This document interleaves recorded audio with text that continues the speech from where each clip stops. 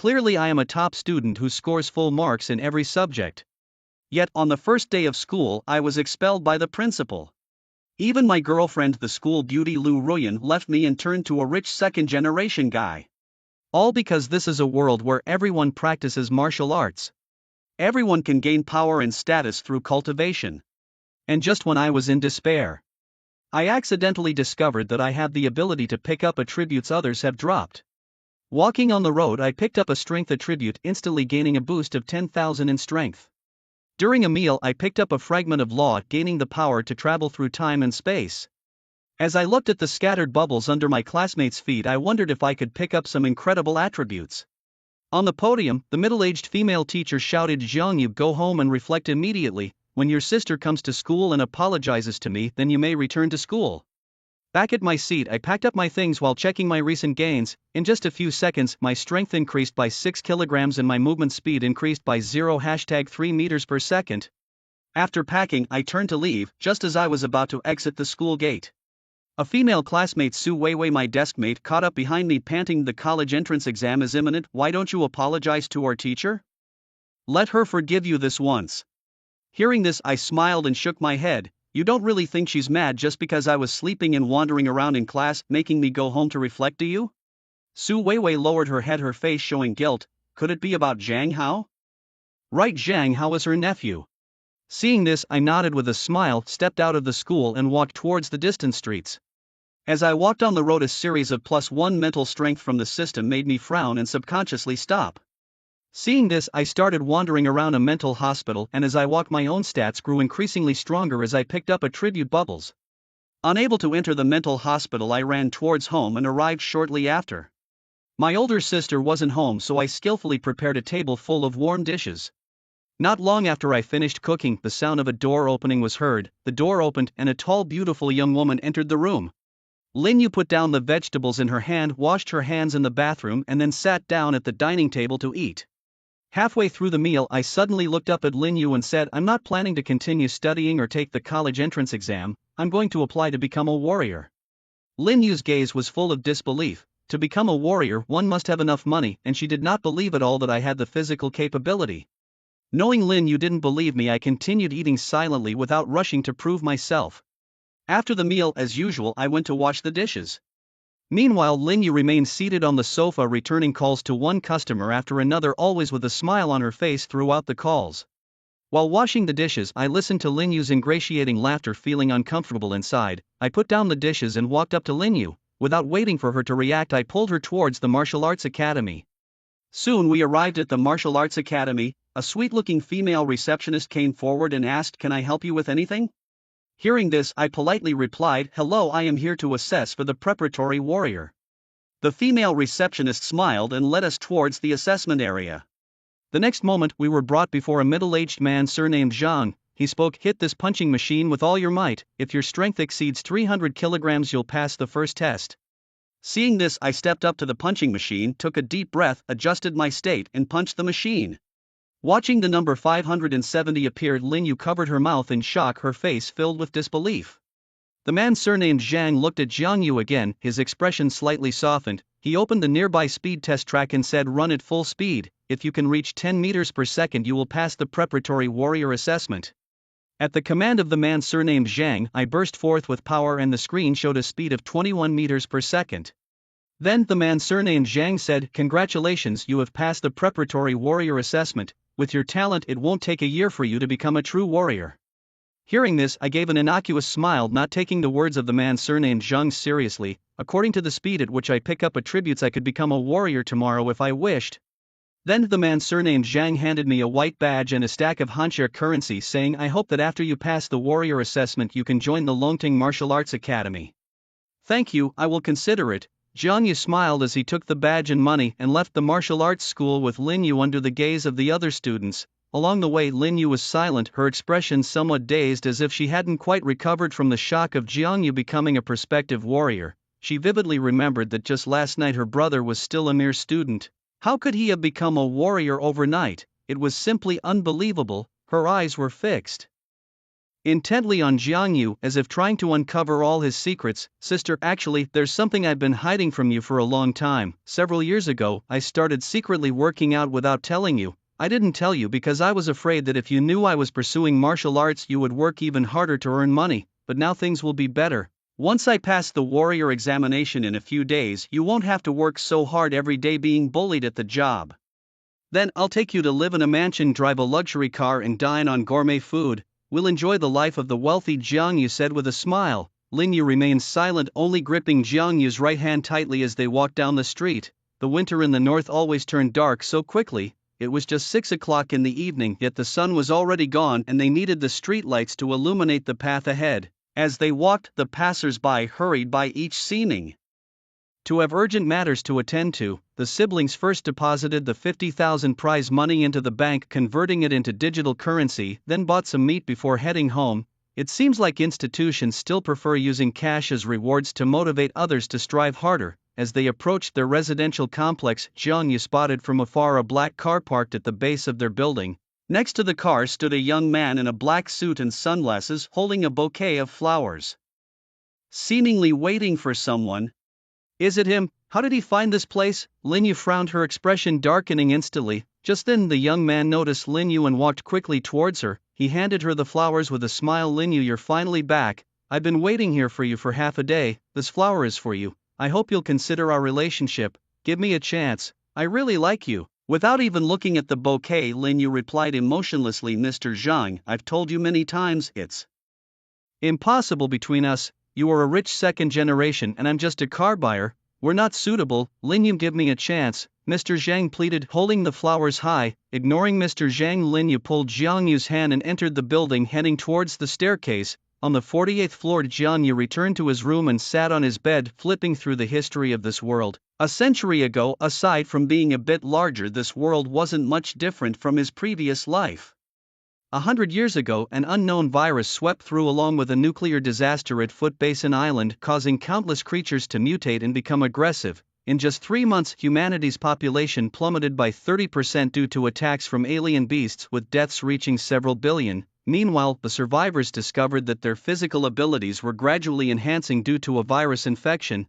This led to the revival of a long-forgotten cultivation system and the emergence of the first warrior, the Dragon God, a prodigy like no other. The Dragon God reached beyond the level of a martial god in just 3 years. At the moment of his breakthrough, he single-handedly ventured into the depths of the ocean and slew several king-level beasts that even heavy weapons couldn't defeat, earning his fame and the title of Dragon God. It was then that humanity began its counterattack against the beasts.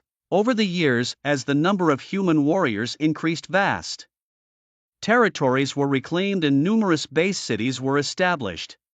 The strongest in Hui City, built 30 years ago, was a senior martial god. The ranks of warriors were divided into warrior, martial general, and martial god, each with further distinctions of low, middle, and high levels. It is said that a punch from a martial god could destroy a skyscraper hundreds of meters tall, and their speed could reach thousands of meters per second. This darn chicken, why does it always mess things up? Jiang Yu shut off his phone screen, his face showing frustration and anger. Despite finally traversing across realms, he still encountered the presence of this annoying chicken. Why hadn't the ocean beasts toppled Chicken Island? Useless ocean beasts. The beasts may win, but the chicken must be eradicated. Little you'd stop lying around in the house. I prepared a celebration feast. Come and have a few drinks with me, Lin Yu called out from the living room. Jiang Yu glanced at his attribute panel and walked out of his room. Host, Jiang Yu. Stage, preparatory warrior, strength, 425 plus 121, speed, 21.6 meters per second, spiritual power, 97, skills, basic swordsmanship, 2 out of 10, equipment, none. At the third middle school, with the national college entrance exams approaching, the senior year students were deeply engrossed in their studies. The already late evening self-study sessions were extended by another half hour. Wei Fang sat at the lectern, looking down at the diligent students and the empty desk, feeling a sense of satisfaction and smiling contentedly. Dear students, the college entrance exams are about to start. You must take this time to revise thoroughly. I believe that you are all capable and will definitely get into good universities. I also believe that our class is full of diligent students, unlike some who show no ambition and are destined to spend their lives laboring on construction sites. Just as Wei Fang was speaking, the classroom door was suddenly knocked. Wei Fong looked towards the door and saw a slim middle-aged man standing outside. Principal Lu. Wei Fong hurried out of the classroom, greeting him with a smile. Principal Lu, are you looking for me? Principal Lu nodded, smiling. Ms. Wei, the college entrance exams are just around the corner. I was just passing by your class and thought I'd check in. How are you handling the pressure? Are you confident in this year's students? Are you facing any difficulties with the college entrance exam? If so, feel free to speak up. I have some time now and I can help you resolve them. Wei Fong hesitated, prompting Lu, the director, to insist cheerfully, come on, whatever the issue, just say it. Leaning in close, Lu whispered to Wei Fong, you know, Director Yen, we're all in this together. If you have any problems, feel free to tell me. Wei Fong's eyes lit up, a glint of determination crossing her gaze as she feigned difficulty. Director Lu, I indeed have a tough situation that needs your help. As you know, my class is a key class filled with excellent students who have a high chance of boosting our school's admission rate. However, there's a bad apple in the class. This student doesn't study, sleeps during classes, and lacks discipline, affecting the others, so I think it would be best if this student were persuaded to leave.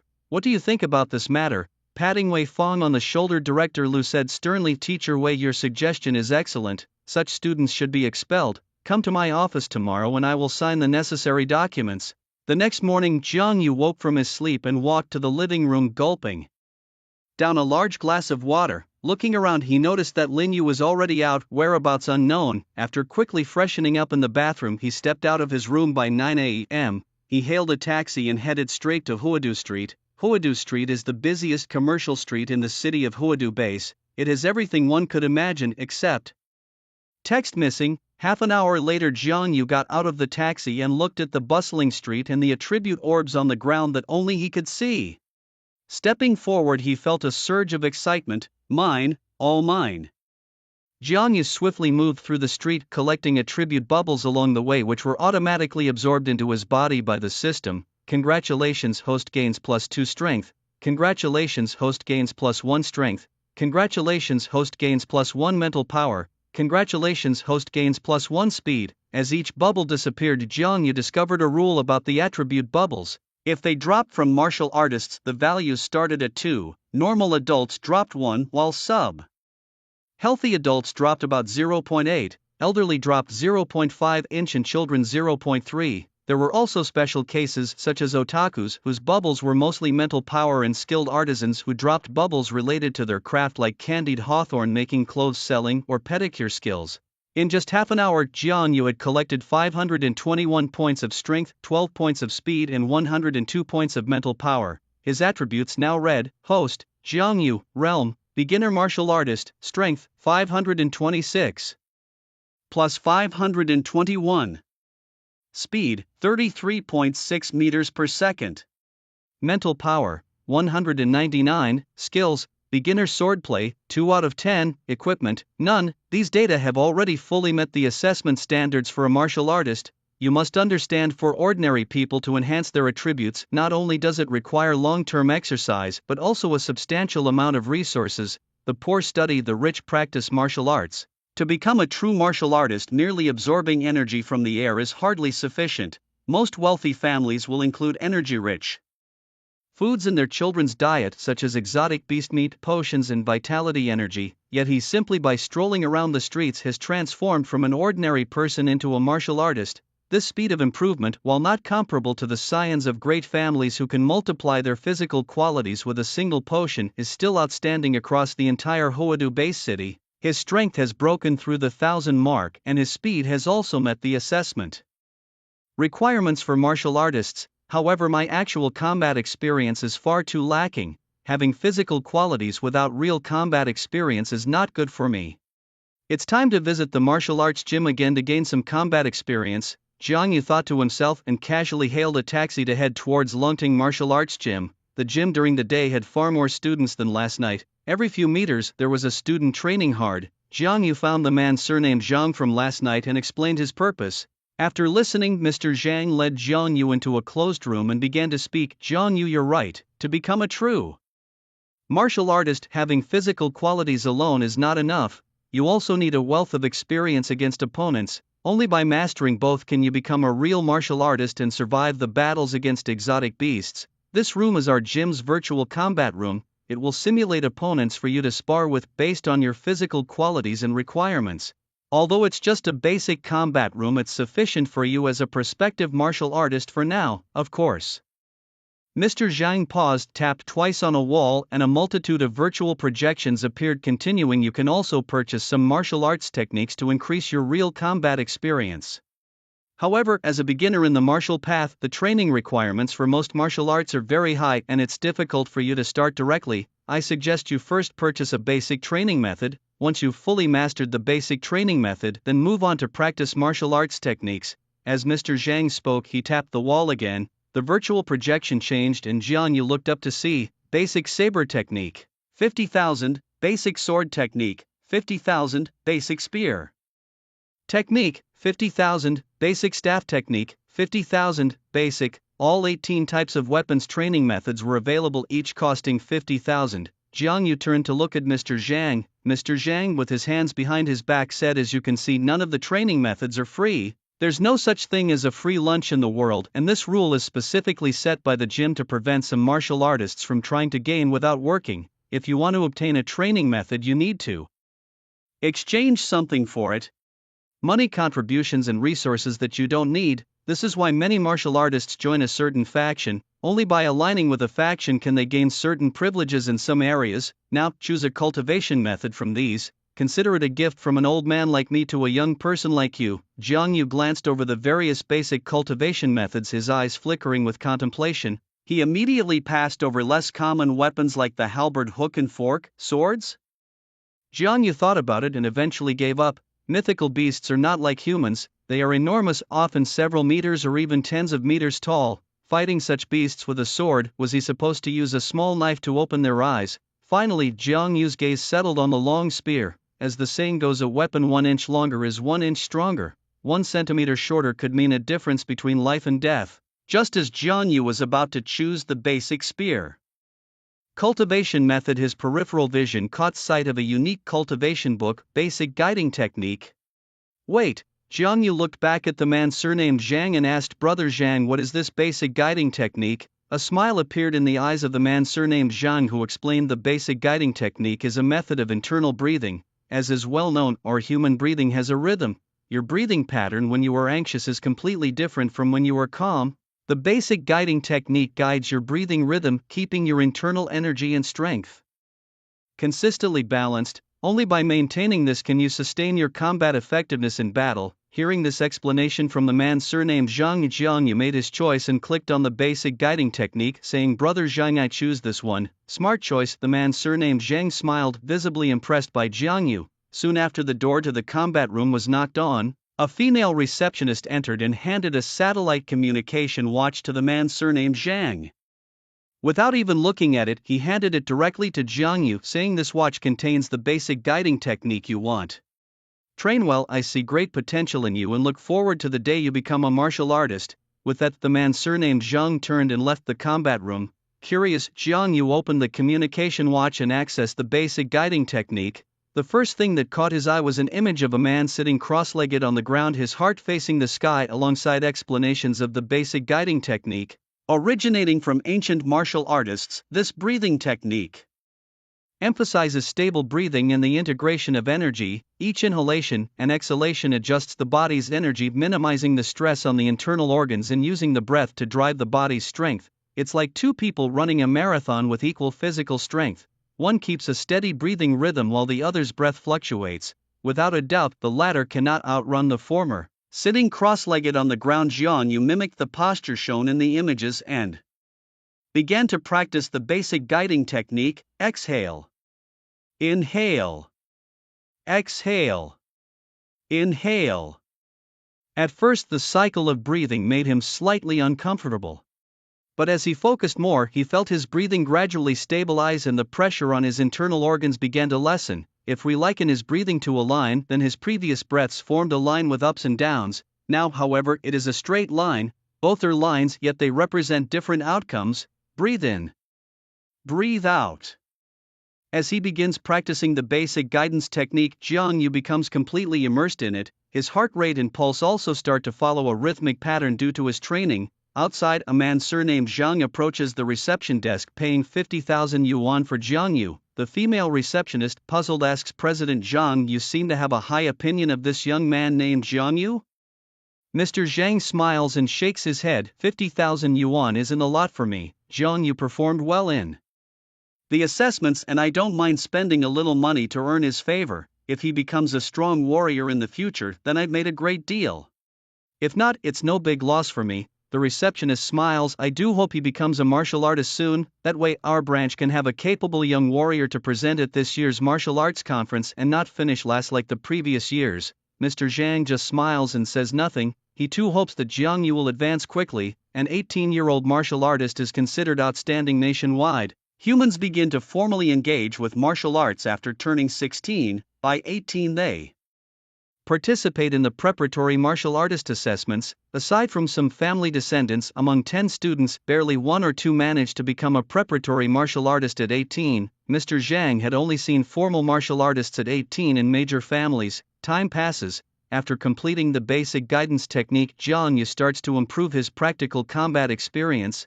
His simulated opponent is a woman with physical strength comparable to his own, but who has practiced the basic sword technique for a long time. A virtual scenario unfolds and Jiang Yu's mind is drawn into an arena. Across him stands a woman with a sword. Before he can react, she slashes at him. Jiang Yu just begins to raise his gun to respond when a flash of cold light passes before his eyes. The virtual scenario ends and Jiang Yu's spirit returns to the combat room. He is slightly stunned. Was the gap between them that large? He didn't believe it. Again, the second attempt fails, the third fails, the 8th, the 12th, the 17th. An hour later, after 17 consecutive failures, a dejected Jiang Yu walks out of the virtual combat room. 17 challenges, 17 failures. Apparently he isn't suited for secluded rigorous training. He needs to level up. Outside the combat room, Mr. Zhang sees Jiang Yu's disheartened face and laughs. How did it go? Did you fail all the challenges? Although the basic training method is elementary, it's not as easy as you thought. Each basic training method has been refined dozens of times before being introduced to every martial arts gym. It serves as the first teacher for countless warriors.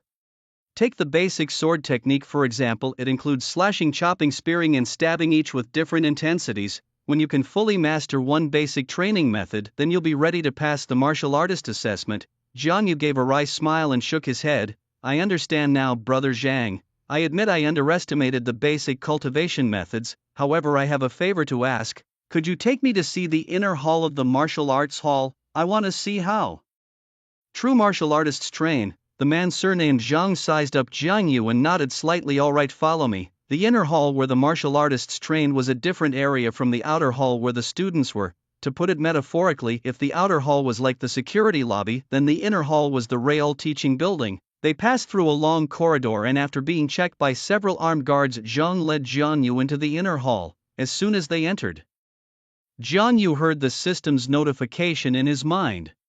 Congratulations, host. Strength plus 5, speed plus 2, strength plus 10, speed plus 2. Congratulations.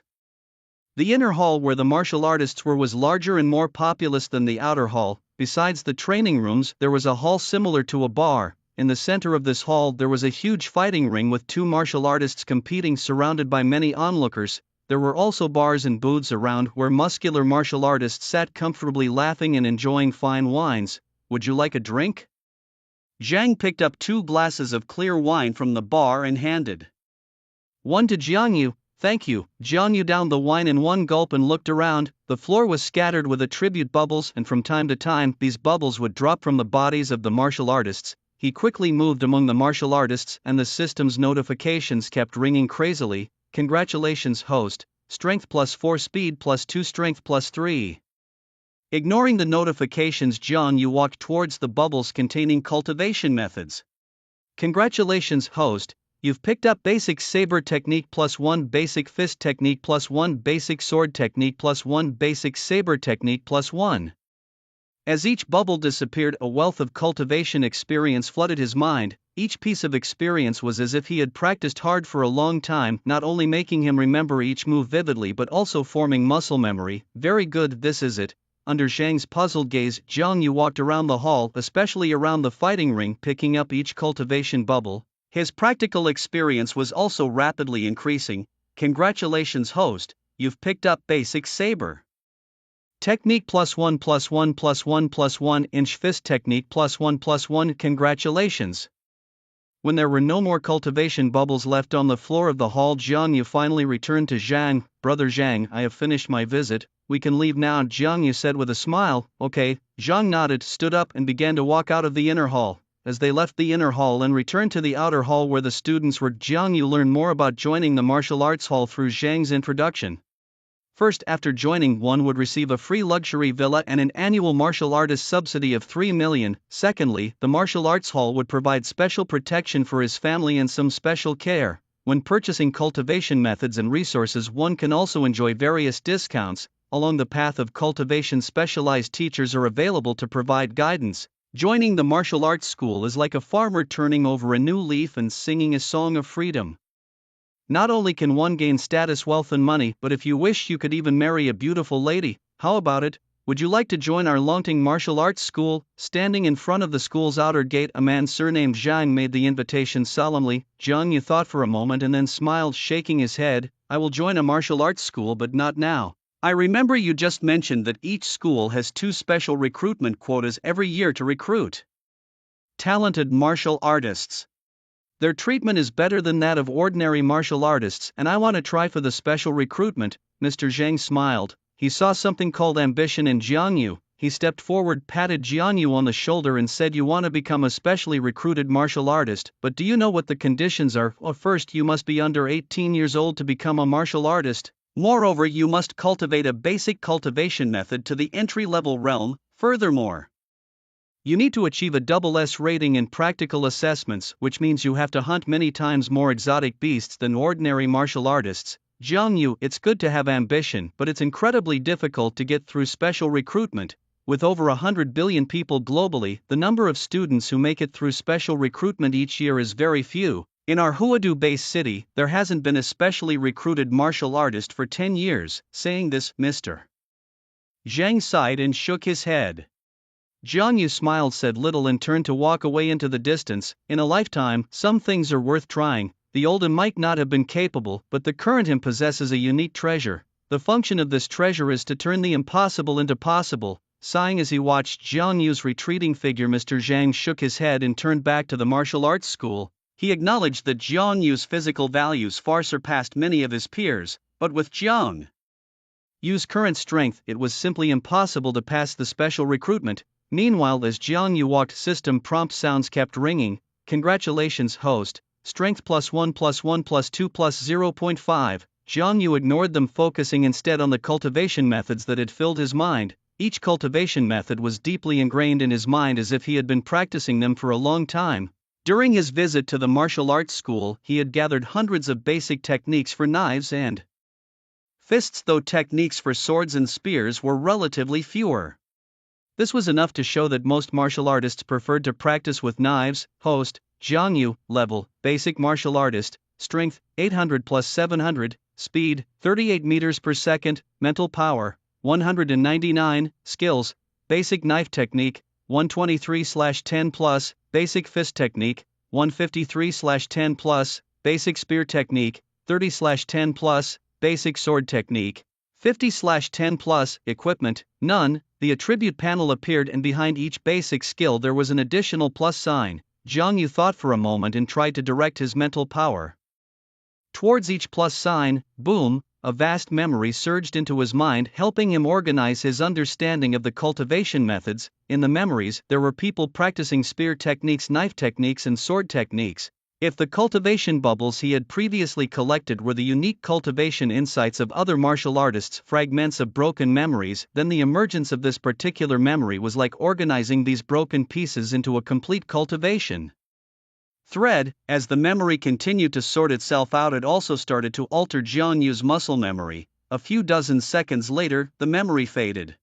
Sensing the changes within himself, a smile of satisfaction spread across Jiang Yu's face. He had now fully mastered the basic techniques of saber, spear, fist and sword, as if he had been practicing them for many years, only lacking a real battle to test his skills. He felt a newfound confidence. At this moment he could easily defeat the person he was just moments ago. Host, Jiang Yu level, Basic martial artist strength, 800 plus 700 speed, 38 meters per second spiritual power, 199 skills, expert saber.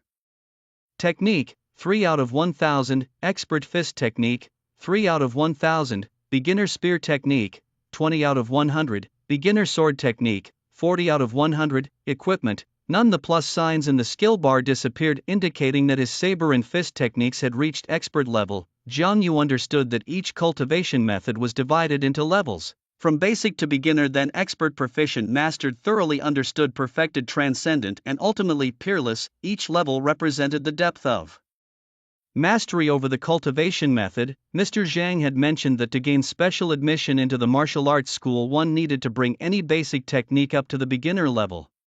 Now Jiang Yu had 4 techniques at the beginner level with saber and fist techniques even at the expert level. His physical condition continued to improve and his cultivation methods met the standards. All he needed now was to pass the real combat assessment with a double S to gain special admission. In the coming days he would need to double his efforts, focusing on refining his temperament. He did not want to be killed by a beast in the wilderness due to his reluctance to take lives.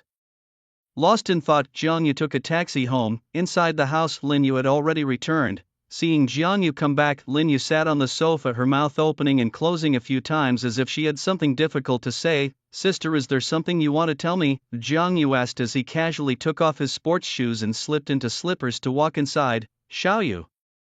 This morning Teacher Wei called me." Lin Yu hesitated before speaking. "Oh, what did she tell you?" Jiang Yu asked casually. "She said, due to your repeated violations of classroom discipline and poor conduct, after unanimous discussion by the school, they have decided to expel you. You no longer need to attend classes," Lin Yu explained. Jiang Yu was stunned for a moment, then disbelief spread across his face. "Sister, are you saying that I've been expelled from school?" Lin Yu nodded gently without saying a word. Instantly a nameless anger surged in Jiang Yu's heart. He was expelled? With the college entrance examination approaching, how could the school expel him at such a critical moment? Everyone knows that taking the college entrance exam and not taking it leads to 2 different life paths. Even if his studies were poor and his exam scores were low, as long as he took the exam he could go to college. If he worked hard in college, there was still hope for graduate studies in the future. If he doesn't take the college entrance exam, it means he won't be able to attend any university, meaning no academic qualifications. Without qualifications, his future in society is bound to lower-tier jobs. Becoming an executive would nearly be impossible. More critically, he was expelled. His record would be permanently marked with the stark words "expelled," and he wouldn't even receive a high school diploma. The label of being expelled would follow him for life. It is hard to imagine what his life would be like if he hadn't fortuitously acquired a system and become a martial artist. After his expulsion, what would the latter half of his life hold? Repairing cars, construction work, or delivering food? What a teacher! Wei Fong is truly a people's teacher. At this moment Jiang Yu was utterly furious. He could guess that behind his expulsion was Wei Fong's scheming. Apart from Wei Fong, he had no disputes with other teachers. The only one who had targeted him from start to finish was Wei Fong. Although he did not care about the college entrance exam and was prepared to pursue the path of martial arts, Wei Fong's actions disgusted him, essentially ruining his future prospects. If he didn't have the system, what would his future hold? Although academic qualifications might seem unimportant, they indeed are very crucial. They are the first stepping stone in facing society. It's indeed possible to start from scratch without qualifications, but it's extremely difficult. Among 10,000 people without qualifications, only a handful could become entrepreneurs. 99% of founders of major global companies hold high academic qualifications. Their high salaries are also intended for highly educated employees. Xiaoyu, don't be too upset. Life isn't just about the college entrance exam. You are now a trainee martial artist, and your sister believes that with a bit more effort you can become a true martial artist. Lin Yu comforted him from beside him. Jiang Yu took a deep breath, forcing his heart to calm down, and nodded slightly. "Sister, don't worry. I am not upset about the expulsion. I am angry at Wei Fong, the vile woman, for daring to bully me like this. Just wait and see. In a few days I will make her regret her actions today." Lin Yu stepped forward, took Jiang Yu's right hand in hers, and smiled. "I believe in you. You have always been the best in your sister's eyes. To help you become a martial artist sooner, I went to the market this morning and bought 10 kilograms of exotic beast meat. I'll stew it for you now." "Thank you, sister," Jiang Yu sincerely said, lifting his left hand and instinctively tucking a strand of Lin Yu's hair behind her ear. Thank what? You're my brother. Lin Yu smiled, turned around and took out the pressure cooker to start cooking the meat. Jiang Yu sat on the sofa once again flipping through the history of this world. 100 years ago, a virus swept through, causing numerous wild beasts to swell in size and evolve into exotic beasts. This led to the downfall of many weaker nations, while some island nations became havens for marine exotic beasts. Particularly, the neighboring Foot Basin Island, due to nuclear wastewater, saw its island's exotic beasts grow exceptionally powerful. 95 years ago, unable to withstand the marine exotic beasts, the nation of Foot Basin urgently initiated a country-switching plan. Carrying a large number of people, they fled overnight to the Football Nation in the Atlantic Ocean. 94 years ago, the first beast emperor, the octopus golden dragonfish, was born on Foot Basin Island. The emergence of the octopus golden dragonfish led to several large-scale wars between humans and marine beasts, resulting in heavy casualties. After numerous wars, humans discovered that the octopus golden dragonfish evolved into the beast emperor due to nuclear pollution. As a result, countries around the world pointed fingers at the Foot Basin chickens, blaming them for their irresponsibility towards the ocean, which led to the appearance of the octopus golden dragonfish. Faced with accusations from various countries, the Foot Basin chickens flatly denied ever discharging nuclear wastewater into the sea. Instead, they counterclaimed that it was the Hanxia country that discharged the nuclear wastewater. 90 years ago, the citizens of Soccer Country, dissatisfied with Foot Basin chickens' continuous aggression over the past few years, initiated the anti-chicken movement. This movement lasted for 3 years, evolving from initial protests to a full-blown war between nations. In the year 2033, the Foot Basin chickens used biochemical weapons on the battlefield, resulting in the sacrifice of millions of citizens from Soccer Country. In 2034, clang clang clang, just as Jiang Yu was browsing through history, a sudden rapid knocking sounded. Jiang Yu shut off his phone screen and went to open the door, where his class teacher Wei Fong, who always targeted him, stood. "Hello Jiang, is your sister at home? May I come in?" Wei Fong asked with a forced smile, her face bearing a hint of sarcasm. Jiang Yu nodded. "My sister is home, you can come in, but before entering you need to put covers on your shoes. We just cleaned the floor and I wouldn't want your dirty shoes to dirty it." Wei Fong detected the underlying message that she was not welcome. A shadow passed across her eyes, but she maintained a composed smile. "Since you've just cleaned, then I won't come in. Could you call your sister out? I need to speak with her." "Is that Teacher Wei? What do you need?" Inside, Lin Yu, having just taken off her apron, came out to ask. Pushing up her glasses on the bridge of her nose and still smiling, Wei Fong said, "Here's the thing, Sister Jiang Yu. I called you this morning and you already know about Jiang Yu's expulsion. I came here to see how Jiang Yu is doing. Despite being expelled, he has always been a good student in my eyes. I always believe that the college entrance exam isn't the only pathway for a person. Even without it, Jiang Yu will definitely make a mark in the future. Secondly, I brought the educational certificate issued by the school for Jiang Yu." Saying this, Wei Fong handed a green booklet to Jiang Yu, then continued, "Jiang Yu, you've always been a good student in my eyes. I believe that gold always shines. Leaving school earlier to enter society isn't necessarily a bad thing. You're still young and have many more opportunities ahead. If you want to attend a vocational school or work in the future, you can contact me. I have some connections in this area that might help you." "Alright, I've delivered the items. I have other matters to attend to, so I'll be leaving now." After finishing her speech, Wei Fong turned and walked down the stairs, quickly disappearing from sight. With a loud clang, Lin Yu angrily slammed the door shut, his face filled with indignation as he said, "What kind of person is that? Wei Fong is clearly just here to mock you, isn't she? How can someone like her be a teacher? She's truly misleading the youth." Jiang Yu just smiled and said nothing. He didn't care about Wei Fong's behavior. In this world there are all sorts of demons and spirits. Not everyone in a white coat is an angel. Some might just stab you in the back. So what if he was expelled? His heart was set on pursuing the martial path now. It wouldn't be long before Wei Fong would regret her actions today. Time flew by. In the following days, Jiang Yu frequently traveled between Longting Martial Arts Hall and home, a routine that became his new normal. He collected numerous attribute bubbles and cultivation bubbles, rapidly increasing his strength. Before he knew it, it was June 7th, the day of the college entrance exam. On this day, the entire base city was under martial law. Streets were filled with traffic police and police maintaining order with caution tape everywhere. Signal jammers were placed around the examination centers and honking was prohibited all day. Residents of Bay City made way for the examinees. even the elderly restrained themselves from causing any disturbances on this day. In Hanxia country, the college entrance exam consisted of academic and martial arts tests. The academic exam was the same as in Jiangyu's previous life, designated exam centers under the supervision of teachers where students earnestly answered questions based on years of study. The martial arts exam, on the other hand, was more eye-catching to the public. Each prospective martial artist was seen as a future warrior against exotic beasts. Passing the martial arts exam not only brought honor to the family but also reflected well on the school and the homeroom teacher. Early in the morning, just as dawn broke, yellow caution tapes were already set up at the entrance of Longting Martial Hall. Fully armed soldiers holding rifles stood guard within the caution tape. Numerous media outlets gathered outside the tape, cameras in hand, waiting for the students to arrive to capture the first-hand information. Penguin Media, Tomato Media and various TV stations were all present. Around 7 a.m. dozens of buses drove from a distance into the caution tape area and stopped at the entrance of Longting Martial Hall. Thousands of students participating in the martial arts exam got off the buses. Hoadu Bay City had a population close to 200 million, with millions of students taking the college entrance exam each year.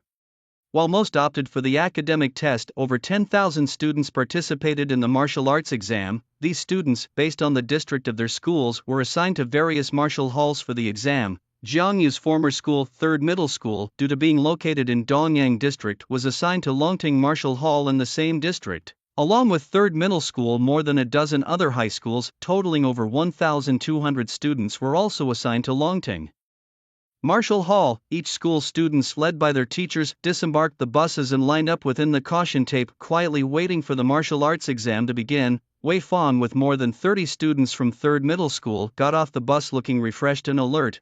Facing a crowd of media, she hurriedly had the students behind her line up, standing tall and proud. "Son, I'm your father, you have to give it your all later. Whether you can become a prospective martial artist depends on your performance today. Grandson, you must do your best. If you become a prospective martial artist, your grandfather will dedicate a family tree just for you. Daughter, you must also push hard. Mom loves you, and if you can become a martial artist, she will buy you a new car. Big brothers, strive hard. If you pass the martial examination, Shior has agreed to be your girlfriend." Outside the caution line, family members shouted loudly. Their expressions were as intense as if they were the ones participating in the martial examination themselves. In contrast to the absolute silence during the literary examination, the martial examination was much less demanding. The noisy environment was the first hurdle every candidate had to face. If such a noisy environment could affect their composure in their performance, how would they handle ferocious beasts or massive beast swarms in the future? Would they collapse and flee in panic? The beasts roar much louder than humans. Only those who maintain their composure in complex environments can survive the fight against these beasts. Moreover, the presence of family members and the envious glances of journalists could satisfy the students' vanity, letting them feel the glory of a martial artist prematurely. They are all young. Who doesn't want a bit of face? The assessment for prospective martial artists is divided into 2 stages: strength and speed. As long as one meets these criteria, they can become a prospective martial artist, enroll in a martial arts university, and join a martial arts school. Each prospective martial artist represents a fresh influx of talent for the martial artists. Consequently, the Ministry of Education and various martial arts schools take the annual martial examinations very seriously, even sending top officials to oversee them.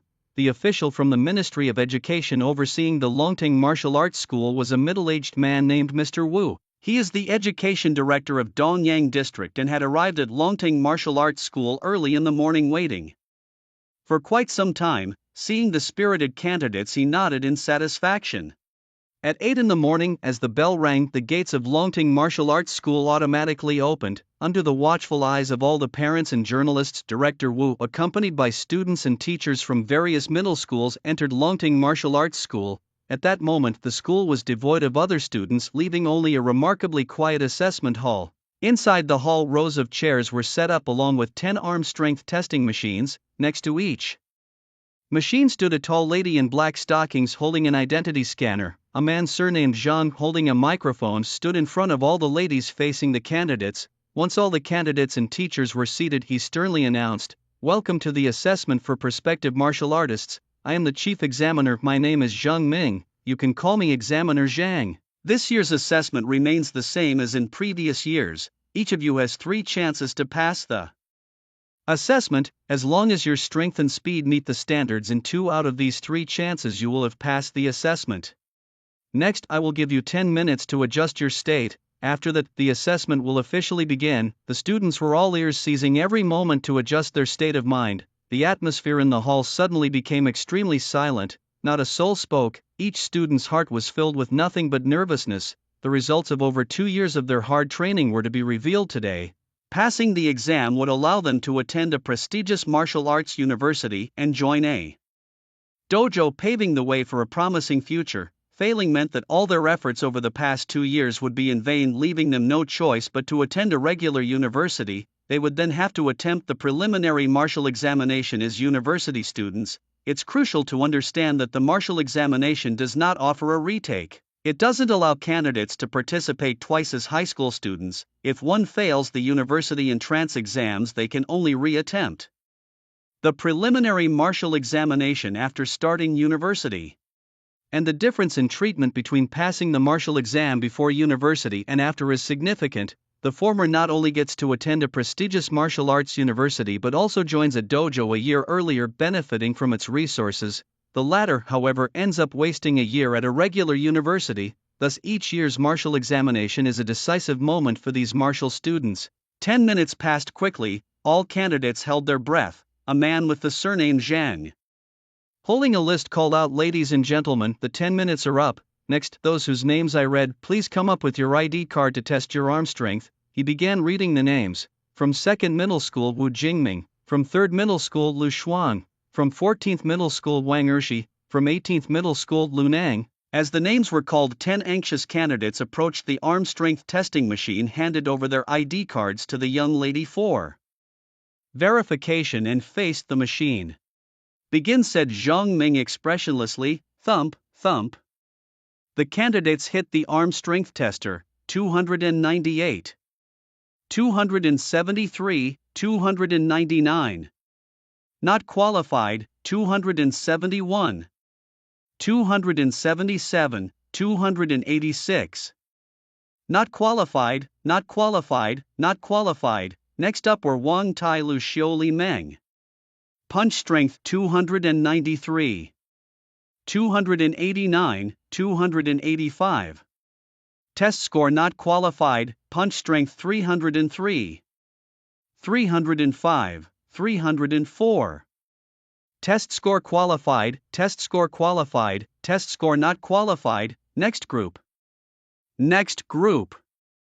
As Zhang Ming continued to call names, waves of candidates stepped forward to test their arm strength. Some rejoiced while others despaired. Those yet to be tested were fraught with anxiety. The teachers from various universities watched solemnly, not blinking, as they stared at the arm strength tester. More time went by. Soon more than an hour had passed. Nearly half of the candidates had completed the punch strength test, with most not meeting the required strength and failing the test. District Chief Wu sat displeased in his seat. In the past hour, over 400 candidates had taken the punch strength test, but only about 100 had passed, resulting in a pass rate of less than 30%. This was even lower than in previous years. With 12 districts in the city, each with its own quota for preliminary martial candidates, failing to meet these quotas would inevitably lead to accountability for these high-ranking education officials. Wang Yan, Zhao Li, Xin Long, Hua Gu Duo, Tang Ri Tian. Another group of candidates took the stage. None passed the final test. Sighing, Zhang Ming shook his head while the face of District Chief Wu grew even grimmer. "Wow, are there always this many people at the martial arts hall?" Suddenly, a surprised male voice echoed throughout the assessment hall, drawing the subconscious glances of all the teachers and students present. They saw Jiang Yu strolling leisurely up to the front with a calm expression, casually taking a seat among them. Who is he? "This is a martial arts examination site. How did he get in?" someone whispered, possibly guessing maybe he's the child of some high-ranking official from the martial arts hall. The teachers and students from various schools started murmuring among themselves. District Chief Wu frowned and looked towards Zhang Ming, who seemed to ignore Wu's gaze and continued calling out names, seemingly oblivious to Jiang Yu's arrival. "Isn't that Jiang Yu from our class? Wasn't he expelled from school? How come he's here?" a candidate asked Wei Fong, who was standing behind him. Immediately, the eyes of teachers and students from other schools, including District Chief Wu, turned towards Wei Fong. Wei Fong felt like throttling the inquisitive student right there, faced with the stares of the other teachers and students and the displeased expression of District Chief Wu. Wei Fong hurriedly explained with a forced smile, "District Chief Wu, you might not be aware, but this student was indeed from my class. However, due to his misconduct, disrespect towards elders, and sleeping in class, he was expelled from our school before the college entrance examinations. As to why he is here at the martial arts hall, I'm not entirely sure." Oh, District Chief Wu uttered indifferently, withdrawing his gaze to continue watching the candidates testing their punching strength. Jiang Yu's sudden appearance didn't seem to bother him much. Martial examinations were different from academic ones. They didn't require strict silence or the absence of disturbances. Every year, other martial artists were present during the examinations. As long as they didn't disrupt the normal proceedings, it was acceptable. Seeing that District Chief Wu was no longer inquiring, Wei Fong breathed a sigh of relief and fiercely glared at the student who had spoken up, sitting up straight in his seat. The assessment continued. Next up, Ouyang Shui, Tang Xiao'er, Wang Degang, Wu Jin.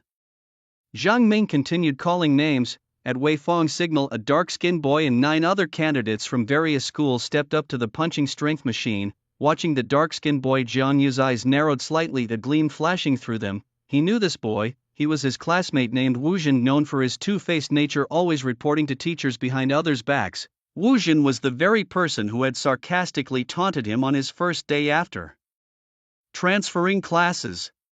Along with Wu Jin, there was another short boy about 1.4 meters tall known as Wang Nan, who often joined Wu Jin in his antics. Begin, Zhang Ming directed Wu Jin and the others. Thump thump thump.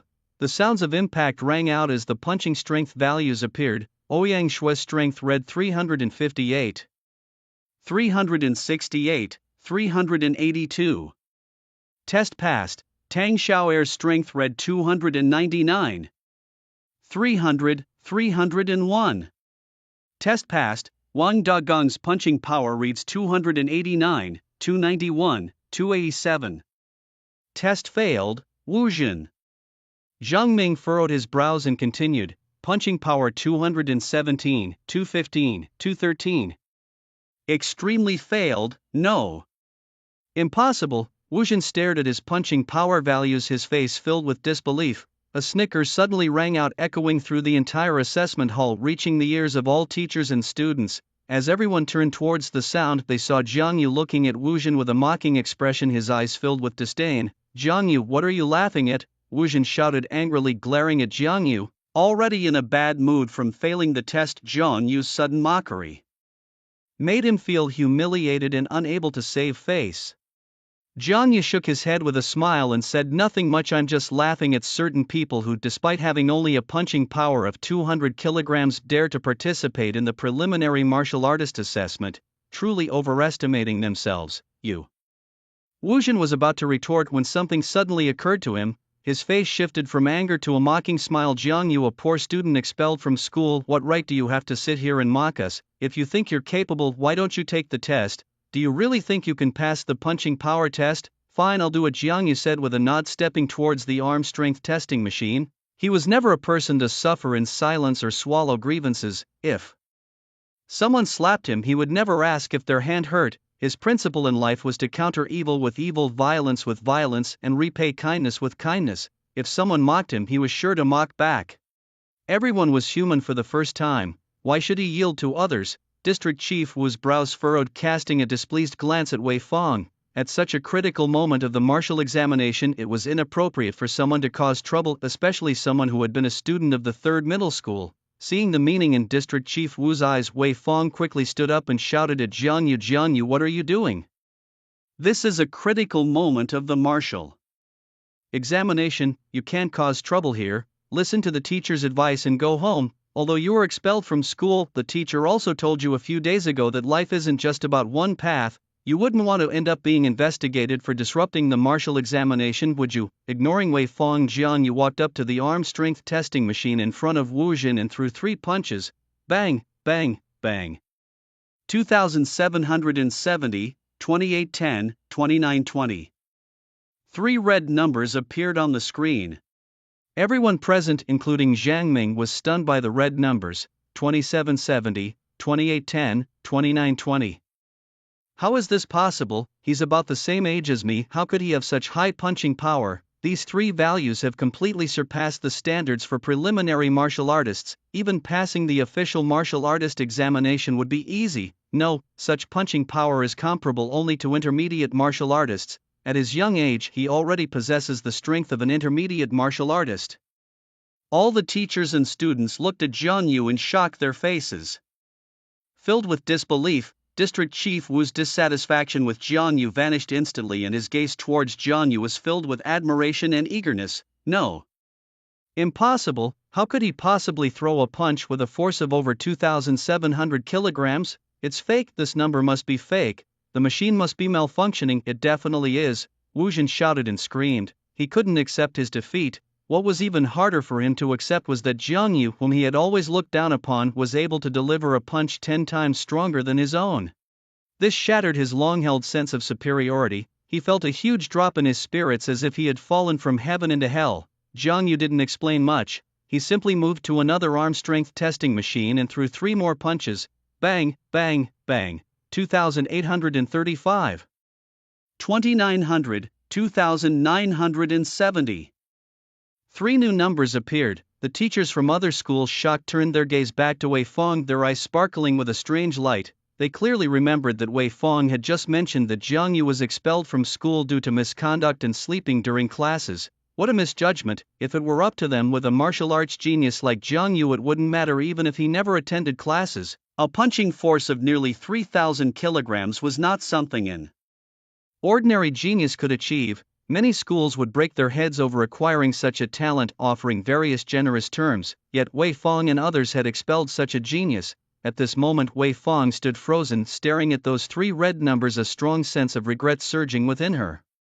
She could have never imagined that Jiang Yu could deliver such a high punching force, significantly surpassing the official martial artist assessment standards. A martial artist, an 18-year-old martial artist, according to the school's regulations, if she could train a prospective martial artist, she would receive a bonus of 20,000 yuan. If she trained an official martial artist, not only would the bonus increase tenfold, but the state would also award an additional 300,000 yuan. Combined, that was a huge sum of 500,000 yuan, comparable to her several years of gray income and salary. Moreover, the most important reward wasn't even this money. It was the glory of being a teacher of a martial artist, along with various invisible rewards such as promotions. Teachers who trained martial artists advanced in their careers much faster than ordinary teachers. They got to pick the best classes and enjoy better treatment, even at educational department meetings. She could have sat in the front rows. There were many students who could become martial artists, but not many could achieve that during their high school years. She had had one such student right in front of her, yet she expelled him single-handedly. Regret, intense regret, filled Wei Fong's heart, lingering for a long time. How could she have been so petty to expel Jiang Yu back then? She had let go of such an enormous opportunity. 500,000 yuan. The 500,000 yuan that was almost in her hands was gone. Wei Fong slumped in her seat, wishing she could slap herself hard. Jiang Yu glanced at Wei Fong, his eyes devoid of any pity. He had once said he would make Wei Fong regret her actions.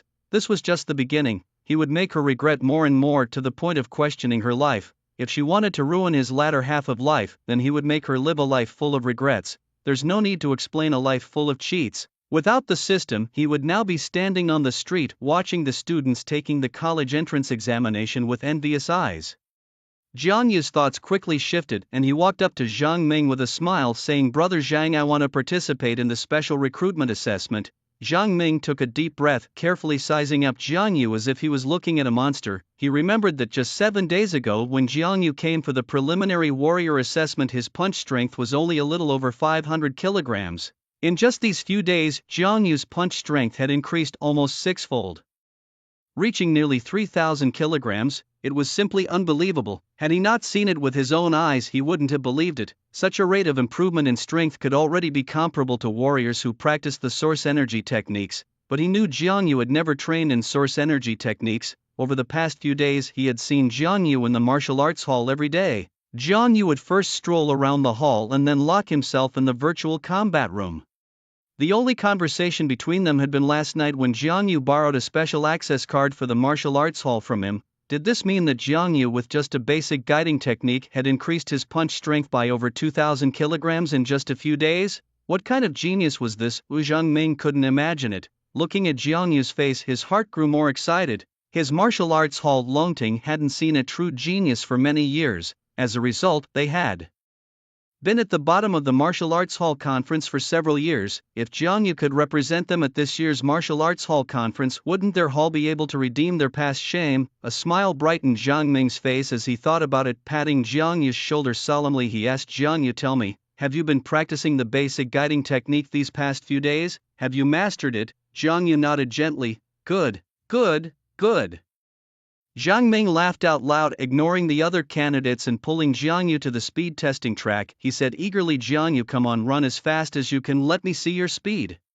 "Okay, brother Zhang," Jiang Yu replied, his figure flashing and disappearing on the track. Soon, the test results appeared. 55M/1S. The teachers and students present gasped again, stunned, watching Jiang Yu. Jiang Ming laughed, looking at the results. He wrapped his arm around Jiang Yu's shoulder, his face full of excitement, exclaiming, "Genius Jiang Yu, you truly are a genius. I wasn't wrong about you. I now formally invite you to join our Longting Martial Arts Hall as a specially recruited student, brother Jiang Yu." Jiang Yu hesitated. He remembered Jiang Ming mentioning that special recruits still needed to achieve 2SS ratings in actual combat. Jiang Ming released Jiang Yu, patting his shoulder, smiling. "Jiang Yu, I won't hide the truth from you. With your current performance, you definitely can be called a genius. Looking across the entire Hoadu Base City, it would be hard to find a second one. If we wait until after your actual combat assessment to invite you, other martial arts halls and families might take the opportunity to poach you. Rather than letting them steal you away, it's better to invite you as a special recruit now and then start the actual combat assessment. Rest assured, our Longting Martial Arts Academy offers you the most generous treatment, certainly no less than any other. Ordinary martial artists who join us receive a villa and 3 million in subsidies. But since you are a genius, we will give you a startup fund of 100 million Hanxia currency on top of a villa. Additionally, any weapons or equipment you purchase for the first time from our academy will be given to you at half price. Moreover, if you wish to attend university, you can choose from any major martial arts institutes worldwide. We will also provide you with a 10 million scholarship every month." Silence, a deathly silence. This time, not only were the teachers and students present shocked, but even Jiang Yu was astonished. He knew the treatments for specially recruited students were good, but he never imagined they would be this excellent. Let's not even talk about the villa, for which he only has the right of residence and not the right to sell. Just the 100 million startup fund alone was enough to sway his heart, not to mention the 10 million monthly tuition fee he could receive and the 50% discount on his first weapon purchase from the academy. Each of these benefits, taken alone, was enough to make other martial artists envious. "Come on, let's sign the contract," Jiang Ming urged eagerly, pulling Jiang Yu towards the hall exit. "Wait," District Chief Wu suddenly called out to stop them. He quickly approached Jiang Yu, his face breaking into a kind smile, and said, "Classmate Jiang, just now Teacher Wei mentioned that the school had expelled you. I think there must be some misunderstanding here. Expelling a student is not the intention of any school, and I am here to apologize on their behalf. I still hope that you, classmate Jian, will return to the school and participate in this martial exam as a student.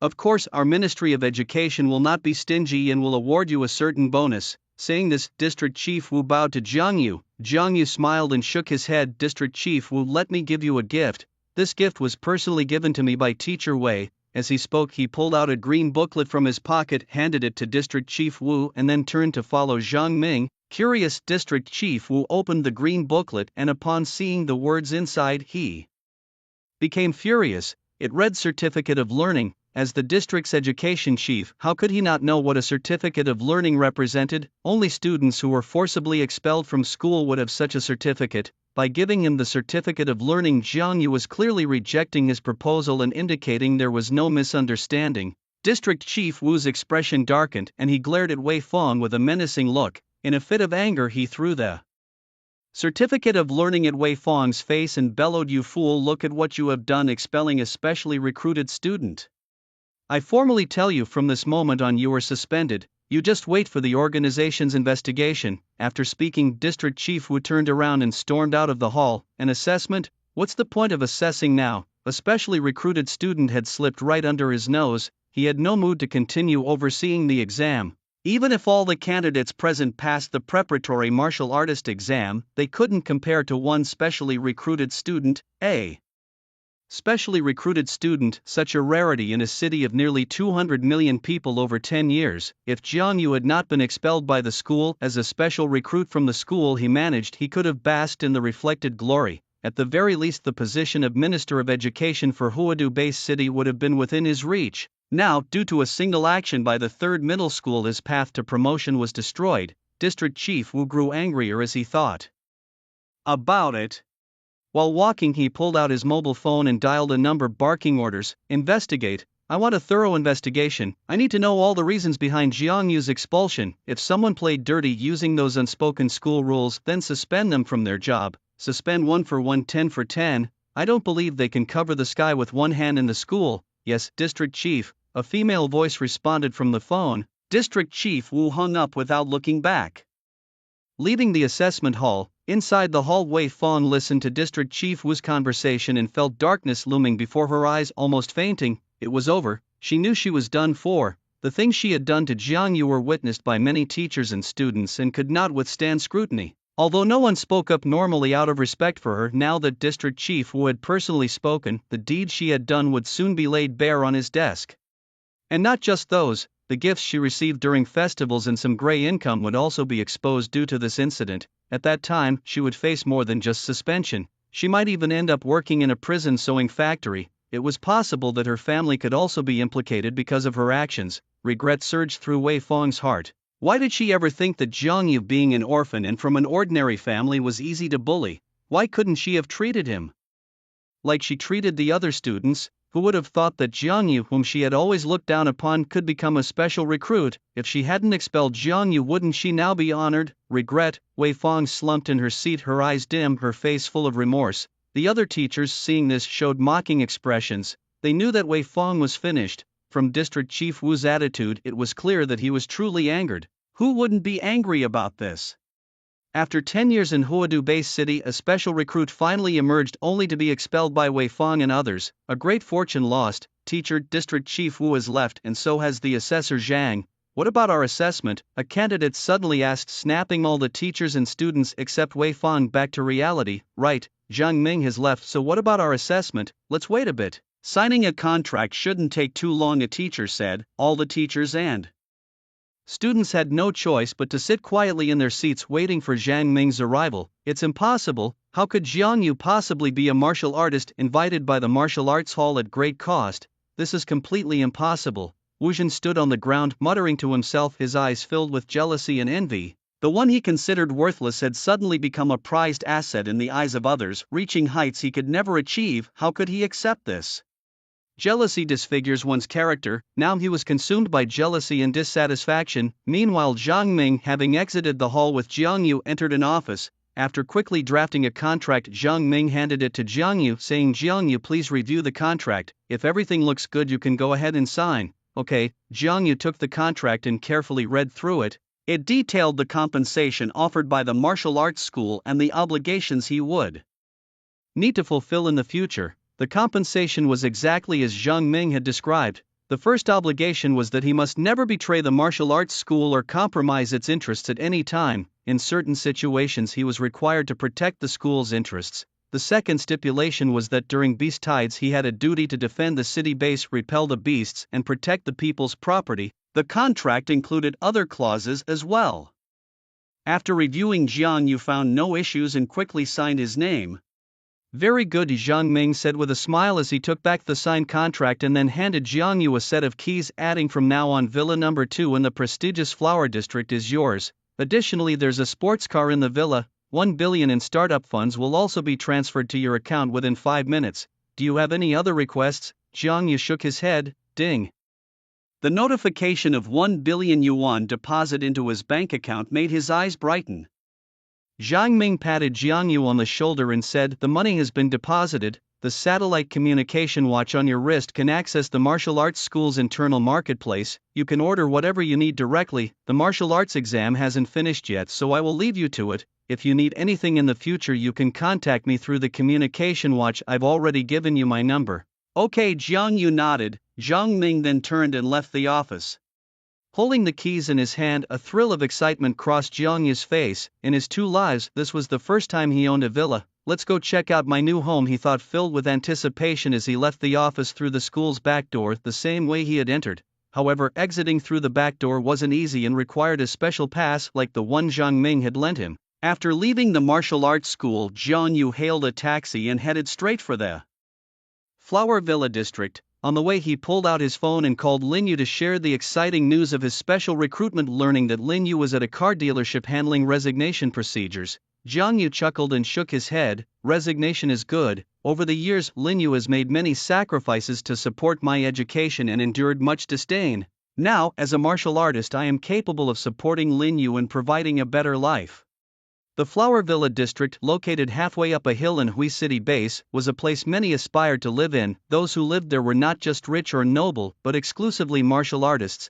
As mutant beasts rose, human living areas were drastically reduced. A base city had to support hundreds of millions of people, making land incredibly precious. Owning a villa not only required money but also special contribution points. Half an hour later, Jiang Yu exited the car at the entrance of the prestigious Minghua Villa district. He looked around, taking in the picturesque landscape reminiscent of a mountain and water painting. The majestic entrance was guarded by several soldiers, armed and vigilant. The gatekeeper was not the usual elderly man but a seasoned martial artist. After showing his identification, Jiang Yu stepped into Minghua Villa district under the envious gaze of the taxi driver. His villa number 2 was located at the very heart of the district. As he walked through, Jiang Yu understood why Minghua was considered a highly desirable place to live. There were artificial mountains and ponds, small bridges over flowing streams, and each villa, no smaller than 1,000 square meters, stood impressively. His own 3-story villa number 2 was fully equipped with a gym, cinema, bar, and a swimming pool for entertainment. Outside, there was a fenced garden with an outdoor swimming pool, a pavilion, a garden, and even a small farm for growing vegetables. There was also an underground parking lot where a white sports car was parked. Jiang Yu didn't recognize the make, but it looked expensive. This is really nice. Sister Lin Yu would definitely love this place, Jiang Yu murmured to himself as he explored every corner of the villa. A few minutes later, he found a spacious room and comfortably lay down on a large bed. The soft bed and the picturesque view outside the window relaxed his mind. When one no longer worries about basic needs, one tends to think more. System, open my attribute panel, he commanded. Host, Jiang Yu. Level, intermediate martial artist. Strength, 3000 plus 2000. Speed, 60 meters per second. Mental power, 399. Skills, master level knife technique, 320 out of 1000. Master level boxing, 320 out of 1000. Master level gun technique, 120/1000. Master level sword technique, 140 out of 1000. Equipment, none. Indeed, Jiang Yu's strength had secretly surpassed 5,000 during the recent days. He had concealed his true capabilities during the assessment, not out of a desire to deceive, but to avoid drawing unnecessary attention. Just a week ago, he was an ordinary high school student. His body data, however, was not difficult to discover for major powers. After a surge to over 5,000 in punch strength, becoming an advanced martial artist, such a rapid enhancement could attract unwanted interest. Even practitioners of the primal energy martial arts couldn't achieve such a fast increase in power in just 7 days, thus, caution was warranted. After reviewing his attributes, Jiang Yu used his communication watch to access the internal marketplace of Longting Martial Arts School. A virtual blue projection appeared in front of him, divided into different sections: Weapons Zone, Techniques Zone, Resources Zone, Others Zone, Protective Gear Zone, etc. Opening the Weapons Zone, a myriad of weapons appeared: swords, spears, axes, daggers, throwing knives. The weapons were categorized into grades A, B, C, D, E, F, G, with G-grade weapons suitable for martial artists and Fed grades for initial, middle, and advanced martial generals. Warrior levels ascend from G to A and then to S and SS, representing those who surpass the level of a martial god. Jiang Yu, lacking sufficient strength, did not directly look at weapons above the S level. Instead, he browsed through the available options casually, starting with the G-level iron spear, weighing 101 kilograms, suitable for novice warriors, priced at 100,000 Hansha coins. The G-level iron sword, weighing 130 kilograms, also for novices, priced at 130,000 Hansha coins. Moving up to the F-level alloy knife, weighing 1,800 kilograms, suitable for junior generals, priced at 1.8 million. Then the E-level Panlong knife, weighing 3,500 kilograms for mid-level generals, priced at 3.5 million. The A-level destruction spear, a massive 68,000 kilograms, suitable for high-level martial gods, priced at 68 million. As Jiang Yu reviewed the weapons, he gained an understanding of the pricing structure. G-level weapons were generally priced around several hundred thousand, not exceeding 1 million, and weighed less than 1,000 kilograms. Fed levels ranged from 1 million, with weights varying from 1,000 to 10,000 kilograms.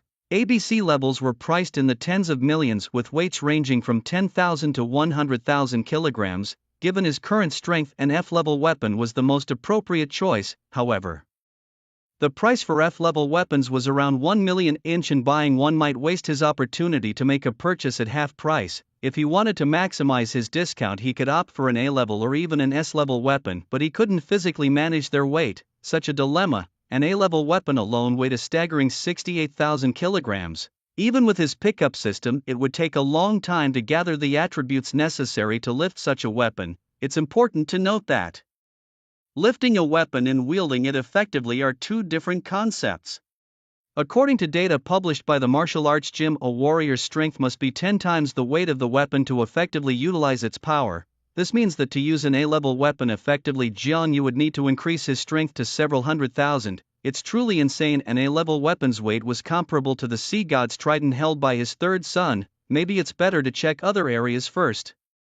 Closing the weapons section, Jiang Yu casually opened the armor section. Immediately a set of dazzling blue armor caught his eye. The Thunder Dragon armor, SSS level, from Ancient Relic Site 003, suitable for any warrior, priced at 999 billion, suitable for any warrior. Jiang Yu's pupils dilated, a fiery desire evident in his eyes. At the forest store, Lin Yu couldn't stop smiling after hanging up the phone with Jiang Yu. She knew her brother was the best. Lin Yu, what are you thinking about? Why are you smiling so happily? Could it be that you've got a boyfriend and that was him on the phone? Did he ask you out? A short-haired girl teased as she approached Lin Yu. Lin Yu shook her head with a smile. I don't have a boyfriend, that was my brother on the phone. He just passed the warrior's assessment and the martial arts gym even gifted him a villa. Wait a minute, the short-haired girl paused, then continued. Lin Yu, are you saying your brother passed the warrior's assessment? Lin Yu nodded with a smile. Lin Yu, do you have a fever? What kind of daydream are you having in broad daylight? The short-haired girl spoke as she reached out to touch Lin Yu's forehead. Lin Yu swatted away the short-haired girl's hand. Annoyed, you're the one being silly. What I'm telling you is true. My brother passed the martial artist examination. Really, you're not lying to me? Seeing Lin Yu appeared serious, the short-haired girl's face turned earnest. Lin Yu nodded solemnly. Seriously, if I'm lying, I'm a dog. My God. The short-haired girl suddenly covered her mouth, her face showing shock. So starting today you're a martial artist's family member? Will you move into a big villa? Lin Yu, does your brother still need a wife? Do you think I'd make the cut? Give me a bit of booze and I can handle any task. Lin Yu glanced at the short-haired girl but said nothing. Hey, what are you two gossiping about so dramatically? Just then another female salesperson came over to ask. The short-haired girl hurriedly leaned in close and gossiped excitedly. Sister Hui, you came at just the right time. I have some big news to tell you. Did you know? Lin Yu's brother passed the martial artist exam. She's about to become a martial artist's family member and move into a big villa. Really? The woman known as Sister Hui was taken aback, then smiled and extended her hand to Lin Yu. Congratulations, Lin Yu, you're really lucky this time. When you move into the big villa, don't forget us sisters. I've never seen what a villa looks like in my life. Lin Yu shook her hand lightly, smiling. During my time here at the forest shop, I really owe a lot to you, Sister Hui. Once I get settled, I'll invite you all over. That sounds great, great. The short-haired girl chimed in. Lin Yu, you won't be coming to work tomorrow. How about we all have a dinner together tonight, and call your brother too? We haven't seen what he looks like yet. Lin Yu hesitated, remembering the days they had worked together. She finally nodded gently. All right, I'll call my brother and see if he's free. That settles it then. I'll go tell the other sisters, said the short-haired girl as she turned and ran towards the other sales staff. Soon everyone at the Fares Shop knew about Jiang Yu becoming a martial artist. The staff looked at Lin Yu with envious eyes. A dinner tonight, and you want me to join? Inside the village, Jiang Yu received Lin Yu's message and shook his head with a smile. Then he remembered the night under his house waiting for Lin Yu, that young master surnamed Zhang. According to the usual city drama tropes, tonight's dinner might just be another scene of showing off and face slapping. However, he was not afraid. After putting down his phone, Jiang Yu continued browsing the martial arts store. This time he opened the techniques section. Dragon God's Wrath, XS level sword technique created by the world's #1 fighter, the Dragon God, priced at 500 billion. Purchase requirements: 4-star contributor, Fire God Heavenly Blade. XS level blade technique created by the world's second strongest fighter, the Fire God, priced at 49.99 billion. Purchase requirements: 4-star contributor, Source Energy Technique, SSS level body refining technique derived from ancient methods combined by various ancient sects around the world, priced at 999 billion. Purchase requirements: 3-star contributor, Psychic Power Method, an SSS tier psychic technique created by the third most powerful individual globally, priced at 99.9 billion. Purchase requirement: 3-star contributor, Celestial Axe, an SS tier axe technique, a family heirloom of the 4th strongest individual worldwide, priced at 9.9 billion with a purchase requirement of 2.5-star contributor, Phantom Sword. As Jiang Yu flipped through the pages, his brow furrowed deeper and deeper. Expensive, truly outrageously expensive, not the price tag itself but the contribution points required were the costly part. Money was easy to earn but contribution points were not. According to the Martial Hall's guidelines, possessing 10,000 contribution points qualifies one as a 1-star contributor, 100,000 for 2-star, 1 million for 3-star and 10 million for 4-star. It's important to note that killing a beast soldier level Mystic Beast grants only 10 to 99 contribution points. Mystic beasts are classified into Beast Soldier, Beast General, Lord Beast King, Beast Emperor and Beast God corresponding to martial artist levels. Martial Artist, Martial General, Martial God, Beyond Martial God, SS and SSS. Beast Soldiers yield 10 to 99 contribution points. Beast Generals 100 to 999, Lords 1000 to 9999. Beast Kings 10,000 to 99,999. Beast Emperors 100,000 to 999,999. Beast Gods from 1 million to 999,999. This means he would need to slay a top-tier beast God or 10 top-tier Beast Emperors to reach a 4-star contributor status. These are Beast Gods and Beast Emperors equivalent to the SS and SSS levels among human martial artists. In the human faction, aside from the top 10 global powerhouses who could possibly kill a Beast Emperor, note that can't be right. The Martial Hall wouldn't just display these techniques in the marketplace for martial artists to merely look at, there must be a way to purchase them. Jiang Yu thought to himself, his gaze shifting. In the bottom right corner of each technique he noticed a symbol. He decided to click on it. A brand new interface appeared, Wrath of the Dragon God, complete. 5 layers, priced at 499.9 billion. Inch purchase requirement, 4-star contributor, Wrath of the Dragon God. First 4 layers, priced at 49.9 billion. 3-star contributor, first 3 layers, 4.9 billion. 2-star, second layer, 490 million. 1-star, first layer, 49 million. No requirements necessary, just as expected. Jiang Yu's face lit up with joy, closing the interface of Wrath of the Dragon God and opening the Primal Energy technique. Compared to all the techniques listed, he valued the Primal Energy technique the most. This body cultivation technique combines ancient methods from various sects and countries developed over many years. It includes the ancient Inner Family Heart method from Hanxia country, the ancient yoga from the White Elephant and the Swastika method from Buddhism. It emphasizes internal training of the organs and external training of muscles, bones and skin. By absorbing primal energy from the universe, it optimizes the genes within the body. This enhances the body's cells, bones, meridians, organs, blood, skin and more, strengthening them to the extent that one's physical body can withstand a nuclear blast unscathed, and one's organs can dive tens of thousands of meters underwater without pressure. Like the Wrath of the Dragon God, the Primal Energy technique is also divided into 5 layers. The first layer costs 9.99 million Hanxia currency, the second layer costs 99.9 million, the third layer costs 990 million, requiring 1-star contribution value. To buy or not to buy? Jiang Yu was torn. He possessed a looting system, Naturally, he could eventually pick up the primal energy technique. Dropped by others, if he were to buy the Yuan energy technique, it would indeed be a bit of a waste of money, considering he wouldn't have many opportunities to practice it in the future. However, if he didn't make the purchase, how would he explain the surge in strength after picking up attributes? He certainly couldn't attribute every increase in strength to the basic guiding technique. The basic guiding technique could cover for him once or twice, but eventually it would be exposed. The Yuan energy technique, on the other hand, was different. Many talented martial artists had experienced a qualitative leap in their abilities after practicing the Yuan energy technique. Using it to cover up his sudden increase in strength was the most appropriate and unlikely to raise suspicions among the higher-ups of the martial arts academy. He made up his mind, no longer hesitated, and purchased the first 2 levels of the Yuan energy technique in one go. Ding! Purchase successful. Dear martial artist, you have spent a total of 109.89 million Hanxia currency for the first 2 levels of the Yuan energy technique. As this is your first purchase, you enjoy a 50% discount. You only need to pay 54.945 million Hanxia currency. Ding! Payment successful. Ding! 54.945 million Hanxia currency deducted from your bank card. A series of notification sounds rang out. The virtual projection in front of Jiang Yu changed, displaying a diagram with a man posing in various strange positions.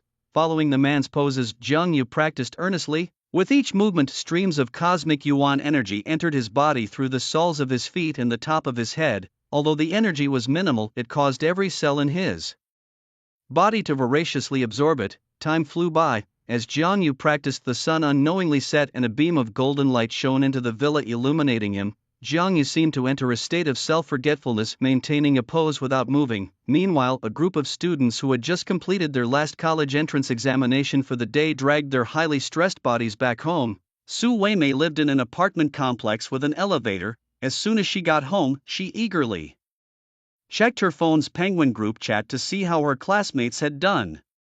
Big news, have you all heard? Jiang Yu, who has always been suppressed by our old class teacher, actually passed the martial artist assessment today and was specially recruited by Longting Martial Arts Academy. This world is just too crazy. Lu Hong, did the college entrance exam fry your brain?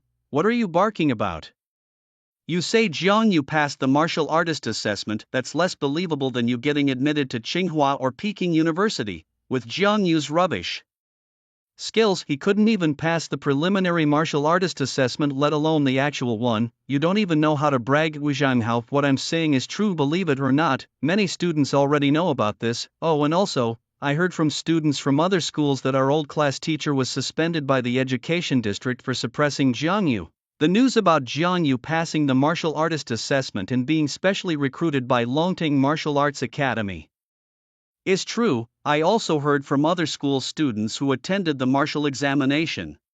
Speaking of which, do you know what kind of offer Longting Martial Arts Academy made to Jiang Yu? What kind of offer? I heard that Longting Martial Arts Academy gave Jiang Yu a villa in the prestigious Minghua Villa District plus a startup fund of 1 billion. Moreover, they let Jiang Yu choose any martial arts university and also provide him with a monthly scholarship of 50 million. Gasp, seriously?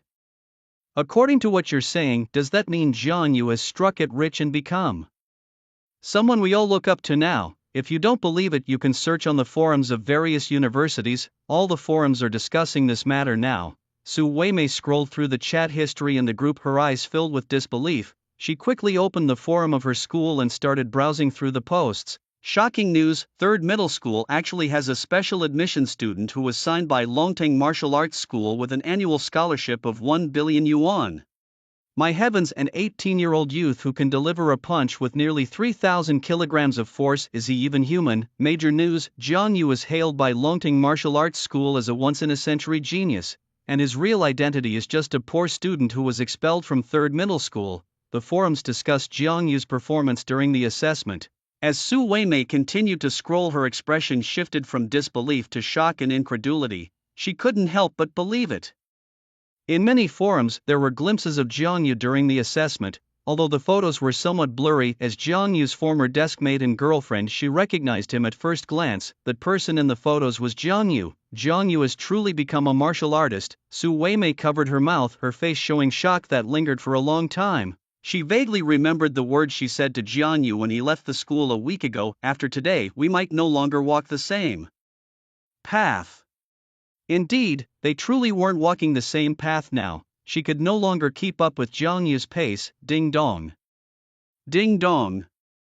Her phone rang. Su Weimei opened the group chat and a classmate was mentioning her. At Su Beauty as Jianyu's former deskmate and ex-girlfriend. Do you now regret breaking up with him? 10 billion a year. If you hadn't broken up with Jianyu back then, couldn't you now be moving into a luxury villa district? At Su Beauty, our college entrance exams will be over in 2 more days. After that we will go our separate ways and it might be difficult to see each other again in this lifetime. I'm thinking of organizing a farewell party. Please ask Jiangyu if he can come. Yes, it's been 3 years. Reflecting on the past, I suddenly feel reluctant to part with everyone. I don't know why, but there's a slight sourness at the tip of my nose. 3 years of being classmates through storms and all. Friends, let's not feel sad. Let's cherish the beautiful memories of the past 3 years and look forward to the wonderful times ahead. Let's go youth, let's all become dream chasers together. Yes, 3 years. Su Weimei put down her phone, her eyes showing a mix of melancholy and nostalgia. These past 3 years had their ups and downs, and they included her moments with Jiangyu, their youth, their beautiful times filled with laughter and joy. After dating for 2.5 years, the sweetness of the past couldn't outweigh that one score, that one sentence, let's break up. She clearly remembered after she proposed. Breaking up, Jiangyu crying in the rain, buying booze late at night, his wretched state. Back then he was like a homeless wanderer exuding helplessness and heartache. That night, under the bright streetlights, she and Jiangyu stood under the light, uttering those words of farewell. Su Weiwei, let's break up. I need to focus on my studies. I don't want to end up like your sister working for others and being looked down upon. I want to pass the college entrance exam and change my fate. So, I'm sorry. That night, Jiangyu didn't try to hold her back. He just turned around and walked away silently. Under the brilliant streetlights, their shadows stretched longer and farther apart. That night it rained. On her way home, she saw a figure sitting in the rain, drowning his sorrows, letting the rain soak his clothes. She faintly heard crying. Was it the sound of a heartache? Su Weiwei didn't know. Looking back, does she regret it now? Perhaps. People never appreciate what's in front of them. It is only after losing something that they seek regrets in their memories. At Su Damei, are you there? The task of inviting Jiangyu is yours. In 2 days we'll meet at Tingyu Tower. In the group chat someone tagged Su Weiwei again. After thinking for a moment, Su Weiwei replied in the group, I'll try, but I'm not sure if I can get Jiangyu to come. After replying to the group, a spark of inspiration flashed in her eyes.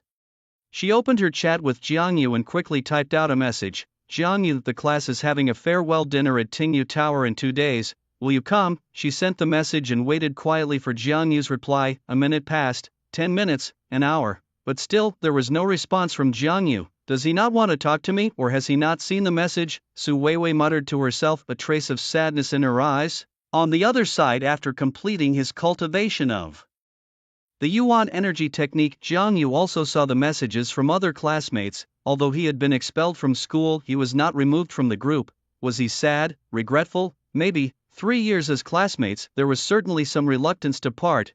But life is like this, isn't it? Different paths await and everyone will head to different universities, meet new classmates. The dormitory remains the same, but the people living there are no longer the same. Years later, when they meet again, they might not even remember each other's names. Jiangyu ignored the message from Su Weiwei and started to check his gains from cultivating the Yuan energy technique. For the class gathering he had no plans to attend, nor did he want to host. Jiangyu, level, intermediate martial artist, strength, 5600, speed, 60 meters per second, mental strength, 399, skills, expert level knife technique, 320/1000, expert level fist technique, 320/1000, expert level gun technique, 120/1000, expert level sword technique, 140/1000, technique, expert level guiding technique, 100/1000, beginner Yuan energy technique, 3/1000, equipment, none. The Yuan energy technique and SSS grade technique indeed starts at a higher level than other techniques. Reaching the entry level requires 1000 points of experience. According to the martial arts school data, it typically takes around 1000 hours for a regular martial artist to cultivate the Yuan energy technique to entry level, which is basically 1 experience point per hour. Of course, this excludes some geniuses, and him. After an afternoon of cultivation he had only gained 3 points of experience. This made Jiang Yu quite dissatisfied. Indeed, if one wanted to become stronger, they had to rely on the system, not on their own hard training. It was getting late, so he decided to first purchase the basic techniques of boxing, knife fighting, swordsmanship, and spear fighting, then go dine with his sister. Jiang Yu muttered to himself as he swiftly bought the 4 basic martial arts techniques from the store. The reason he bought them was to dispel any suspicions others might have. In the martial arts school, every technique had a purchase record and private transmission was prohibited. If he didn't buy these techniques and later use them, how would he explain to the martial arts school? He certainly couldn't say he found them by the roadside, could he? Oh, one should never treat others as fools. After purchasing the techniques, Jiang Yu went to the underground parking garage, facing a new problem as he looked at the sports car in front of him. He had just turned 18 and didn't have a driver's license. Fortunately, with the advancement of technology, mature autonomous driving technology had been realized. With a roar, the sports car sped away. Outside the Forest store, a group of employees had just finished work not long ago and were now standing by the roadside waiting for their rides. Lin Yu and 5 other girls were also gathered at the roadside, seemingly waiting for something. Perhaps due to the rush hour, taxis were scarce and even ride-hailing services were too busy to assign orders. The short-haired girl glanced at the time, slightly anxious, and said, "Lin Yu, it's already 7 p.m. Why isn't your brother here yet? He's not going to bail, is he?" Lin Yu shook her head, her gaze drifting into the distance. "What brother becoming a martial artist and living in a big villa? To me, that's just a lie. It's very likely that some old man is sponsoring him. Look at how some people are eagerly waiting. They're definitely waiting for an old man." Suddenly, a sarcastic voice rang out. The short-haired girl and the others looked over to see a woman in her 30s sneering at Lin Yu with a smirk. "Wang Xiuli, what did you say? Say it again if you dare." The short-haired girl was about to explode but was held back by Lin Yu. Lin Yu consoled her, "Let it be, man. If a dog bites you, can you bite back? Some people have been waiting to be kept for 10 years and their skin has almost worn thin, but still no old man fancies them. Why bother arguing with her?" "Lin Yu, who are you calling?" The woman known as Wang Xiuli was about to get angry when a black hatchback stopped in front of her and Lin Yu. The passenger window of the hatchback was rolled down, revealing the face of a handsome young man. It was the young Master Zhang, also from the Forest store where Lin Yu and the others worked. "Lin Yu, where are you going?" "Get in, I'll give you a ride," said Master Zhang with a smile. Lin Yu waved her hand. "No need, Master Zhang, my brother will be here soon." "Oh, is that so?" Master Zhang smiled nonchalantly, a gleam in his eye as he said, "Lin Yu, I heard your brother passed the martial artist examination. Congratulations in advance on moving into a big villa. However, I also heard that ordinary martial artists are generally not very strong and they often have to leave the city to hunt exotic beasts, facing a high risk of death. Luckily, I know an uncle who is a mid-level martial general with rich wilderness experience who could take good care of your brother in the wilderness. It's just convincing him is tough. He's not the kind to do favors for just anyone." Master Zhang trailed off, his expression troubled. Everyone present was no fool and immediately caught the hidden meaning in young Master Zhang's words. He was essentially blackmailing Lin Yu to become his girlfriend. If Lin Yu agreed, he could then use the excuse of taking care of her family to have his so-called uncle look after Jiang Yu. If Lin Yu refused, he would have no reason to help Jiang Yu, who might then face accidents in the wilderness. "Yeah, do you need me to have someone take care of your brother? You wouldn't want any accidents to befall him in the wilderness, would you?" young Master Zhang asked with a smile. "You?" Lin Yu's expression turned slightly angry. Did she like young Master Zhang? The answer was no. If she had liked him, she would have agreed to be his girlfriend long ago. Her refusal was because she did not like him. But now young Master Zhang was threatening her. Her brother had become a warrior and would sooner or later face the beasts of the wilderness, a fact that no one could change. Yet young Master Zhang's words implied that if she didn't agree, something might happen to her brother. In the wilderness, a threat. This was a blatant threat. Boom. Boom. Boom. Just as Lin Yu was fuming, a roaring sound erupted along the street. Without thinking, the short-haired girl and others looked over to see a dazzling white supercar weaving through the traffic. "My God, isn't that the Wild Wolf, boss? I've seen this car online.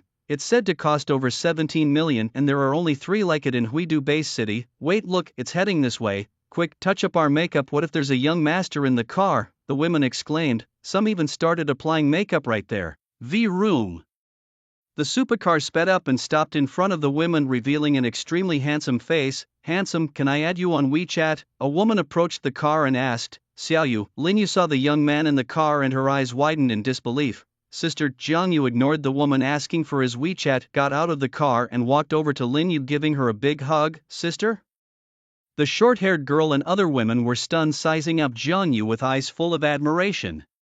His tall figure, casually stylish attire and the calm smile on his face, not to mention the supercar in front of him, he was exactly the type of boyfriend they dreamed of. "Sis, what were you guys talking about?" Jiang Yu asked with a smile, glancing slyly at young Master Zhang while holding Lin Yu tightly. "No. Nothing." Lin Yu hesitated. She had wondered how Jiang Yu would come to find her, but she had never imagined he would arrive in a supercar worth over 17 million, a scenario she wouldn't even dare to dream of in normal circumstances. "Aren't you supposed to be going to a dinner? Let's go," Jiang Yu said, releasing Lin Yu and grabbing her hand to head towards the car. "This." Lin Yu glanced over at the short-haired girl and the other four women, showing a troubled expression. A supercar could only seat 2 people and there were 6 of them in total. It certainly wouldn't be possible to have the remaining 4 sit on the roof, would it? "Lin Yu, you go ahead, the 4 of us can just take a taxi there." "Sister," Hui was the first to speak up. Lin Yu nodded and followed Jiang Yu into the sports car. Before departing, Jiang Yu smiled at the 4 women and drove off with the roar of the engine. Watching the taillights of the sports car, the girl with short hair couldn't hold back her excitement any longer and exclaimed, "Oh my, Lin Yu's brother is so handsome. And he even drives a sports car and is a martial artist. He's literally the man of my dreams. Just to let you all know, I have my eyes on him and none of you are allowed to compete with me." "Xiaomin, what are you thinking? As the saying goes, to the capable go the spoils. A man like Lin Yu's brother is too much for you to handle." "Let me do it. I have a secret weapon," another girl retorted. "I don't care about the sports car. What matters is that I like Lin Yu's brother. I've had a crush on him for a long time," another girl chimed in. He's mine. Let's compete fairly." "Alright, stop arguing. The taxi's here, let's hurry and catch it to go to the restaurant." Sister Hui, listening to the 3 women's quarrel, shook her head helplessly and flagged down a taxi that had just arrived. Wang Xiuli stood still, her jealousy plain on her face as she watched the 4 women get into the car and leave. She turned to the young Master Zhang sitting in the car, a sinister look flashing in her eyes as she leaned towards the passenger seat. "Young Master, haven't you been pursuing Lin Yu? Can you really tolerate her being picked up by another man? As far as I know, Lin Yu's brother is just a sworn brother, not a blood relative. Aren't you afraid of what might develop between them? You don't need to come to work tomorrow." The young Master Zhang said, displeased, not even glancing at Wang Xiuli as he rolled up the passenger window and drove away.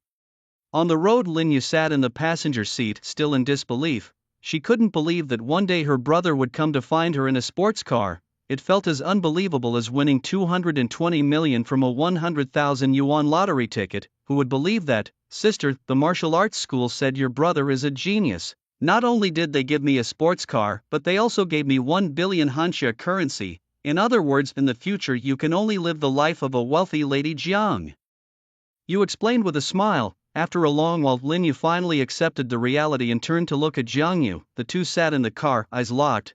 The atmosphere in the car began to heat up, their cheeks turning redder. "Xiaoyu, are you hot?" "Yes." "Then can you turn off the heater? It's a hot day in June, why turn on the heater?" "Oh." Changing from hot to cold air, a cool breeze made Jiang Yu feel much more comfortable.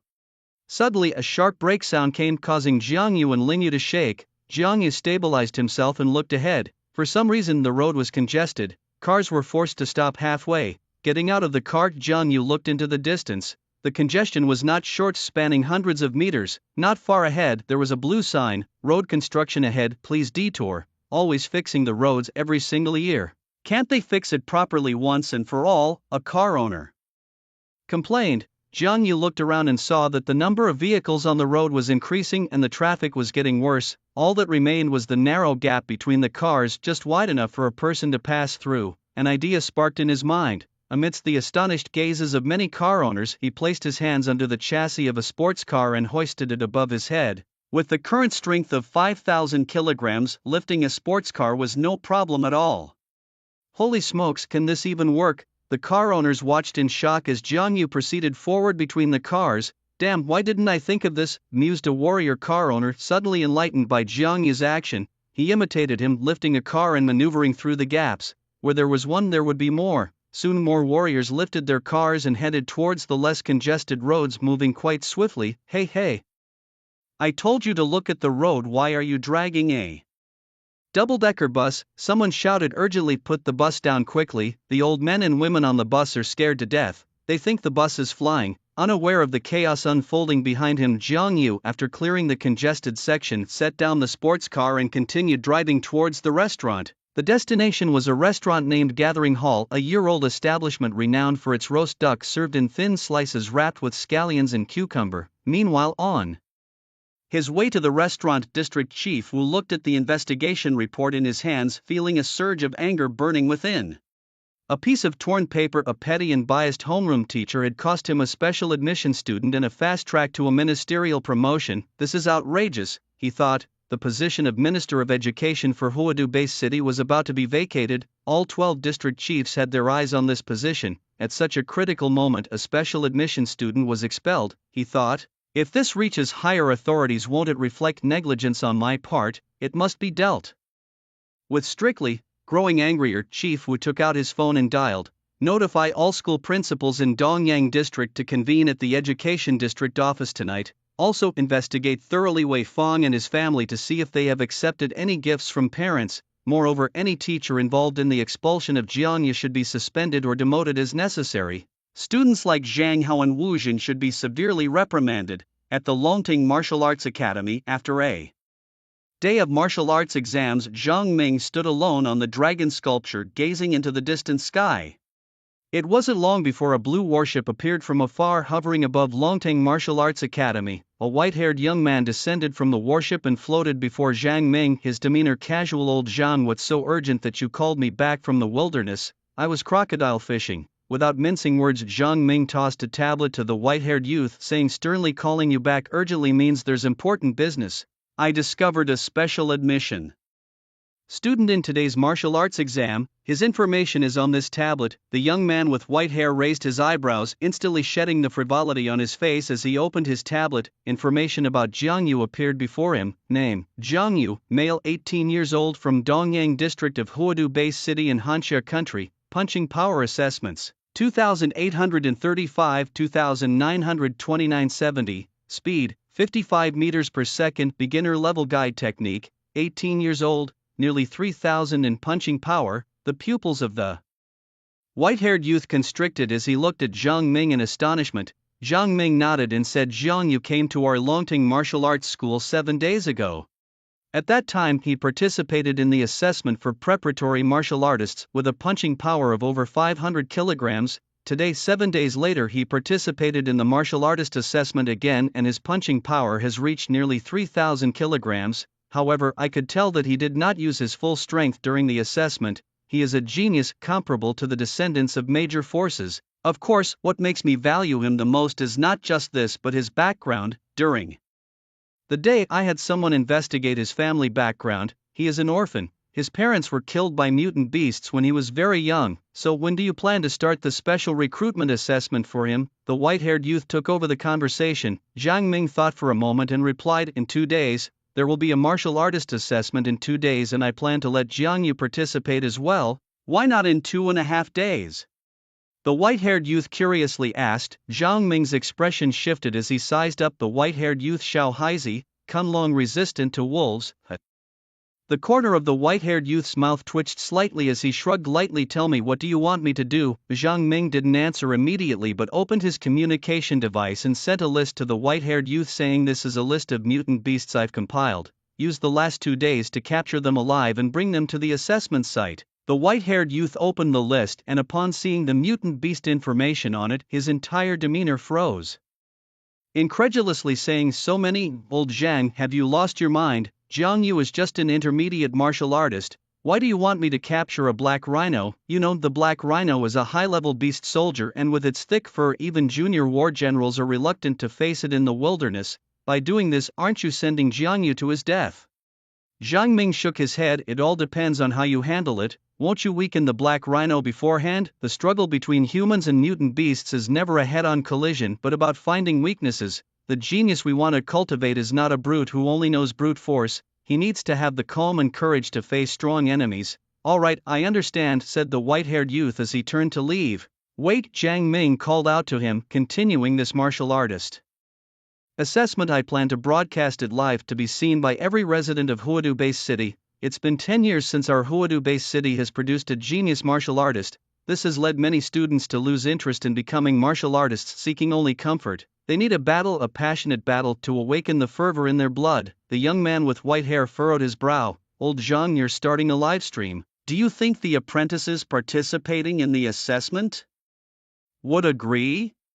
Martial artists aren't celebrities. They don't need to be the focus on screens. Zhang Ming gave a mysterious smile. They'll agree. If they don't, I'll just offer more money. It's time to spend some of the savings we've accumulated over 10 years at Longting Martial Arts School. The white-haired young man pursed his lips and turned to leave, muttering money that truly is an offer hard to refuse. The Gathering Place. It's an old brand that has been open for a year, famous for its roast duck. The Imperial Jade Banquet duck priced at 108 per duck. If you ask how it tastes, let me rave about it. After parking their supercar, Jiang Yu and Lin Yu headed to the private room on the second floor. They didn't have to wait long before the four girls arrived as promised. Compared to before, their clothes were the same, but their makeup was much more refined. Ordering food, serving dishes. At the dining table, Jiang Yu got to know the four girls better. The short-haired girl named Xiaomin was quirky and carefree. Sister Hui, whose full name was Fang Hui, was a mature and composed young woman. The other two girls, both pretty with scores around 80, had one with red hair and one with green hair, so let's call them Xiao Hong and Xiao Lu for now. Midway through the meal, as Lin Yu picked up a bite for Jiang Yu, the other three girls started doing the same, all while giving him coy glances. Even Sister Hui discreetly continued to serve him food. Young Master Jiang Yu, I wonder what type of girl you'd like as your girlfriend, suddenly, the short-haired girl asked. The other three girls immediately looked at Jiang Yu and Lin Yu's ears perked up unintentionally. Jiang Yu understood that when a girl looks at you tenderly and asks this question, it means she's taken an interest in you, but he was only 18 this year. Moreover, he now possessed a strength of 5 tons. As time passed, his strength would only grow stronger. Could a regular person really handle that? After pondering for a moment, Jiang Yu shook his head. I haven't thought about it yet. I just turned 18 and haven't considered having a girlfriend. Besides, women would only slow down my shooting speed. The martial arts school's instructor had said that martial artists should prioritize their martial path. The short-haired girl. Sister Hui. Xiao Hong and Xiao Lu. Lin Yu. Very straightforward. After the meal, the four young women suggested going to sing karaoke. As colleagues for 2 years, Lin Yu found it hard to refuse and agreed to join. Inside the KTV, there were no incidents of people causing trouble, which made Jiang Yu sigh in relief. However, occasionally a woman would use being drunk as an excuse to throw herself into his arms, which Jiang Yu found unbearable. Wait, that's my hand. Sister Hui, I'm not thirsty, I really don't want to drink milk.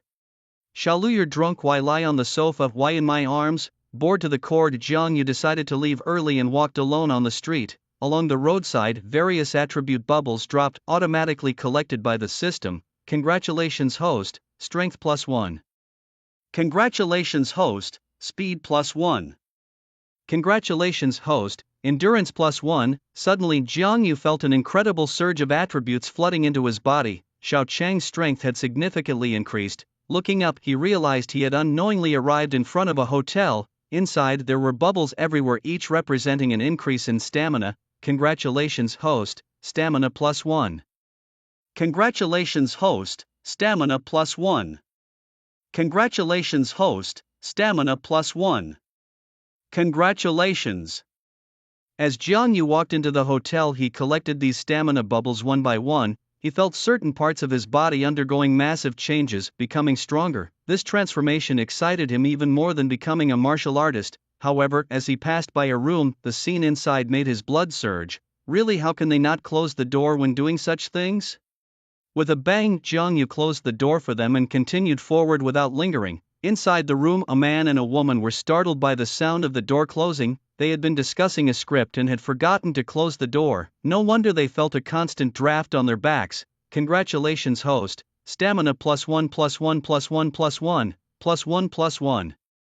Wandering through the hotel, Jiang Yu picked up each stamina bubble. After collecting all the bubbles, he left the hotel under the peculiar gaze of the receptionist. Walking on the street after leaving the hotel, Jiang Yu suddenly received a message on his communication device from Zhang Ming. Come to the martial arts hall immediately. Without delay, Jiang Yu hurried to the martial arts hall. Inside, the hall had returned to its usual state, with many students training. Jiang Yu went to Zhang Ming's office. Jiang Ming had been waiting for a while and got straight to the point as soon as Jiang Yu entered. Jiang Yu, your special recruitment assessment has been set.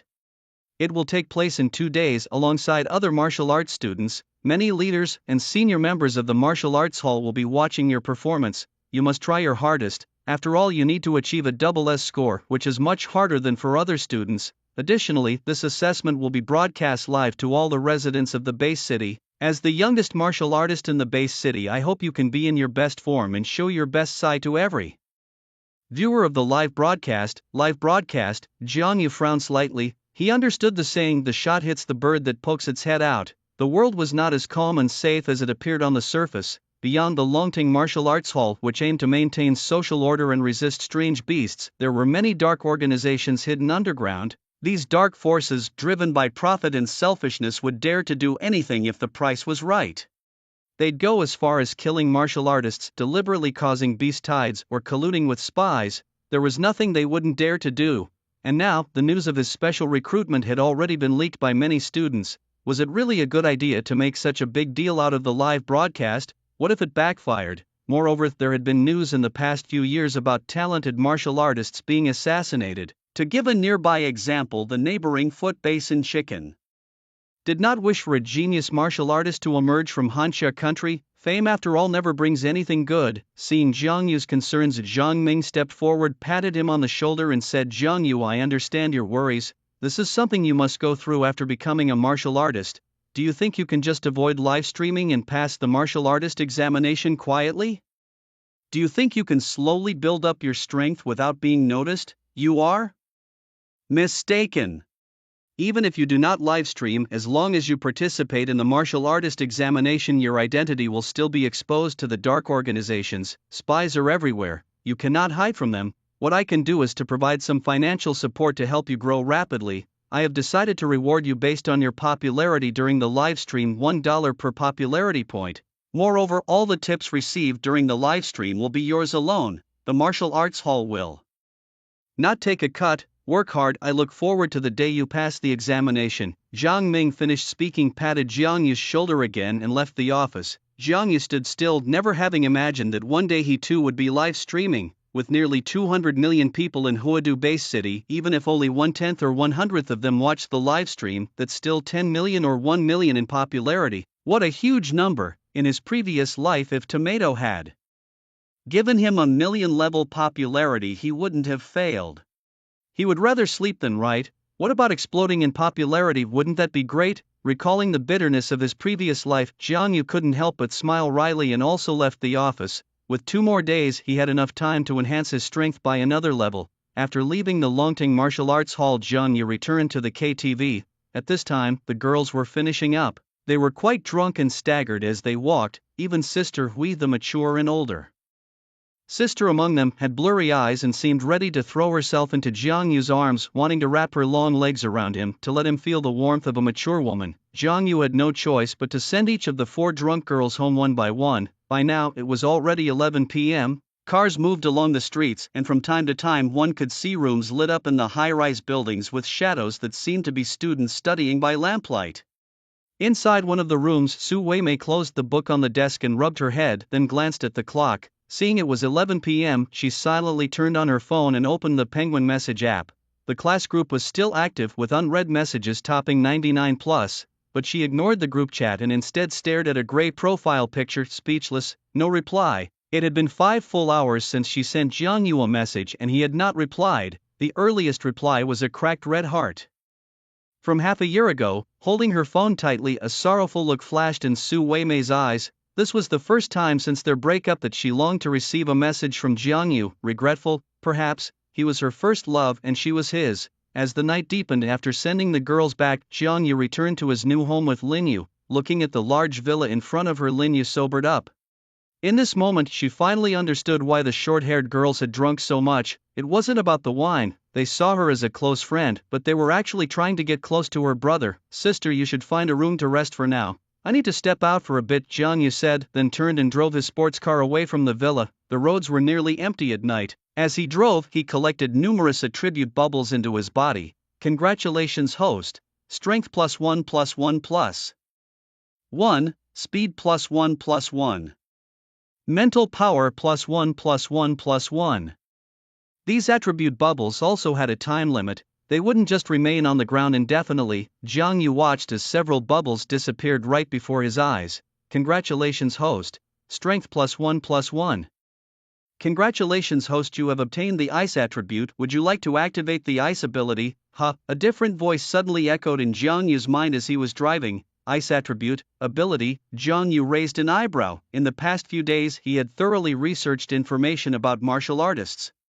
Martial artists were divided into ordinary martial artists and those with special abilities, with the latter being far stronger and possessing more varied offensive techniques. Activating. As the system voice sounded, a piercing cold surged through Jiang Yu's body, chilling him to the bone as if he were in sub-zero temperatures without thermal underwear. The intense cold came quickly and left just as fast, disappearing without a trace. Jiang Yu's attribute panel changed. Host, Jiang Yu, Realm, Intermediate Martial Artist. Ability, Ice Level G, 1 out of 100, Strength, 5600 plus 400, Speed, 65 meters per second, Mental Power, 407, Skills, Expert Level Knife Technique, 320 out of 1000, Expert Level Boxing, 320/1000. Expert Level Gun Technique, 120/1000, Expert Level Sword Technique, 140/1000, Techniques, Expert Level Guiding Technique, 100/1000, Primary Source Energy Technique, 3/1000, Equipment, none. An ability was added to the panel, but there were not many other changes. Jiang Yu continued to drive his sports car, picking up attribute bubbles along the way. Congratulations, host. Congratulations, host, you have obtained the ice attribute. Congratulations, host.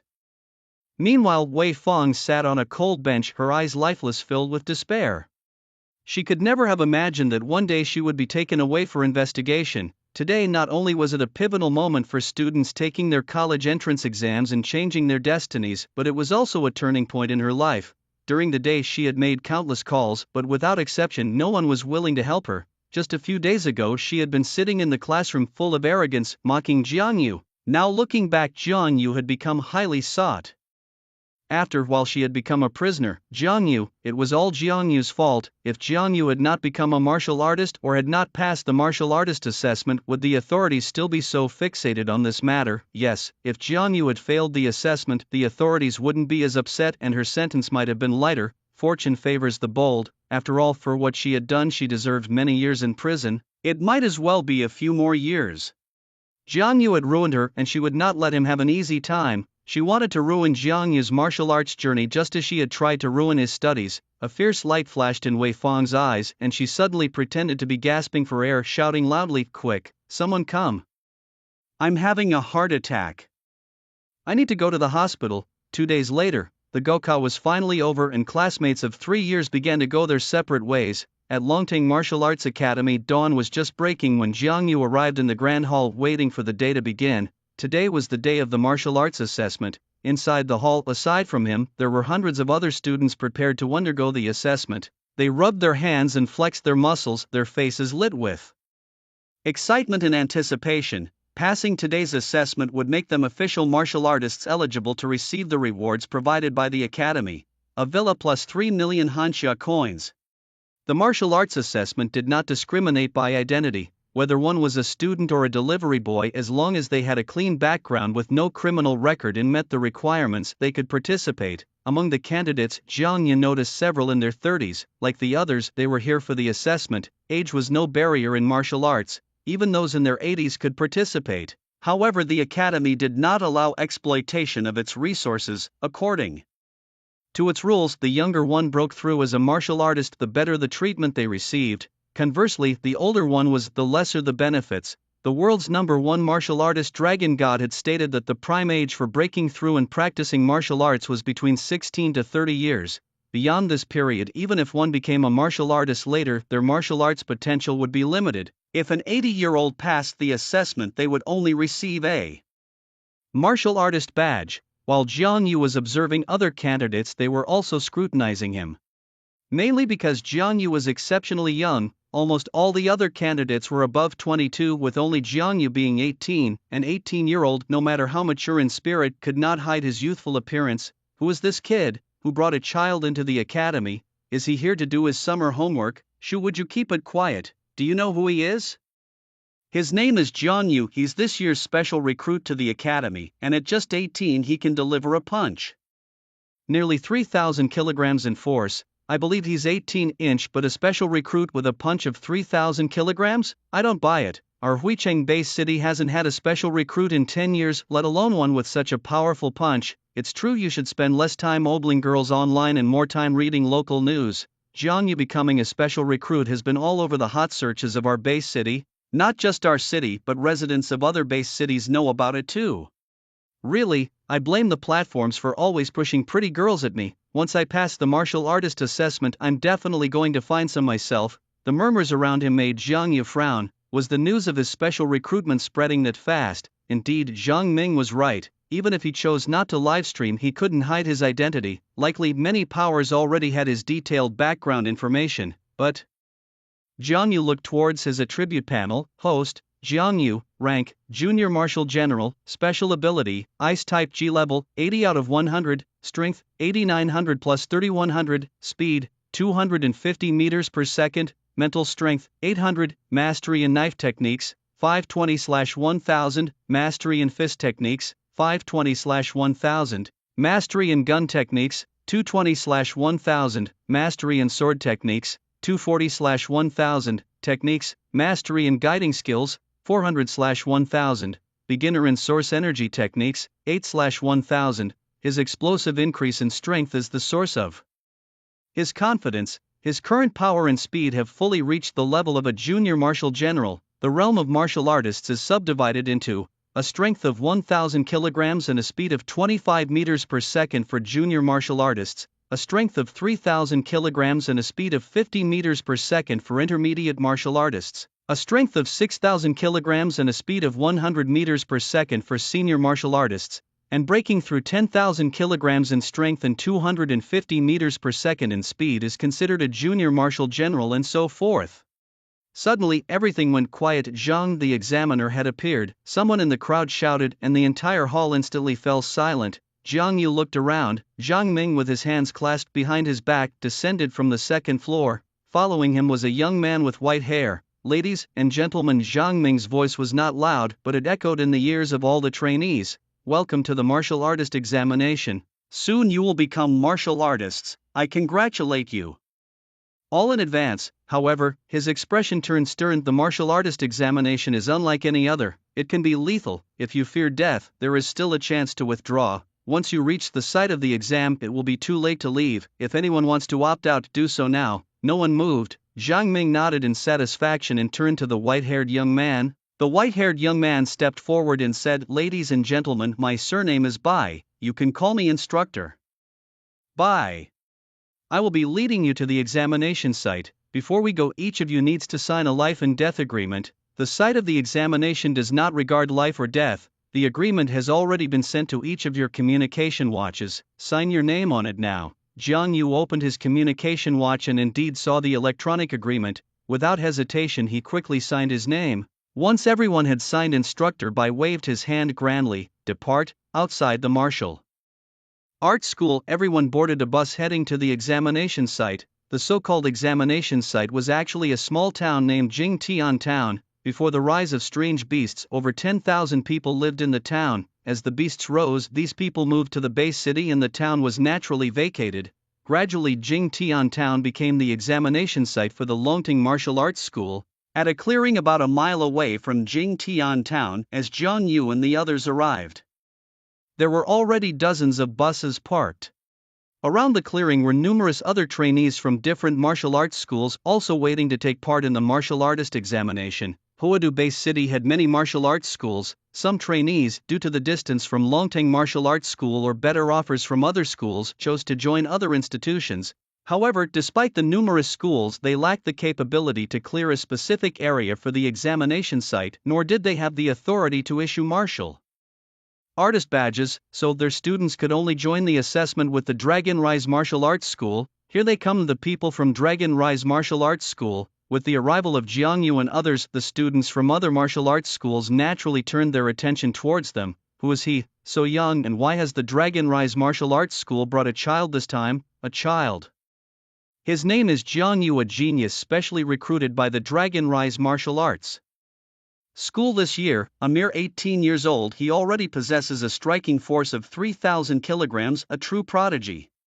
Moreover, he is the only special recruit from Huadu-based city in the past decade. Whispers began to circulate. Most of the students' gazes were fixed on Jiang Yu, their eyes filled with surprise at his youth and envy of his strength. Indifferent to their stares, Jiang Yu looked around the open space. In the distance, he saw a high-voltage electric fence constructed of barbed wire blocking their entry into Jingtian town. Around the perimeter of the fence stood a soldier armed with a gun, vigilantly guarding the area. From time to time, the roars of exotic beasts from within Jingtian town could be heard. In the center of the open space, there was a platform with a large screen set up on it. Displayed on the screen were dozens of surveillance feeds, one of which showed his own figure from behind. "Hello, are you alone? If you don't mind, can we form a team?" At this moment, a female student approached Jiang Yu and asked. The female student was tall, with legs that surely exceeded 1 meter 2 in length and a striking figure.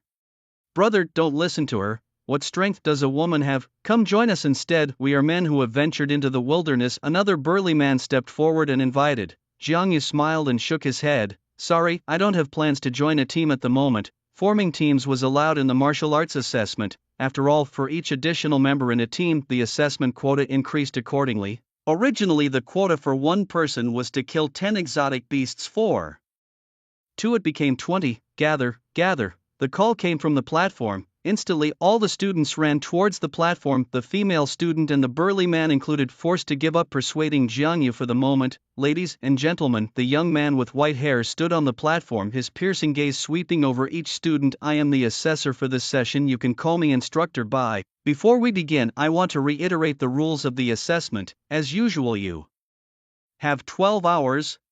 Everyone must kill 5 junior beast soldiers within the allotted time to pass the assessment, except for Jiang Yu. Also, this assessment area is divided into 3 zones: the outer perimeter, the interior, and the core. The outer perimeter is filled with lesser wild beasts, the interior with junior beast soldiers. No one is allowed to enter the core area without permission. That's all from me. Now let's distribute the supplies." With a wave of his hand, Instructor Bai signaled a bus to stop in front of all the students. From inside, backpacks were handed out. The so-called supplies included only 3 items: a large alloy sword, a flare, and an energy sphere. The broadsword is somewhat similar to the Tang sword with a slender blade. Flares are used for positioning. Should a student complete the assessment early or encounter danger, they can fire a flare and the martial arts school will rush to the student's location as fast as possible. The last item, the energy sphere, is for life saving purposes.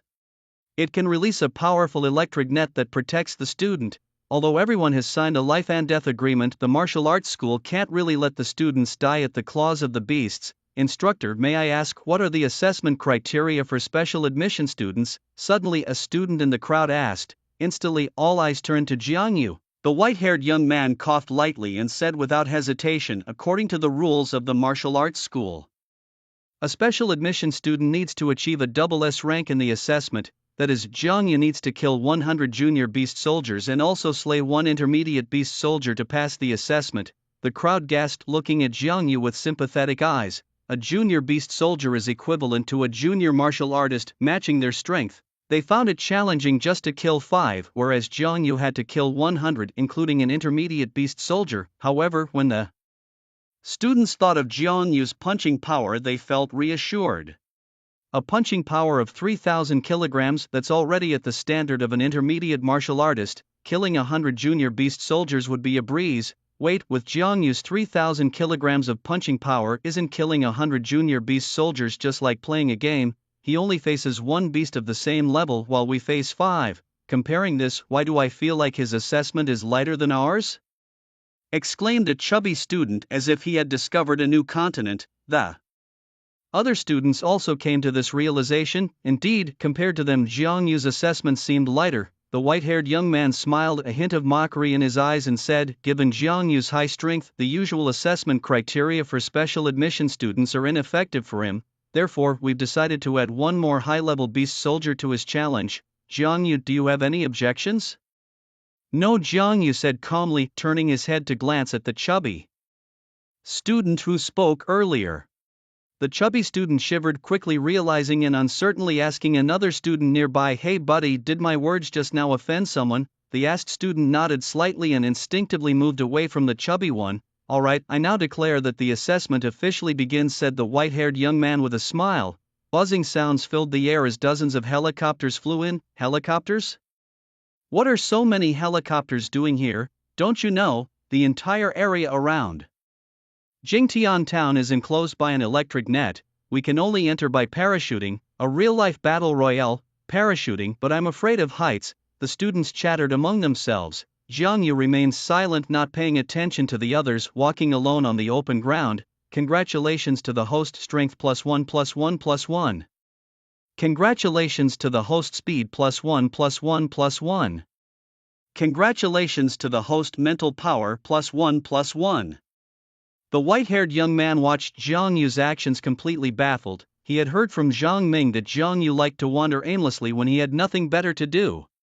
He couldn't understand what was so interesting about wandering around an empty space. Could it be that he had ADHD? The young man with white hair mumbled to himself. Board the helicopters, everyone. As the helicopter landed, a group of students began to board. Those in teams boarded the same helicopter together, while those without teams casually picked any available helicopter to board. Just before boarding, Jiang Yu did not see the female student and the burly man who had invited him earlier.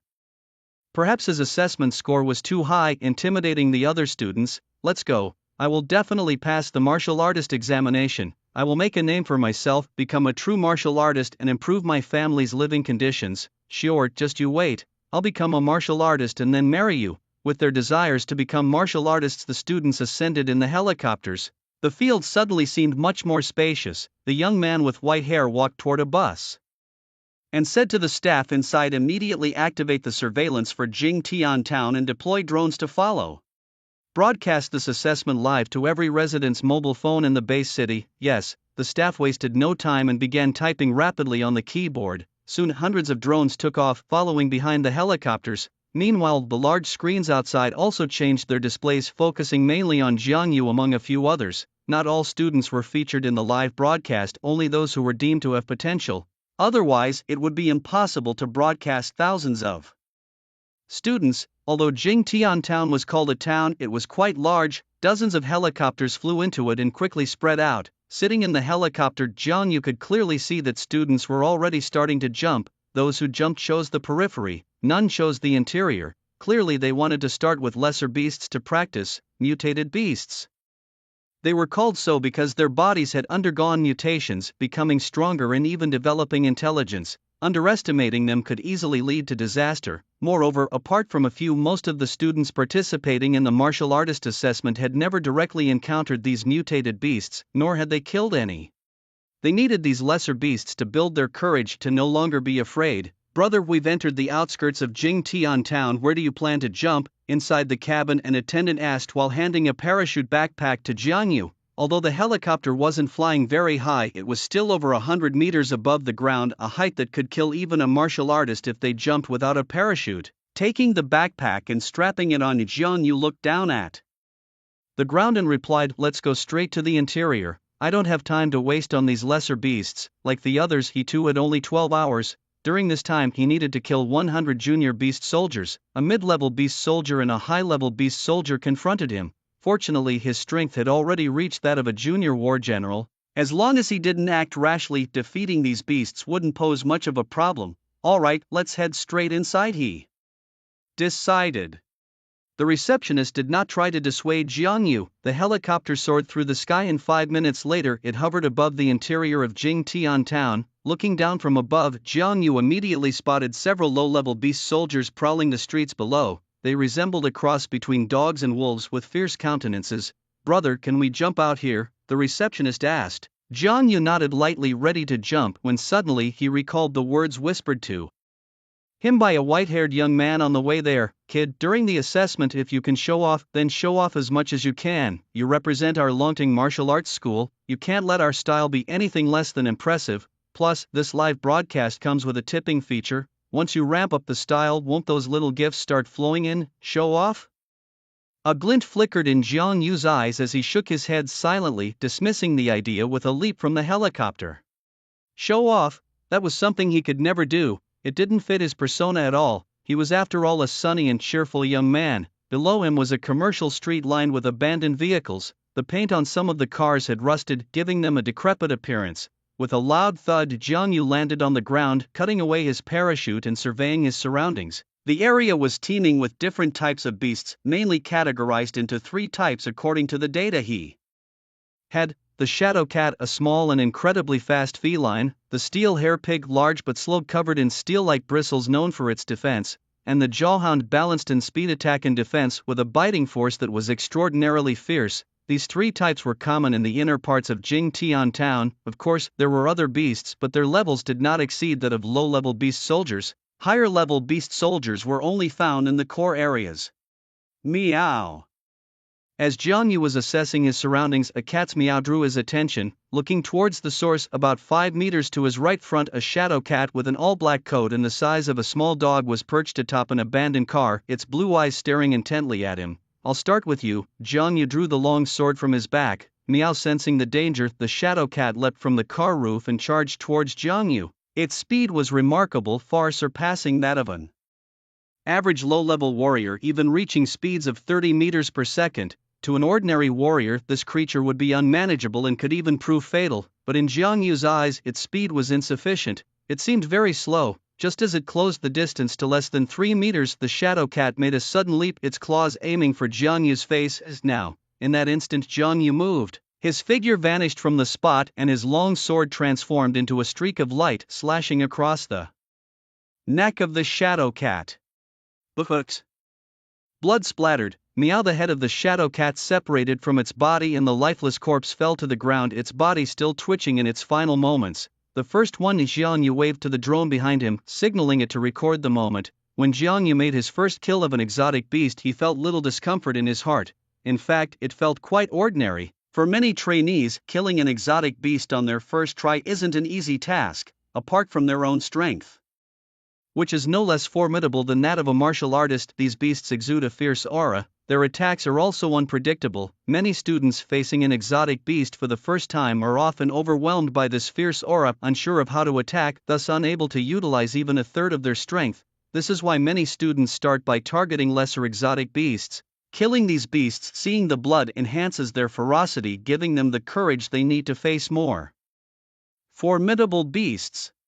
Some well-off families even hire martial artists to take their children into the wilderness to toughen their spirits. But Jiang Yu was different. When he faced the shadow cat earlier, he was not affected by its fierce aura. His heart remained calm. This wasn't because his spirit was extraordinary, but because his strength far surpassed that of the shadow cat. Ignoring the corpse of the shadow cat, Jiang Yu continued along the street with his heavy sword in hand. The sword was not light, weighing over 100 kilograms, yet it felt light in Jiang Yu's hands. The weapons used by martial artists are not crafted using ordinary methods but are made using a type of alien technology that removes impurities from the materials while maintaining the weight and sharpness of the weapons. How exactly they are crafted, Jiang Yu did not know. He only knew that within a collapsed 2-story residential building ahead there lay traces of a gigantic exotic beast. Looking closely, it was a beast over 1.5 meters tall, with hair on its back and head as sharp as steel pins.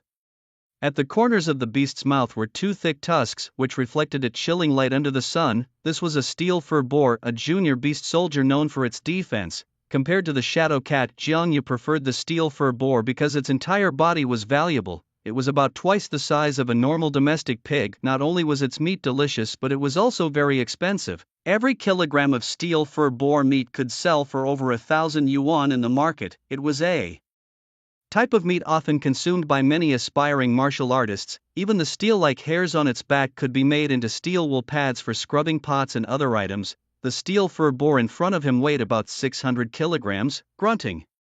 The steel fur boar noticed Jiang Yu, who had been staring at it with a long sword in his hand. It grunted twice, turned its body, and its eyes revealed a fierce color. Its hooves forcefully trampled on the concrete ground, kicking up a cloud of dust, and with a burst of furious power it charged towards Jiang Yu. The 2 huge tusks gleamed coldly. A hit from them could be lethal. Although the steel fur boar's charge was powerful, it was too slow. As it approached, Jiang Yu merely sidestepped lightly, avoiding the charge. He then turned back swiftly. With a tricky angle, his long sword precisely stabbed into a vital, unmentionable spot on the steel fur boar. The beast let out a painful roar, its fierce eyes suddenly bulging wide. It wasn't clean anymore. In that instant, Jiang Yu pulled out the long knife from the body of the steel-bristled boar, and with a swift movement he sliced off the boar's head. A spurt of red blood splashed around and a pungent smell spread through the streets. The head of the steel-bristled boar rolled on the ground, and after a few convulsions the body stilled, signaling its death. Jiang Yu looked at the corpse with a slight frown. The meat of the steel-bristled boar was edible, and it seemed like a waste to leave it in the examination grounds only to benefit other beasts. But how could he carry away the corpse? Or perhaps he could use the scent of the blood to lure other beasts, akin to lying in wait for a rabbit. Jiang Yu surveyed his surroundings, noting the high buildings on either side of the street. Luring beasts here could easily lead to an ambush. Discarding the idea of waiting passively, he turned to the drone following him and asked, "Can you help me take the boar's body back?" After the drone nodded, Jiang Yu, carrying the boar's head, vanished from the street. 10 minutes later he arrived at a spacious square and threw the boar's head into the center, then hid behind a tree by the roadside. The square, with its multiple exits, was ideal for attracting beasts. Even if many beasts showed up, the numerous escape routes would allow him a safe retreat. Meanwhile, as time passed, more and more residents began watching the live broadcast of the martial arts examination. On a bus outside Jingtian town, a white-haired young man and other senior members of the martial arts academy were also watching the broadcast. When they saw Jiang Yu using the boar's head to attract beasts, the white-haired young man chuckled and commented, "What a clever boy, he knows the art of fishing." By using the boar's head, not only could he conserve energy and weight at ease, but he also shortened the time needed to find more beasts. By the steward, "I don't understand," a staff member interjected. "Usually after killing a beast the students try to cover up any blood to avoid attracting more creatures. Isn't Jiang Yu afraid of being attacked by a large number of beasts?" The white-haired young man shook his head and replied, "That's where this young man's brilliance lies." He chose a square with many exits, allowing for a flexible approach, and the bait he used was just the boar's head, which won't attract a large number of beasts initially. Moreover, this young man's speed has reached 55 meters per second. Even the fastest shadow cat can't catch up to him if he decides to run. Oh, the staff member nodded, partially understanding. Inside a house, Su Weiwei was sitting at her desk reviewing her lessons. Although the college entrance exam was over, she felt dissatisfied with her performance on several questions and wanted to review them. Ding dong. Ding dong.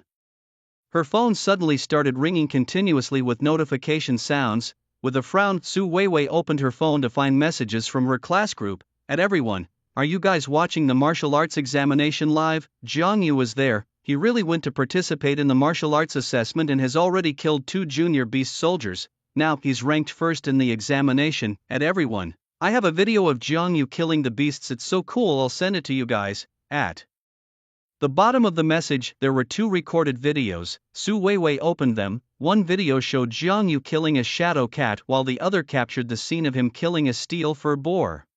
The scenes were lively, almost carefree. Watching the spirited Jiang Yu on the screen, Su Weiwei's thoughts couldn't help but drift back to last night. It was their class's first gathering after the college entrance exam, and Jiang Yu was the only one absent. She had tried calling him several times, but never got through. At that moment, she realized what Jiang Yu must have intended. In the live stream room, someone sent Jiang Yu 100 rockets. "Hold on, don't talk yet," someone said as 3 wild dogs approached Jiang Yu. The chat was buzzing with messages. Su Weiwei clicked on the live stream link below, entering Jiang Yu's channel. In the plaza, the bloody scent emanating from the boar's head successfully attracted the first batch of mutant beasts. These were 3 canine beasts, about the size of golden retrievers but emitting a foul stench. As canine beasts, their sense of smell was sharper than that of regular dogs. Just by sniffing the air, they detected Jiang Yu hiding in the trees.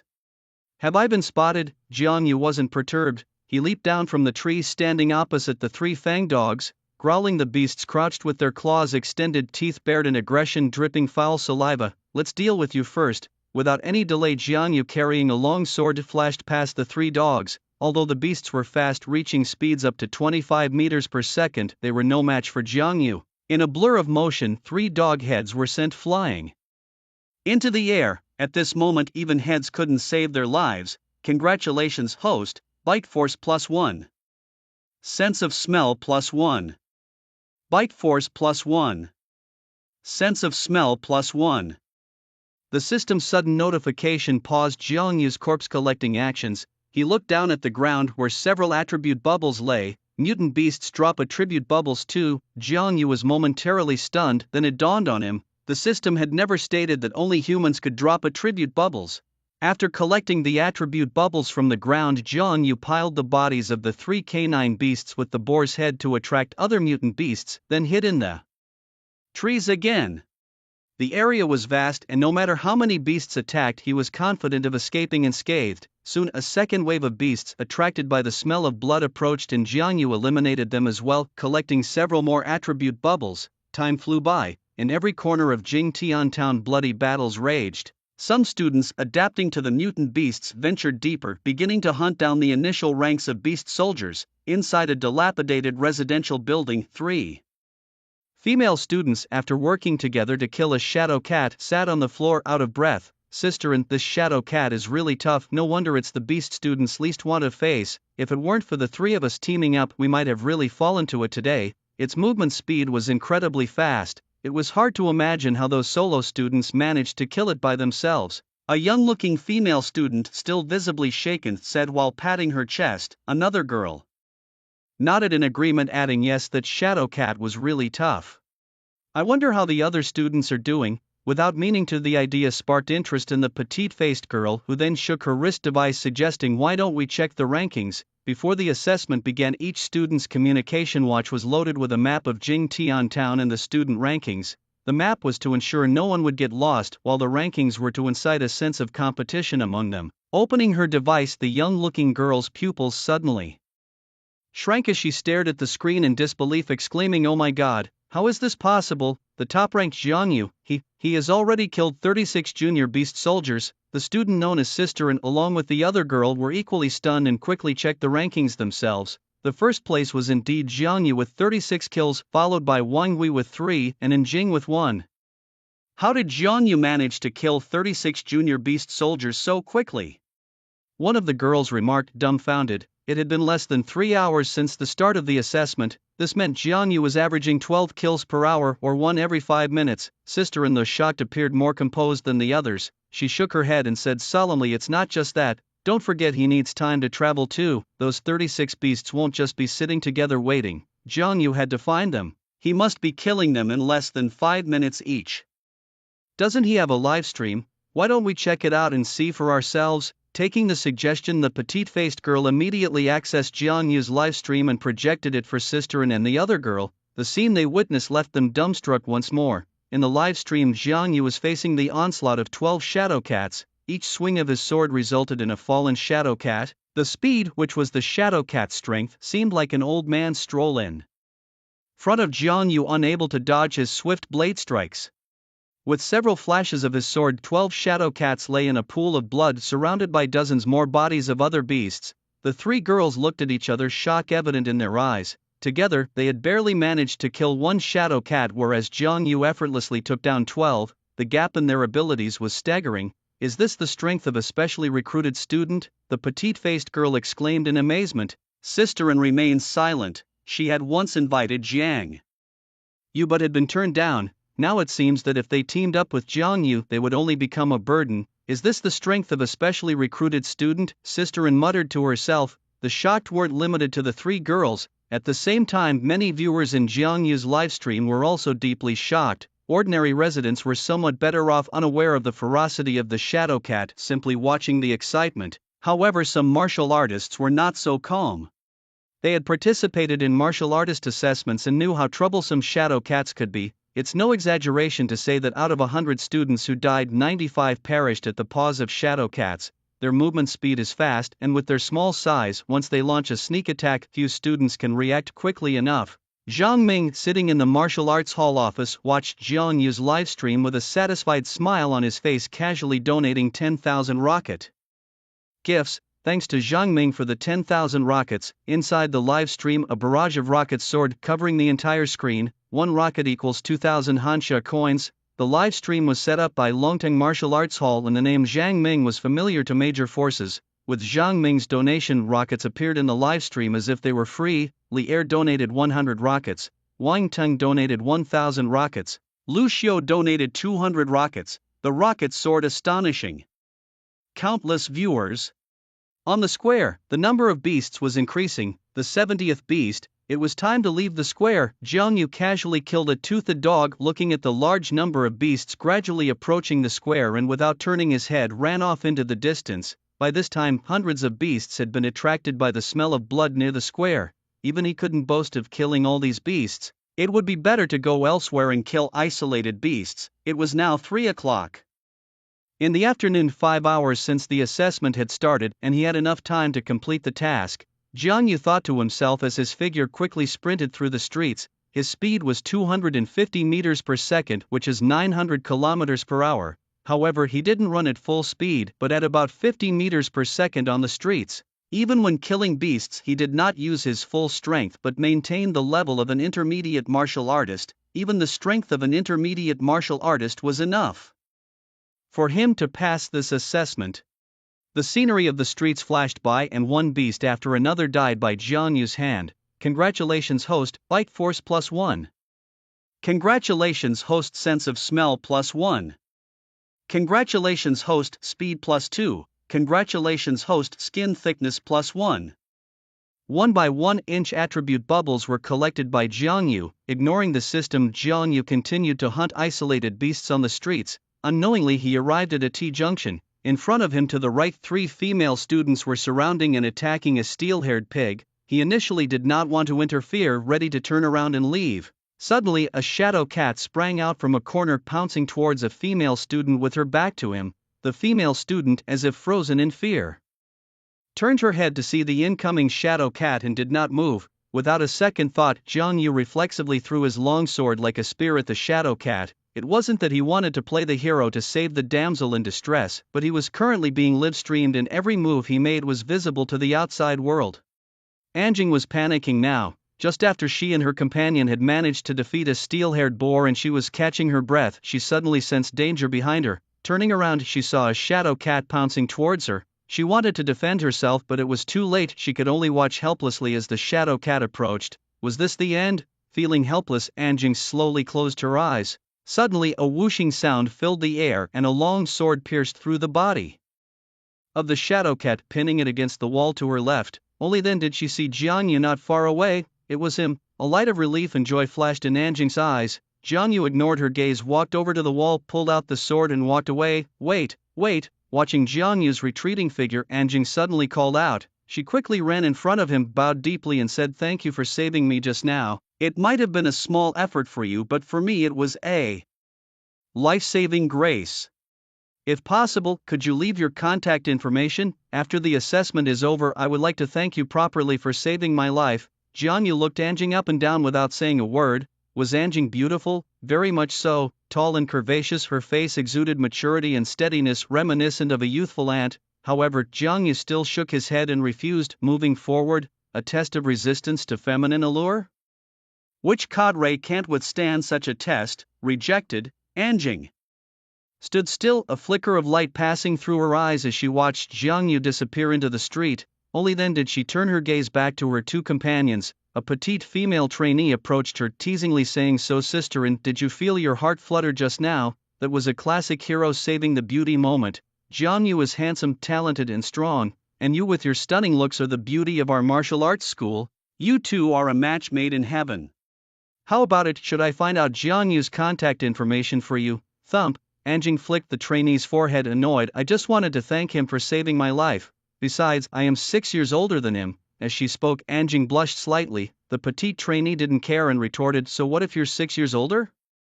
Sister, and haven't you heard that being 3 years older means holding a gold brick, and 6 years older means holding 2 gold bricks? You being older than him means you can take care of his daily life. Let me tell you, Jiang Yu is the only special admission in the last 10 years. Once he passes the assessment, countless girls will want to marry him. If you don't cherish this opportunity, you'll regret it when he's taken by someone else. A handsome and talented man like him is exactly my ideal boyfriend." Ignoring the petite trainee, Anjing turned and walked away. Meanwhile, far from the trio, Jiang Yu followed the map alone, heading towards the core area.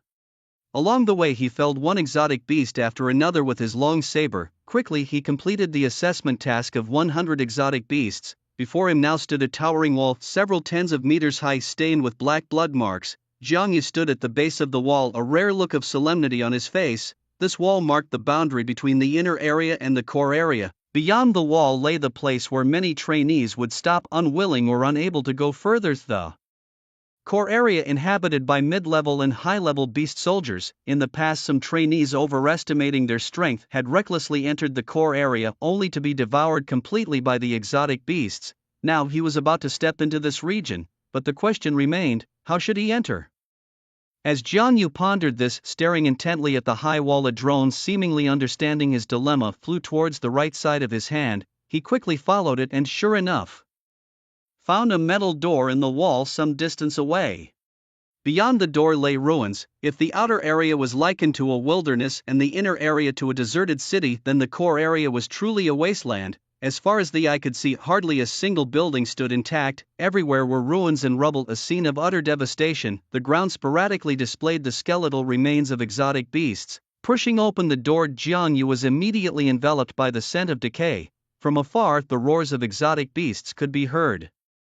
Intermittently, stepping into the core area, Jiang Yu did not immediately seek out these beasts. Instead, he opened his attribute panel. Host, Jiang Yu, rank, Junior Marshal General, superpower, Ice type G grade, 80 out of 100, strength, 12,000, speed, 260 meters per second, mental power, 850, skills, master level saber technique, 600/1000, master level boxing, 520/1000, master level shooting, 220/1000, master level swordsmanship, 240/1000, cultivation techniques, master level guiding technique, 400/1000.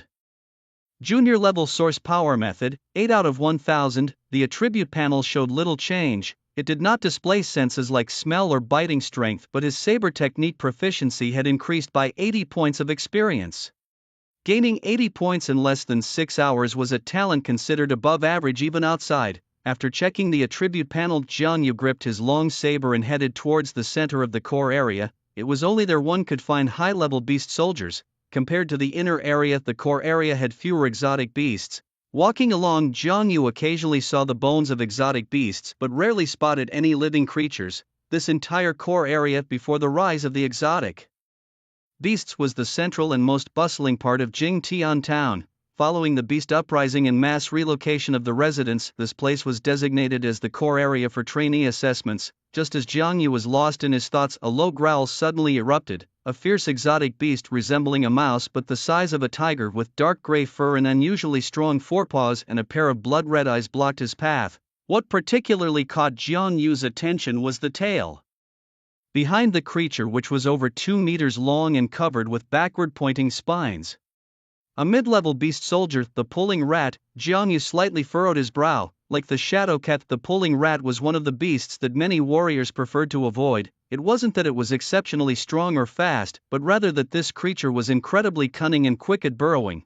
It favored bullying the weak and feared the strong, and it was also vengeful. If it encountered a weaker opponent, it would attack and kill. On the other hand, if it faced a stronger opponent, it would swiftly dig a hole in the ground and escape underground. Its burrowing speed was comparable to that of a drilling machine, capable of digging a several tens of meters deep hole in the ground in just a few seconds. Most infuriatingly, during its burrowing, you couldn't pursue it. If you did, its rear would release a foul stench that would make you question your life choices. Even a martial god couldn't stand the smell. Once a warrior, disbelieving, tried to pursue a pulling rat while it was digging.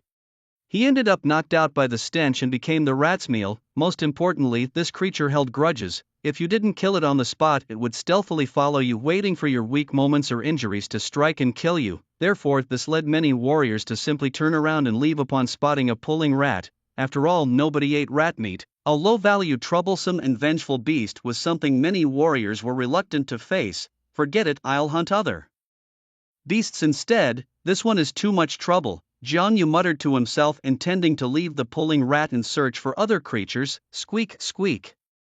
But the pulling rat wasn't ready to let Jiang Yu go. Calling out, it moved its limbs and charged at Jiang Yu, as if it perceived him as an easy target. Its tail stood erect like an antenna towering into the air. The spines on its tail were chilling to behold. Seeing no way to dodge, Jiang Yu hesitated no longer. He gripped his long knife tightly, ready to deliver a fatal blow to the pulling rat. Killing the pulling rat offered only one chance. Once injured and sensing a formidable opponent, it would burrow into the ground, and once it had its eyes on you, troubles would follow, especially in the wilderness. Warriors often spent days to months in the wilderness, choosing to stay overnight. Imagine just as you're about to rest at night, the pulling rat suddenly burrows up from the ground, releases a foul stench at your campsite, and then runs away. It would infuriate anyone, and anger was futile unless you carried a rocket launcher, a heavy weapon with significant destructive power. Otherwise, you really had no way to deal with it. Ordinary firearms couldn't penetrate its hide. The pulling rat drew ever closer to Jiang Yu. When it was less than 5 meters away, it suddenly stopped, sizing Jiang Yu up with a pair of almost human-like eyes, cunning occasionally flickering through its large rodent eyes. Jiang Yu remained still, sizing up the pulling rat in return. 5 meters wasn't a great distance. With his speed, he could close it in an instant. But if he couldn't kill the pulling rat with one strike.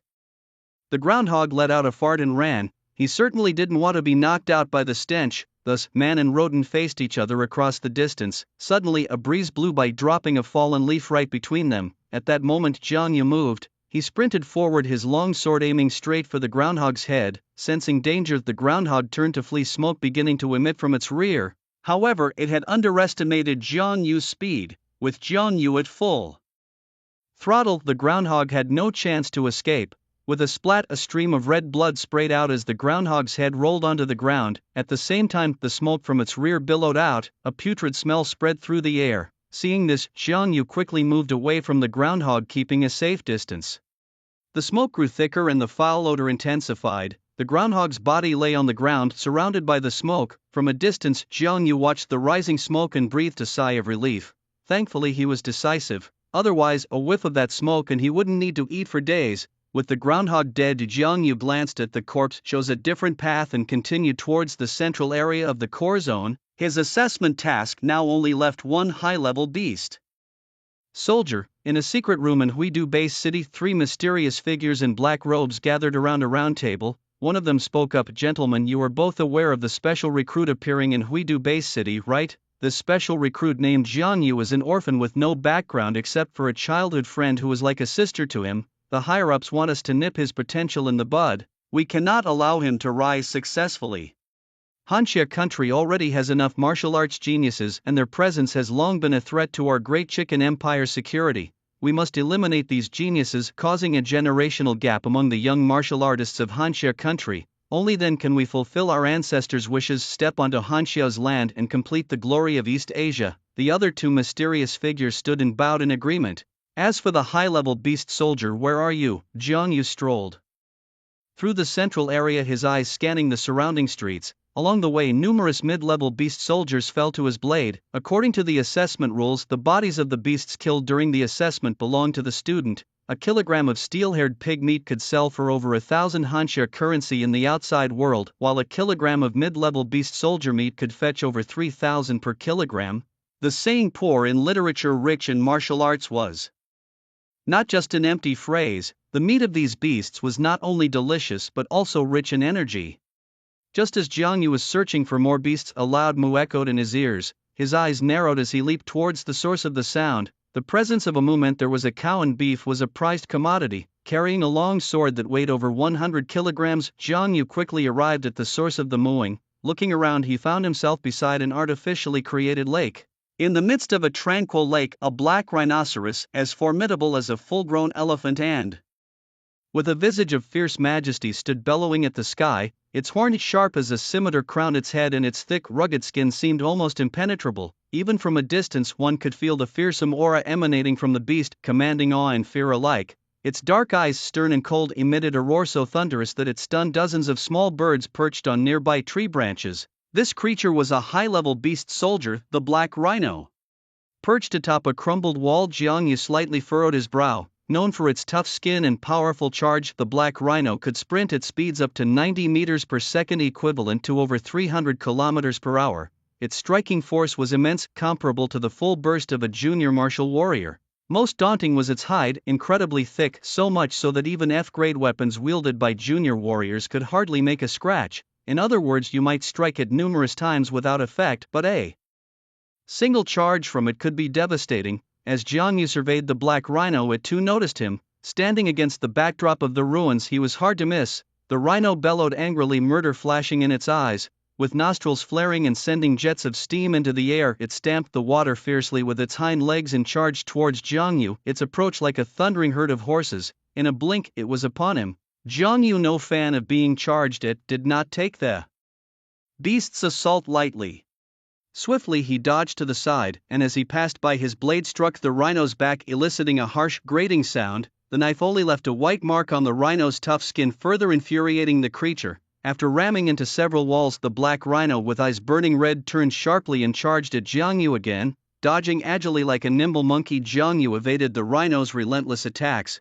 Meanwhile, on a bus, a young man with white hair monitored the performances of various students, his expression alternating between approval and disappointment. As time passed, several students had already resorted to using flares and energy spheres, signaling their defeat. Others struggled on, their failure seemingly inevitable. However, the white-haired young man's gaze returned to the live broadcast of Jiang Yu's fierce battle with the black rhino, a look of satisfaction crossing his face. Jiang Yu had completed the first 2 assessments much faster than expected, taking only 6 hours instead of the predicted 10 to kill 100 junior-level beast soldiers and 1 mid-level beast soldier. Now, only the formidable black rhino remained, proving to be a formidable challenge in the final assessment. The young man with white hair curled the corners of his mouth into a mischievous grin. He had personally released the black rhinoceros into the core area specifically to test Jiang Yu. To prevent the challenge from being overly difficult, he had deliberately inflicted several wounds on the rhinoceros' nape and limbs. These wounds were critical. They allowed anyone who found them to bypass the beast's thick skin and kill it. Without locating these vulnerabilities, Jiang Yu's strength and his long knife would hardly make a dent in the rhinoceros' tough hide. Wait, the white-haired youth seemed to notice something. His expression suddenly turned serious, and a look of surprise appeared in his eyes. He quickly shouted to a staff member nearby, "Quick, control the drone, shift the live broadcast camera to the ground." "Yes." The staff member responded, rapidly typing on the keyboard. Instantly, the live stream's view changed. Watching the new footage, the young man's face grew even more astonished.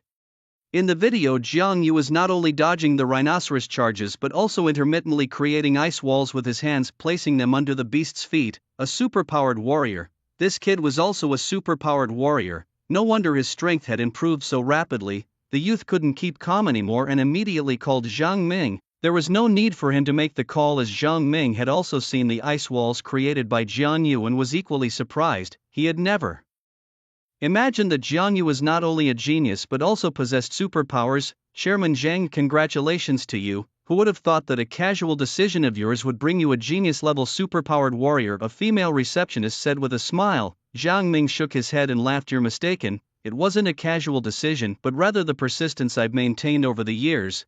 I'd given a basic cultivation book to every potential student who came to take the preparatory warriors assessment. Over 10 years, I've distributed thousands of these books. Now my investment has finally paid off. This time I want to see how Big Brain continues to mock me at the martial arts conference, laughing at our guild for lacking geniuses." Thinking of something, a smile began to curl up on Zhang Ming's lips. Meanwhile, about 10,000 kilometers away from Huadu Base City in the New Moon Base City, inside the Longting Martial Arts Guild branch, a man with a big bald head was watching Jiang Yu's warrior assessment live broadcast with a young man about 20 years old. Seeing that Jiang Yu could not only fight the black rhinoceros alone but was also a superpowered warrior, the bald man's expression changed. He turned to the young man beside him and said, "Raymond, you've seen Jiang Yu's battle live. What do you think? This time Zhang Ming has indeed stumbled upon a treasure, but I don't care whether Jiang Yu is a treasure or not. All I know is that our base city must not lose to Huadu Base City." In past years, Huadu Base City has always been at the bottom of the rankings at the martial arts conference. I've mocked Zhang Ming a lot because of this. If Zhang Ming ends up on top, he won't let me off easily. I don't want to see him gloat, so no matter how hard you try, you must defeat Jiang Yu. Do you understand? "Understood, teacher," the young man replied respectfully. Indeed, there was something off about the black rhinoceros. Initially, when it charged, its speed was incredibly fast, and its steps were powerful. However, after several charges, its hind legs evidently began to falter. Moreover, as it collided with the walls, a large amount of cement dust fell. Shockingly, there was blood visible on the back of its neck. These signs were enough to indicate that the rhino had recently been injured. Only a fresh wound, not yet healed, would still be bleeding. In the core area, Jiang Yu stood on an open ground watching the wildly charging black rhino, his eyes sparkling with a keen light. From its repeated charges, he quickly noticed an issue with the rhino's hind legs. Whether human or animal, there's an instinct to protect an injured part after harm. The rhino was no exception. During its later charges, the explosive power of its hind legs noticeably weakened as it seemed cautious about exerting too much force. As for the location of the wound, Jiang Yu looked towards the rhino's upper hind legs, examining them back and forth. It was highly likely on the thigh, but he wasn't sure. Regardless of the location, a few more cuts would reveal the truth. Jiang Yu narrowed his eyes, gripped his long knife tightly, and waited quietly for the rhino to charge again. Ha! Ha! The black rhino stood opposite Jiang Yu, its red eyes fixed on him, breathing heavily through its nostrils. Oh, what a sight! This human in front of it was as nimble as a monkey, jumping up and down, exhausting the old bull considerably. But then, what did it mean when this human extended his middle finger? Was it a sign of disrespect towards him, the old bull? The black rhino, looking at Jiang Yu's extended middle finger, was burning with rage and charged at him with its horn. Its limited intelligence told it that the gesture was definitely not a friendly one. Moo!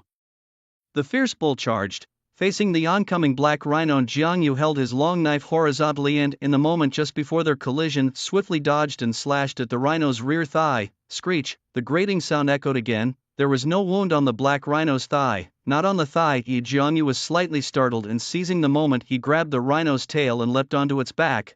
Although there was no wound on the thigh, the wound on the neck was unmistakable. Realizing that Jiang Yu had climbed onto its back, the black rhino started violently shaking its body, seemingly trying to throw Jiang Yu off. Jiang Yu, one hand with the knife and the other grabbing the bull's hair, climbed towards the rhino's neck. This is the inadequacy of the weapon. A small knife used for sharpening pencils, how could it possibly be suitable for opening a vent on an old bull? It must be said, the black rhino was indeed large. By Jiang Yu's estimation, it weighed at least 5 tons. At the neck, covered with a large amount of cement dust from hitting the wall, some of the dust was stained with fresh blood.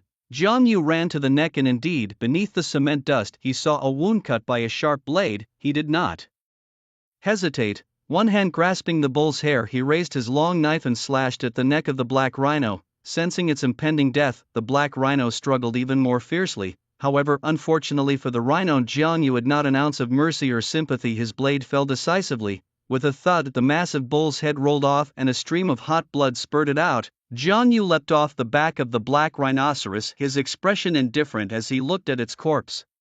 Humans and mutant beasts were natural enemies, locked in a struggle of life and death. Rather than pity the beasts, it was the humans who fell victim to them that deserved sympathy. When the beasts first rose, billions of humans perished. The rhinoceros might have been innocent, but the steak was truly delicious. After slaying the black rhinoceros, Jiang Yu pulled a flare from his pocket and fired it into the sky. Whoosh! A firework burst open in the air, with nothing else pressing, and after confirming there were no other beasts nearby, Jiang Yu opened his own live streaming channel for the first time. As soon as he went live, a barrage of virtual rockets soared continuously and his viewer count shockingly reached over 100 million. Our base city's genius has finally graced his own live stream, the viewers commented. Brother Jiang, do you need a cat? I can meow and warm your bed. Brother, name your price, how much to keep you for a year? Husband, the kids and I are waiting at home.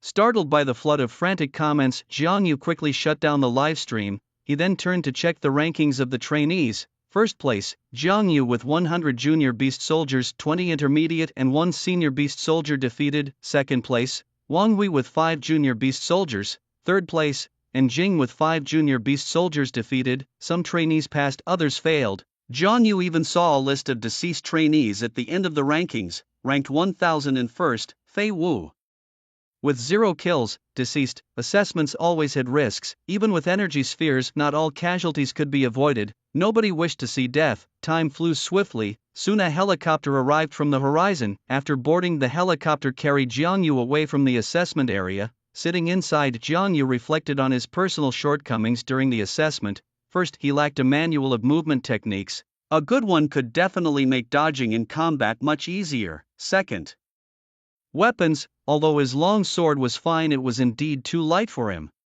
A better weapon could be crucial in battling mutant beasts. Third, his mentality. Having just slaughtered over 100 beasts, he felt a strong killing intent within him, so much so that he even thought about attacking the helicopter pilot. He realized this must be what they call post-combat stress disorder. As the helicopter flew through the air, it soon landed on the outskirts of Jingtian town. Jiang Yu stepped off. On the ground, many trainees had already returned. Some looked dejected. Others were visibly excited. However, without exception, all of them quickly averted their gaze after looking into Jiang Yu's eyes. "My God, what a terrifying look," one of the trainees muttered. "Sister, and don't you feel Jiang Yu seems different now? He gives off a scary vibe." A female trainee with a delicate face said nervously beside Jing, and Jing frowned and replied, "It's the killing aura. He has developed a killing aura." "A killing aura? Does such a thing even exist in this world?" The petite girl spoke in an exaggerated tone.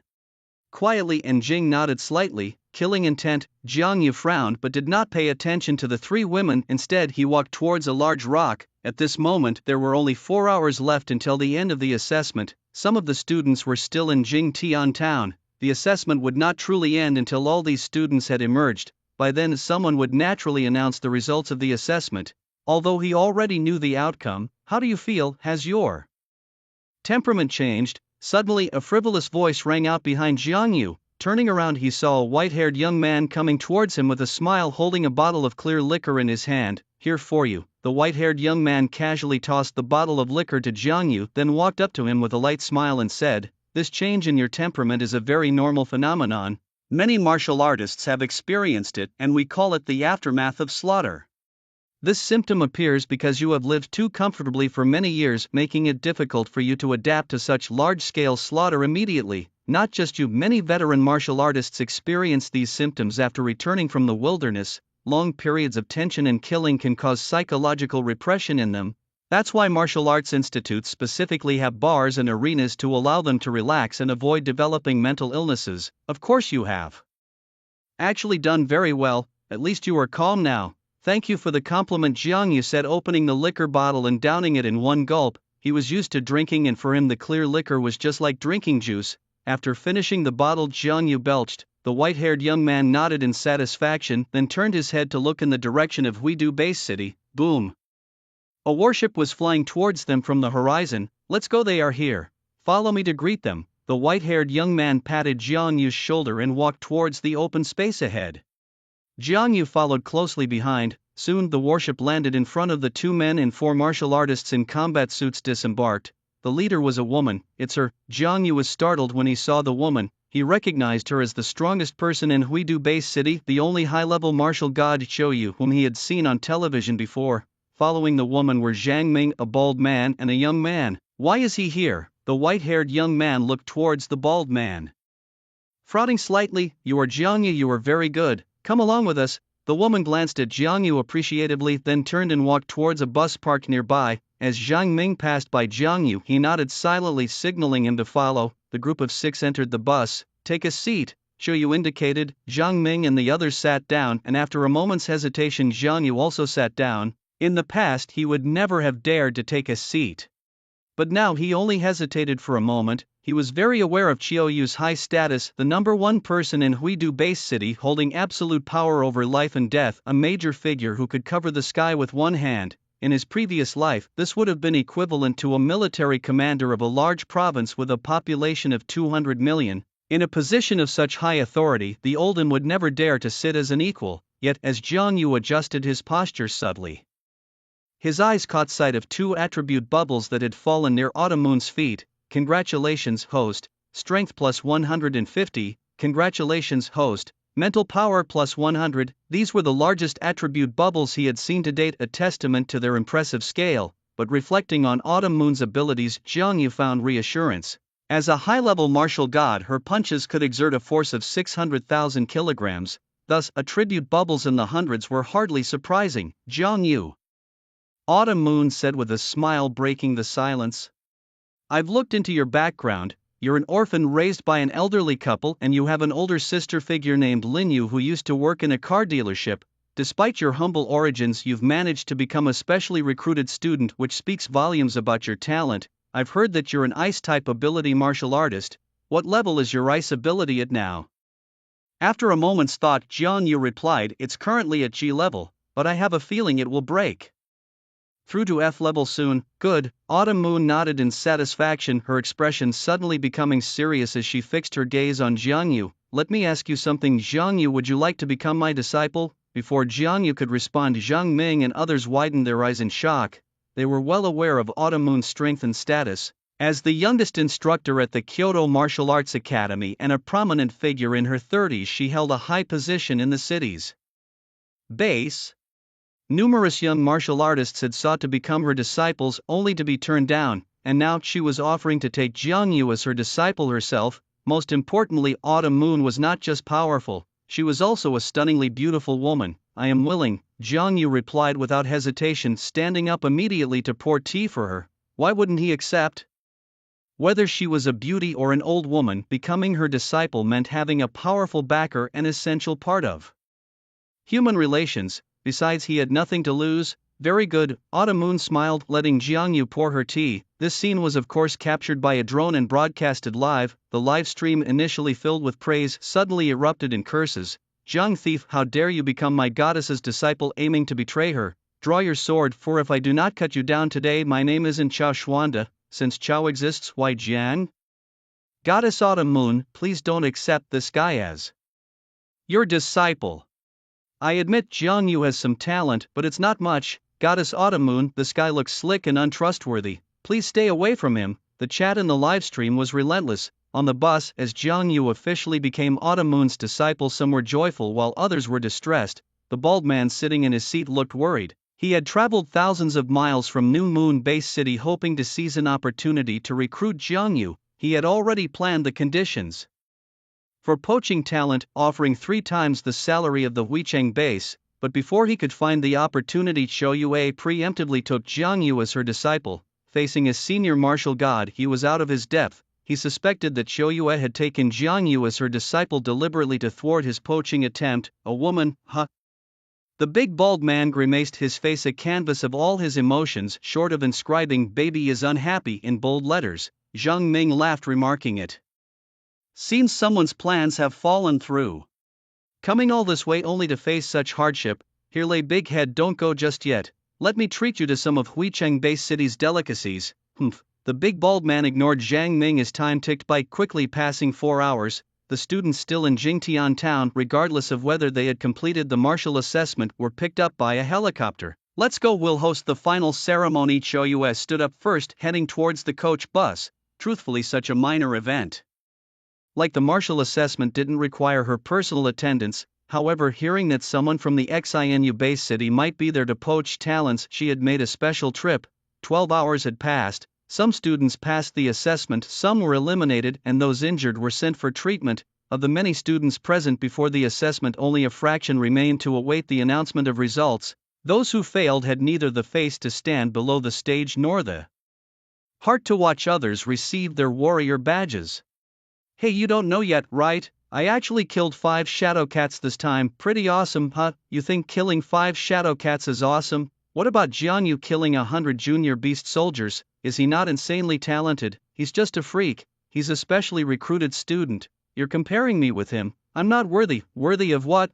The students whispered among themselves. Standing quietly among them, and Jing looked towards the coach bus, her eyes reflecting a complex mix of emotions. As a fellow student, why was the gap in their abilities so vast? Could this really be the difference between a genius and an ordinary person? Considering Jiangyu's achievements, her own count of slain beast soldiers seemed negligible. She had even nearly lost her life to a shadow cat. And sister, what are you thinking about? You're not thinking about Jiangyu again, are you? But it's understandable, he's so outstanding. If it were me, I would definitely pursue him. A petite girl approached her, speaking with an infatuated expression. Pursue him, and Jing's gaze grew even more complex, the scene of Jiangyu saving her lingering in her mind. Stop talking, the instructors are coming out of the coach bus and walking towards us, a student suddenly shouted. Instinctively, all the students turned their heads to look in the direction of the coach bus. Seeing Zhou Yue's figure, they were stunned, their eyes filled with admiration. It's Zhou Yue, the martial god herself in person. To think I would one day see the living goddess Zhou Yue. She's here to award us the warrior badges. This is truly an honor. Wake up everyone, Autumn Moon martial god was here for Jiangyu. didn't you all see Jiang Yu's live stream just now? Autumn Moon Martial God has already taken him as a disciple. What? The students all looked at Jiang Yu, their eyes brimming with envy. A beautiful and strong female teacher, which student wouldn't want that?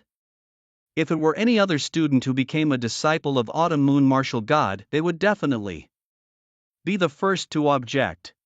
But thinking of Jiang Yu's strength, aside from envy, all the students could feel was helplessness. They simply couldn't beat him, single-handedly slaying 100 junior beast soldiers, 20 intermediate and 1 advanced beast soldier. Ask yourself how many warriors can achieve that. Even seasoned warriors who have passed the assessment for years might not achieve such feats, but Jiang Yu did. Hey Chubby, didn't you always swear by Autumn Moon Martial God as your goddess? You once said that anyone who wants to be her disciple must first get past you, right? Why don't you challenge Jiang Yu and let us see your style? Among the students, a male student nudged the chubby one next to him, asking with a smile. The chubby student immediately shrank his neck and shook his head. Forget it, who dares to challenge Jiang Yu? That freak. Even the black rhino died at his hands, and I'm definitely not as tough-skinned as a black rhino. I don't want to be masochistic, the students whispered among themselves. A soft cough sounded. Under the watchful eyes of the students, Autumn Moon and others stepped onto the podium. Ladies and gentlemen, a young man with white hair stepped forward and scanned the faces of all present, speaking solemnly. First of all, I want to congratulate you on passing the warrior assessment. From today you will become true warriors. Secondly, I hope you remember your original aspirations and take up the responsibility of a warrior to protect the safety of all. Furthermore, today is your lucky day. Next, please welcome Autumn Moon Martial God to award you the warrior badges. Applause broke out. Jiang Yu stood in the middle of the academy, clapping enthusiastically, when he suddenly felt someone pat his shoulder. Turning around, he saw Zhang Ming standing behind him. Come with me. Zhang Ming nodded, turning and walking towards the bus. Jiang Yu followed. Inside the bus, Zhang Ming locked the door, his expression serious. Jiang Yu with Autumn Moon Martial God present. Earlier there were some things I couldn't discuss with you. Did you know that during your assessment period someone wanted to harm you? Who? Jiang Yu's eyes narrowed, a hint of murderous intent flashing through them. Zhang Ming didn't respond but tapped on his communication watch, and a blue virtual screen appeared in the air. On the screen was a scene of Wei Fong lying in a hospital bed talking to a man.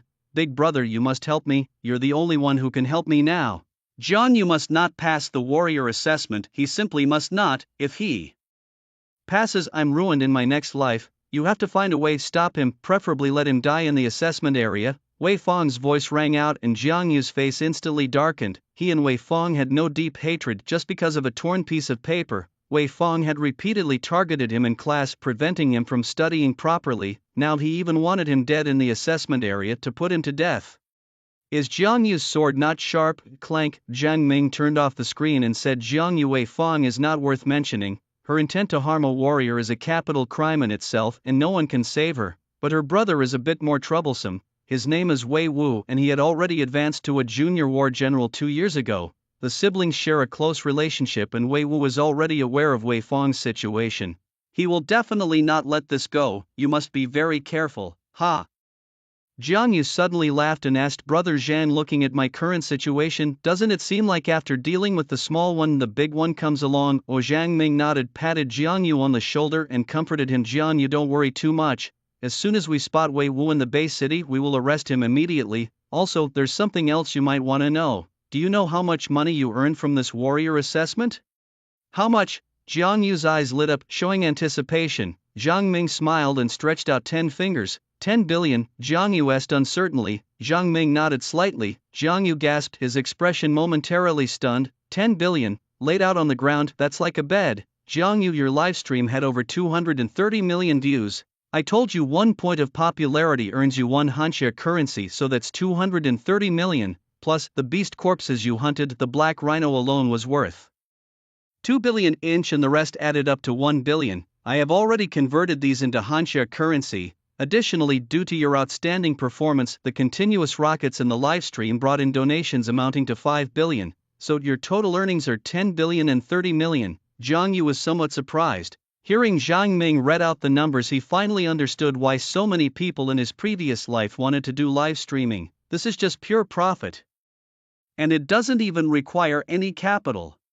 The money, I will have someone transfer it to your account later. But since you killed the beasts during an assessment, there are no contribution points for you this time. Jiang Yu, let me remind you, being a special recruit is different from being an ordinary warrior. From the moment you chose the path of a special recruit, you were destined to face more difficulties than ordinary warriors, and more enemies as well, Jiang Ming said earnestly. After speaking, he patted Jiang Yu on the shoulder and walked out of the car. Difficult? Is a junior war general strong? Jiang Yu looked at his attribute panel and shook his head with a smile. On the high platform, many students were still waiting to receive their warrior badges. For some students, becoming a warrior was not so much about honor as it was about improving their standard of living. Take the steel-haired pig for example. One weighing over 600 pounds could be exchanged for about 600,000 Hansha currency, for a not-so-wealthy family. That was a considerable amount of money. And that was just the price of one steel-haired pig. What if there were 100? How much would that be? The advantage of humans over beasts is their higher intelligence, knowing how to utilize external forces. Of course, if a warrior unfortunately dies at the claws of a beast, the state and the martial arts hall will also provide a significant sum for settling the family. On the bus, Jiang Yujing waited for the martial artist badge ceremony to end before heading home. Meanwhile, the outside world was in a huge uproar. Although it had been 4 hours since Jiang Yu's assessment ended, the excitement among netizens had not diminished in the slightest. This was the first time in the past 10 years that the residents of Huadu Bay City had seen such a thrilling live broadcast. Slaying beasts was as easy as slicing watermelons for him. This ignited the hearts of countless netizens, fueling their desire to become martial artists themselves, who didn't have a dream of heroism in their youth, wishing to carve out their own piece of the world. Jiang Yu had slain 121 beasts, including mid-level and high-level military beasts. Had I not seen it with my own eyes, I would have found it hard to believe that such feats could be achieved by an 18-year-old. So cool, I declare that from now on Jiang Yu is my idol. Forget about little Kuan, let him step aside. I heard that Jiang Yu was recently expelled from 3rd middle school. How could 3rd middle school be so blind? They even expelled a specially recruited student. Let me tell you, I was Jiang Yu's high school classmate and we used to eat spicy strips together. He even fed me by hand. High school classmate? I was his childhood sweetheart. We were betrothed as kids. In the education department of Dongyang District, Director Wu sat in his office watching the video of Jiang Yu killing the beasts, his face as dark as coal. Such a promising young talent gone. A tremendous fortune slipping right through his fingers was more painful than death. Especially after seeing Jiang Yu taken as an apprentice by Qiu Yu, which made him even more resentful towards Wei Fang. Being the apprentice of the top figure in the base city was a status that could rival even the Secretary General of the city mayor. Even the education minister would have to bow his head in Jiang Yu's presence now. Furious, extremely furious. Such a splendid opportunity ruined by a mere homeroom teacher. Director Wu grew angrier as he thought about it, picked up his phone and made a call with no room for doubt. From today, no school in Dongyang District is allowed to expel any student without my signature. Prohibit all homeroom teachers from undermining students and neglecting them. Additionally, I want a complete overhaul of our educational ethos, firing all teachers lacking in morals. With that, Director Wu slammed the phone down. In a high-rise residential area, Su Weiwei was sitting in her room texting on her phone. Knock, knock, knock. A series of knocks sounded at the door. A middle-aged woman bearing a resemblance to Su Weiwei entered. Mom, what's up? Su Weiwei put down her phone and asked. The woman walked up to Su Weiwei, took out a phone and opened a video of Jiang Yu smiling and asking, Weiwei, if I remember correctly, isn't this Jiang Yu your high school classmate? Have you been in touch with him lately? Mom, why do you ask? Su Weiwei responded, slightly evasive when Jiang Yu was mentioned. The woman sat next to Su Weiwei, took her hand gently and smiled. Weiwei, tell Mom the truth. Were you secretly dating Jiang Yu behind Mom's back? You can't fool me. I've seen Jiang Yu around our building several times, so how is it going now? Are you still dating him? Su Weiwei guiltily glanced at the woman and shook her head. No. Half a year ago his academic performance began to decline and he wasn't serious about studying anymore. I used academics as an excuse to break up with him. The woman screamed in shock, jumping up from the bed and scolded with disappointment. Weiwei, he was such a promising young man and you broke up with him? Do you know how many young girls want to marry Jiang Yu? And you broke up with him, even taking the initiative to do so? Su Weiwei opened her mouth, hesitant to speak. Was she wrong? No, she wasn't wrong. Her dream has always been to get into Tsinghua or Peking University. With Jiang Yu's initial grades, he couldn't get into those universities. He could only go to a normal college. A potential Tsinghua genius and a regular college student, even if they didn't break up, it would have been difficult for them to end up together. Is it wrong to want to climb higher? If there's blame, it's fate playing tricks. Who could have guessed that Jiang Yu would become a special admission student? Inside the Minghua Villa area, Lin Yu, seeing Jiang Yu pass the martial arts assessment, relaxed her tense emotions and felt genuinely happy for him. Ding-a-ling. Suddenly a phone ring broke the silence. An unknown caller. Lin Yu didn't even answer, she just hung up. In the past 4 hours she had hung up countless such calls. Initially she had answered a few, but the callers were mostly claiming to be relatives. Some claimed to be her distant aunt searching for her for years and now they had finally found her. Others claimed to be her uncle, Jiang Yu's uncle. She scoffed at these claims and hung up without mercy. She knew their motive. They saw Jiang Yu's success and wanted to bask in his glory. Not even worth considering. Where were these so-called relatives when they were in the orphanage? Where were they when the old couple adopted them? After the old couple passed away, leaving her and Jiang Yu alone and helpless, where were they then? Why didn't these aunts and uncles show up? Now that Jiang Yu was successful, all these relatives suddenly appeared. Their calculations were off the charts. Outside Jingtian town, after the distribution of the warrior badges, the students joyfully boarded the bus. Xiao Yu approached Jiang Yu alone. They sat opposite each other in an extremely luxuriously decorated warship. Xiao Yu, with her legs crossed and an expressionless face, said, "Jiang Yu, although I've taken you as my disciple, I'm too busy to monitor your training every day. I want to ask you about your views on martial arts or your plans moving forward." Jiang Yu thought for a moment and said, "Teacher, I plan to rest for a few days, then go into the wilderness to train myself. My understanding of martial arts is simple. It's about growing through killing. If martial arts aren't about killing, what's the difference from just lifting weights?" Xiao Yu nodded. Indeed, killing can indeed help a martial artist rapidly increase their strength. But you are too young, unaware of the dangers of the wilderness. Alright, let's see. Autumn Moon pulled out a phone number and handed it to Jiang Yu, saying, "This is the contact for the Fire Dragon Squad. You can join them and head to the wilderness with them." The Fire Dragon Squad. Jiang Yu took the phone number. Autumn Moon continued, "The Fire Dragon Squad is a team with over a decade of experience in the wilderness. They have a very good reputation and there are no incidents of them killing or looting. You can trust them." Okay. Jiang Yu pocketed the phone number, stood up and left the warship to return to the bus. 5 minutes later, the bus started moving, taking the group of students back to the base city. Sitting in the bus and gazing out of the window, Jiang Yu reflected on this assessment. He had gained a lot from it. Although it wasn't as quick as picking up attributes and enhancing his strength in the base city, his temperament had been tempered. As for Autumn Moon not being able to guide him personally, he didn't mind. In fact, it was exactly what he wanted. He was a true warrior. Host, Jiang Yu, level, Junior Martial General, ability, Ice type, G grade, 80 out of 100, strength, 12,500.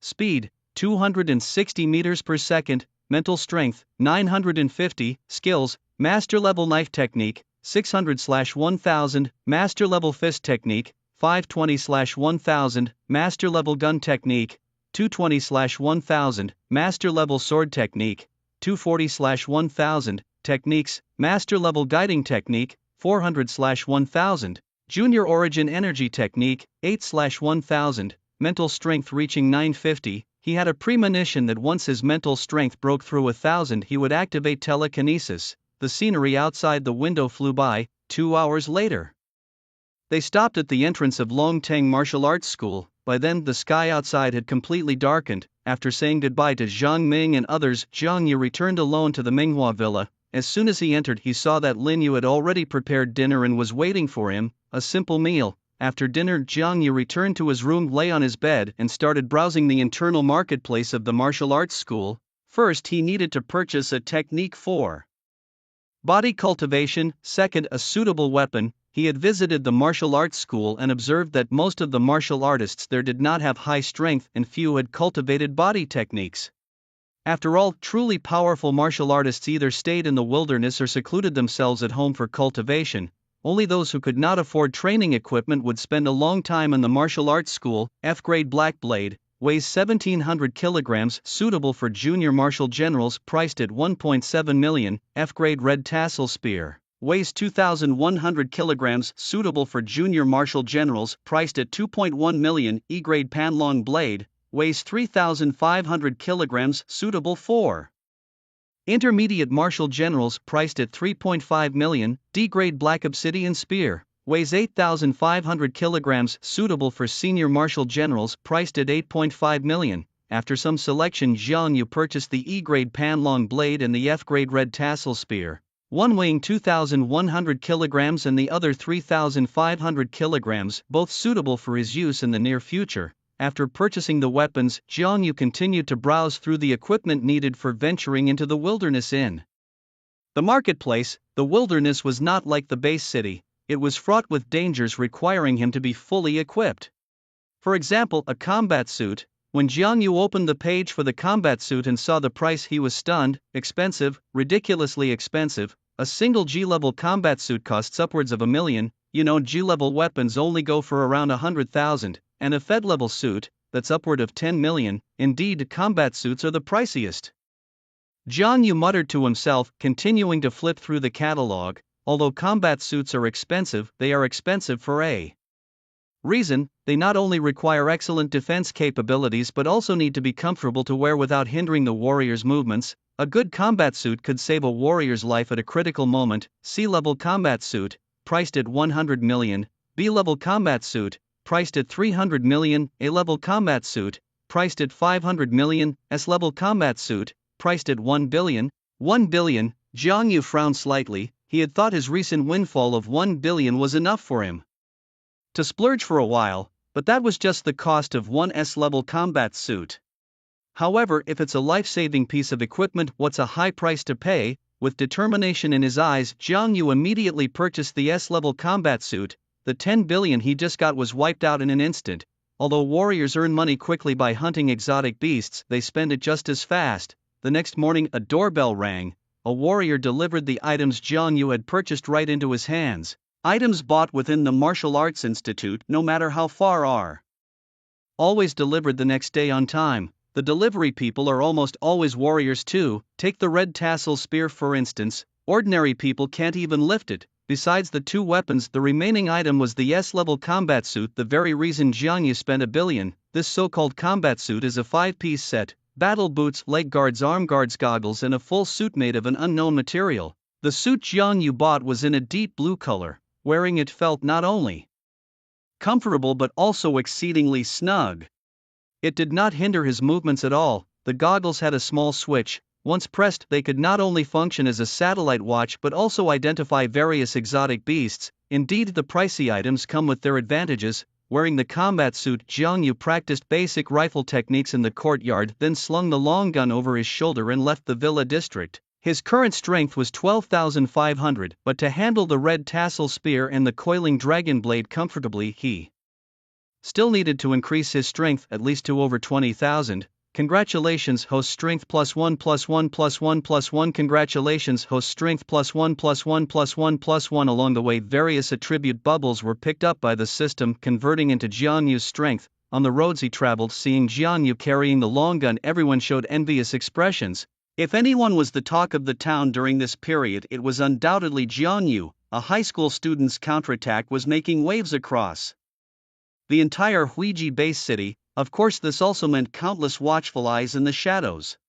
A special recruit's head in some dark organizations could be worth a lot, like the Basin Chicken Gang. They would love it if Hansha country had no talents. But although there were many watching eyes in the shadows, not a soul dared to make a move in the base city. The major dark organizations might be evil, but they are not fools. Assassinating a talent was something only done behind closed doors. Moreover, the task must be executed flawlessly, leaving no trace for the Longtung martial arts school to discover. Otherwise, no organization can withstand the wrath of the Longtung martial arts school. Congratulations to the host on the increase in power.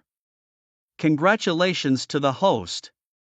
As these voices echoed continuously in his mind, Jiang Yu walked swiftly through the streets. He could cross a street in just a few seconds, but unfortunately, there were not many attribute bubbles dropped on the streets, and some had already vanished automatically. After 3 hours, Jiang Yu had only collected 6,000 points of strength, which left him somewhat disappointed.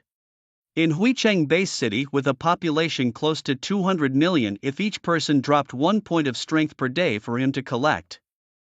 Jiang Yu chuckled, discarding this unrealistic thought from his mind as he headed towards a psychiatric hospital. He remembered that this hospital had many mental attribute bubbles. His mental strength had reached 950, and it was time to break through the 1,000 mark. the last time he avoided entering the psychiatric hospital for fear that the staff might confine him as a mentally ill patient. But this time was different. If anyone dared to treat him as a mentally ill patient, he would make them truly become one. The second psychiatric hospital, a large institution that had been operating for 30 years and housed 3,000 mental patients, stood before Jiang Yu. As he stood at the entrance, the system's voice continued to ring in his mind. Congratulations to the host for +1 mental strength. Congratulations to the host for breaking through the 1000 mark in mental strength. Would you like to activate psychic powers? Yes, activating now. With a booming sound, Jiang Yu's mind thundered, momentarily stunning his thoughts. His head began to swell as if something was trying to split his brain in two. It hurt, really hurt. Jiang Yu instinctively clutched his head. It felt as if, like Pangu splitting heaven and earth, someone was cleaving his mind open with repeated strikes, and the fissure kept widening. A golden seed appeared within the split. This is. As the golden seed emerged, Jiang Yu's headache vanished. He felt a newfound control over objects around him. It seemed with a mere thought he could manipulate objects from afar. Was this the power of a psychic? Not far away, 2 green leaves slowly lifted into the air. To anyone else, it appeared as if the leaves were being blown by the wind. Only Jiang Yu knew it was his psychic power controlling the floating leaves. Psychic, a rare profession, if among 1,000 ordinary people only one could become a martial artist, and among 1,000 martial artists only one could be a mutant martial artist, then a psychic would be 1 out of 1,000 mutant martial artists. With a global population of over 100 billion, there were definitely less than 1,000 psychics. Each psychic was a treasure, a person of extraordinary innate talent. Their cultivation speed was extremely fast, far surpassing that of ordinary martial artists. If the cultivation speed of an ordinary martial artist was 1, then for a psychic, it could be 10 or even 20 or 30. More importantly, the attack methods of psychics were elusive, catching people off guard. They could control flying knives and daggers, striking unexpectedly when least expected. They can attack others' souls directly through mental power. Those with great strength can even control others' bodies to launch attacks. Mentalists are a group that all martial artists in the circle dread. All martial artists have a love-hate relationship with mentalists. Jiang Yu controlled the green leaves, looking towards the psychiatric hospital. 3,000 psychiatric patients, each dropping a bit of mental power. That's 3,000 points. 1 point of mental power is equivalent to the force of 1 kilogram.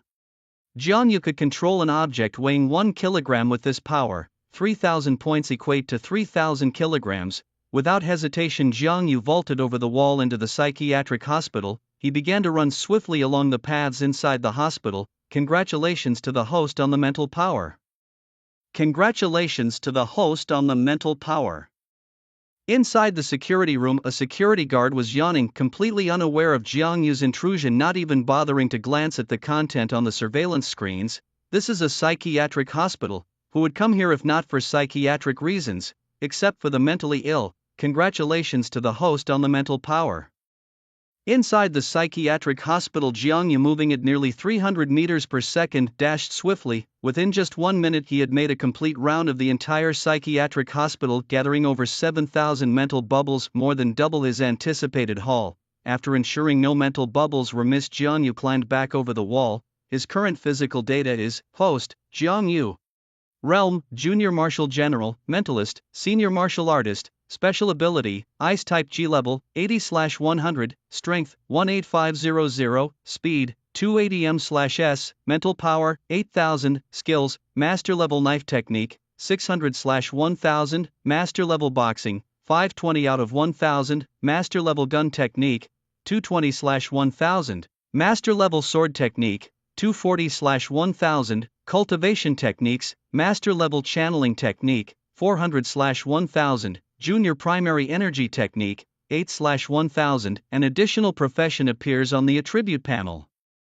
Precisely, a mentalist. Although the level of the mentalist isn't written, comparing with the martial realm, his current mentalist level should be that of a senior martial artist. His speed and strength are of a junior martial general. His ice type ability is also about to break through to F level, corresponding to a junior martial general. However, the information left at his martial hall marks him as a mid-level martial artist, having only recently broken through. At this moment, Jiang Yu is even eager to confront Wei Wu, but he knows he must continue to keep steady, not to act rashly, otherwise it's easy to encounter setbacks. After leaving the psychiatric hospital, Jiang Yu wandered the streets for another hour before returning to the Minghua villa. When he got back, Lin Yu had prepared a meal for him. The meal was abundant with both vegetables and meat. While eating, Jiang Yu thought of Lin Yu, who hadn't gone out for several days, and muttered, "Sister, you haven't been out for days, aren't you bored staying in? Should I arrange for Sister Hui and the others to go shopping with you?" Lin Yu smiled and shook her head. "No need, it's nice staying at home. The community has everything I need, so I don't have to go out. Besides, with popularity comes trouble. Now that you are so well known, what if I get tricked when I go out? I've heard that some organizations like to kidnap the families of martial artists. I definitely don't want to cause you any trouble. Staying home is good, right?" Jiang Yu nodded slightly. Indeed, the villa area has everything. There is a place specifically for supplying fresh ingredients to the families of martial artists, as well as a gym and an amusement park. Inside the villa, there is also KTV, a cinema, and other facilities. There really is no need to go out. Even if one feels lonely and wants to have fun, it's possible to invite some friends over to play. After eating, Jiang Yu returned to his room and dialed the number Autumn Moon had left for him. 138133838, beep. "Hello, is this the Fire Dragon Squad?" "Yes, I'm Jiang Yu. Departing to the wilderness in 3 days? Oh, okay." After finishing the call and agreeing to head out to the wilderness in 3 days, Jiang Yu hung up. Meanwhile, in a gloomy basement, a man with a sinister face watched Jiang Yu's live broadcast, his expression murderous. "Brother Wu, are we really going to kill Jiang Yu? He's this year's special recruit." A shorter martial artist beside him said with a worried expression. Wei Wu glanced at the shorter martial artist, his expression chilling. "What, are you scared? Don't forget, although Jiang Yu is a special recruit, he's just an intermediate martial artist. And I'm nearly a senior martial general. You guys are even higher level martial artists. With our strength, it's more than enough to kill Jiang Yu in the wild. But what if Jiang Yu stays in the base city and doesn't go out into the wild?" the shorter martial artist asked. Smack. Wei Wu slapped the shorter martial artist across the face, annoyed. "Are you a pig?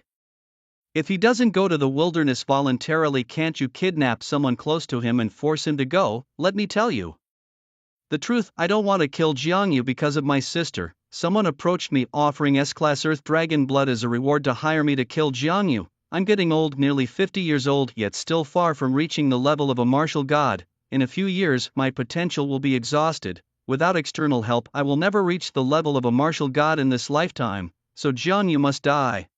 Only with his death can I obtain the S-Class Earth Dragon blood to enhance my potential and possibly break through to the level of a martial god." Martial artists, powerful beings, are humanity's main defense against strange beasts. Psychokinetic martial artists, an exception among martial artists, carry the power of natural elements. The powerful ones can freeze 3 feet of ice or burn mountains and boil seas. Psychokinetic teachers, favored by the world, can fly through the air and kill invisibly. In his room, Jiang Yu was reading about the differences between these 3. Around him, 6 flying knives circled, each as thin as a willow leaf. G-Class Willow Leaf Flying Knife, weighing 2 kilograms, exclusively for psychokinetic teachers, priced at 2 million Hanxia currency each. Indeed, the weapons and combat suits of psychokinetic teachers are far more expensive than ordinary weapons. Ordinary G-Class weapons would never cost over $1 million, but a Willow Leaf Flying Knife costs 2 million each, and 6 of them cost 12 million. Besides the Willow Leaf Flying Knives, Jiang Yu also purchased the first layer of the psychokinetic power method, which cost him 9.9 million Hanxia currency. This made him sigh at how expensive it is to be a martial artist, truly like spending money like running water. 11 billion Hanxia coins simply weren't enough. Money, he had to make money. Jiang Yu made up his mind, got up from the bed and walked out of the villa. In the small courtyard of the villa, Lin Yu was planting some flowers and plants. Seeing Jiang Yu come out, she put down her tools and asked with a smile, "Xiao Yu, are you going out?" Jiang Yu nodded. "Sister, I'm going to the martial arts gym. Don't wait for me to come back for dinner tonight." "Okay." After leaving the villa, Jiang Yu went straight to the inner hall of Longting Martial Arts Gym. He hadn't been there yesterday, and he didn't know how many cultivation bubbles had fallen in the gym. Congratulations to the host for picking up basic sword techniques +1+1+1+1+1. Congratulations to the host for picking up fist techniques +1+1. Congratulations. The system's voice rang out as usual, and the cultivation bubbles were picked up one by one. However, Jiang Yu's brows were furrowed with displeasure. There were quite a few cultivation bubbles in the martial arts gym, but they were not as abundant as before. These bubbles were far from enough to meet his needs. In 3 days he was due to venture into the wilderness. Master-level swordsmanship and boxing were sufficient for ordinary martial artists, but they were inadequate in the wilderness. The martial artists who dared to go there were at least high-level martial artists or military generals. Many of them had been practicing for years, even decades. Who among them didn't master at least one advanced martial skill? If he inadvertently clashed with these martial artists in the wilderness without a set of proficient martial skills, he would likely be at a disadvantage. Therefore, he set a task for himself for the next 3 days: to break through to an intermediate military general in speed and strength, to reach a junior military general in ice abilities and psychic abilities, and at the very least to master 2 proficient-level martial skills. Congratulations to the host. Congratulations to the host.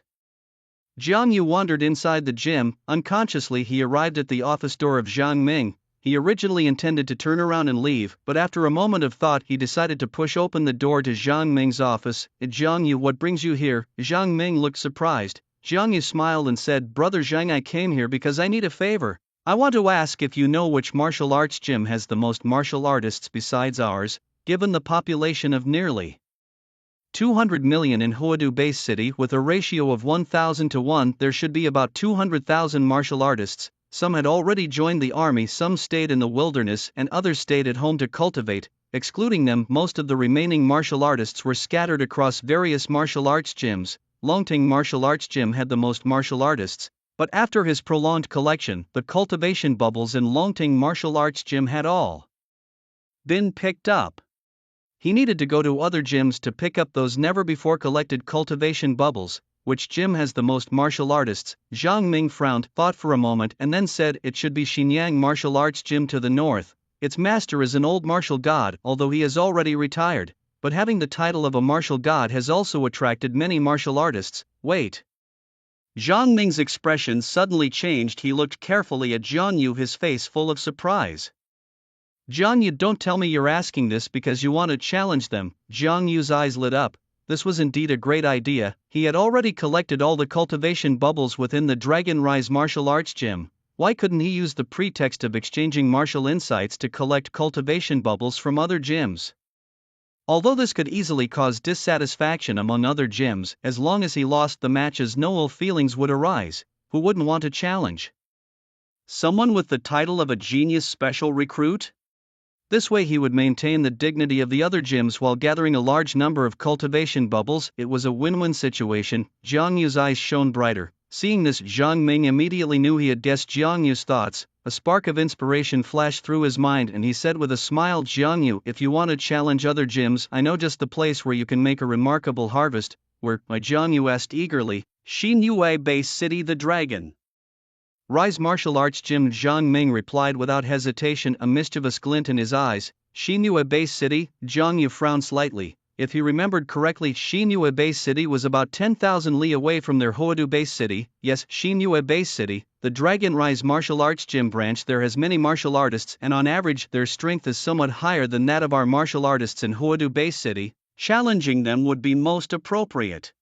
It won't offend the gyms in our own base city and you'll get to meet the geniuses from other base cities, Zhang Ming explained with a smile. Jiang Yu thought for a moment, then asked, Brother Zhang, how many martial artists are there training daily at the Dragon Rise Martial Arts Gym in Xinyue Base City? About 5 to 8,000, Zhang Ming replied instantly. 5 to 8,000. If we count one cultivation bubble per 10 people, that would mean 500 to 800 cultivation bubbles, plus the bubbles that have previously fallen, that wouldn't be less than 1,000 to 1,600 bubbles. Let's do it. Jiang Yu pondered to himself, his eyes revealing a determined look as he nodded at Zhang Ming. Brother Zhang, let's head to Xinyue Base City now. Good. Zhang Ming laughed. Zhang Ming was quick to act. In just a few minutes he had arranged a battleship eagerly taking Jiang Yu to fly towards Xinyue Base City. This was Jiang Yu's first time leaving the base city.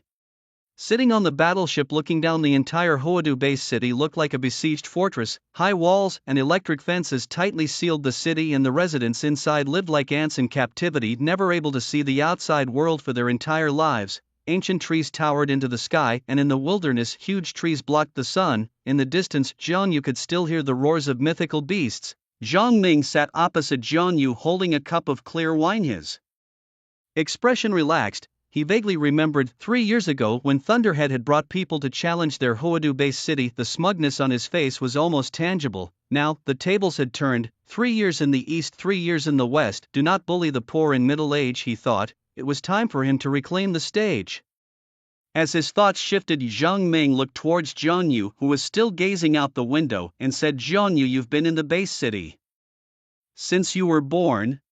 This is your first time out. How does it feel? Is the wilderness different from what you imagined? It's not as desolate as you imagined, is it? Jiang Yu nodded slightly. Indeed, it's different. I always thought that the wilderness was just a bare patch of land. I didn't expect the trees to grow so lushly. Some trees are even taller than buildings. Jiang Ming chuckled. When I first left the base city, I was just like you, curious about the wilderness and wanting to venture into it passionately. But as time passed, I realized I was wrong. The wilderness is not as wonderful as I thought. Beneath its beautiful scenery lies a huge life and death crisis, utterly merciless. In contrast, the base city is different.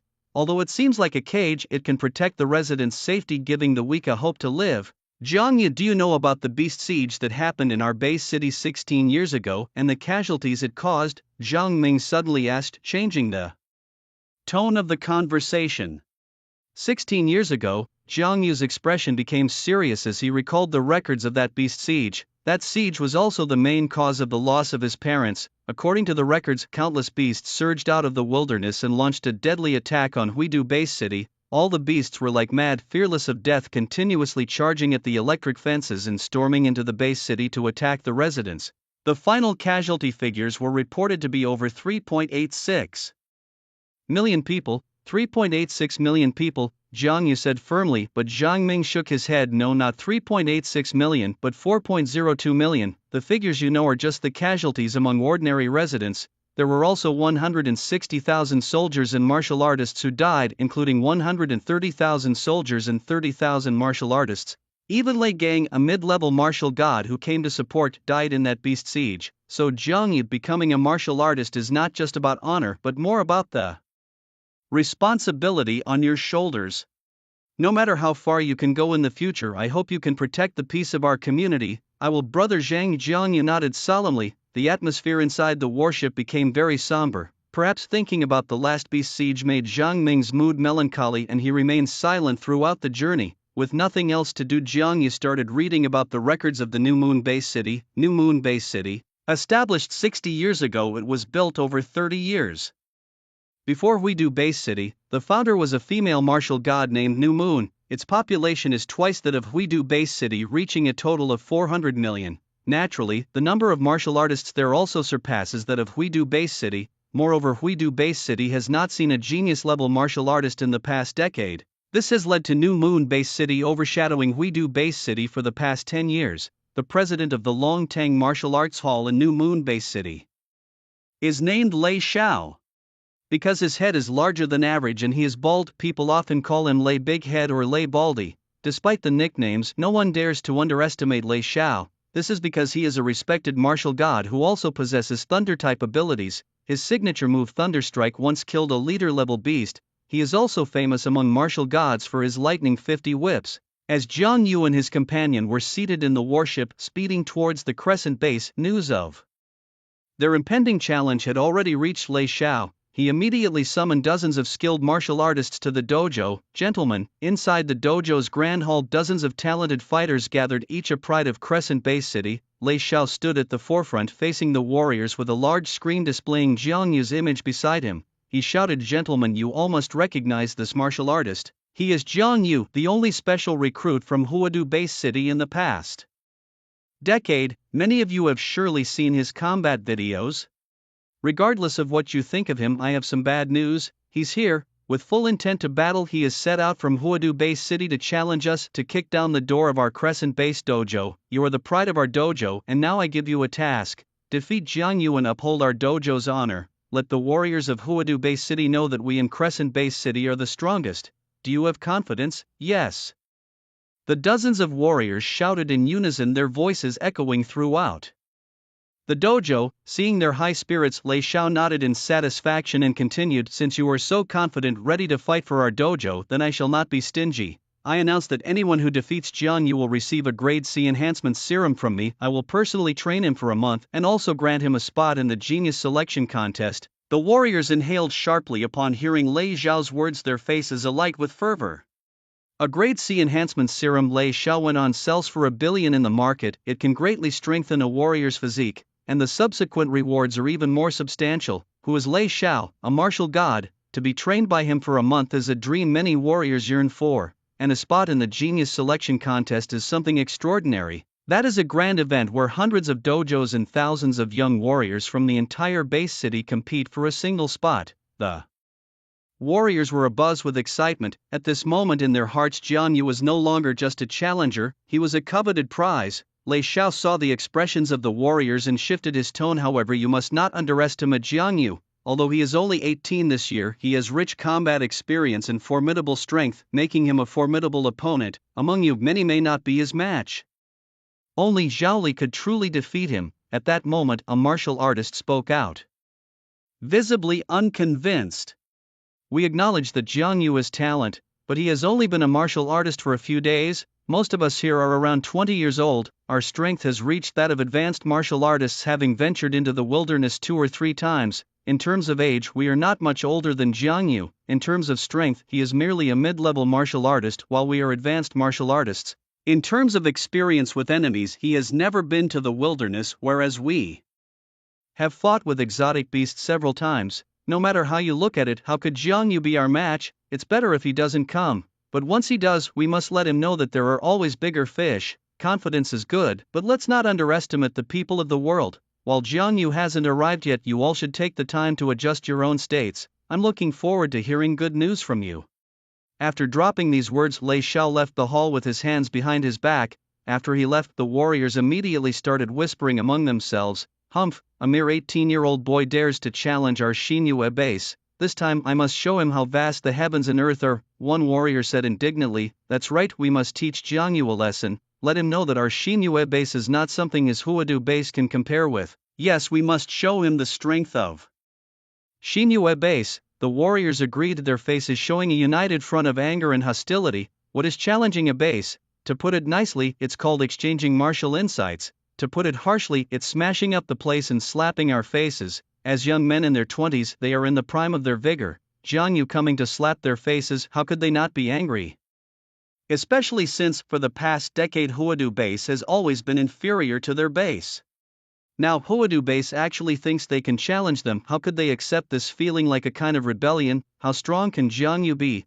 Could he possibly be a senior warrior? Even if he is, what of it? We have so many people. With junior brother Raymond and senior brother Zhao Li, a mere specially recruited student wants to slap our Xinyu base's face. He's thinking too simply. Inside the warship, after a period of silence during the journey, Zhang Ming spoke again. "Zhang Yu, do you believe that Lei Big Head is gnashing his teeth at you right now? Knowing him, he will definitely gather all the talents from his martial arts school and promise great rewards trying to teach you a lesson. If Lei Big Head can promise great rewards, I, Zhang Ming, certainly won't be stingy. Here's the deal. In this challenge, for every opponent you defeat, I'll reward you with 5 million Hansha coins. The more opponents you defeat, the more money you get.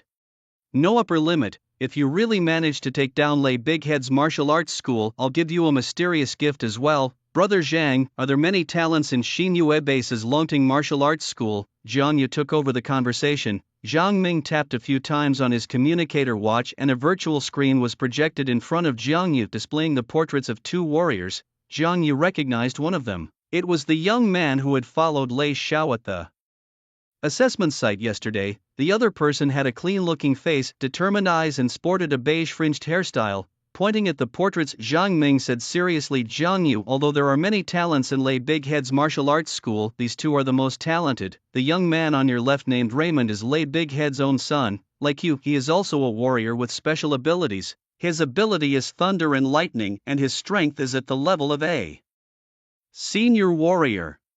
He will be one of your formidable opponents. And this young man to your right, he is the real ace up the sleeve of Lei Dabrain. His name is Zhao Li, a special recruit taken in by Lei Dabrain 3 years ago. Not only is he a martial arts prodigy, but he is also one of the rarest among the psychically gifted warriors, a mentalist. His strength has already broken through to the level of an intermediate war general. With your current strength facing him, there's not even a slim chance of victory. Not even if you were of equal rank, however. Jiang Ming shifts his tone, his expression easing slightly. You don't need to worry too much. Zhao Li is solely focused on the martial path, famously known as a cultivation fanatic. He generally doesn't show up for things like dojo challenges, so there's still a chance for you to overthrow Lei Debrain's dojo. A mentalist, Yi Jianyu gazes at Zhao Li's portrait, pondering deeply. Given the rarity of encountering a mentalist, he thought his chances were low, but unexpectedly he has run into one so soon. A lightning ability warrior and a mentalist, there truly is no shortage of talents in the New Moon Base City. No wonder they have always been one step ahead of Huidu Base City. Sigh. The warship flies through the sky, it's very fast. In just an hour it lands on the open ground in front of the Longting Dojo in New Moon Base City. Like its counterpart in Huidu Base City, the dojo resembles a massive black dragon. Stepping off the warship, Jiang Yu immediately notices numerous attribute bubbles scattered in front of the dojo, his eyes lighting up. Let's go in. Jiang Ming, with his hands clasped behind his back, takes the lead into the dojo. Jiang Yu quickly follows along. The way each attribute bubble is automatically collected by the system inside the dojo, Lei Xiao has already prepared everything, waiting with his group of talented warriors for a while. Seeing Jiang Ming enter, Lei Xiao's expression is far from welcoming, pointing to a genuine leather sofa with a cold demeanor. Sit. Jiang Ming doesn't seem bothered by Lei Xiao's attitude and leads Jiang Yu to sit down on the sofa. No dojo has a welcoming face when challenged by another dojo. If it weren't for the rule that no dojo can refuse a challenge from another, Lei Debrain would definitely not even allow Jiang Ming past the door when he came to challenge. Mr. Zhang, it seems that Huidu Base City has really produced a genius.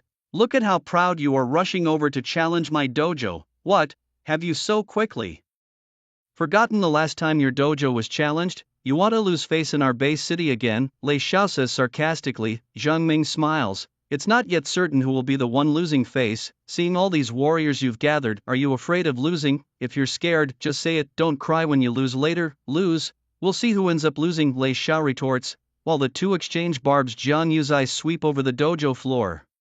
So many attribute and cultivation bubbles, like walking into a glass ball factory covering the ground. If he could collect all these bubbles, his skills with the knife and gun could definitely reach a proficient level. No, he must figure out a way to collect these bubbles first. Jiang Yu's eyes twirl, a plan forming in his mind. He stood up and bowed to Lei Xiao, saying, Warrior God Lei Xiao, I suddenly find myself in urgent need. May I know where the restroom is? Could you allow me to use it?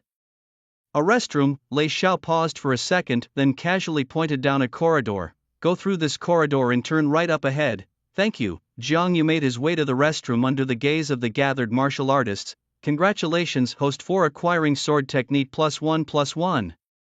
Congratulations, host, for acquiring boxing technique +1/+1. Congratulations, host, for strength +2/+2/+2. Congratulations, host, for acquiring guiding technique +1. Congratulations. With numerous bubbles collected, Jiang Yu's strength rapidly increased. Host, Jiang Yu. Realm, Junior Warrior, Mentalist, Senior Warrior, Ability, Ice Type G level, 80/100, Strength, 19,000, Speed, 280 meters per second, Mental Power, 8,000, Skills, Proficient Sword Technique, 1/10,000, Proficient Boxing Technique, 1/10,000, Master Level Spear Technique, 220/1000, Master Level Sword Technique, 240/1000, Techniques, Master Level Guiding Technique, 400/1000, Junior Origin Energy Technique, 8/1000. Inside the restroom, Jiang Yu pretended to relieve himself and then opened his attribute panel. As expected, his sword and boxing techniques had reached the proficient level by collecting training bubbles. Unfortunately, he had no good excuse to collect the bubbles that fell in other parts of the martial arts hall. Leaving the restroom and returning to the hall, Jiang Yu did not go back to Jiang Ming but instead started wandering around the hall, an action that, though strange, was better than letting the bubbles disappear. The martial artists watched Jiang Yu's behavior, utterly baffled. Jiang Ming helplessly rubbed his forehead. Here we go again. He noticed that wherever Jiang Yu went, he liked to wander around first. It was indeed a peculiar behavior. Hey kid, are you here to challenge the dojo or just to wander around? What are you wandering for? A martial artist behind Lei Xiao couldn't help but shout. Jiang Yu looked around, seeing everyone's strange gazes, and with the bubbles almost all picked up from the floor, he sheepishly smiled and said, "Sorry, it's a habit. The old man who raised me said that no matter what you do, wandering around a bit beforehand helps relax the mind and makes things twice as effective. So whatever I do, I like to wander around first." Oh, everyone suddenly understood. "All right. Since you are here to challenge, come with me," Lei Xiao said emotionlessly, moving deeper into the martial arts hall. The so-called dojo challenge was not held in the hall but in a virtual space. To become a martial artist, one must have a minimum punching power of over a ton and a speed of 25 meters per second, with the higher levels reaching tens of tons of force and speeds of several hundred meters per second. The limited space in the hall made it difficult for martial artists to perform, often leading to its destruction.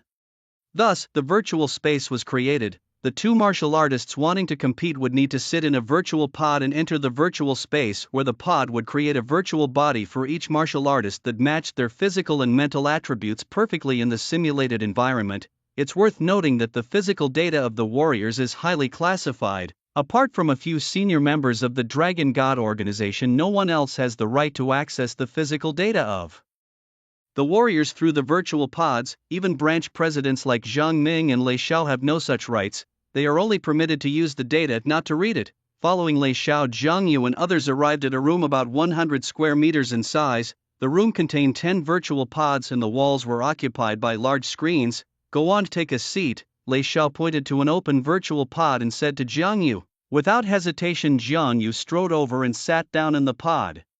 The virtual pod closed. "Who will challenge first?" Lei Xiao looked back at the group of warriors. "I'll go first." A tall and sturdy young man stepped forward and entered another virtual pod. The large screens around them lit up, displaying the figures of Jiang Yu and the young man. Such a realistic scene. It's a pity not to use this technology for online gaming. The scene was an endless grassland. Jiang Yu stood on the grass, his hands touching his body in amazement. He could feel through touch that this virtual body was no different from his own, including his strength, speed, special abilities, and even his mental power. Jiang Yu stopped standing there dumbfounded. "Come and fight," the young man, standing a few dozen meters away and wielding a long sword, shouted. Jiang Yu shook off his astonishment at the virtual world and, following his inner thoughts, conjured a 7-foot-long spear in his hand. "Attack!" The young man charged at Jiang Yu with his long sword. He was very fast, reaching Jiang Yu in an instant, his sword aiming straight for Jiang Yu's face. In the virtual world, death wasn't real, so naturally they didn't hold back. Jiang Yu, wanting to test himself, raised his spear to block. Clang! A sound of metal striking metal echoed. Inside the virtual room, Zhang Ming, watching the duel on the screen, turned to Lei Xiao and suggested with a smile, "Big brain Lei, how about we make a bet? We'll bet on the outcome between them. If your student wins, I'll give you 5 million. If Jiang Yu wins, you give me 5 million. This bet stays till Jiang Yu loses. Do you dare?" "Humph, bet if you want. Who's afraid?" Lei Xiao snorted. "Jiang Yu might be talented, but don't forget he's only a mid-level warrior. My student is already a high-level warrior. It's not easy for a mid-level warrior to defeat a high-level one." "Is that so? Then we shall see." Zhang Ming laughed. He was confident in Jiang Yu because before they set off, Jiang Yu had told him that he was invincible below the level of junior warlord. What he hadn't expected was Lei Xiao, cunning as he was, knowing that Jiang Yu was a mid-level warrior, yet still summoned a group of high-level warriors to face him. If he had known this, he should have arranged for warlord-level warriors to respond when Lei Xiao first brought his warriors to challenge his gym. But now, knowing Lei Xiao's cunning tactics, Zhang Ming was left with no recourse. According to the challenge rules, warriors aged 18 to 22 were considered one category. Anyone at this stage of martial arts training could challenge others, and Lei De now exploited this loophole. However, what he never anticipated was that Jiang Yu was also a high-level martial artist. Zhang Ming glanced at Lei Xiao, a sly smile creeping onto his lips. In the virtual space, Jiang Yu and a young man were rapidly exchanging blows. This was his first encounter with a human martial artist. Jiang Yu didn't rush to defeat the young man. Instead, he used the opportunity to enhance his own combat experience. Finally, after more than 100 moves, Jiang Yu felt that the young man was no longer of much use and pierced his heart with a spear. You are very strong," the young man said reluctantly as his body transformed into data and vanished from the virtual space. "He lost. Brother Wang Long lost."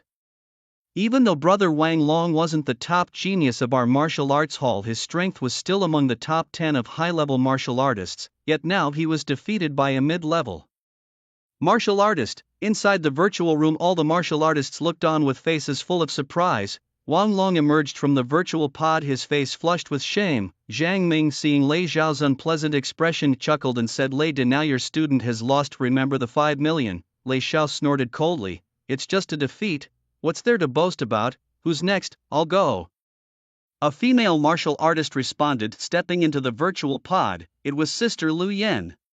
Her strength was among the top 10 high-level martial artists in our dojo. With her here, Jiang Yu would surely be defeated. Indeed, when Sister Lu Yan was a mid-level martial artist, she had single-handedly slain a high-level beast soldier. Jiang Yu was no match for Sister Lu Yan. Not long ago, I witnessed Sister Lu Yan test her punching power. She reached 8,000 kilograms, very strong. No matter how talented Jiang Yu was, he could only be defeated in the face of absolute strength. "Please."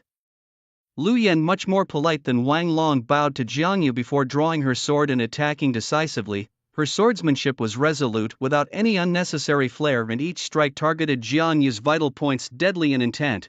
Mastering advanced sword techniques, Jiang Yu furrowed his brows and treated Lu Yan as a sparring partner, countering with advanced spear techniques. A longer weapon has its advantages, and under the attack of a 7-foot-long spear, Lu Yan initially seemed at a disadvantage. However, she quickly adapted to Jiang Yu's rhythm, moving with ease and occasionally overpowering him.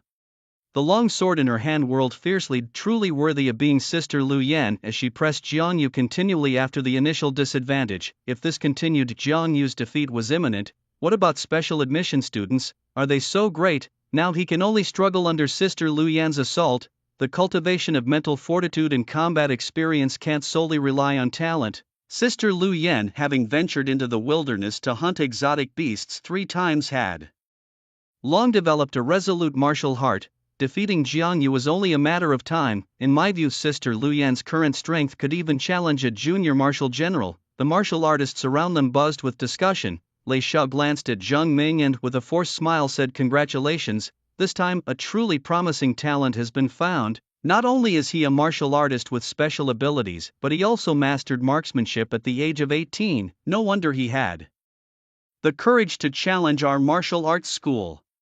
Too kind. Compared to your school, Jiang Yu's talent is just average," Zhang Ming said with a humble smile, though his face couldn't hide his pride. "Humph." Lei Xiao, dissatisfied with Zhang Ming's arrogance, turned his gaze back to the big screen. Upon looking again, Lei Xiao immediately sensed something was amiss, his brows furrowing. With his godlike martial insight, he saw in an instant that Jiang Yu was not using his full strength. No matter how fierce Lu Yan's attacks were, they were always effortlessly neutralized by Jiang Yu. In a flash, he understood everything and turned to Zhang Ming with a cold sneer. Well, the special recruit from Huadu Base City, using my student as a sparring partner. Zhang Ming, you really had a good card up your sleeve. Jiang Yu is not just an intermediate martial artist. His real level must be that of a high-level martial artist, or perhaps even higher. He's not fooling anyone. It's just that Jiang Yu hit it too well. If Wang Long's defeat was because Jiang Yu has the ability to defeat higher-ranked opponents, then what about Lu Yan?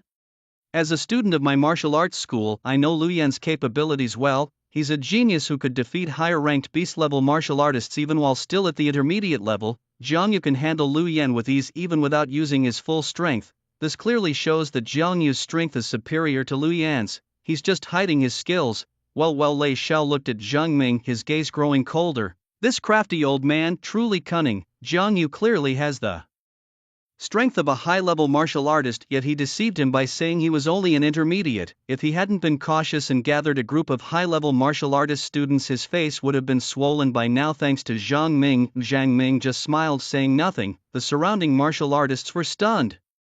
A student whispered, "President, are you saying that Jiang Yu is not an intermediate martial artist, but a high-level one?" Lei Xiao solemnly nodded. The crowd was shocked, staring at Jiang Yu on the screen, disbelief in their eyes.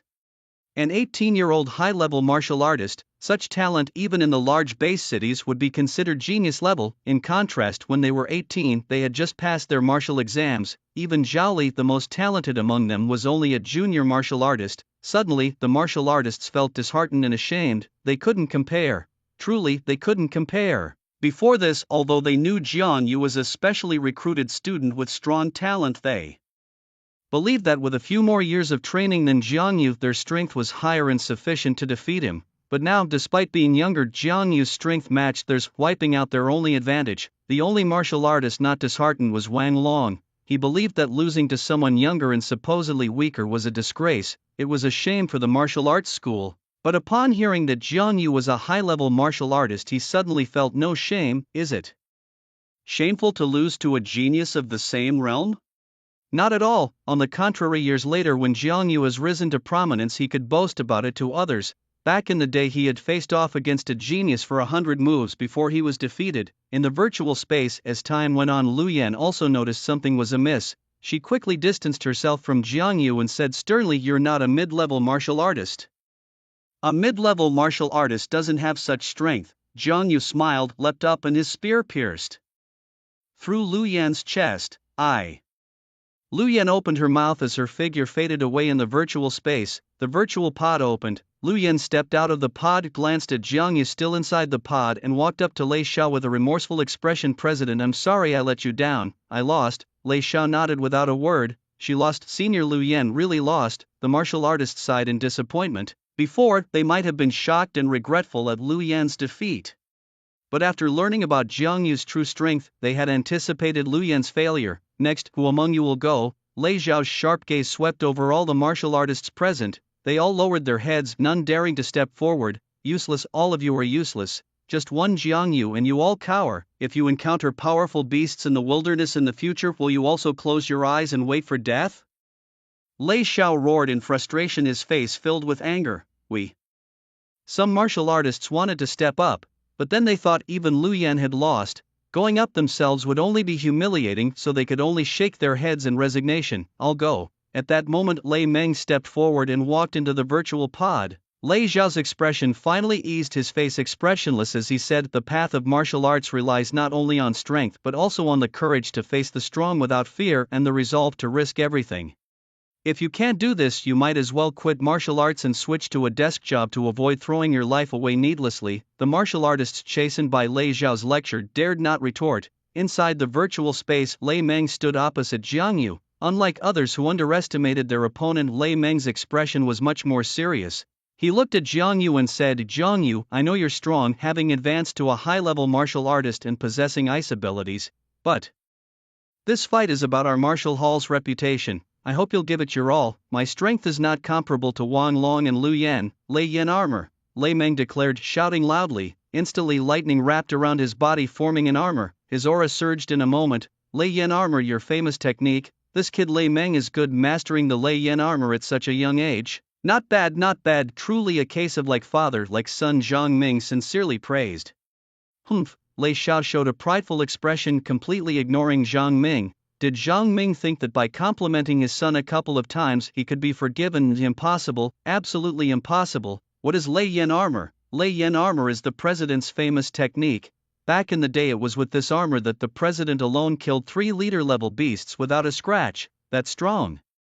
Then why don't we see brother Lei Meng using it usually?" "What do you know? The cultivation of Lei Yan armor is extremely difficult and consumes a great deal. It's not something you can use whenever you wish." The head of the guild once mentioned that Brother Raymond would need to be at least at the level of a military general to fully utilize the Thunderflame armor. However, no one expected Brother Raymond's talent to be so extraordinary that he could wield the Thunderflame armor even as an advanced fighter, making him the second prodigy of our martial arts hall. "I heard that Jiang Yu is also a psychic fighter with ice abilities.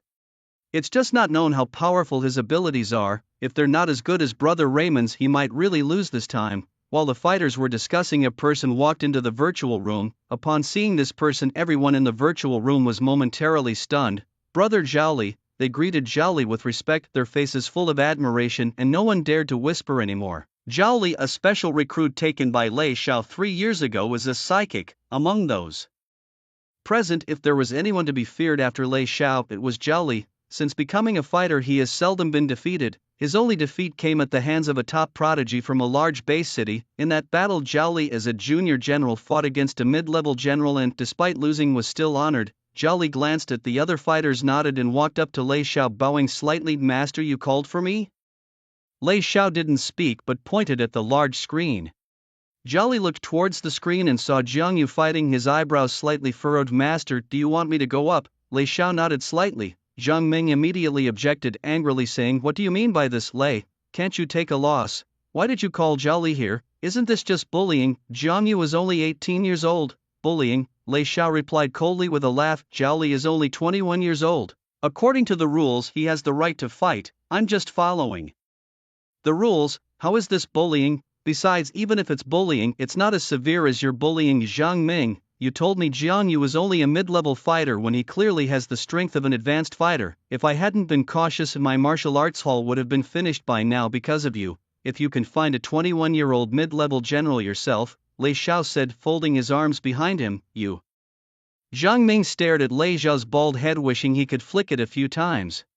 He knew Lei couldn't take a loss, an 18-year-old advanced fighter. Zhao Li watched Jiang Yu on the screen, his pupils slightly constricting in shock. Thunder Dragon Break. Raymond held a long spear wrapped in flickering electricity. As he swung, he thrust powerfully at Jiang Yu. Jiang Yu was not to be outdone. His 7-foot-long spear had already been swapped for a crystal ice spear, charging headlong towards Raymond. Boom! Lightning and ice, the two spears met in the air, creating two extremes that separated them, one side ice, the other lightning. "Break!" Raymond shouted hoarsely as the power of thunder and lightning crazily surged into his spear. At that moment, he somewhat understood the feeling of Wan Long and Lu Yan, a feeling of frustration. No matter how hard he attacked, Jiang Yu could always withstand his attacks. It felt like a strong player was merely toying with a weaker one. Yes, that was the feeling. "Jiang Yu, I must admit your strength is formidable, but with my Thunder Flame armor, no one below the level of a junior general can breach my defense."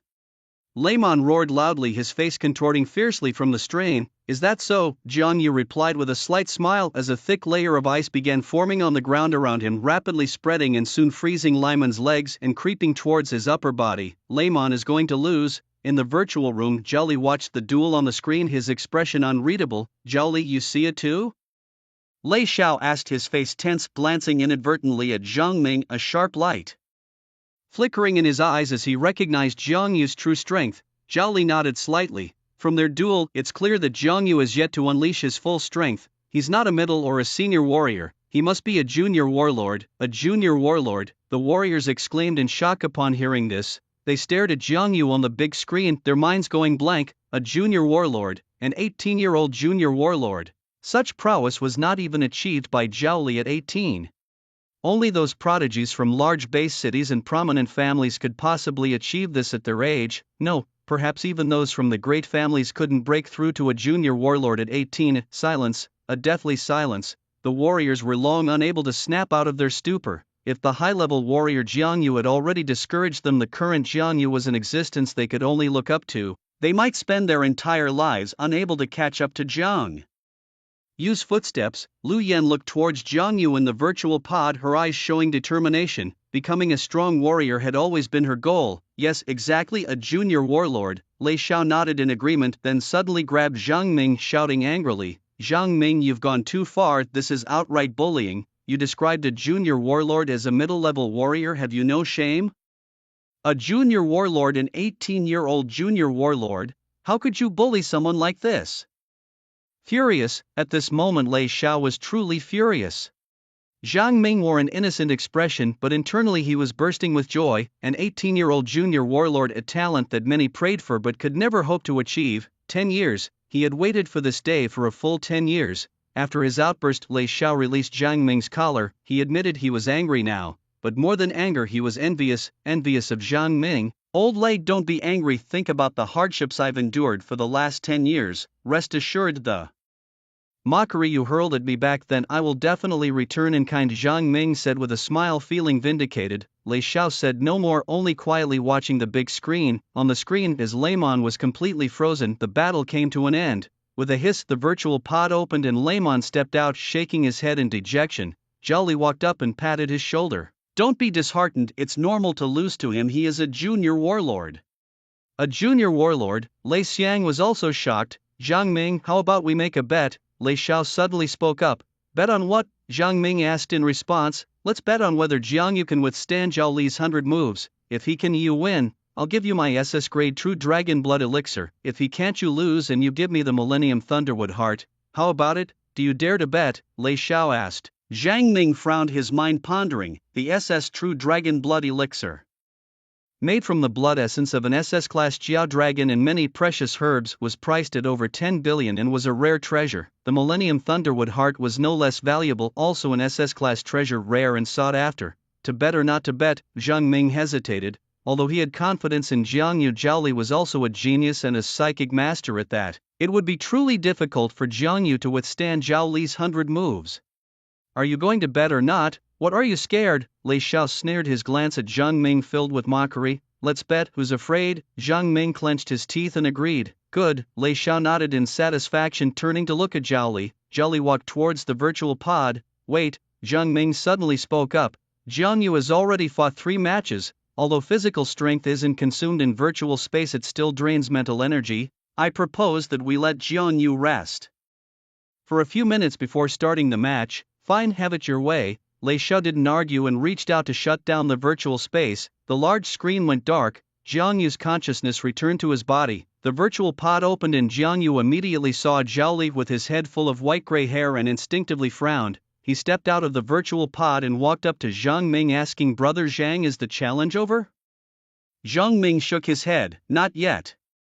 Jiangyu, your toughest battle is next. If you can hold out in this one, I'll give you an SS-grade true dragon blood elixir. Then Jiang Ming told Jiangyu about his bet with Lei Xiao exactly as it was. Hearing this, Jiangyu's expression became serious and he nodded lightly. Don't worry, Brother Zhang, I will hold out for 100 moves. I believe in you. Jiang Ming patted Jiangyu on the shoulder, his expression extremely solemn. They had already succeeded in getting the challenge to this point and he was satisfied. He believed that given a few more years, Jiangyu would surely surpass Zhao Li. Halftime break. Jiangyu sat on the sofa outside the virtual room, checking his attribute panel. According to the data given by Jiang Ming, Zhao Li's physical and psychic powers had already reached those of a middle-level warrior. As for himself, both his physical and psychic powers were still far from that level. Even with his ice abilities and all his techniques, he was no match for Zhao Li. Holding out for 100 moves was not going to be easy. Not far away, Lei Xiang looked at Jiangyu's figure and walked straight up to him. Jiangyu, I admit you're strong, but the next time we meet, I will defeat you. Good, I'll be waiting. Jiangyu smiled slightly. Lei Xiang turned and left. This failure shattered his pride, which had always seen himself as a genius. Hello Jiangyu, my name is Lu Yan, Lu Yan said with a smile, extending her right hand. Hello Jiangyu replied gently, shaking her hand. Then with a blush coloring her cheeks, Lu Yan hesitantly began, I want to be with you. With me? Jiangyu frowned, sensing something amiss in her words. Yes, with you. I've always admired the strong. You are stronger than me, more talented, and even younger. I want to follow you and learn. Lu Yan confessed honestly. It was over. Sister Lu Yan had fallen. She actually wanted to follow Jiangyu. Sister Lu Yan, you must remain calm. Haven't you always said you aren't swayed by handsome men? It's over. Even beauties cannot escape the hero's charm. I won't be able to see Sister Lu Yan every day anymore. The surrounding warriors lamented sorrowfully. Ignoring them, Lu Yan kept her gaze fixed on Jiangyu. Jiangyu shook his head with a smile. I'm sorry, I cannot accept. I am a man and you are a woman. It would indeed be inconvenient for you to follow me. Was she rejected? A hint of sadness flickered in Lu Yan's eyes. I'm truly sorry, I need to go to the simulation room for a challenge now, Jiangyu said with a smile, rising and heading towards the simulation room. It's starting. Do you think Jiangyu can withstand 100 moves against Brother Zhao Li? I doubt it. Jiangyu is strong, but Brother Zhao Li is not only a mid-level martial warrior but also a psychic master. It's nearly impossible for Jiangyu to last 100 moves. A warrior turned to ask Brother Raymond. Raymond, knowing Jiangyu's strength, still did not favor him at this time and shook his head. The standard for a junior martial warrior is 10,000 kilograms of strength and a speed of 250 meters per second. A mid-level martial warrior, however, reaches 30,000 kilograms of strength and 500 meters per second. This is nearly 3 times the punching power and twice the speed. Add to that Brother Zhao Li's psychic abilities, which are unpredictable and sudden. Even if Jiangyu is extraordinarily gifted, it's tough to bridge such a gap in strength. Inside the simulation room, Jiangyu nodded to Jiang Ming and stepped into the simulation capsule. Zhao Li had been waiting inside for a long time. The same grassland map reappeared and the two stood opposite each other. This time Jiangyu did not choose a spear but switched back to a long knife, his expertise with the blade allowing him to showcase more of his abilities than his proficiency with the spear. Zhao Li also held a long knife with 6 flying knives hovering behind his head. Looking at the fully prepared Jiang Yu, Zhao Li said calmly, "The difference between a junior and a mid-level martial warrior might seem minor, but the gap in strength and speed is substantial. A year ago, I was like you, challenging a mid-level warrior with the strength of a junior, but I lost. Even using all my psychic powers and tactics, I couldn't change the outcome. Today will be the same for you. I won't hold back and will defeat you swiftly. You talk too much, come on." Jiang Yu challenged, his knife pointing at Zhao Li. Zhao Li smirked coldly, his figure vanishing from the spot. Jiang Yu only saw a blur before Zhao Li appeared in front of him, his knife slashing down from above. In a rush, he could only cross his swords in front of his chest, hurriedly blocking Zhao Li's strike. Clang! The swords collided and the tremendous impact sent Jiang Yu flying hundreds of meters away. Such speed, such power! Jiang Yu quickly stabilized himself, feeling the numbness spreading through his arms, his heart secretly alarmed, his face daring not to show any carelessness. Zhao Li gave Jiang Yu no chance to catch his breath, pressing down on him once again, his long sword gleaming with a cold light aimed straight for Jiang Yu's neck. Clang! Jiang Yu blocked Zhao Li's attack once more, only to be sent flying again. Bang! Clang! Zhao Li's attacks were like shadows following the form, swift as the wind, giving Jiang Yu no chance to breathe. Under Zhao Li's relentless assault, Jiang Yu struggled to find a good opportunity to counterattack and was forced to defend. Inside the virtual room, Lei Xiao watched as Jiang Yu was continuously pressed down by Zhao Li, finally letting a slight smile creep across his lips, saying, "Mr. Zhang, it looks like Jiang Yu won't last 100 moves. You might as well bring out the 10,000-year Thunderwood Heart now." Zhang Ming watched the large screen with a serious expression, remaining silent throughout. He could tell that in the duel with Jiang Yu, Zhao Li had not used his full strength, at least he had not employed his psychic powers. Throughout the duel, Zhao Li was using his own physical strength and speed to forcefully suppress Jiang Yu. Brother Zhao Li's strength is indeed formidable, forcing Jiang Yu to merely fend off the attacks without any ability to retaliate, someone observed. The difference in strength between a mid-level and a junior-level martial warrior was several times a result that was expected. If Brother Zhao Li had lost, that would have been unexpected. How I wish I had their strength. I wonder how these geniuses train on normal days. Despite being of similar ages, their strengths differ so much. Look, Jiang Yu has been sent flying by Brother Zhao Li again. This must be the nth time already, another remarked. Zhao Li is truly strong. His strength definitely exceeds 30,000, perhaps even reaching 40,000, and his speed should be over 600 meters per second, more than twice mine. But what of it? With just that level of strength, he's still not enough to defeat me. He hasn't used his psychic powers, and neither have I. The probing is over. Now it's time to find an opportunity to counterattack. Inside the virtual space, Jiang Yu knelt on one knee on the ground, rapidly analyzing Zhao Li's strength. In the dozens of collisions just now, his palms had already been shattered, blood flowing freely, yet he had no thoughts of giving up. Instead, his will to fight was even stronger, and he successfully found Zhao Li's weakness. Zhao Li's movement speed was fast, but his reaction speed was lacking, and his lower stance was somewhat unstable. This was his chance. An SS-grade true dragon blood elixir worth hundreds of billions of Hanxia currency was at stake. He had set his mind on it, and nobody could snatch it from him. With that in mind, Jiang Yu supported himself with one hand on his long sword, slowly standing up from the ground, locking eyes with Zhao Li. "You really can take a beating, but it should end here," Zhao Li said emotionlessly, brandishing his sword and charging at Jiang Yu. Jiang Yu stood still, and just as Zhao Li's blade nearly reached him, his figure suddenly vanished from the spot, disappearing right under Zhao Li's blade. "Where is he?" Zhao Li's pupils shrank as he quickly looked around, only to see a long saber chopping towards the back of his head. Clang! Zhao Li quickly turned around to block with his saber, and Jiang Yu's handsome face came into his view. "I underestimated you. How did you disappear just now? With your speed, it's impossible for you to just vanish from in front of my eyes," Zhao Li asked expressionlessly. "Guess." Jiang Yu smiled slightly, his body surrounded by dozens of ice spikes shooting towards Zhao Li's vital points, such as the eyes, nose, and beard. Meanwhile, a thin layer of ice formed on the ground and spread outwards. "Damn it!"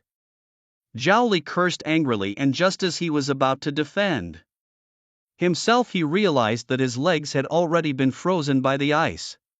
And Jiang Yu's second blade was already on its way.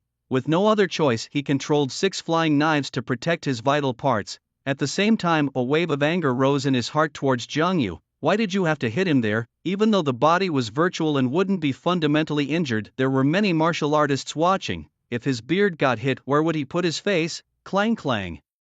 The flying knives shattered the ice spikes, continuing their momentum flying towards Jiang Yu. Jiang Yu leaped up and vanished again from Zhao Li's view. When he reappeared, he was already behind Zhao Li. Whoosh!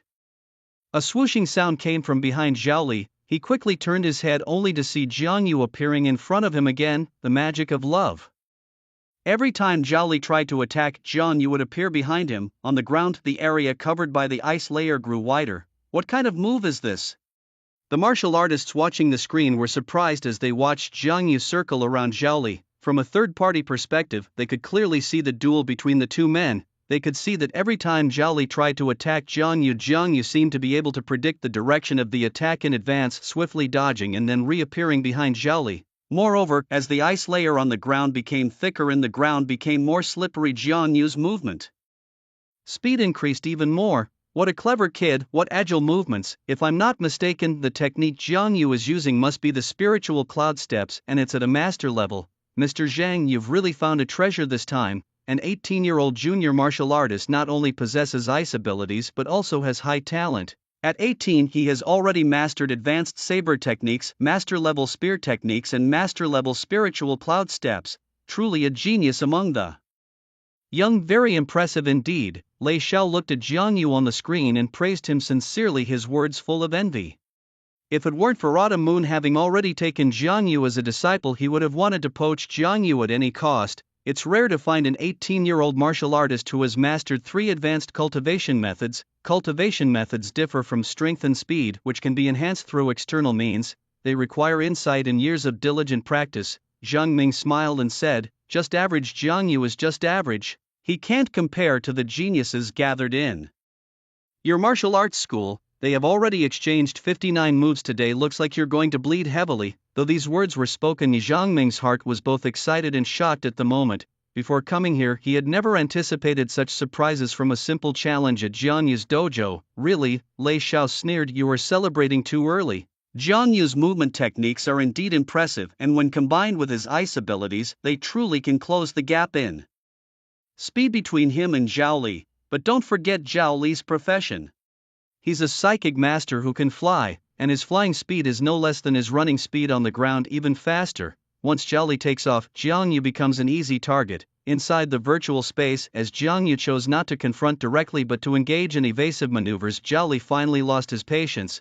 He stomped fiercely on the ground, shattering the layer of ice, and leaped into the air, looking down at Jiang Yu from above, saying, "Jiang Yu, your idea is clever, using the ice to slow down my speed and the ice spikes to distract my flying daggers, keeping my hands too busy. But you forgot I am a psychic master. My greatest advantage is in the air. Once I'm airborne, all your attacks are futile. Is that so?" Jiang Yu smiled slightly, stretching out 5 fingers towards Zhao Li. "I have already counted, including the attacks you just made on me. You have made 95 moves. This means I only need to withstand your next 5 moves, and then the wager is mine." Hut, Zhao Li frowned. He had made 95 moves already. He didn't remember making that many. Wait a minute. Looking at the shattered ice spikes on the ground, he suddenly realized he had been outplayed. If each of Jiang Yu's ice spikes counted as an attack, then each of his defensive moves with his flying daggers also counted as a move. That way indeed he had made quite a few moves. It was a complete setup. Lingyun Step, a special movement technique, was originally developed by a martial artist to kill mutant beasts. In the wilderness, some beasts are powerful and tough. To kill them, one must find their weak points. Thus Lingyun Step was created. Its greatest advantage is not increased speed but close-range entanglement. It feels like a combination of the sticky cloth technique and skimming water step, focusing on the word entangle, seeking the opponent's weak points in the entanglement. However, Lingyun Step also has a significant drawback. It requires absolute precision in combat. Any slight error is akin to dancing on the blade's edge, which could result in being torn to pieces. This time, it was also Jiang Yu's first execution of Lingyun Step. High above, Zhao Li looked down at Jiang Yu. He admitted he had underestimated Jiang Yu, but what of it? The final outcome couldn't be changed. As a psychic master, he possessed absolute air control and confidence. In the air, even if facing a martial god, he had a fighting chance. At worst, he could just flee. "Jiang Yu, I admit you've played your cards well. But to take you down even with just the last 5 moves, that will be enough. Next, I'll show you the true strength of a psychic master," Zhao Li said expressionlessly, with 6 flying daggers circling in front of him like drills. With a wave of his hand, they dove towards Jiang Yu. It is well known that a small stone does not have much lethality, but its destructive power increases significantly when it falls from a great height. The same was true for the 6 flying daggers, which powered by the force of their high-altitude dive and the friction of their high speed rotation headed straight for Jiang Yu. Faced with the incoming daggers, Jiang Yu showed no fear, raising his long sword in front of him and forming several ice walls for protection. He had considered dodging, but in front of a mentalist, dodging was futile. It was like trying to evade a sniper's bullet, whether running in a straight line or zigzagging, the outcome was the same: ineffective. With a sigh, the 6 daggers spinning rapidly penetrated the first ice wall and continued towards the second. They quickly pierced through all the ice walls and headed straight for Jiang Yu, who raised his sword to meet them. Zhao Li's lips curled into a cold smirk. This move was his masterstroke. The sharp tips of the flying daggers, combined with the force of their high-speed dive, created a formidable penetrating power. Jiang Yu's attempt to block his 6 flying daggers with just a long sword was nothing short of delusional. Inside the virtual room, all the warriors were glued to the screen watching the battle between these two great talents. As they saw Jiang Yu attempting to block Zhao Li's 6 daggers with his long sword, everyone held their breath. Could Jiang Yu really withstand it? This was brother Zhao Li's signature move. The attacking power brought by the high-altitude dive plus the friction of the high-speed rotation was more than just the sum of its parts. For Jiang Yu to try to block it with a single long sword was indeed a fool's dream. But wait, look. Not only did Jiang Yu block Zhao Li's flying daggers, but he also split them with his long sword. What is Jiang Yu trying to do? The warriors exclaimed in astonishment, their eyes wide with disbelief. Even Lei Xiao and Zhang Ming were no exceptions. The two stared at the screen in shock. After splitting Zhao Li's flying dagger with one stroke, Jiang Yu's right hand formed an ice glove and swiftly grabbed the 6 daggers. With a strong grip, he held the daggers tightly, no matter how Zhao Li tried to control them. The daggers were like monkeys in the palm of Buddha, firmly grasped by him. What a decisive nature! What keen observation! Lei Xiao suddenly said, his brow furrowing. His words immediately drew the attention of all the warriors. Some unclear about the situation asked President, brother Zhao Li still has 4 attacks left, he might not necessarily lose, right? Lei Xiao shook his head. Zhao Li's flying daggers have been caught by Jiang Yu, losing their strongest combat power. Throughout the duel, it seemed that Zhao Li had the upper hand. In fact, he was being led by the nose by Jiang Yu all along. Jiang Yu had already spotted his weakness. Now that the daggers are taken, what advantage does a mentalist without his daggers have other than flying? Inside the virtual space, Zhao Li unleashed all his mental power, attempting to control the flying knife to escape from Jiang Yu's right hand. No matter how he manipulated the knife or exerted his mental power, the knife refused to detach from Jiang Yu's grasp. Jiang Yu held the knife tightly and gave Zhao Li a slight smile, saying, "It's useless, your mental power is strong, but it is not strong enough to make the knife ignore my hold and break free. You now have 4 more chances to strike." As a mentalist, Jiang Yu was well aware of the weaknesses of his kind, their weapons. Mentalists often chose flying knives because they are lightweight, flexible, and easy to control. However, once these knives are bound by a powerful force, mentalists lose their advantage except for their aerial superiority. This is why every mentalist increases the number of knives they control. It's their primary mode of attack. Deprived of their knives, they are forced to engage in close quarters combat like ordinary warriors. Understanding this, Zhao Li, after multiple failed attempts to manipulate the knife, leapt from the air and charged at Jiang Yu with his knife drawn. Clang! The knives collided. Jiang Yu, holding a knife in his left hand, was sent flying hundreds of meters, but his right hand gripping the flying knife did not loosen. His powerful ice ability froze the knife to his hand. 3 moves left, Jiang Yu said with a smile. Zhao Li wordless charged again. The first strike Jiang Yu blocked. The second strike, the long knife broke and Jiang Yu's palm was split open again. The third strike, Jiang Yu didn't block but dodged the critical point and took Zhao Li's blade with his body. After 3 strikes, Jiang Yu laughed and showed Zhao Li a harmless smile. I won. Jiang Yu had won and brother Zhao Li had actually lost. The crowd of warriors watching was shocked by the outcome. Up to now, they couldn't understand how Jiang Yu, a junior martial general, had defeated Zhao Li, a mid-level martial general, especially under the influence of Zhao Li's mental power. But that didn't change the outcome. My god, Jiang Yu actually parried brother Zhao Li's 100 strikes. I've been watching the big screen all along, but I still don't understand how he did it. And the most terrifying part, Jiang Yu is only 18 years old. How strong will he be when he reaches our age? A warrior in the crowd asked Raymond. Brother Raymond, if you were in Jiang Yu's place, could you withstand Brother Zhao Li's 100 strikes? Raymond glanced at the speaker and shook his head. I'm not his equal. Lu Yan watched Jiang Yu, her eyes sparkling and her heartbeat inexplicably quickening. It was the feeling of being moved. She admitted at this moment she was truly smitten. Since ancient times, heroes have loved beauties, and naturally beauties also love heroes. Although she was 3 years older than Jiang Yu, in this era, even a 30-year age difference was not a problem. Once a martial artist breaks through to the level of martial god, their lifespan can reach 150 years. Breaking beyond the martial god level, they can reach 200, at SS level 500, SSS rank 1000. Even if you reach 100 years old, it's just a little more than a zero. Congratulations, Mr. Zhang, the bet is yours this time. I'll pass the SS True Dragon Blood Elixir to Jiang Yu on your behalf, Lei Xiao said with a pained expression. At this moment he regretted why he had bet with Zhang Ming in the first place. The SS True Dragon Blood Elixir was the only bottle he had, a reward given to him by higher-ups, one he hadn't even given to his own son, and now he had lost it in a bet. Gambling really wasn't a good thing. From today he decided to quit gambling as it was incompatible with his principles. Blame Zhao Li? It had never crossed his mind. A bet is a bet and the loss must be accepted. I'll thank you on behalf of Jiang Yu for the True Dragon Blood Elixir. And don't forget you still owe 15 million on the bet, Zhang Ming said with a beaming smile, feeling exhilarated. After enduring humiliation for 10 years, this moment was his vindication, especially seeing Lei's discomfort. Chh. The virtual pod opened. Jiang Yu and Zhao Li stepped out of the pod. Zhao Li walked up to Lei Xiao, bowed his head slightly with a look of self-reproach and said, Master, I'm sorry, I lost. Because of me you lost an SS True Dragon Blood Elixir. Starting tomorrow, I will go to the wilderness to hunt exotic beasts and earn contribution points. I won't return until I've earned enough to replace the SS True Dragon Blood Elixir. Hearing Zhao Li's words, Lei Xiao felt reassured and his expression softened. He patted Zhao Li on the shoulder and smiled. Zhao Li, victory and defeat are common in war, and there's no one in this world who doesn't lose. You don't need to blame yourself for a mere True Dragon Blood Elixir. There's no need to go to the wilderness. However, I hope you learn from today's event that there is always someone better out there. Starting tomorrow, take the other students and begin additional training to break through to the next level. Yes, Master, Zhao Li responded. Lei Xiao patted Zhao Li's shoulder again, his expression stern as he scanned the other students in the virtual room and declared, You are the talents of our martial arts school, but your performance today has disappointed me.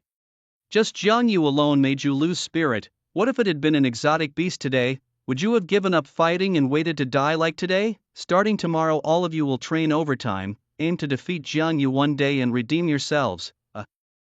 Listening to Lei Xiao's lecture, Jiang Yu felt like he was being used as a bad example. The martial artists bowed their heads under Lei Xiao's scolding, not daring to utter a word. From now on you all will move into the martial arts school, living here completely under my watch as you train. Now, go back and pack your things, Lei Xiao concluded. After the lecture, Lei Xiao turned to Jiang Yu and said, You come with me. Jiang Yu looked at Zhang Ming and following his nod trailed behind Lei Xiao. The two walked out of the virtual room and along the corridor of the martial arts school. Congratulations, host. Strength +2 +2 +2.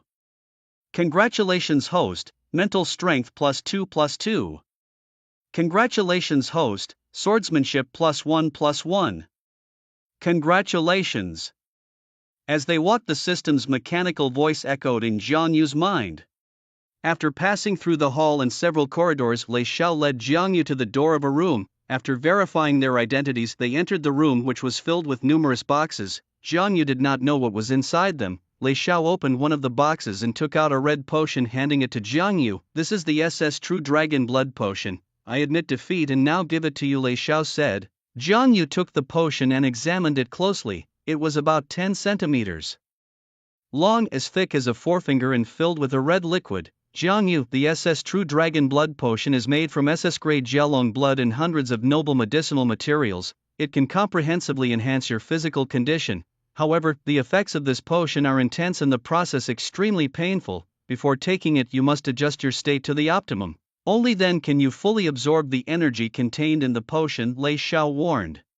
Jiang Yu carefully stored the potion and bowed slightly. Thank you for the reminder, President Lei. I will keep it in mind. Good. Lei Xiao nodded, and they both left the room and returned to the hall, which was now empty except for Zhao Li, Lu Yan and Zhang Ming. Lu Yan looked as if she wanted to say something to Jiang Yu but hesitated. Jiang Yin, did you get it? If so, let's head back to the base city, said Jiang Ming, getting ready to leave. Lei Xiao became angry. Xiang, what do you mean by that? Am I the kind of person who can't accept defeat? Brother Zhang, I think I will stay for a couple more days. It's my first time out and I want to explore the New Moon base city. I've heard their roasted suckling pig is particularly delicious. Jiang Yu pondered. Jiang Ming turned back, hesitated, and then nodded. Alright, just be careful, I'll come to pick you up in 2 days. Thank you, Brother Zhang. Jiang Yu smiled. Jiang Ming turned to Lei Xiao. Big head Lei, take good care of Jiang Yu. If anything happens to him, I'll hold you responsible. After speaking, Jiang Ming turned and left. Although Lei Xiao was angry, he did not retort this time. A genius martial artist was worth their careful attention. Lu Yan, I've heard the suckling pig here is delicious. Shall I take you there? Lu Yan asked Jiang Yu softly. No thank you. I'd like to wander around by myself first, replied Jiang Yu. Oh, Lu Yan seemed a bit disappointed. After strolling around the martial arts hall and collecting all the energy bubbles, Jiang Yu said goodbye to Lei Xiao and left alone. Walking on the streets of New Moon Base City, he wanted to stay in New Moon Base City to collect energy bubbles, especially from the psychiatric hospital. Congratulations, host, strength +1+1. Congratulations, host, speed +1+1+. Congratulations, host, strength +1. As Jiang Yu walked, numerous attribute bubbles were automatically collected by the system, rapidly increasing his strength. By the time he reached the psychiatric hospital closest to the martial arts hall, his attributes were as follows: Host, Jiang Yu, Realm, Intermediate Martial General, Spiritualist, Junior Martial General, Ability, Ice Type G Class, 80 out of 100, Strength, 34,000, Speed, 550 meters per second, Mental Strength, 12,000, Skills, Proficient Knife Technique, 1086/10,000, Proficient Fist Technique, 1123/10,000, Proficient Gun Technique, 188/10,000, Proficient Sword Technique, 240/10,000, Techniques, Proficient Guiding Technique, 1999/10,000, Junior Source Energy Technique, 180 out of 1,000. The accumulation of bubbles in the entire martial arts hall, along with those picked up along the way, has nearly doubled his strength, and various cultivation methods have reached proficiency. Only the progress in Source Energy Technique is slower. There was no helping it, as both Huadu Base City and New Moon Base City were small base cities and few martial artists could afford the Source Energy Technique, even if there were any. These martial artists wouldn't practice in martial arts halls but in their own homes. This also led to his inability to collect a large number of cultivation bubbles related to the Source Energy Technique.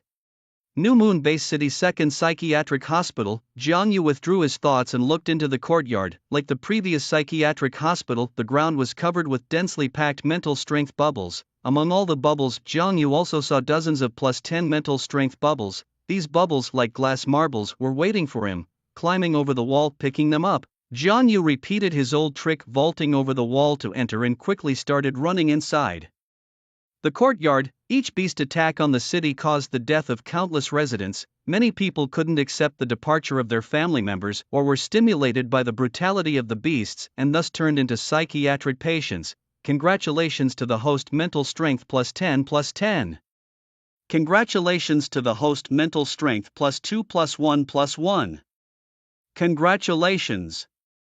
As Jiang Yu sprinted along, his body acted like a magnet, drawing in a large amount of mental strength bubbles. He was very fast. In just 1 minute he had run through every corner of the psychiatric hospital, not even sparing the dormitories, cafeteria, treatment areas, or restrooms. After collecting all the mental strength bubbles, he leapt out from the top of the wall. At this moment his mental strength had reached an impressive 52,000. A single psychiatric hospital had boosted his mental strength by 40,000 points. One could imagine how many psychiatric patients there might be inside. Now, in terms of mental power, I am powerful enough to crush Zhao Li. Jiang Yu, feeling his own strength, muttered to himself. From his confrontation with Zhao Li, he could tell that Zhao Li's mental power should be around 30,000, otherwise with his power at that time he could never have bound Zhao Li's flying knives. Compared to mental strength, his physical strength and speed were somewhat lacking, and the revolution must continue. Jiang Yu turned away from the psychiatric hospital and wandered through the streets and alleys. Compared to Huadu Base City, New Moon Base City didn't have many attribute bubbles. Attribute bubbles would disappear over time, which was unfortunate. News: 3 hours later, the sky had gradually darkened. Jiang Yu glanced at his attribute panel and walked towards the direction of the martial arts hall. Host, Jiang Yu, Realm, Intermediate Martial General, Mental Strength Master, Intermediate Martial General, Abilities, Ice Type G Level, 80 out of 100, Strength, 50,000, Speed, 800 m/s, Mental Strength, 52100, Skills. Techniques. With a colossal strength of 50,000 kilograms and a speed of 800 meters per second, this level of power has already reached that of a mid-level warrior, and the threshold to a high-level warrior isn't far off. Now, I am absolutely confident that I could easily handle Zhao Li in a fight. It's also time to return to the martial arts gym to take the SS Dragon Blood Serum. Otherwise, with such a sudden increase in strength, if noticed, I would have no explanation, Jiang Yu thought to himself as he made his way toward the gym. 10 minutes later, he arrived at a traffic light intersection. While waiting for the green light, suddenly a hand patted his shoulder. Jiang Yu, what a coincidence! A familiar female voice rang out. Jiang Yu turned around. It was Lu Yan. At that moment, Lu Yan, dragging a white suitcase, was smiling at him. It's you, what a coincidence. What's this? Jiang Yu smiled and gestured towards the suitcase in curiosity. Did you forget? The president asked us to stay at the gym for a few days for extra training, so I went back home to pack some clothes. Are you heading to the gym? We could go together. It's nice to have company, Lu Yan suggested with a smile. Alright, Jiang Yu looked towards the gym a few hundred meters away and nodded lightly. The green light turned on. The two followed the path to the gym at a leisurely pace, almost as if they were taking a stroll. Along the way, Lu Yan seemed to want to say something, hesitating repeatedly. After returning to the gym, the two parted ways. Jiang Yu headed to the training room while Lu Yan went to the women's dormitory. As the world's top martial arts gym, Longting Gym's dormitories were like small villas equipped with various home appliances and training facilities. After settling her luggage, Lu Yan lay on the bed reminiscing about the events of the day with a silly smile on her face. She instinctively took out her phone and made a video call. After a few rings, the call connected, and Jing's serene face appeared on the screen. Jing, I have something to ask you. I think I've fallen in love, but I don't know how to confess. What should I do? Lu Yan asked with a heavy heart. Who is it? Who has captured our beautiful Lu Yan's heart? Jing asked with a smile. Lu Yan blushed, hesitated, and then said, Jing, I can tell you, but you mustn't tell anyone else. His name is Jiang Yu. He's this year's special recruit at your base city. Jiang Yu. Jing's expression paused for a moment, a figure flashing through her mind. Inside the training room, Jiang Yu, sitting cross-legged on the ground, took out the SS Dragon Blood Serum, looked at it briefly, and then pulled off the stopper. Immediately, the scent of herbs filled the room along with a hint of fishiness. This is the SS Grade Dragon Blood Serum, Jiang Yu muttered to himself. Without any hesitation, he opened his mouth and gulped down the serum. According to the data, the lower the strength level when taking the SS Dragon Blood Serum, the greater the increase in strength. On the contrary, the higher one's strength, the smaller the increase obtained from further enhancements. Currently a mid-level martial warrior, Jiang Yu was uncertain how much the SS Grade True Dragon Serum could boost his strength. However, the amount of strength gained was secondary. His primary need for the SS Grade True Dragon Serum was to conceal his sudden surge in power. As soon as he ingested the serum, a warm current flowed from his abdomen to his limbs and head, making him feel as if he were in a steam bath. His body heated up and sweat gradually began to seep from his pores. The warmth increased and so did his sweat. Suddenly, intense pain shot through his limbs and head, causing Jiang Yu to lie on the ground in agony. The pain was real and excruciating, as if thousands of ants were biting him all over. It was so intense that it made him tremble and seemed to penetrate deep into his bones. Amidst the pain, there was a tingling sensation. He had the illusion that even if he passed out, the pain would wake him up again. His head felt as if it were about to burst. Thump, thump. His heart pounded as if it were about to leap out of his chest. Lying on the ground, Jiang Yu clenched his fists as his body convulsed in pain. Lei Xiao had once mentioned that taking the SS Grade Serum would be extremely painful, but Jiang Yu had not anticipated just how excruciating it would be. The pain was almost unbearable. Thump, thump. As the pain continued, a large amount of black grime was expelled from all his pores, spreading a foul smell throughout the training room. Fortunately, the room was equipped with an automatic ventilation system. At that moment, Jiang Yu's eyes rolled back as he passed out from the pain. After an unknown period, Jiang Yu awoke from his unconscious state and examined his body. His skin was covered with a layer of black grime and his clothes had also turned black. A pungent smell assaulted his nostrils causing him to instinctively pinch his nose. Is it really that exaggerated? Jiang Yu complained as he pinched his nose and walked out of the training room heading towards the martial hall's bathroom. The martial hall, being a training venue, naturally had a bathroom. Not only that, but it also featured a leisure area designed to allow martial artists to balance work and relaxation. As he walked out of the training room, the stench emanating from Jiang Yu spread with the air. Holy crap, what's that smell? Why does it stink so bad? Did someone fart? Yeah, why does it smell so bad? It's killing me. All the martial artists who smelled it instinctively covered their noses and looked towards Jiang Yu. Upon seeing Jiang Yu covered in grime as if he hadn't bathed in 800 years, all of them stepped back, distancing themselves from him. What did this guy do? Why is he so dark and grimy, like he hasn't bathed in hundreds of years? Who knows? Stay away from him. I'm about to faint from the smell. The stench was comparable to that of a skunk spray. All the martial artists pointed and commented as Jiang Yu ignored their stares and walked straight into the bathroom to clean off the grime. The grime was difficult to wash off. It clung to him like a layer of oil, and he needed a large amount of shower gel and vigorous scrubbing. During the washing process, Jiang Yu noticed that his skin had become a few shades lighter.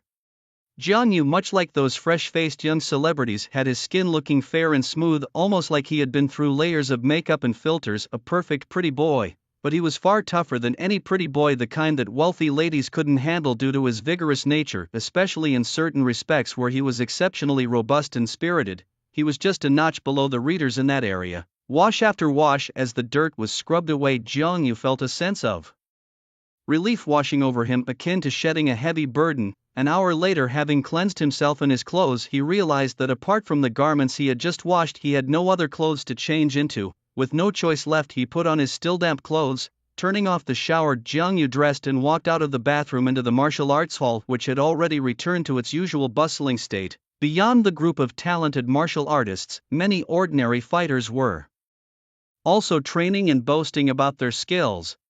Lei Xiao, sitting on a sofa, looked up to see a damp Jiang Yu approaching. Expressionless, he asked, "You used the SS Dragon Blood Serum. How much did your strength increase?" Jiang Yu glanced at his attribute panel. Host, Jiang Yu. Realm, Advanced Martial General, Psychic Master, Advanced Martial General, Ability, Ice Type. F level, 100/300, Strength, 60,000, Speed, 1,000 meters per second, Mental Power, 60,000, Skills, Proficient Knife Technique, 1086/10,000, Proficient Fist Technique, 1123/10,000. Proficient Gun Technique, 188/10,000. Proficient Sword Technique, 240/10,000. Techniques, Proficient Guiding Technique, 1999/10,000. Basic Source Energy Technique, 180/1000. The SS Dragon Blood Serum had successfully advanced his Ice Type ability to F level. It increased his strength by 10,000 points, speed by 200 points, and mental power by 7,900. Honestly, Jiang Yu wasn't satisfied with the overall enhancement from the SS Dragon Blood Serum. The increase was less than what he could achieve by gathering energy bubbles, but using this serum wasn't meant to boost his strength, it was to disguise the sudden surge in his power.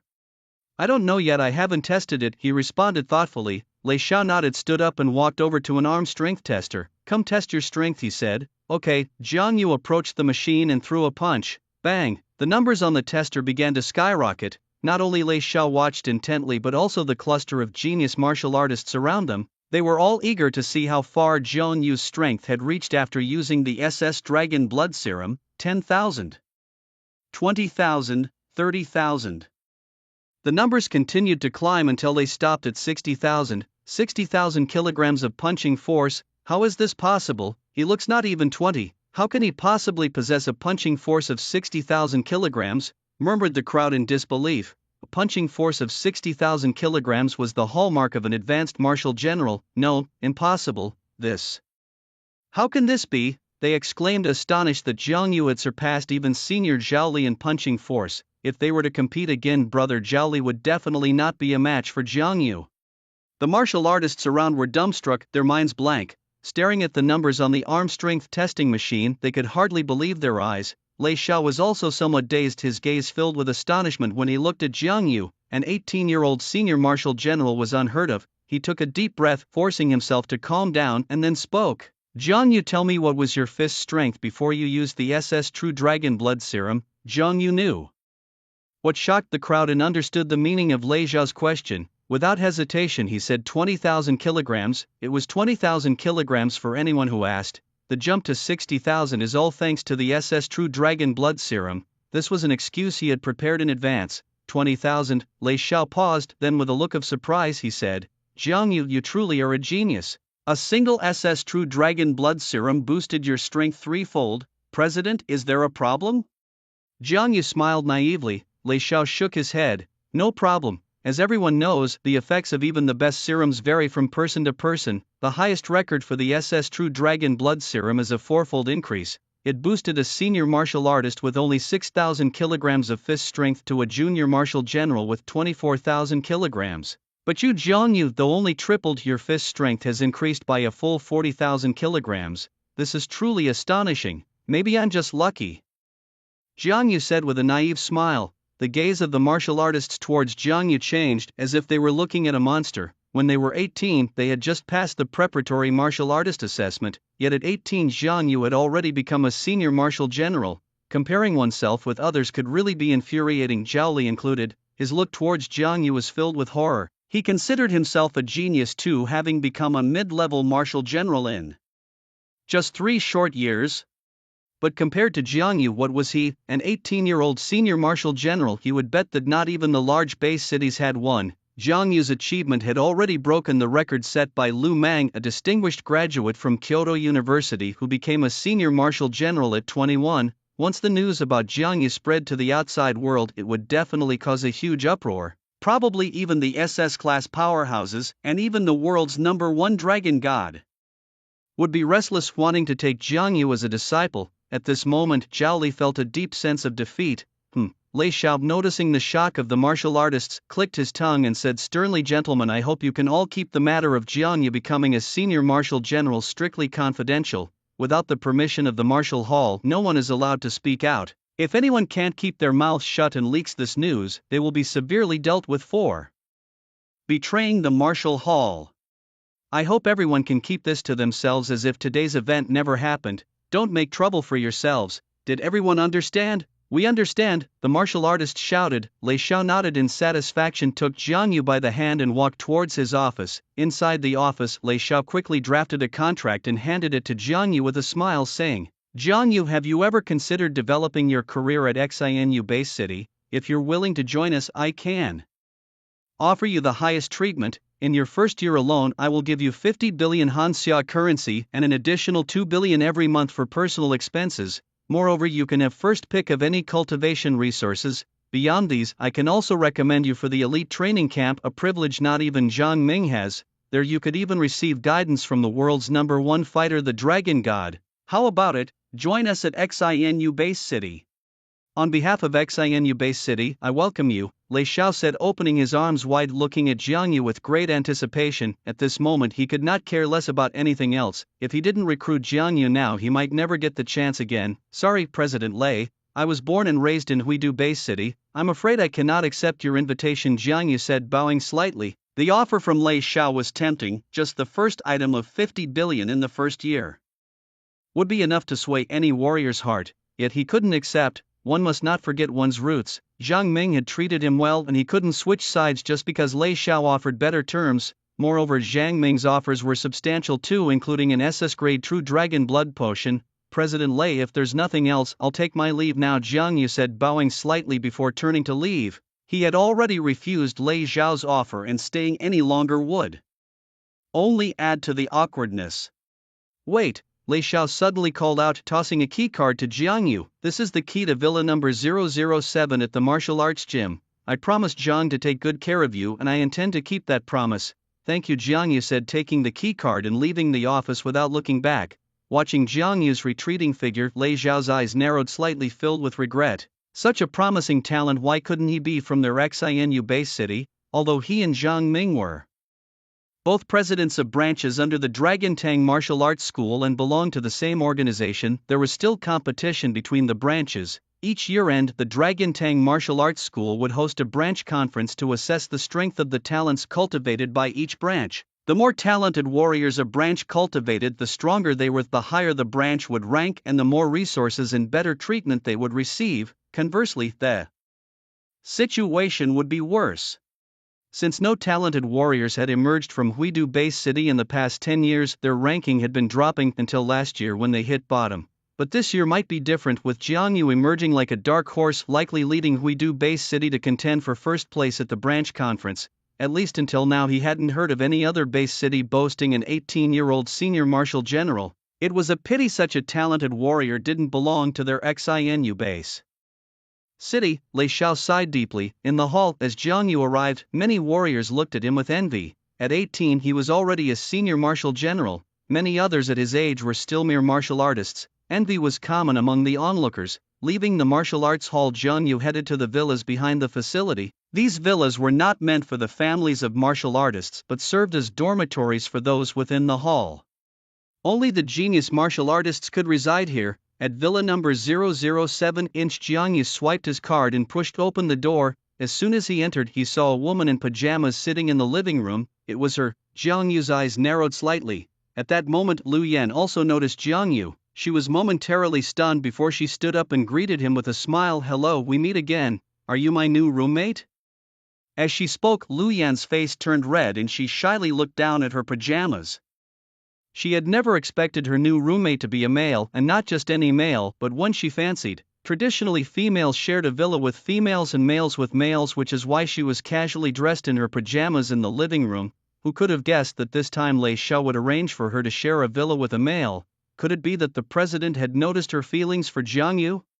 Lu Yan thought to herself, nearly burying her face in her chest in embarrassment. Jiang Yu remained silent, observing Lu Yan carefully. It was undeniable that Lu Yan, unbound by her pajamas, displayed a figure that was simply breathtaking. In the world of martial artists, there might be unattractive women, but none with a poor physique. Years of training had only enhanced the female warriors' figures, and even stocky lolitas were not uncommon. Please, come in and have a seat." Lu Yan, noticing Jiang Yu's gaze, blushed and hurriedly rushed to her room. The villa was empty inside. Jiang Yu walked over and sat on the sofa, a faint scent of a woman lingering in the air. On the coffee table, there was a half-eaten apple left by Lu Yan. She was quick. Before Jiang Yu had been sitting for long, Lu Yan reappeared in casual clothes and sat down next to him, her face still bearing a hint of makeup. The beauty of youth was vividly on display. "Jiang Yu, I'm really sorry about earlier. Normally, our roommates are of the same sex, so I wasn't expecting you," Lu Yan began to explain. Jiang Yu smiled. "It's okay. If anyone should be apologizing, it should be me, since I'm the one taking advantage of this situation. I didn't expect that President Lei would arrange for me to share a villa with such a beautiful lady." "Wait a minute." Jiang Yu paused mid-sentence, a bold suspicion flashing through his mind. Could Lei Xiao have arranged this on purpose? This guy isn't good at poaching, trying to pull a Wang Yun's beauty trap. Of course, this suspicion just flitted through Jiang Yu's mind, and he wasn't so narcissistic to dwell on it. The living room fell silent. Lu Yan tried to speak several times but found that Jiang Yu was like a training fanatic, completely devoted to his martial studies. Whether it was reviewing the history of the past 100 years or browsing the martial arts marketplace, he seemed utterly uninterested in her, hardly even glancing her way. Could it be that this is the reason for Jiang Yu's formidable strength? Unaware of Lu Yan's thoughts, Jiang Yu browsed through the internal martial arts store looking for weapons suitable for him. Initially, he thought the red tassel spear and the coiling dragon saber would be sufficient for his ventures into the wilderness. Now, it seemed these weapons were somewhat too light. Fortunately, the martial arts store also had a weapon recycling feature, so he wouldn't waste money. He opened the weapon store. D-grade obsidian spear, weighs 8,500 kilograms, suitable for senior martial generals, priced at 8.5 million. D-grade white dragon spear, weighs 9,999 kilograms, suitable for senior martial generals, priced at 9.99 million. D-grade Zhun Kuan saber, weighs 9,500 kilograms, suitable for senior martial generals, priced at 9.5 million. D-grade cutting eagle sword, weighs 7,500 kilograms, suitable for senior martial generals, priced at 7.5 million. After browsing, Jiang Yu finally chose the white dragon spear and the Zhun Kuan saber. As for the red tassel spear and the coiling dragon saber, he sold them back to the martial arts store at a 10% discount, losing over 500,000. Since it was the martial arts store, the delivery of the weapons was prompt. Shortly after Jiang Yu paid, the villa's doorbell rang. A martial artist delivered the two weapons into his hands. In the blink of an eye, 2 days had passed. In the virtual room, Zhao Li walked out of the virtual pod, head hanging in defeat. he glanced at Jiang Yu, who was still inside another virtual pod, and then turned to leave the virtual room, defeated. He had lost again. Over these 2 days he had challenged Jiang Yu dozens of times, each ending in failure. Jiang Yu's strength seemed to keep increasing, from the first challenge when he could still parry a few of Jiang Yu's moves to now when he could not even withstand a single strike. Looking back, just 2 days ago Zhao Li could barely withstand 100 moves from Jiang Yu, now he had become a mere stepping stone for him. In just 2 days, how fortunes change. The talent he once took pride in was nothing in front of Jiang Yu.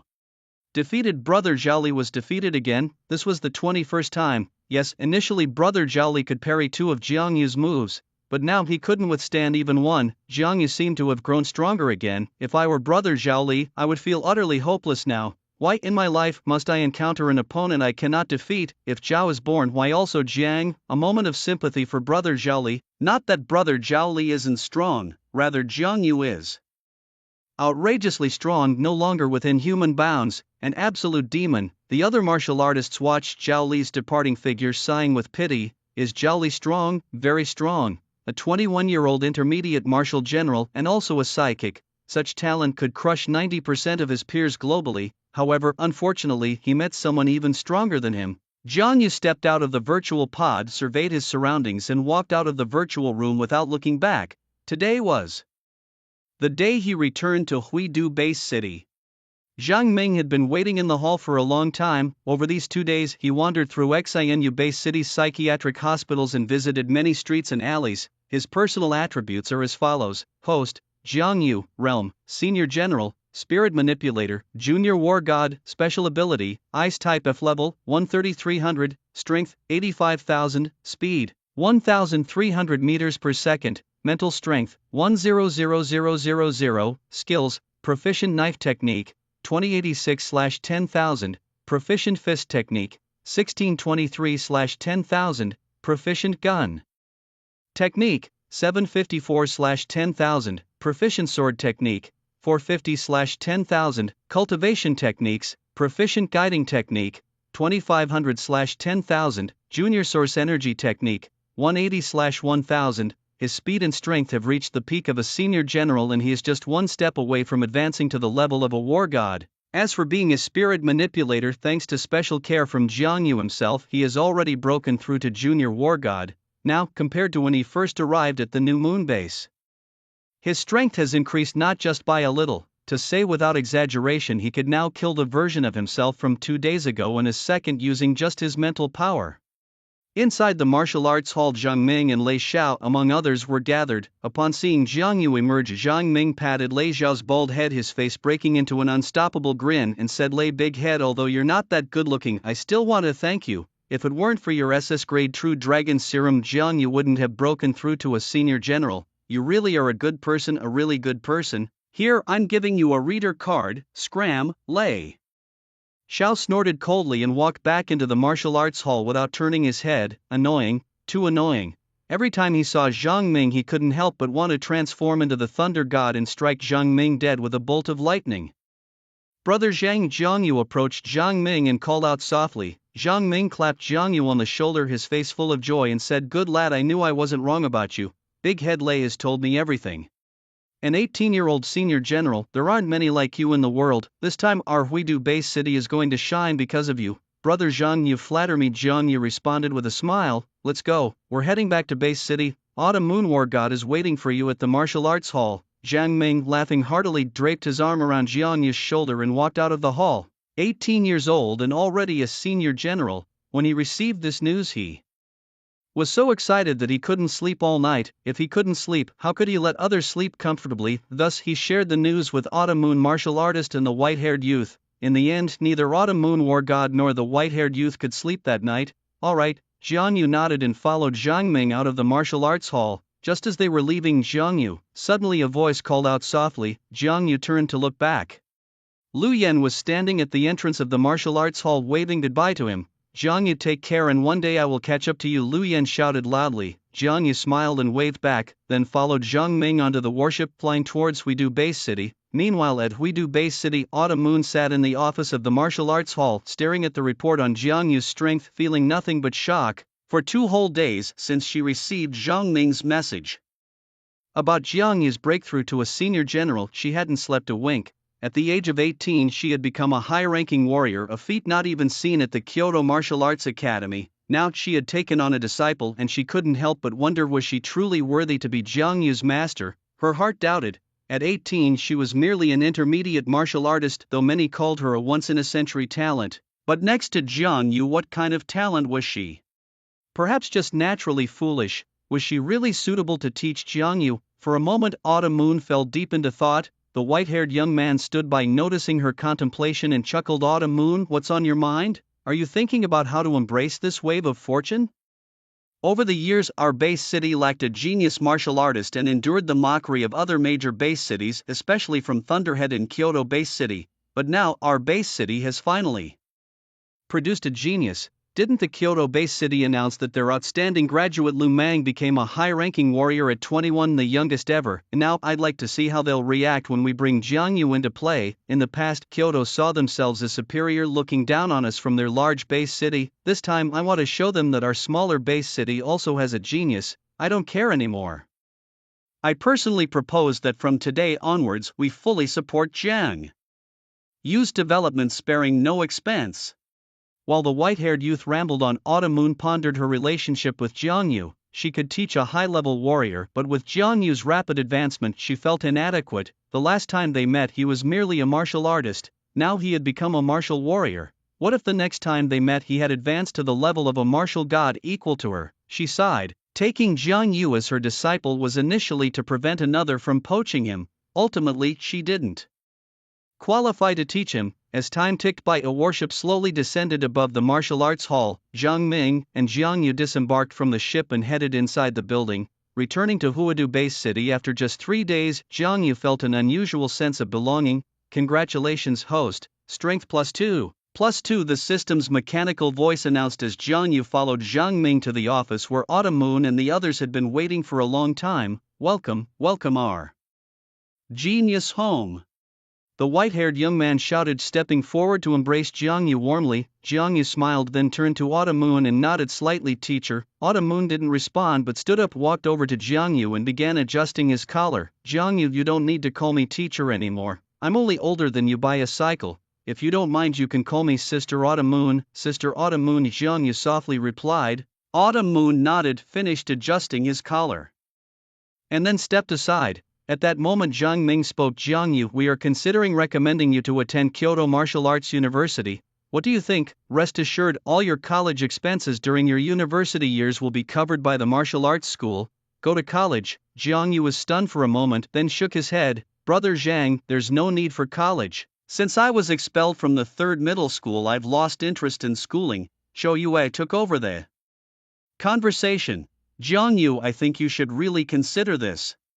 The Kyoto Martial Arts Academy is one of the top 2 academies in the country. Not only are all the instructors martial gods, but there are also beings beyond the level of martial gods. You could even meet SS-level powerhouses. Jiang Yu continued to shake his head. Sister Zhou Yue, I know you all want what's best for me, but I genuinely dislike the idea of college. I've already made plans with the Fire Dragon squad to head to the wilderness early tomorrow morning.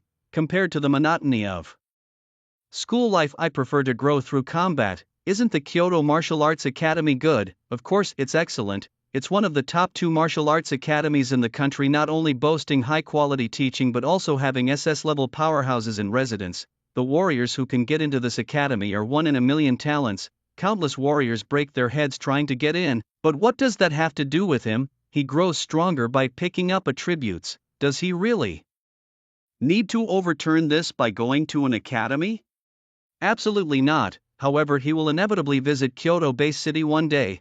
Being one of the 4 major residential population centers in the country, it definitely has its share of challenges, but now is not the time. Although Huadu Base City is small, the attributes dropped along the roadside are enough for him to pick up for a while. He can never pick them all up. See, I told you before Jiang Yu wouldn't go to college. You didn't believe me, now do you? Said the young man with white hair.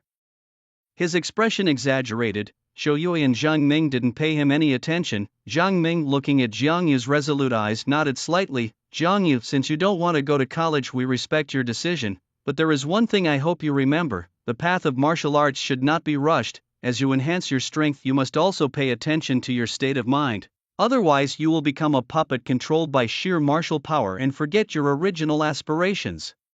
I understand, Brother Zhang, Jiangyu softly replied. He understood the meaning in Zhang Ming's words. The path of martial arts requires a cyclical progression. One cannot just enhance strength blindly like a nouveau riche who, having money, lacks the ability to manage it. After chatting for a while, Jiangyu left the martial arts school. The weather in June changes unpredictably. What had been clear skies suddenly turned overcast. As Jiangyu walked up to a high-end restaurant, he stopped. Looking at the young men and women inside, he thought back to half a year ago, the season when they broke up. The girl had told him that she wanted to live a life of eating high-end Western meals and frequenting upscale places, not just eating at street stalls and dealing with daily necessities. Back then, he couldn't provide that, so they broke up. Thinking about it now, was the girl wrong? No, she wasn't wrong. Some people pursue a luxurious life while others prefer comfort. Everyone has their own aspirations. Who can blame whom? It's just different paths. With that thought, Jiangyu, as if compelled by some mysterious force, pushed open the door and entered the restaurant. Just as he was getting hungry, "Hello, welcome." The young lady at the door greeted him warmly, showing no sign of looking down on anyone. In this digital age, looking down on people only leads to being blasted on social media. "Hello, may I take your order?" The young lady walked Jiangyu to a table and personally handed him a menu. Jiangyu flipped through the menu, where the dishes were either expensive or very expensive, featuring exotic meats like electric grilled black rhino skewers and spicy crayfish. "Hello, I'll have the goose egg fried rice." Jiangyu pointed at the menu and then handed it back to the young lady. "Okay, please wait a moment." The young lady smiled slightly and turned to leave. Jiangyu, is Jiangyu, this year's special admission, an 18-year-old intermediate martial artist. Quick, take a photo. I actually met the living Jiangyu. At this moment, other customers also noticed Jiangyu and started taking out their phones to take pictures. Not far away, a middle-aged man and woman saw Jiangyu and exchanged glances before standing up and walking towards him. While Jiangyu was waiting for his meal, suddenly thump, the middle-aged couple reached him and knelt down in front of him, crying and shouting, "Jiangyu! Jiangyu, our dear nephew, we've finally found you. I'm your uncle. Jiangyu, I'm your aunt. We've been searching for you for over a decade, and now we've finally found you. To find you, we've exhausted all our resources, even sold our car and house. Now finally, we've found you. I think your mother in heaven can also rest in peace." The couple went back and forth, clutching Jiangyu's legs while sobbing, "Uncle, Aunt." Jiangyu furrowed his brows. When did he get an uncle and aunt? However, seeing the surrounding diners taking pictures with their phones, Jiangyu thought for a moment and eventually decided to let the middle-aged couple stand up first. "Please stand up and talk." The couple exchanged glances and, seeing the surrounding diners taking photos and videos, continued to cling to Jiangyu's legs, crying and pleading, "Dear nephew, these years to find you, we've sold our car and house, even incurred a huge debt. You must help us." "Yes, to find you, your brother couldn't even afford a bride price. This money, you must help your brother out. You can't just stand by and watch him suffer. He's your real brother." "Yes, yes, for finding you. We've suffered so much. Now that you're successful, you can't ignore us." At another table, a thin man heard the middle-aged couple's words, a sharp light flashing in his eyes. He quietly took out his phone and discreetly photographed the couple's faces, then settled his bill and left the restaurant. He had been worried about not having any of Jiangyu's relatives to exploit, but now someone had conveniently delivered themselves to him. Meanwhile, the middle-aged couple, unaware of the man's actions, continued to put on a pitiful display in front of the surrounding phone cameras, clutching Jiangyu's legs and crying out, "Little you don't know how hard these years have been for us searching for you.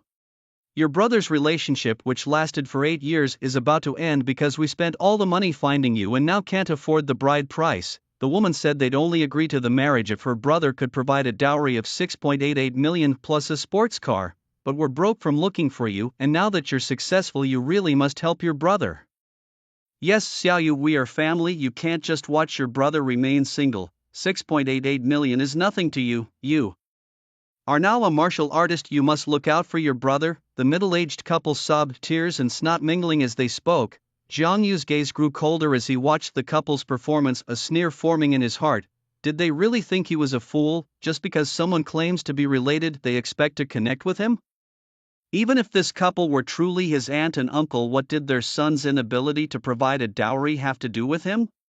If they can't afford it, let the son stay single. It's not like he'd share their wedding night if their son got married. However, Jiang Yu kept his thoughts to himself and maintained a calm demeanor. He watched the couple crying before him and said with a light smile, "Could you please stand up to talk? There are so many people watching." The middle-aged woman looked around and saw that they were indeed surrounded by onlookers. Despite Jiang Yu's reasonable tone, she shook her head and cried, "I won't stand up unless you agree to provide the dowry and buy the sports car for your brother." "Yes, we won't get up unless you agree." The middle-aged man also chimed in, both seemingly determined as each clung to one of Jiang Yu's legs. Jiang Yu laughed. It was true what they said. Poverty makes you invisible in a crowded city, but wealth draws distant relatives even from the mountains. He had been an orphan for many years without a relative in sight, and now that he had achieved something, suddenly an aunt and an uncle had appeared.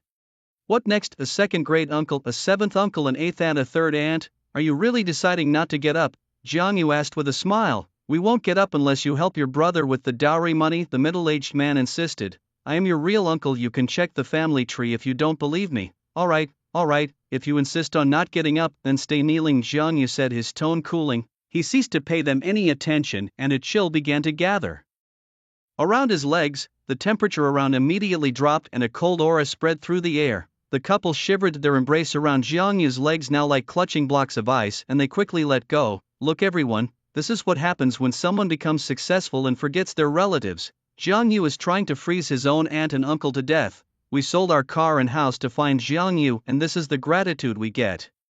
How unfilial." "Jiang Yu is unfilial. Everyone come and see this unfilial descendant." The middle-aged woman, seeing that clinging to his legs was ineffective, lay on the ground and began to throw a tantrum. Jiang Yu ignored her completely and, facing the cameras that had gathered around, calmly started eating the fried rice with goose eggs brought over by a young lady. Recognize relatives, acknowledging a kin. The first move after coming ashore was to sever ties with opportunistic relatives.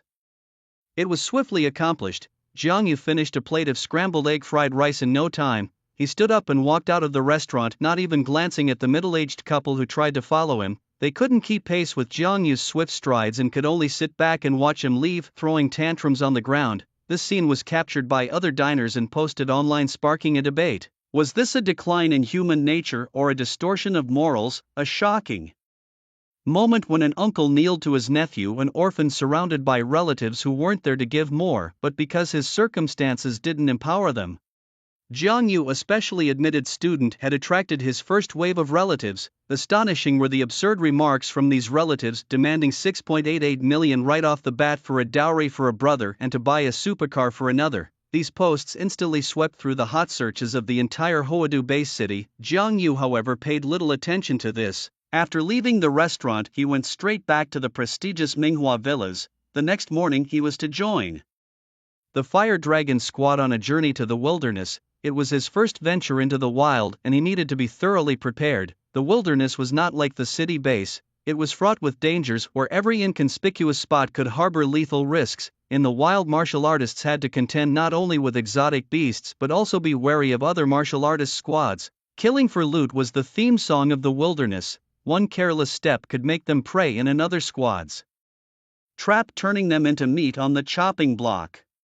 Moreover, there were eyes hidden in the dark, martial artists who had joined dark organizations. For money, they would stoop to anything, including assassinations, which were all too common, especially for a prodigious martial artist like him, a prime target for these dark organizations. Attempts had been made to eradicate these dark organizations, but all had failed without exception. Like corrupt officials of ancient times, as soon as one wave was cleared, another would emerge, often before the authorities could act. The dark organization members would have already received the news and gone into hiding. As Zhang Ming said, spies were everywhere. You might think they're on the inside, but they've already climbed to the upper echelons. In his living room, Jiang Yu, following information he found online, quietly packed the essentials needed for the wilderness. Going into the wild was not to be taken lightly. The more supplies prepared, the greater the chance of survival, as the Fire Dragon squad had mentioned on the phone 3 days before.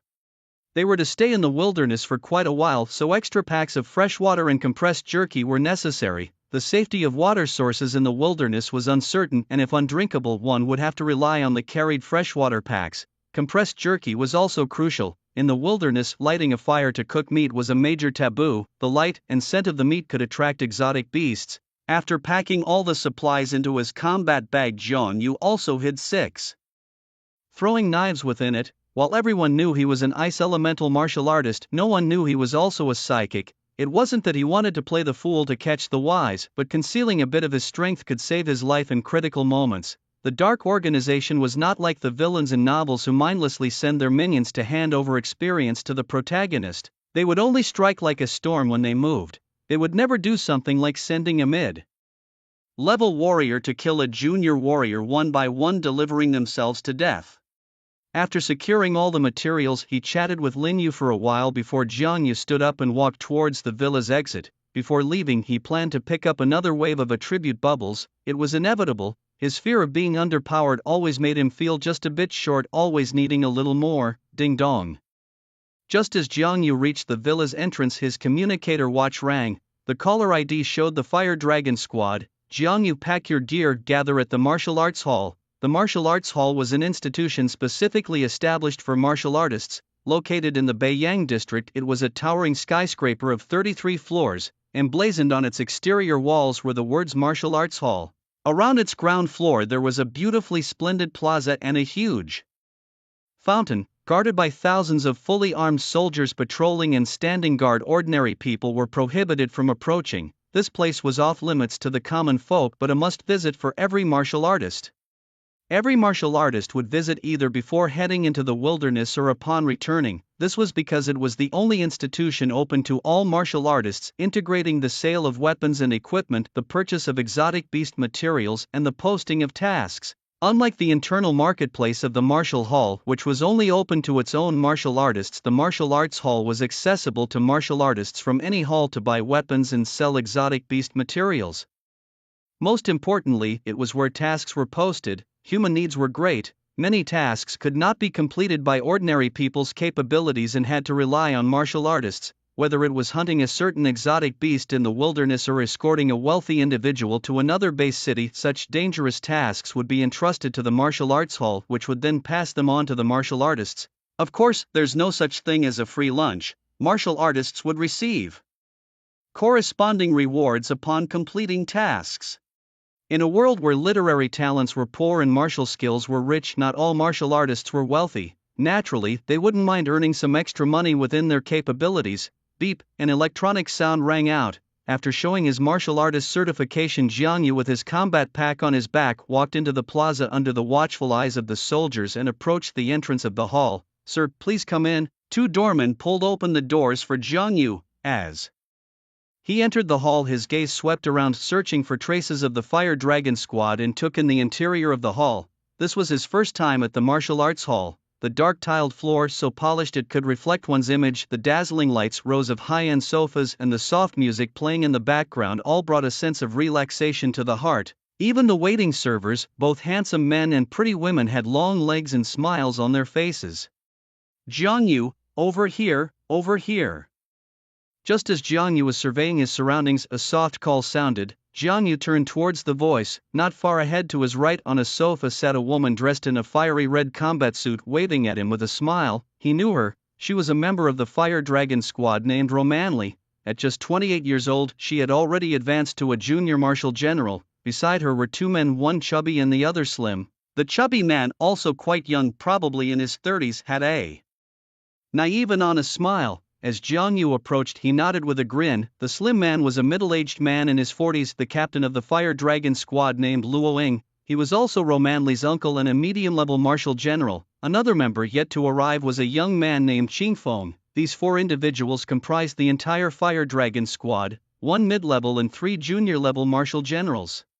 Initially, upon reviewing the Fire Dragon Squad's information, Jiang Yu was skeptical. Was this really the team with over a decade of wilderness experience that Zhou Yue mentioned? Their ages weren't that high. However, after going through all their details, he realized Zhou Yue hadn't misled him. They indeed had extensive wilderness experience. Take Romanli, the youngest. She had been venturing into the wilderness with Luo Ying since she was 18. "Sorry, I'm late." Jiang Yu nodded to the 3-inch, then sat down on the sofa. "You're not late, Qingfeng hasn't arrived yet. Would you like some tea?" Luo Ying offered Jiang Yu a teacup. "Thank you." Jiang Yu took the teapot, first pouring tea for Luo Ying and the others, then for himself, a gesture that naturally won them over. "Jiang Yu, how did you do it, breaking through to a mid-level martial artist at just 18? You know, when the captain told us you were joining our Fire Dragon squad, I was thrilled. You are the genius martial artist from Longting Martial Hall, the dream guy of many girls.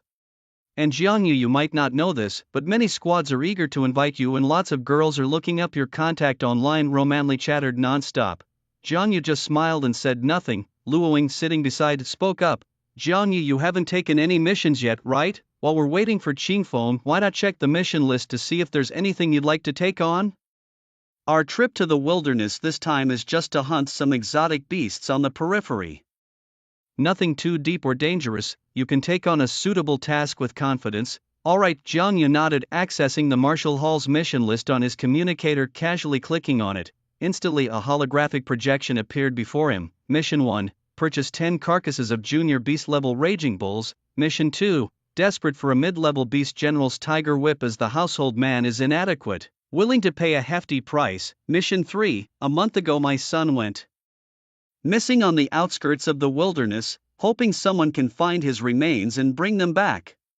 Mission 4, looking to buy 3 ginsengs over 20 years old. Mission 5, in urgent need of a strong team to escort me on a trip to the wilderness. Mission 6, there were many missions, large and small, numbering in the thousands. Most of the tasks were related to hunting exotic beasts. After browsing through them, Jiangyu closed the task list without accepting any. It wasn't that he didn't want to earn money, but most of the tasks didn't seem right to him. For instance, one asked for finding the bones of someone's son. With so many dying in the wilderness daily, how could one identify his son's remains? Was he supposed to just pick any set of bones to make up the numbers? The parents had already suffered enough from losing their son, couldn't find a suitable task. Romanly moved closer and asked. Jiangyu nodded. Yes, most of these tasks require specifically searching for exotic beasts. It's just a waste of time. Romanly smiled. Jiangyu, have you ever thought that these tasks are meant for you to undertake while you're in the wilderness? For example, if you encounter the saber-toothed tiger and manage to kill it, then you can accept the task afterward. Wouldn't that kill 2 birds with 1 stone? Luoying took over the conversation. Romanly is right, that's how most warriors operate. I see, Jiangyu replied with a nod. The group fell silent, waiting for the gentle breeze to arrive. Sorry, I'm late. It was only a few minutes before a young man approached Jiangyu and the others. It was Qingfeng. You're not late, have some tea. Luoying handed Qingfeng a cup of tea. Qingfeng shook his head and called out to the bar behind him, waitress, 5 cups of jasmine milk tea please. Okay, please wait a moment. From behind the bar, Su Weiwei looked at the milk tea in her hands, her expression unnatural as she watched Jiangyu sitting on the sofa. She had noticed him the moment he walked in. His tall stature was hard to ignore.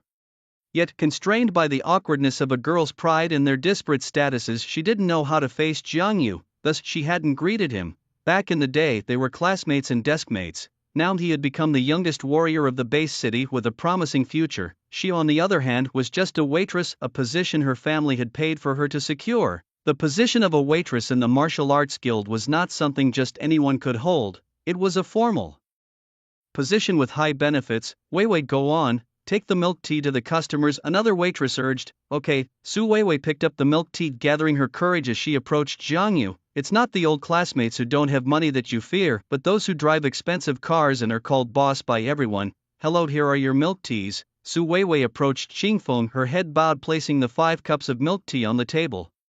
She didn't look at Jiangyu, nor did she know what to say to him. Su Weiwei. Jiangyu was also surprised to see her. He hadn't expected to encounter her here since they had parted ways in school. Jiangyu. What a coincidence, Su Weiwei said unnaturally. Yes, quite a coincidence. I didn't expect to see you here. Just as Su Weiwei was about to say something, a rough voice interrupted. I have to go, busy myself. Su Weiwei glanced at Jiangyu and then turned to walk back to the bar. Do you know her? Romali leaned over to Jiangyu as they watched Su Weiwei walking away. A high school classmate, Jiangyu replied. Really, just a high school classmate, not a high school girlfriend? Romali teased with a knowing smile, as if she had seen through everything. Jiangyu nodded, his gaze lingering on Su Weiwei, who was now clad in a tight black uniform and high heels, feeling a wave of nostalgia. Who would have thought that the pure girl from back then would one day wear such a provocative outfit? Perhaps this is just fate playing its tricks. Let's take a 10-minute break. After that we'll head out, Luoying announced. Everyone, including Jiangyu, nodded in agreement. As the seconds ticked by, Su Weiwei back at the bar couldn't help but notice Jiangyu sitting on the couch. She saw that he had become even more handsome with a mature aura about him. Her heart was filled with mixed emotions, and there was a question she had been holding back for days. "Let's go," Luo Ying said, prompting everyone to stand and start walking toward the exit. Seeing Jiang Yu about to leave, Su Weimei made up her mind and dashed from behind the bar, calling out, "Jiang Yu, wait." Jiang Yu stopped and turned around. "Su Weimei, what's up?" I. Su Weimei struggled to speak, her chest heaving, but thinking that she might never get another chance, she mustered the courage to ask Jiang Yu, "Is there still a possibility for us?" The moment she spoke, a weight lifted from her shoulders. She stared intently at Jiang Yu, awaiting his response. Lately, every time she closed her eyes, Jiang Yu's image would appear in her mind. She questioned herself, had she really made a mistake back then? Jiang Yu's mind flashed back to a stormy, helpless night. He shook his head with a smile. "Su Weimei, let the past be the past. Your decision was right, but unfortunately my heart already belongs to someone else. Let's let bygones be bygones." With that, Jiang Yu turned and walked away, not looking back. Su Weimei stood there pale-faced, watching his retreating figure. Overwhelmed by her emotions, she collapsed to the ground and sobbed uncontrollably. In that moment, all hope was shattered. There was no longer any possibility between her and Jiang Yu. Just like the saying goes, the past is like the wind. Meanwhile, the news of Jiang Yu's departure to the wilderness quickly spread. In a basement in Dongyang District, Wei Wu heard the news and smirked. He had been waiting for this day for a long time. Finally, the opportunity had come. "Brother Wu, are we really going to make a move on Jiang Yu? The team going with him to the wilderness is the Fire Dragon Squad. We're no match for them." "Yes, brother. The captain of the Fire Dragon Squad, Luo Ying, is notoriously ruthless. With just the strength of a junior military general, you're hardly a match for him, even if he were to fight with one hand tied behind his back." Beside Wei Wu, two short statured warriors echoed each other, seemingly oblivious to the darkening expression on Wei Wu's face. They were twins named Lu Fong and Lu Nang. With a swift backhand, Wei Wu slapped both of them, one for each, and scolded irritably, "Are you two pigs? Although I'm no match for Luo Ying, couldn't you at least not leave Jiang Yu isolated? If Jiang Yu is left alone with the combined strength of us three, a junior military general and two senior warriors, killing him would be as easy as flipping our hands." "But brother Wu, how can we isolate Jiang Yu?" Lu Fong inquired. Wei Wu's mouth curled into a cold smirk. "Isolating Jiang Yu is simple. Doesn't he still have an uncle and aunt? Who go and capture both of them? With them in our hands, we can force Jiang Yu to act alone. I don't believe he would not come to their rescue." "Brother Wu, what if Jiang Yu really doesn't come to their rescue?" Lu Nang quickly asked. Slap. Wei Wu delivered another fierce slap, his expression growing darker. "If he doesn't come to rescue, then we kill the two. What else can we do? Tell me, besides kidnapping these two, who else can we kidnap? It's not like we can sneak into the famous Villa District and kidnap Lin Yu, right?" Lu Nang, holding his face, was at a loss for words. Truly, what a pair of sleeping dragons and phoenix chicks. Wei Wu glanced at Lu Nang and Lu Fong with disdain. Kidnapping Lin Yu, he wished. But Lin Yu had always stayed inside the famous Villa District and had never come out. How could he kidnap her, break into the Villa District? Don't make him laugh. Inside the Villa District, where families of military generals reside, not only is the security system robust with thousands of soldiers standing guard, but there are also senior warriors leading patrols. With his little strength, he wouldn't even begin the kidnapping before he was killed. "Brother Wu. Brother Wu. I have a better idea." Lu Nang suddenly brightened up, stepping forward. "What idea?" Wei Wu pressed his eyebrows knit together. "Besides kidnapping Jiang Yu's uncle and aunt, we can also kidnap his classmate. This way we can attack from both sides. Even if Jiang Yu doesn't rescue his uncle and aunt, he would surely rescue his classmate, right?" Far to the east of Huadu Base City, hundreds of kilometers away, there lay a military base. This place, serving as Huadu Base City's first line of defense against the beast tide and a midway supply station for warriors venturing into the wilderness, bristled with readiness as tens of thousands of soldiers, some with long guns and others with swords, moved in and out. Some wore smiles, others bore worried expressions. Rumble.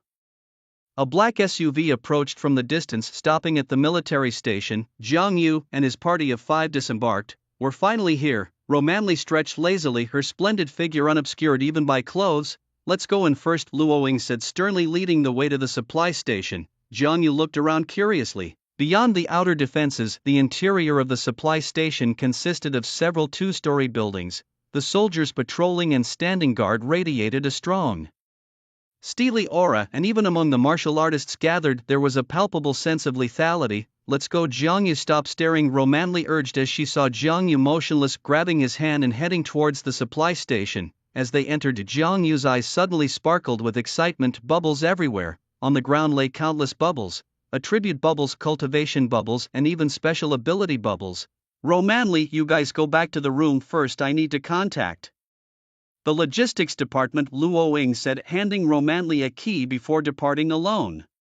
As a seasoned squad, the Fire Dragon squad naturally had their own room at the supply station. The logistics department Luo Ying referred to was in charge of coordinating with the military to transport the corpses of exotic beasts. Some of these beasts were extremely valuable, yet due to their massive size it was impractical for the team to carry them. Thus, the military had established a logistics department specifically to help martial artist squads transport these corpses, allowing the squads to not worry about the logistics and enabling the military to earn a fee, a win-win situation. "Let's head back to the room," Ro Manley said, jingling the keys, leading Fatty and Qing Feng towards their room. Jiang Yu didn't move. He smiled at Ro Manley and said, "Go ahead, I want to take a walk around the supply station. Sitting in the car all this way has really stiffened me up." "Alright then, we'll contact you later on the communicator watch," Ro Manley said without suspicion and left with Fatty. Jiang Yu quickly picked a direction and started moving. Along the way, numerous bubbles were automatically collected by the system. "Congratulations, host. Strength +5. Speed +5 +10 +18. Mental strength +10 +5. Sword technique acquisition +1 +5. Fist technique acquisition. Congratulations, host, you've acquired a fire attribute. Activate fire ability." "Congratulations, host, you've acquired an electric attribute. Activate electric ability." The system's voice continuously echoed. Pretending to just be strolling, Jiang Yu moved through the supply station, encountering many martial artists. From some of them he sensed hostility. Yes, hostility. As a divine-level mentalist, his perception was far beyond ordinary people, allowing him to distinctly feel the hostility emitted by these martial artists. However, he did not make a scene but silently noted each of these martial artists in his mind. He considered himself a friendly person who had never offended other martial artists except Wei Wu. Now, the fact that so many martial artists were hostile towards him only meant one thing: they were members of the Dark Organization. Killing members of the Dark Organization wasn't a burden on his conscience. On the contrary, he was somewhat eager, especially since there were bounties to be collected. 1, 2. Jiang Yu mentally tallied the martial artists who bore him ill will. After counting, there were 35 in total, making him reflect on the Dark Organization's penetrating influence, undoubtedly facilitated by the inaction of certain individuals. "Congratulations, host. Speed +2 +23. After collecting all the bubbles at the supply station, Jiang Yu returned to the Fire Dragon squad's room. The room was not small, around 200 square meters with 5 separate rooms. Jiang Yu entered one of the rooms, locked the door behind him, and whispered to himself, "System activate other abilities." As the system activated, flames and blue lightning appeared around Jiang Yu. He felt an intense heat and tingling sensation all over his body. Crackling sounds filled the air as electric currents flowed through him, leaving his body numb. Fortunately, this sensation was fleeting and soon vanished without a trace. "Host, Jiang Yu, level, Junior War God, Mental Master, Junior War God, abilities, Ice level F, 130 out of 300, Fire level F, 100/300, Electric level G, 40 out of 100. Strength, 150000, Speed, 2500 meters per second, Mental Power, 150,000, Skills, Proficient Knife Technique, 5086/10,000, Proficient Fist Technique, 8023/10,000, Proficient Gun Technique, 1754/10,000, Proficient Sword Technique, 1450/10,000, Techniques, Proficient Guiding Technique, 5300/10,000, Junior Source Energy Technique, 280/1000. His body's metrics underwent tremendous changes. His strength increased by 65,000 points and his speed by 1200 points, breaking through to the level of a Junior War God. Although he had not advanced to a Middle War God requiring 300,000 strength points and a speed of 5,000 meters per second, Jiang Yu was still very satisfied. After all, it had only been a few days since he had acquired the system. "Come on, agents of the Dark Organization." Feeling the surge in his power, Jiang Yu's heart swelled with confidence. As a junior war god, his combat abilities were considered upper middle tier in any force. The Dark Organization would never expect that he wasn't just a middle level warrior but a junior war god. Ding ding ding. Just then a knocking sound interrupted his thoughts.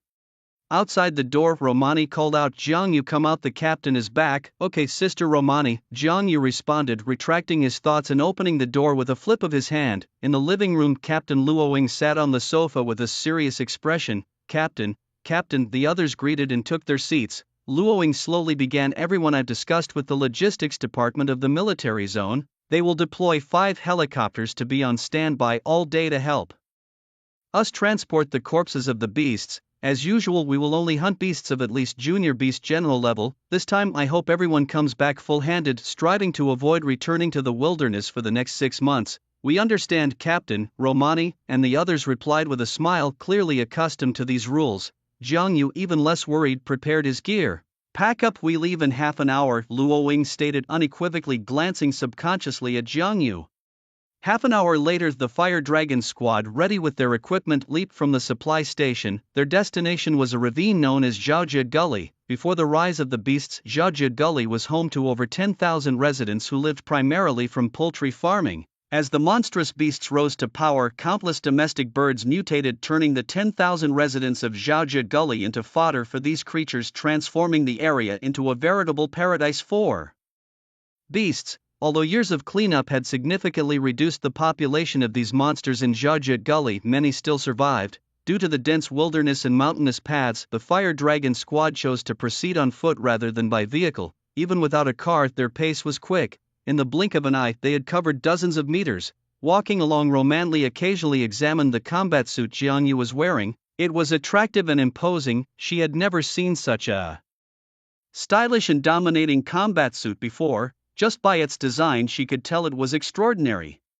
Finally, after walking a bit further, Romanli couldn't contain her curiosity any longer. She deliberately slowed down, moved closer to Jiang Yu and asked, "Jiang Yu, if I'm not mistaken, that combat suit you're wearing must be very expensive, right? What level is it? It looks amazing, much better than the suits worn by the 3 team leaders." The suits of the 3 team leaders, one looked like an elephant, another like a giant rooster, and the third, even more bizarre, was green. Hearing Romanli's comments, Luoying and the other 2 twitched the corners of their mouths and pretended not to hear. Continuing to walk ahead, Jiang Yu glanced at the trio. Indeed, compared to his S-class combat suit, the others' attire did look a bit ugly, especially Qingfeng's green suit. It was hard to understand what he was thinking. "Quick, tell me," Romanli urged impatiently. Jiang Yu smiled and said, "It's not that expensive, it's just an S-class costing 10 billion Hanxia currency." "What, 10 billion Hanxia currency? S-class?" Upon hearing this, Romanli instinctively shouted out loud. At that moment, Luoying and the others stopped in their tracks, turned their heads towards Jiang Yu, and their eyes filled with surprise. "Quick, let me feel the texture of an S-class combat suit. I've never seen one before," Romanli said as she eagerly felt the fabric, causing Jiang Yu almost to react. Luoying and the others eyed Jiang Yu's deep blue combat suit and then looked at their own, indeed noticing their relative ugliness. "My goodness, brother Jiang Yu, don't tell me you spent all the money from your last live stream on this combat suit," Fatty said in amazement. The amount Jiang Yu had earned from his last live stream was well known, and they were all aware of it. 10 billion. A single live stream had brought in 10 billion in revenue, enough to make countless internet celebrities envious. Jiang Yu nodded and gave a sheepish smile. "I'm quite afraid of death, so I bought this highly defensive combat suit." Afraid of death? The corners of Luoying's mouth twitched again and they turned away in unison, ignoring Jiang Yu. Without comparison, there would be no hurt. Their combat suits were at most C-class, while Jiang Yu was wearing an S-class. It wasn't that they didn't want to buy S-class combat suits, they simply couldn't afford them. Who would want to wear an ugly combat suit? Although warriors earn money quickly, they spend it even faster. Weapons, cultivation resources, and methods of cultivation all require money to purchase. If one gets injured in the wilderness, that's another hefty cost. Romanli nudged Jiang Yu with her elbow and whispered, "Don't worry, Jiang Yu. If we encounter any danger, I'll protect you. You protect me." Jiang Yu looked Romanli up and down and shook his head with a smile. He could feel Romanli's concern. In the entire Fire Dragon squad, it was Romanli who was closest to him. Qingfeng was a taciturn man, always wearing a stern face and seldom speaking. The chubby one seemed simple-minded but was actually a person who appeared honest on the surface yet was very shrewd at heart. As for Luoying, he always maintained a mature and steady character. The five continued on their journey. After passing through a dense forest, they came upon an abandoned national highway. At a glance, the roadside was piled with abandoned vehicles, trucks, private cars, you name it. Most of the vehicles were already rust-streaked, with their bodies covered in large dents from collisions. On the ground lay several white skeletons unidentifiable as either human or beast. Roars from strange beasts occasionally echoed from the dense forests on both sides of the road, along with sightings of their figures. The 4 members of the Fire Dragon squad seemed relaxed, clearly accustomed to such scenes. Even if a strange beast crossed their path, if it wasn't their target, they wouldn't choose to strike. After winding along the national highway for several kilometers, a black long-haired pig blocked their path ahead.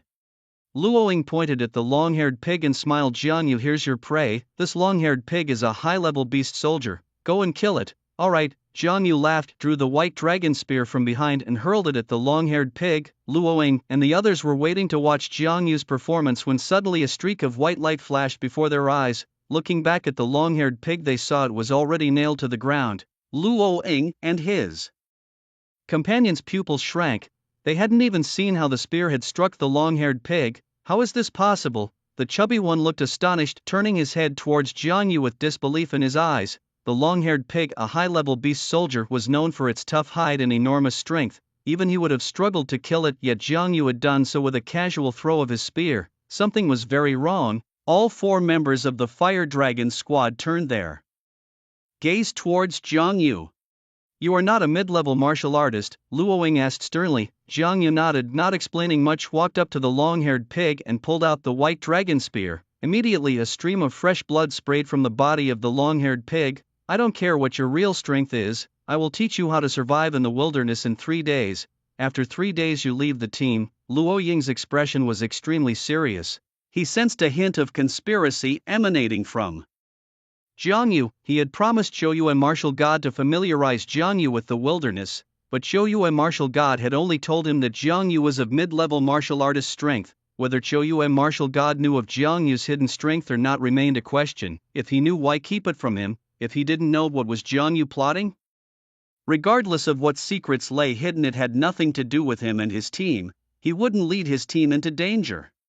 Good, Jiang Yu nodded in agreement. Even if Luoying hadn't mentioned it, he would have found a chance to leave the group. He had only 2 purposes in coming to the wilderness. First, to kill exotic beasts, see blood, refine his temperament and earn money. Second, to attract Wei Wu and members of the Dark Organization. He was someone who never liked being passive. He preferred to fire the first shot, not giving others a chance to shoot. Now that the Dark Organization had set their sights on him, he didn't mind spilling some blood. Congratulations, host. Toughness plus 100. Suddenly a bubble popped from the body of the long-haired pig. Roars from other exotic beasts echoed from the surrounding jungle. Luoying, no longer paying attention to Jiang Yu, turned to Romanli and said, Romanli, cover the smell of the long-haired pig's blood with fragrant powder and notify the military district to come take the body. Yes.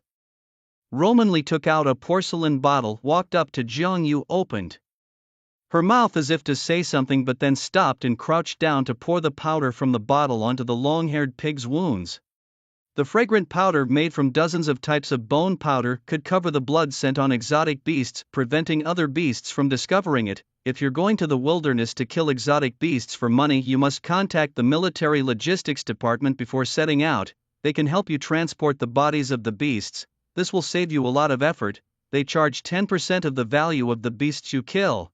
For example, the long-haired pig, valued at about 10 million in the base city, would cost the military district 1 million to collect. Besides, after selling the long-haired pig, you would also have to pay a 10% income tax. Additionally, if possible, I suggest you sell the exotic beasts to a martial hall. Although you might earn less money, you could gain contribution points. Luoying spoke slowly, passing by Jiang Yu and walking forward. After Romanli finished sprinkling the fragrant powder, she gave Jiang Yu a deep look and followed behind. Jiang Yu brought up the rear. The atmosphere in the team became subtle. Along the way, everyone was silent, with Romanli attempting to speak several times but stopping each time. Only Luoying occasionally spoke, explaining to Jiang Yu how to distinguish plants and animals and how to determine the level of exotic beasts from their footprints on the ground. He explained in detail, and Jiang Yu listened attentively. 2 hours later, they arrived near Jiaojia Gully. Jiaojia Gully was surrounded by mountains with a straight path running from the entrance to the end of the village. The entire village was shaped like the character standing on a small hill illuminated by moonlight. They looked down at the whole of Jiaojia Gully. The once orderly courtyards were now dilapidated, the roads full of potholes and overgrown with weeds. The uneven streets occasionally revealed the traces of exotic beasts. Luoying glanced at Jiaojia Gully a few times, then turned his head to Jiang Yu with a serious face and said, "The biggest difference between beast soldiers and beast generals among exotic beasts is not strength, but intelligence. Beast general class creatures already possess a certain level of intelligence. They know how to use their environment to conceal themselves. Although I don't know the extent of your strength or how much you have hidden, I hope you remember that even a lion uses all its strength to fight a rabbit. Always be quick, accurate, and ruthless when dealing with enemies. Do not toy with them as a cat toys with a mouse. Understood, Captain Luo?" Jiang Yu nodded solemnly. Whether facing humans or beasts, one must never underestimate the opponent due to one's own strength. Good to hear. Luoying didn't say much more and leapt down the mountain. By this time, it was already late. As they walked the streets of Jiaojia Ditch, the 4 members of the Fire Dragon squad were far more cautious than before. Their steps were light, making very little sound. They avoided the beasts whenever possible, but if confrontation was inevitable, they would strike to kill without hesitation, carefully navigating through several streets. They approached a deserted 3-story Western-style building. "Stop!" Luoying, leading the way, gestured for everyone to halt and directed their attention forward. In front of them lay a beast resembling a large yellow golden retriever at the entrance of the small Western-style building, a junior beast general-level golden retriever. "Captain, now we're in trouble," one of the teammates whispered. "With the golden retriever blocking the entrance, if we want to get inside the building, we'll have to deal with it, and it has to be a lethal strike, otherwise the noise from the fight will surely attract other beasts. But the golden retriever has a sensitive sense of smell. It will detect us long before we get close. Taking it down won't be easy," Fatso said, frowning. Luoying was also deeply concerned. According to his plan, they were to use the moonlight to sneak into the building and, using its height, observe the entire Jiaojia Ditch to locate traces of beast generals. Because the rooftop was high, as long as they were careful, they would not attract the attention of other beasts. However, now a golden retriever was blocking their way. Among those present, only he had the strength to definitely defeat the golden retriever, yet even he couldn't guarantee a one-strike kill. "Let me do it." Suddenly a male voice spoke up. Jiang Yu stepped forward. "You?" Luoying and the others looked at Jiang Yu skeptically. While they acknowledged Jiang Yu's abilities, defeating the golden retriever seemed a stretch. Roman Lee quickly grabbed Jiang Yu's arm, whispering, "Jiang Yu, don't overdo it. The golden retriever's sense of smell is extremely sharp. If you can't achieve a one-strike kill, its cries will instantly attract other beasts." Jiang Yu just smiled, not offering any explanation, and drew the white dragon spear from behind his back, aiming directly at the golden retriever and throwing it. Sensing the danger, the golden retriever attempted to cry out, but a powerful force restrained it. The white dragon spear pierced through the head of the golden retriever, nailing it dead on the spot. This Luoying and the others were stunned, their eyes filled with disbelief. The golden retriever that had them at a standstill had just been killed by Jiang Yu in a single strike.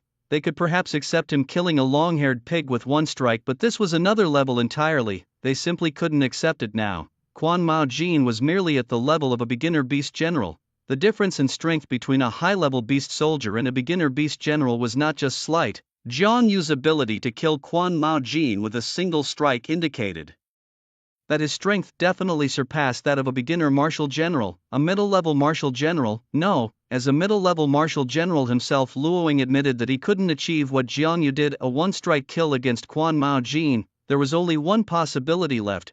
Jiang Yu was a high-level martial general. Luoying grew more shocked the more he thought about it. A high-level martial general. An 18-year-old high-level martial general. Luo Manli glanced at Jiang Yu with flashes of strange light in her eyes, her pupils hiding emotions that were difficult to decipher.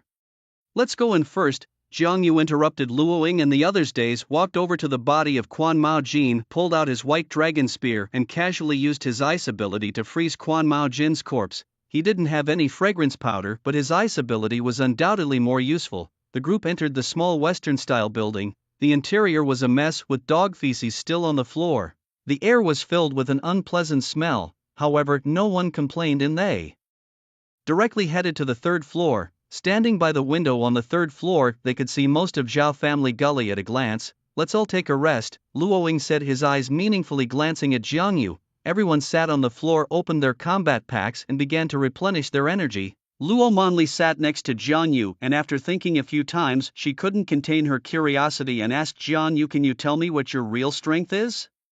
How did you manage to kill Quan Mao Jin with one strike?" Manli, Luo Ying suddenly chided softly. "Don't pry into some matters. Curiosity killed the cat." "Oh," Luo Manli playfully stuck out her tongue. Jiang Yu smiled and said, "If I said I was a martial god, would you believe me? If I said I was a martial god, would you believe me?" Luo Ying and the others fell silent. Disbelief filled Luo Manli's eyes. An 18-year-old martial god, who would believe that? There hadn't been an 18-year-old martial god in over 100 years. Jiang Yu didn't explain further. The night passed without words. The next day, just as dawn was breaking, a huge roar woke Jiang Yu and the others from their sleep. They quickly got up and peered out of the window. A few streets away from their small Western-style building, a black bull the size of a tank was leisurely strolling along with a few normal-sized black bulls.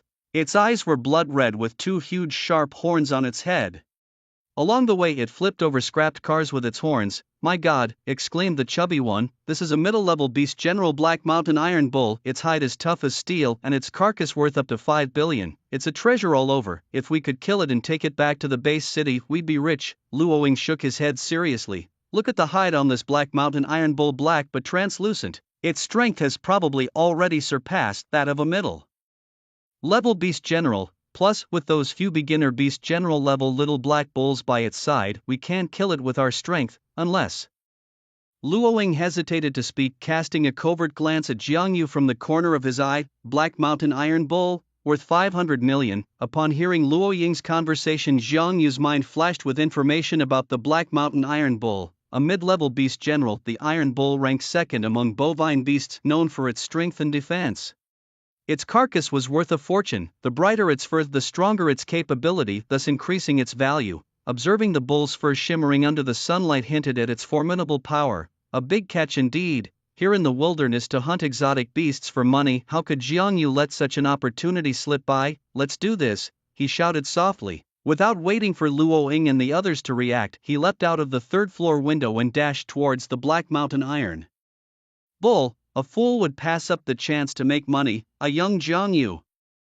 "Jiang Yu, come back," Luo Manli and the chubby companion called out in urgency. As Jiang Yu closed in on the Iron Bull, Luo Manli quickly turned to Luo Ying and asked, "Captain, are we going in?" Luo Ying's eyes flickered with hesitation, but finally he set his gaze firm and nodded. "Let's go." Whether Jiang Yu is a martial god or not, his daring move shows confidence in his own strength.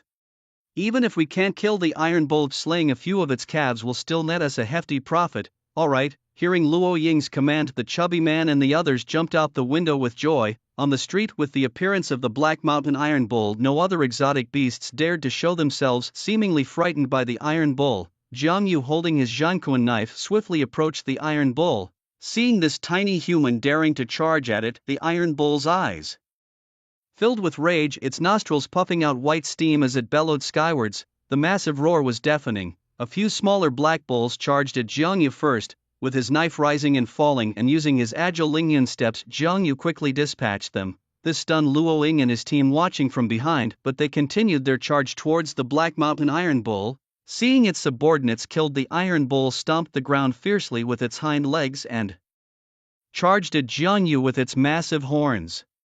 "Bring it on!" Jiang Yu didn't retreat but advanced, his Zhankuan knife ready. As the Iron Bull closed in, he swiftly dodged its charge, positioned himself beside the beast, and thrust his knife deep into its body. The tough hide of the Iron Bull was like tofu under his blade. The Iron Bull bellowed in pain. Without hesitation, Jiang Yu used the momentum to flip onto the beast's back, pulled out his Zhankuan knife and plunged it directly into the Iron Bull's head from above. The light faded from the Iron Bull's eyes. With a thunderous crash, its massive body hit the ground. The Black Mountain Iron Bull was dead. Luo Ying and his team, still on their way, paused in shock upon seeing the Iron Bull fall so quickly under Jiang Yu's knife, standing frozen in place. How is this possible? Haimu Tainyo is dead just like that?" the chubby man asked with a stunned face. Luo Ying and the other two did not answer, disbelief filling their eyes.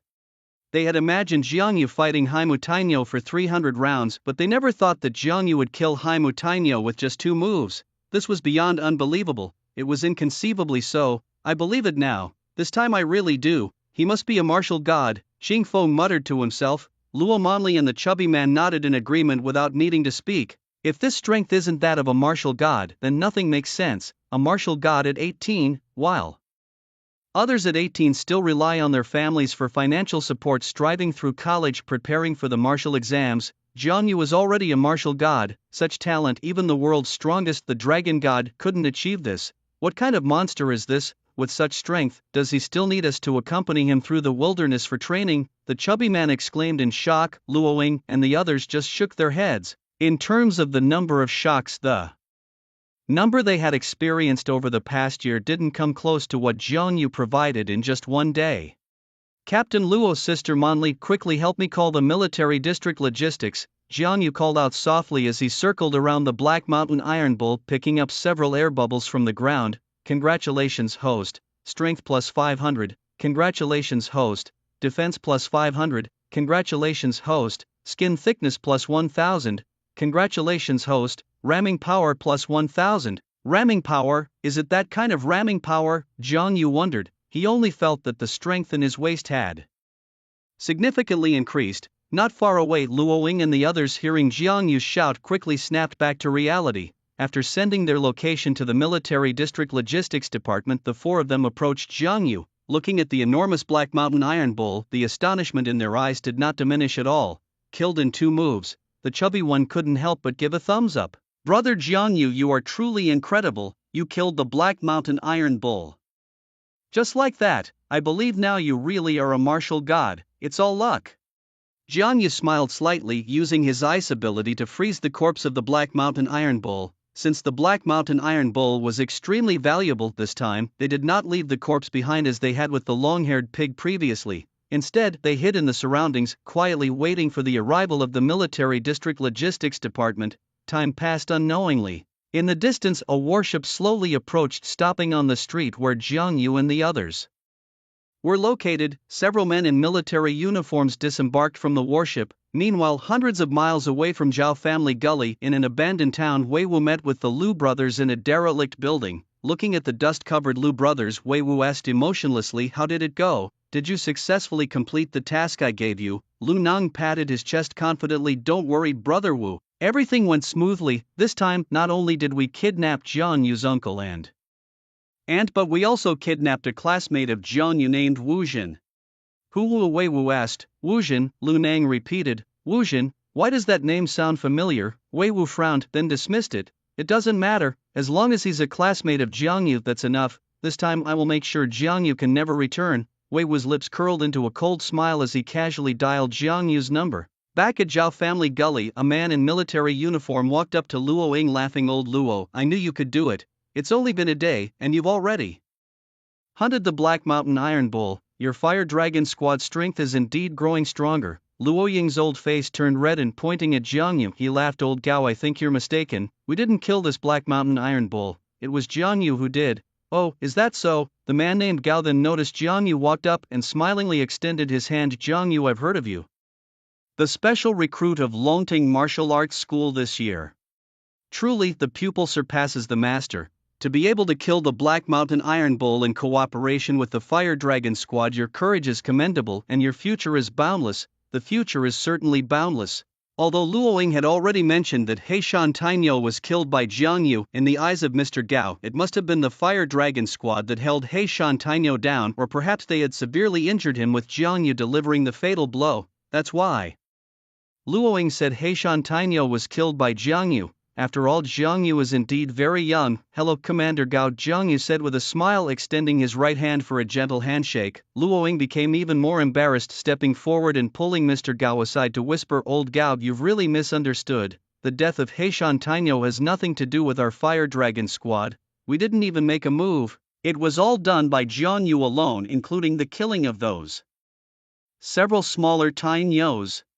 He did it all by himself." Mr. Gao frowned, sizing up Luoying with a skeptical look, disbelief filling his eyes. Luoying nodded solemnly. "Yes, he did it all by himself. When have I ever lied to you? If you don't believe it, you can go check the wounds on Heishan Tainyo's body to see if they were made by the same person." Mr. Gao said nothing and walked over to the corpse of Heishan Tainyo to inspect it carefully. There were only 2 knife wounds on the body of Heishan Tainyo, one on the side and one on the head. Besides that, there were no other injuries nor signs of being beaten by multiple attackers. Could it be? Mr. Gao's pupils contracted, turning his head to look at Luo Ying. Luo Ying nodded slightly. Hiss! Mr. Gao gasped in astonishment, his eyes filled with shock as he looked at Jiang Yu. Killed Heishan Tainyo with 2 strikes.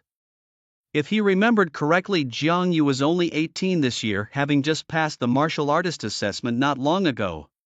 During the assessment, he had even given Jiang Yu a boost. Just a few days had passed and Jiang Yu already possessed the strength to kill Heishan Tainyo. What a martial arts prodigy! Mr. Gao was shocked. He had been at the supply station for over a decade and thought he had seen many prodigies even from large base cities, but he had never seen a prodigy as monstrous as Jiang Yu. At just 18 to be able to kill Heishan Tainyo, and with just 2 strikes no less, a prodigy, an unprecedented prodigy. Mr. Gao's eyes grew brighter as he looked at Jiang Yu, almost as if he were gazing at a young lady. Ahem. Luo Ying coughed lightly at this moment, reminding him, old Gao, don't be stunned, there's serious business to attend to. Oh right. Mr. Gao pulled himself together, ordering the soldiers behind him to use mechanized tools to load the corpse of Heishan Tainyo into the warship.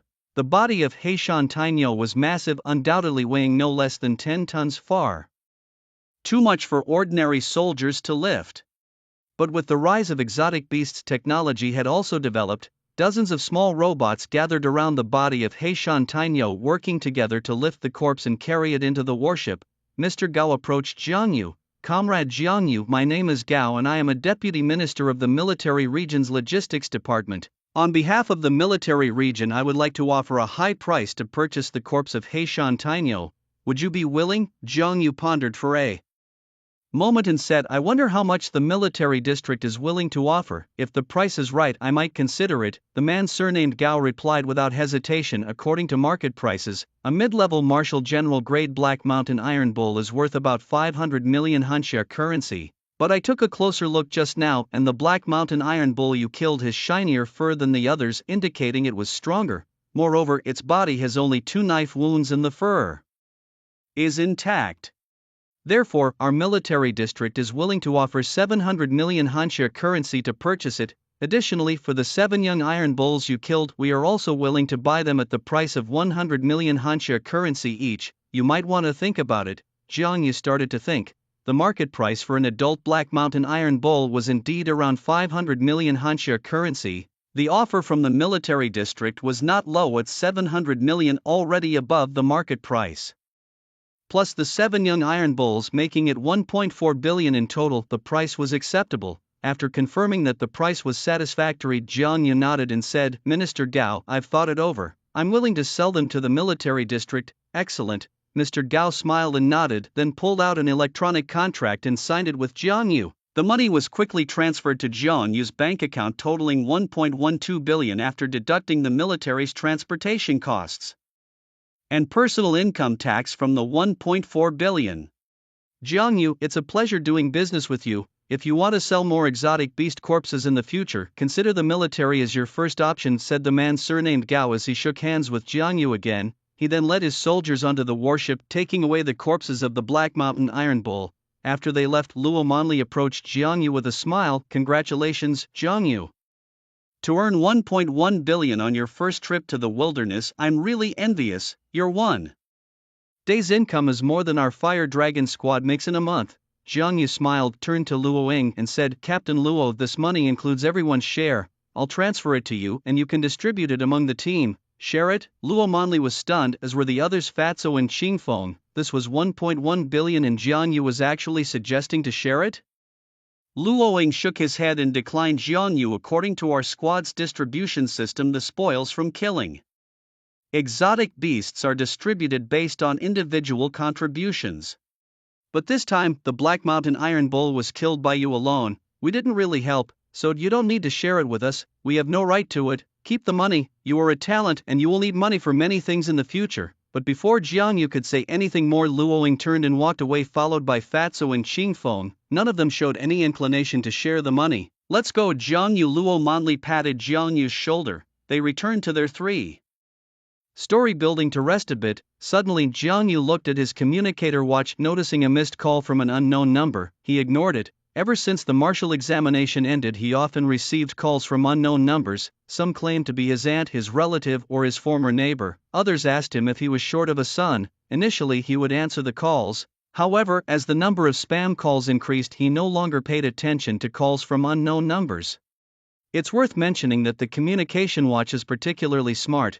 It doesn't disturb the warrior during actions in the wilderness. It has a normal mode and a wilderness mode. Once the warrior leaves the base city, it automatically switches to wilderness mode, staying silent for long periods. Only when the warrior checks the watch would they know if there have been any calls.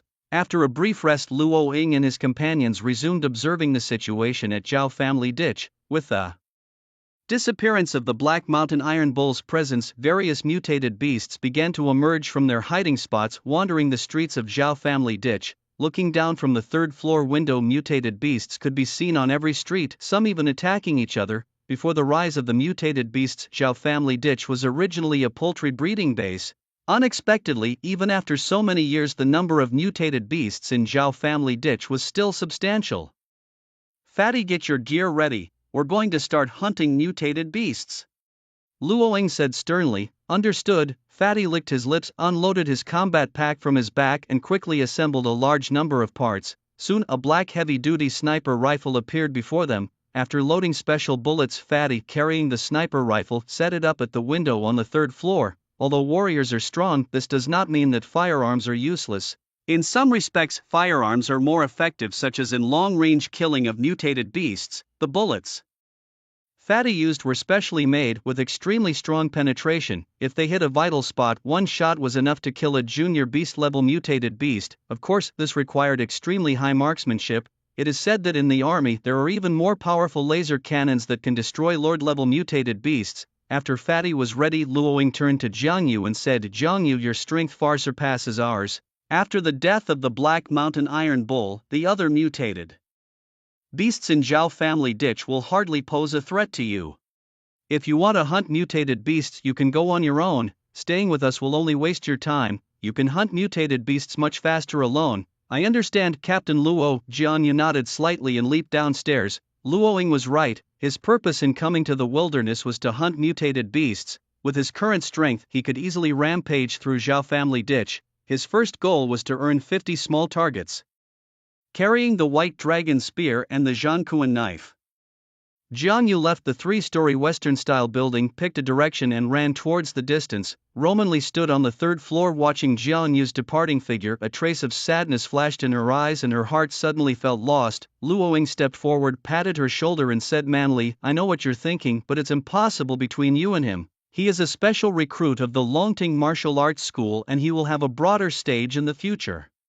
With his talent, it's not impossible for him to surpass even the Dragon God in the future. And you and I are just ordinary martial artists, unsure if we can ever ascend to the level of martial god in our lifetimes. Being together, you would only end up harming him and yourself. The ambition of the rock aims high into the heavens, and one day he will surely spread his wings and soar." On the streets, Jiang Yu moved swiftly, navigating through alley after alley. After crossing dozens of streets, he halted in front of a farmhouse. At this moment, he was directly in line with Luo Ying and others, one on the east side of the ditch, the other on the west. From within the farmhouse, a black canine beast roared at Jiang Yu, poised to attack. "It's time to hunt," Jiang Yu muttered to himself, drawing his White Dragon Spear and pinning the beast to the ground with a thrust. He then used his ice ability to freeze the carcass and ran back to the streets. Roar after roar echoed as wandering beasts on the streets detected Jiang Yu and charged at him. Unlike the beasts in Jingtian Town, the beasts in Zhao Family Gully were all of high-level beast soldier rank or above, each ferociously formidable. Their fierce aura was enough to paralyze some of the more timid martial artists with fear. However, Jiang Yu showed no sign of fear, wielding his Zhankuan blade and charging directly at the beasts. No matter how many beasts faced him, he killed each with a single slash. High-level beast soldiers dead. Low-level beast generals dead. Mid-level beast generals dead. High-level beast generals dead. Along his path, every beast fell to Jiang Yu's blade. None could withstand a single strike. Their bodies were frozen into blocks of ice. Numerous bubbles fell, collected by the system. Congratulations to the host. Bite force plus 1000, hardness plus 2000, mental strength plus 1000, ferocity plus 1000. Congratulations. The roars of the beasts and the mechanical voice of the system intertwined in Jiang Yu's mind. He'd, like a god of slaughter, recklessly harvested the lives of those beasts. Inside a 3-story Western-style building, a chubby sniper had just critically wounded a low-level beast general with his sniper rifle, preparing to finish it with a final shot. Suddenly, through the scope, he caught sight of the scene on the west street of the ditch and froze on the spot. "Chubby, how's it going? Did you snipe the furious turkey?" Luoying asked nearby. Chubby, dumbfounded, shook his head, pulled out a telescope and handed it to Luoying, pointing towards the west ditch's mouth. "Agape, Captain, you should see for yourself. That guy, he's not human, he's slaughtering those beasts. It's monstrous, too monstrous, he's like a true god of slaughter." Curious, Luoying took the telescope and followed Chubby's pointing finger, his expression slightly stunned. On a street in the west ditch, hundreds of beasts had gathered, assaulting a dark blue figure. Yet, this figure fearlessly weaved through the beasts. With every swing of his long blade, a beast fell dead, its body turned into an ice block. Luoying's face, bewildered, met Chubby's eyes, both reflecting the shock in each other's gaze. "Captain, what's going on? Let me see." Xing Feng rushed forward, snatching the binoculars from Luoying's hands and looking in the direction where Jiang Yu was. Upon seeing Jiang Yu slaughtering the beasts mercilessly in the midst of the horde, he was stunned on the spot and murmured instinctively, "My goodness, is he even human?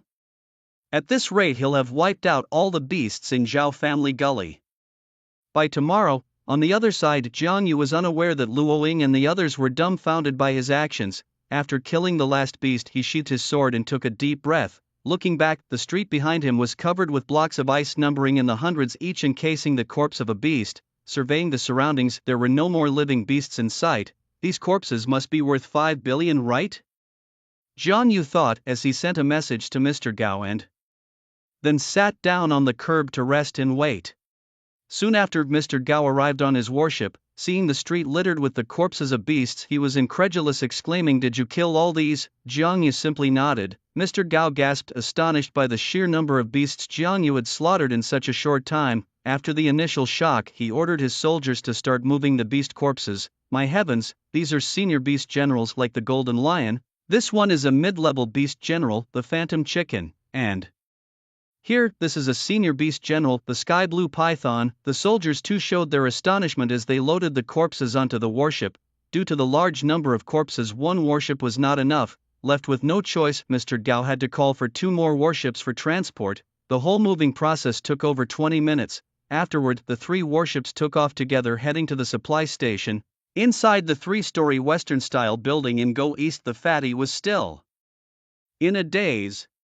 Luoying patted his shoulder and said, "Fatty, snap out of it, let's go hunting beasts. If we don't hurry, Jiang Yu will have killed all the beasts in Zhao Family Gully." "Oh, okay." The fatty regained his senses and aimed his sniper rifle at the beasts on the street. Meanwhile, after a short rest, Jiang Yu resumed his hunt for beasts. To him, each beast was walking currency. However, what puzzled him was that the bubbles dropped by the beasts were different from those dropped by humans. While beasts also dropped attribute bubbles, they were often bizarre, such as plus 1000 skin thickness or plus 1000 hardness. And then, what did ferocity plus 1 mean? Congratulations host, speed plus 100, congratulations host, impact force plus 1000, congratulations host, night vision plus 1000, congratulations host, hearing plus 1000. As each beast died, a series of inexplicable bubbles were automatically picked up by the system. Inside the small Western-style building, the Fire Dragon squad saw Jiang Yu hunting the strange beasts, once again prompting them to speed up their own hunting. Zhaojia Gully was teeming with these creatures, but they were no match for Jiang Yu, who killed them by the hundreds. As night deepened, Jiang Yu, exhausted from a day of slaughter, lay resting on the ground in the farmhouse courtyard. Even for him, a warrior god-level fighter, the fatigue was palpable. Thankfully, the rewards were immense. Through his day-long rampage, he had nearly cleared all the beasts from the streets of Guxiji. Any remaining were merely hiding, too fearful to show themselves. According to his count, he had slain over 1,200 beasts in just one day, all of which were dragged back to the supply station by a man surnamed Gao. Lying on the ground, Jiang Yu half dozed off. Meanwhile, hundreds of meters away in an abandoned building, Wei Wu was dialing Jiang Yu's phone with a gloomy expression that could drip water. No answer. It was impossible to get through. Throughout the day, he had called Jiang Yu hundreds of times, but not a single call connected. Every attempt was greeted with, "Hello, the person you are calling is not available, please try again later." Initially, Wei Wu thought it was because Jiang Yu was busy hunting strange beasts during the day, so he didn't mind. But now it was night and still no one answered. Jiang Yu's unavailability frustrated him. How was he supposed to threaten Jiang Yu now? Another call went unanswered, infuriating Wei Wu even further. At that moment, Lu Nong approached Wei Wu with a smirk. Brother Wu, have you still not gotten through to Jiang Yu? If calling doesn't work, why not send a text message? Then he'll know his family has been kidnapped when he sees it. With a slap to Lu Neng's head, Wei Wu snapped, why didn't you say that earlier? I've wasted so much time. Lu Neng, rubbing his head, looked unfairly treated. While Wei Wu was drafting the message, a fierce glint crossed his eyes. Under the night sky at the entrance of Guxiji village, a 5-person squad cautiously entered Jiaojia Gully, aided by the moonlight. The team, consisting of 4 men and 1 woman, were clearly not tourists but hunters of strange beasts, each carrying a combat pack. Walking quietly along the street, the leading big man whispered, everyone be careful with your steps, don't make too much noise. The nocturnal beasts are more ferocious than those during the day, and any loud sound could easily alarm them and provoke an attack. Suddenly a clattering sound of a kick can rang out. The young fighter apologized, sorry Captain, I didn't see that can on the ground. The big man didn't say much but drew his weapon, scanning the surroundings, and said in a low voice, everyone be on alert for any possible beast attacks. Yes. The other 4 fighters nodded and drew their weapons, keeping watch. A breeze blew through the leaves on the street but no beasts appeared. Seeing this, the big man sighed in relief, sheathed his weapon and waved his hand backward, everyone watch your steps, let's move on. A group of 5 people continued on their journey. After crossing 2 streets, the only female warrior in the team couldn't help but speak up. Captain, have you noticed something off about Jiaojia Gully today? It's too quiet, isn't it? Normally, even at night when the beasts are asleep, some would still roam and roar, but look at Jiaojia Gully today, not a single sound. It's like a ghost town, eerily quiet. The burly man nodded gravely. Huizi, you're right, Jiaojia Gully is indeed too quiet tonight. There's only one possible explanation for this: a powerful beast has appeared, silencing the other creatures. We must be extra cautious. We cannot afford to disturb this beast before we find Jiang Yu and eliminate him. The next morning, Jiang Yu woke up from his sleep, quickly freshened up, and was ready to leave the farmhouse. As he was about to depart, he suddenly noticed an unread message on his communicator watch. Opening the message, Jiang Yu's brows furrowed, a hint of murderous intent flashed across his face. Jiang Yu, I have your uncle, aunt, and your classmate Wu Jin in my custody. If you don't want them dead, come find me in Linquan County City. You have 1 day. If you do not show up in a day, I will kill them. Remember, you must come alone. Do not bring the Fire Dragon squad, otherwise prepare to collect their corpses. Wei Wu, threatening me? Jiang Yu scoffed disdainfully, his eyes flickering with a deadly intent. Finally, Wei Wu has shown himself. Some scores need to be settled. If Wei Wu wants to kill him, he should be prepared to be killed by him. With a murderous intent, Jiang Yu sprinted towards the direction of Linquan County. Inside a 3-story Western-style building, the chubby man occasionally monitored Jiang Yu's whereabouts. Upon seeing Jiang Yu preparing to leave Jiaojia Gully, he turned and asked Luoying, the team leader, Captain, Jiang Yu is leaving Jiaojia Gully. Should we follow him? Luoying shook his head. No need, he has his own matters to settle. If we follow, we'll only become a burden to him. Oh, the chubby man murmured, continuing to scan Jiaojia Gully. Suddenly he spotted the 5-person squad from the previous night on a street to the west of the gully, frowning and muttering, why have they come to Jiaojia Gully? What's the matter, Chubby? Luoying asked. Chubby handed Luoying a pair of binoculars. Captain, I saw the Wolfang squad on the western street. They've also come to Jiaojia Gully. The Wolfang squad. Luoying's brow furrowed, pondering. Unlike them, the Wolfang squad had a notorious reputation, often engaging in murder and looting. Now that the Wolfang squad was also in Jiaojia Gully, it meant they might encounter them. Captain, what should we do now? The Wolfang squad has a bad reputation and is stronger than us. If we run into them, we're likely at a disadvantage. Should we retreat first? Romanli stepped forward and asked. Luoying thought for a moment, then nodded. Let's retreat for now. The leader of the Langya squad is a mid-level martial general, and so is that woman in their team.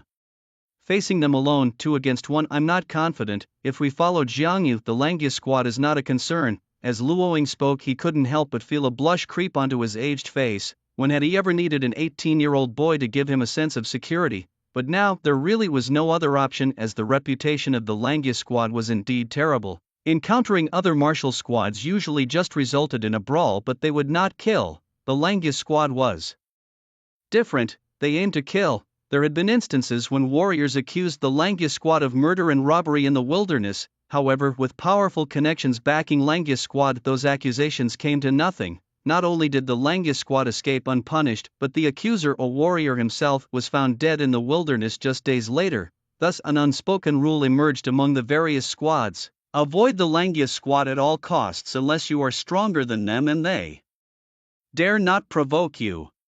Let's go. After Luo Ying and his three companions packed their gear, they left the three-story building and followed the direction Jiang Yu had gone. Shortly after their departure, the woman from the Langya squad seemed to sense something. She turned her head towards the three-story building for a glance, then whispered something into the ear of a burly man. Lingquan County, neither far nor close to Zhao Family Gully, lay about 200 kilometers away. In the wilderness, a blue figure flashed by, bringing a breeze along with it. Jiang Yu walked on the wilderness road, casually observing his surroundings. He was not in a rush. At his current speed, he could reach Lingquan County in less than 2 minutes if he went at full speed, but he chose not to do so. Instead, he walked at a steady pace along the wilderness road. 10 minutes later, he finally arrived at Lingquan County. Before the rise of the mutant beasts, Lingquan County was a thriving small town with tall buildings and bustling nightlife. With the rise of the beasts, it became a haven for them. The once brightly lit town was now replaced by a scene of desolation. Collapsed buildings and abandoned cars were everywhere, along with highly aggressive mutant beasts. Jiang Yu circled around Lingquan County and finally spotted Wei Wu and his two companions in a deserted building. However, he did not rush over. Instead, he released his mental power to sense the surroundings, ensuring there were no other warriors lying in ambush. Only then did he approach Wei Wu. Wu bro? Wu bro? Jiang Yu is here. In the abandoned building, Lu Nang pointed at Jiang Yu walking below, shouting excitedly, "He's finally here. This time I will make sure he doesn't leave alive." Wei Wu licked his lips, a cold smile curling up at the corners of his mouth. Thud, thud. Footsteps echoed from the stairwell. Wei Wu and the Lu brothers looked towards the stairs. The Lu brothers, gripping their long knives, were eager to act. They seemed to already envision Jiang Yu being slain by them. Thud, another step resonated and Jiang Yu appeared in front of the three men. Looking at the young man before him, Wei Wu laughed coldly. "Jiang Yu, you finally arrived. To kill you, I've waited for days on end. Now that you've finally shown yourself before me, I'm going to kill you, to avenge my sister." Jiang Yu spoke with an indifferent expression. "Are you so sure that you can kill me?" He chuckled. Wei Wu sneered twice but said nothing. His confident expression, however, betrayed his inner certainty. Staring at Jiang Yu, he waved his hand toward the Lu brothers standing behind him and commanded, "Go on, kill him for me." Yes, the Lu brothers responded, their long swords thrust directly into Wei Wu's waist. A spurt of fresh blood flowed out. Wei Wu's pupils contracted as he turned to look at the two men, incredulous. You guys. Sorry brother, we brothers also desire the S-grade dragon blood," Lu Nang said with a smile, stabbing Wei Wu several times more in the waist. You bastards."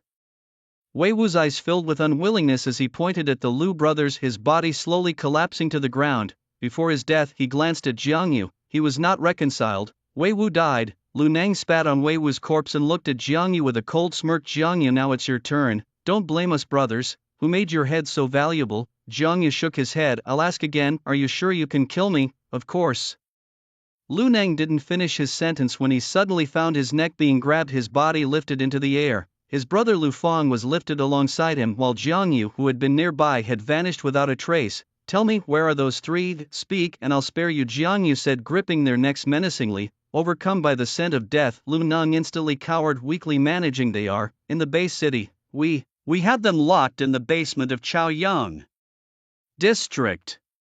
Smart choice. Jiang Yu released the grip on their necks, throwing them to the ground. Gasping for fresh air, the Lu brothers felt a fleeting joy of having narrowly escaped death. Before they could take a few more breaths, suddenly two icy swords pierced their hearts. In their dying moments, Lu Nang stared wide-eyed at Jiang Yu, unable to comprehend why Jiang Yu betrayed them after just saying he would spare them. "I did spare you once just now by not snapping your necks. That was the first mercy," Jiang Yu stated after killing the Lu brothers. He looked towards Wei Wu's body and silently pulled out his smartphone. He remembered that Wei Wu had long been wanted by the base city and martial arts hall, and there was a bounty on killing Wei Wu. Although the bounty wasn't much, only a couple of million, every little helps. Click click.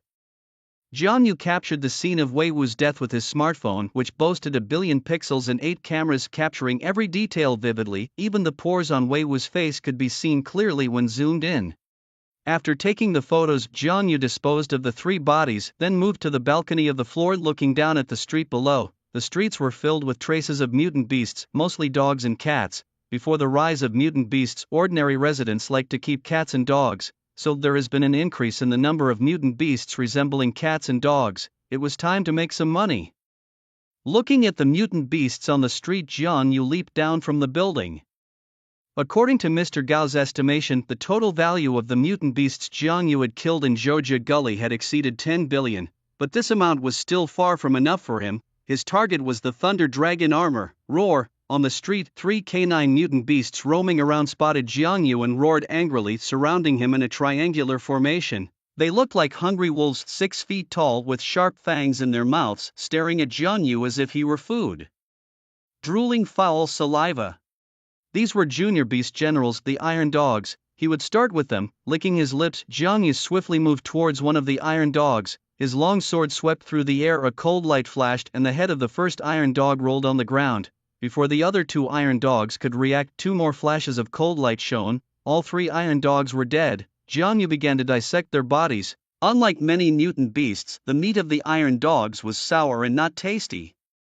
Apart from some special parts, their bodies were not very valuable. The skin was valuable. It could be made into luxury bags that many famous people liked. The canine whip was also a valuable part. It was said that men who ate it could become as strong as steel. As for the other parts, they were not of much value. Skinning, cleaning up.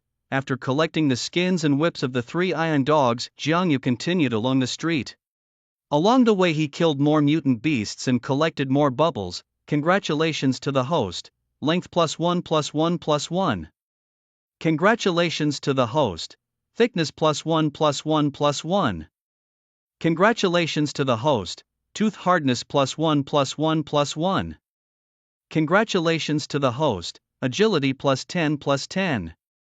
Congratulations. The death of a large number of mutant beasts once again enhanced Jiang Yu's physical condition. Meanwhile, 100 miles away in Georgia Gully, the Wolf Fong team of 5 cautiously maneuvered through the western streets of the gully on high alert. Even though it was daytime, they did not dare to be careless, constantly looking around with every step they took. It was because Georgia Gully was too quiet, eerily quiet, making them fearful. This isn't right, Captain. It's really not right.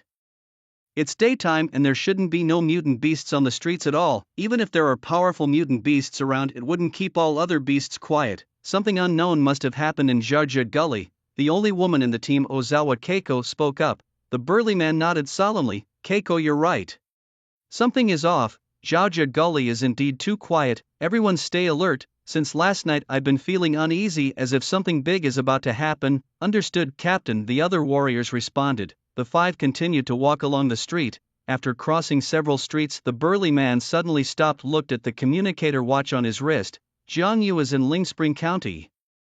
A message from an unknown number appeared on the burly man's communicator watch. He frowned, showing the message content to the other 4 members, and said solemnly, everyone, we've received a message from above. Jiang Yu had already left for Linquan County. We must now make all haste to Linquan County. Understood. The remaining 4 members of the Langia squad nodded in agreement. Led by the burly man, the Langia squad turned and sprinted towards Linquan County. Their primary objective in visiting Zhao Family Gully was to eliminate Jiang Yu. Hunting exotic beasts was only a secondary goal. With Jiang Yu no longer in Zhao Family Gully, there was no point in staying any longer.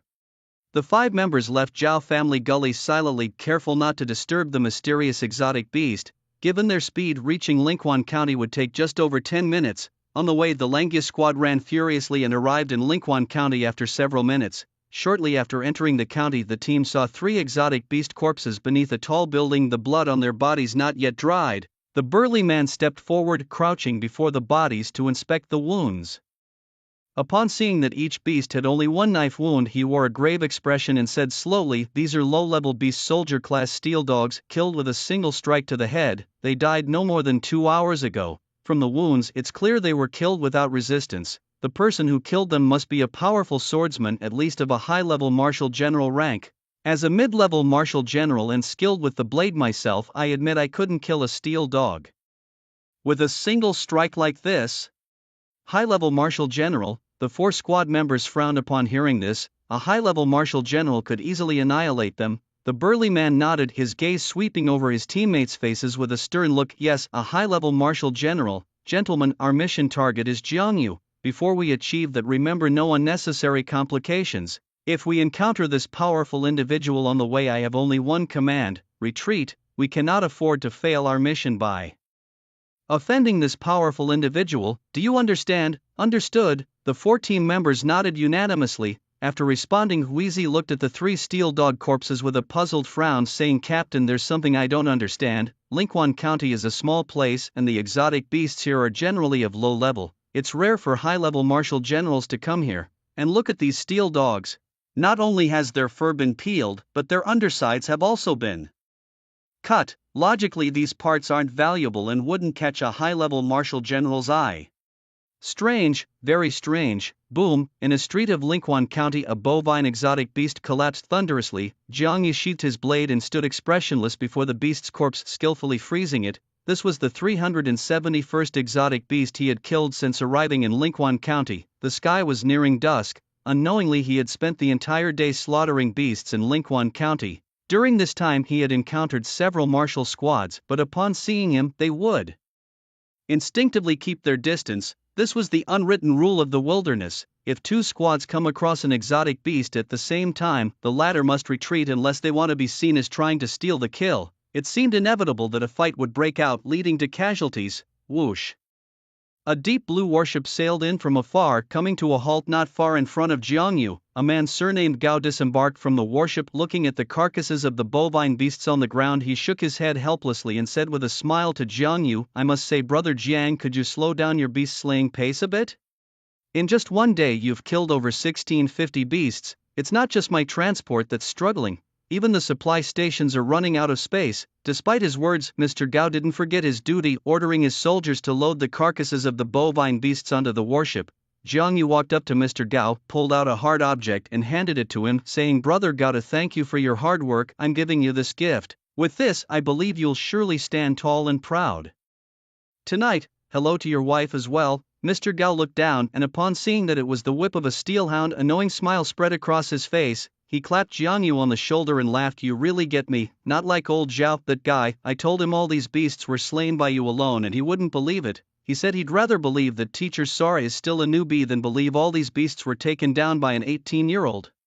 Jiangyu just smiled and said nothing. While Teacher Sora might not be a newbie, she was indeed many people's first. Let's go, Brother Jiang. After chatting for a bit more, Mr. Gao boarded the warship and flew towards the supply station. Jiangyu shook his head with a smile and continued walking down the street. System, open my attribute panel. Host, Jiangyu. Level, Junior Martial God. Spiritual Mind Master, Junior Martial God. Abilities, Ice Type E level, 300/600. Fire Type F level, 150/300. Electric Type F level, 100/400. Strength, 150500. Speed, 2600 meters per second. Spiritual power, 151,000. Skills, Proficient Knife Technique, 7086/10,000. Proficient Boxing, 8023/10,000. Proficient Shooting, 1754/10,000. Proficient Swordsmanship, 1450/10,000. Cultivation Techniques, Proficient Guidance Technique, 5300/10,000. Junior Origin Energy Technique, 280/1000. The changes on the attribute panel were not significant, but his Ice type ability had broken through from F level to E level. Additionally, there were other changes not shown on the attribute panel, for instance his stature. Although Jiangyu was not insignificant before, he now could look down with pride. Other changes included thickness of skin, night vision and hearing. Now, whenever he wanted, he could hear very distant and faint sounds. Even in the dead of night, his eyes could see clearly. The most impressive was his skin thickness. He had tested it, and with his current skin thickness, even high-level martial beasts couldn't bite through. Truly the epitome of thickness. Buzz, buzz, buzz. As Jiangyu was examining his attributes, his wrist communicator suddenly vibrated intensely. A red SOS along with a location dominated the entire screen of the watch. This is the distress signal from the Fire Dragon squad. When Jiangyu saw the SOS, his pupils shrank instantly, and without a second thought he dashed towards the coordinates. A distress signal is the last resort for survival for a warrior team. Once issued, it indicates that the team is facing a life-threatening crisis. Nearby warriors with good relations with the team immediately receive the alert. Of course, those who receive the alert can choose to help or not. If they decide not to help, they can simply ignore the distress signal. Jiang Yu believed he had a good relationship with the Fire Dragon Squad even though they had only known each other for a little over a day. Whether it was Luo Ying with his wilderness knowledge that had greatly benefited Jiang, or Luo Manli, the chubby guy, or Qing Feng, who had all taken good care of him along the way, he felt indebted to them. Now that the Fire Dragon Squad was in danger, he could not just stand by. He considered this as repaying a favor. Jiang Yu went full force towards the location of the Fire Dragon Squad. Meanwhile, in an abandoned park, Luo Manli lay on the ground looking desperately at the giant gorilla fighting Luo Ying not far ahead. The gorilla's hair was gray, over 3 meters tall, exuding a fierce aura. Known as the silver-haired giant ape, a high-level beast general famous for its immense strength and defense. That morning, after the chubby guy spotted the Fong Tooth Squad, they followed in Jiang Yu's footsteps to Linquan County. Upon arriving, they didn't meet with Jiang Yu immediately but started hunting exotic beasts in the town. Initially, everything went smoothly and they killed nearly 100 exotic beasts in one day, reaping great rewards. However, just 3 minutes ago, after they had killed a junior beast general, the golden-haired monkey, the silver-haired giant ape, appeared. In an instant, the chubby guy was severely injured by the ape, lying on the ground vomiting blood. They wanted to retreat with the chubby guy, but the silver-haired giant ape relentlessly pursued them. Helpless Luo Manli, together with Qing Feng and Luo Ying, had to face the ape's attacks. Even the three of them together were no match for the silver-haired giant ape. 2 minutes ago, Qing Feng made a mistake and was kicked out of the battle, his fate unknown. A minute ago, Luo Manli was punched in the abdomen by the ape, losing her ability to fight. Now only Luo Ying was left struggling alone, but Luo Ying, being only a mid-level warrior, was no match for the high-level beast general, the silver-haired giant ape. Defeat seemed inevitable. Are we going to fall here? Luo Manli's face was pale as she watched Luo Ying bloodied yet still struggling, and she couldn't help but think of Jiang Yu. If Jiang Yu were here, he could surely kill the silver-haired giant ape. But Luo Manli looked at the distress signal she had sent, her eyes flickering with complex emotions. Would he come to save them? Captain, let's retreat. Don't worry about us. We can save our lives and not fear lacking resources to survive. Our Fire Dragon Squad can't all perish at the hands of this beast, the chubby guy shouted hoarsely, supporting his injured body nearby. Between shouts, a mouthful of fresh blood spewed out. Luo Ying did not respond. At this moment, his body was covered in blood, and the base of his palms had long been torn in the clash with the silver-haired giant ape, bleeding incessantly. His arms trembled, but he knew he could not fall. If he fell, all members of their Fire Dragon Squad would die.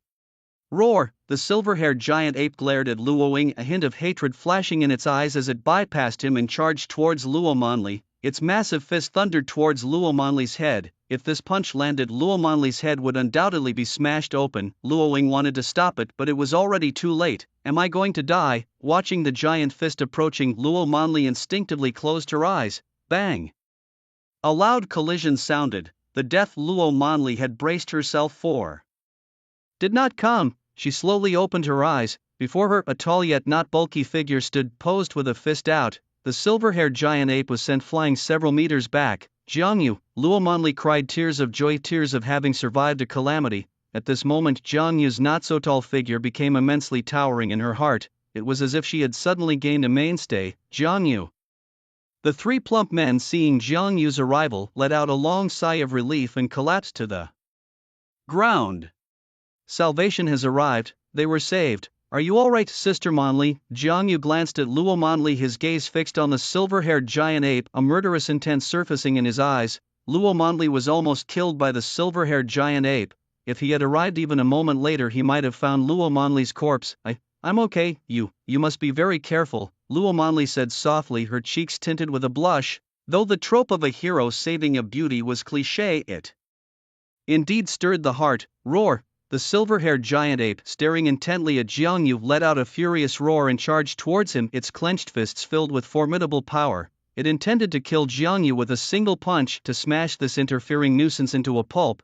Be careful, Jiang Yu, the silver-haired giant ape's strength is extremely powerful. On some levels, it is not weaker than a junior martial god. When fighting it, you must not choose to clash head-on, otherwise, even if you are a martial god, you can easily suffer a loss. Luo Ying called out just as he saw Jiang Yu raising his right hand, preparing to clash with the silver-haired giant ape.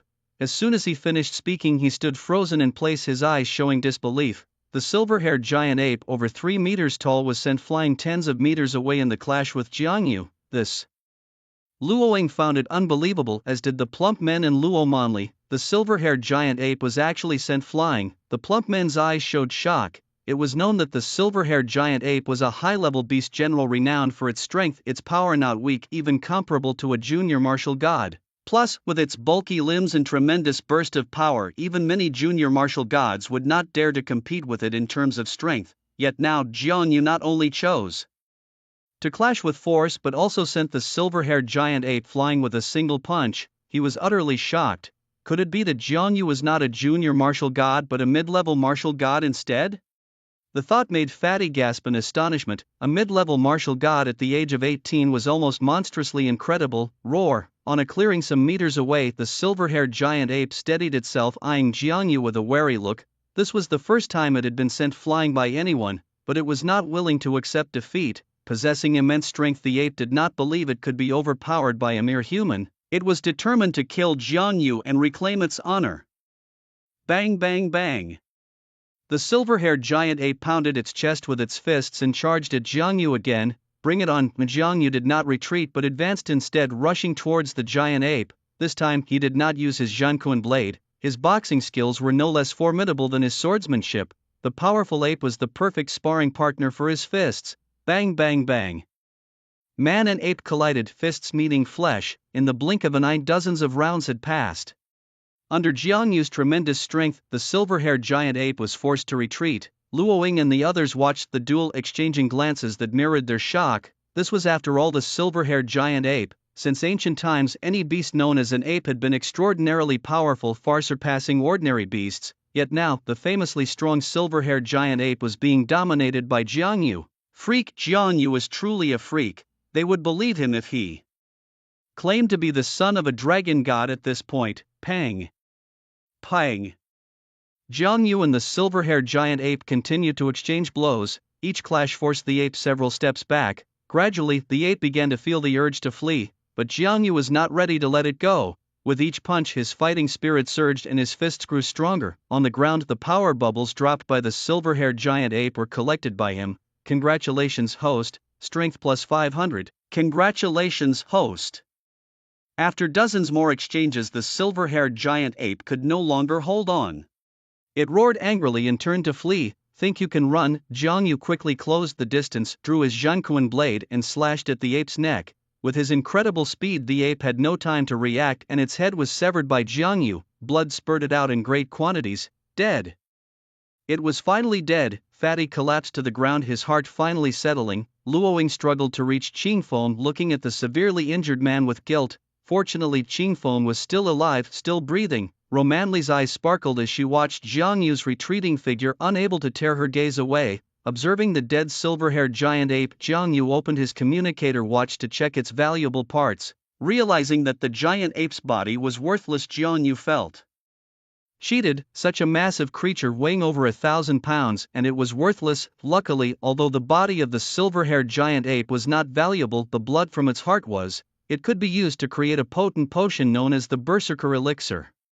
The flesh of the silver-haired giant ape was inedible. Not only was it too tough for an old lady to chew, but even dogs couldn't bite through it. As for the fur, it was unusable as well. Following the information he had, Jiangyu used the Zhanquan knife to slice open the chest of the silver-haired giant ape and inserted a straw into the incision. Quickly, a stream of crimson blood from the heart was sucked through the straw and flowed into the medicine bottle Jiangyu had prepared in advance.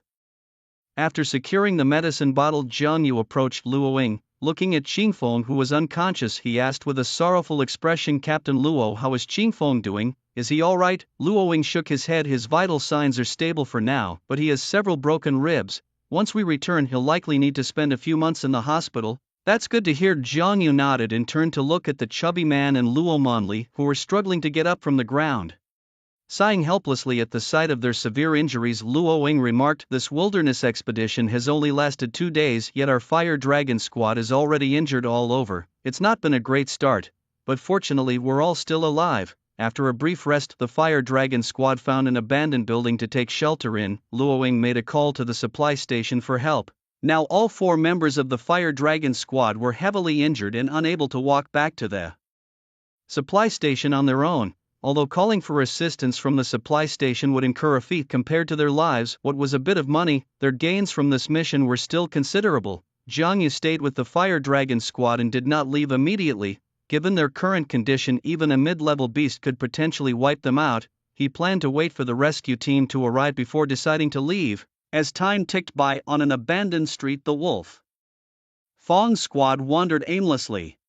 One of the male team members couldn't help complaining, "Captain, where on earth could Jiang Yu be hiding? We've searched the entire Linquan County and still haven't seen a trace of him. Do you think he might have already left Linquan County?" The burly man furrowed his brows and after a moment's thought said he probably hasn't. With Jiang Yu's strength as a mid-level martial artist, Linquan County is the most suitable place for him to hone his skills. If he leaves Linquan County, where can he go? Rather than worrying about him leaving Linquan County, I'm more concerned that other powers martial artists might find Jiang Yu before us. If that happens, our trip here would have been in vain. Yes, the other 4 team members all looked worried. Each understood that targeting Jiang Yu, a special recruit from the Huadu base city, were not only their faction. Privately, countless powers might be eyeing Jiang Yu, wanting to eliminate him. After all, the bounty on a special recruit was extremely valuable.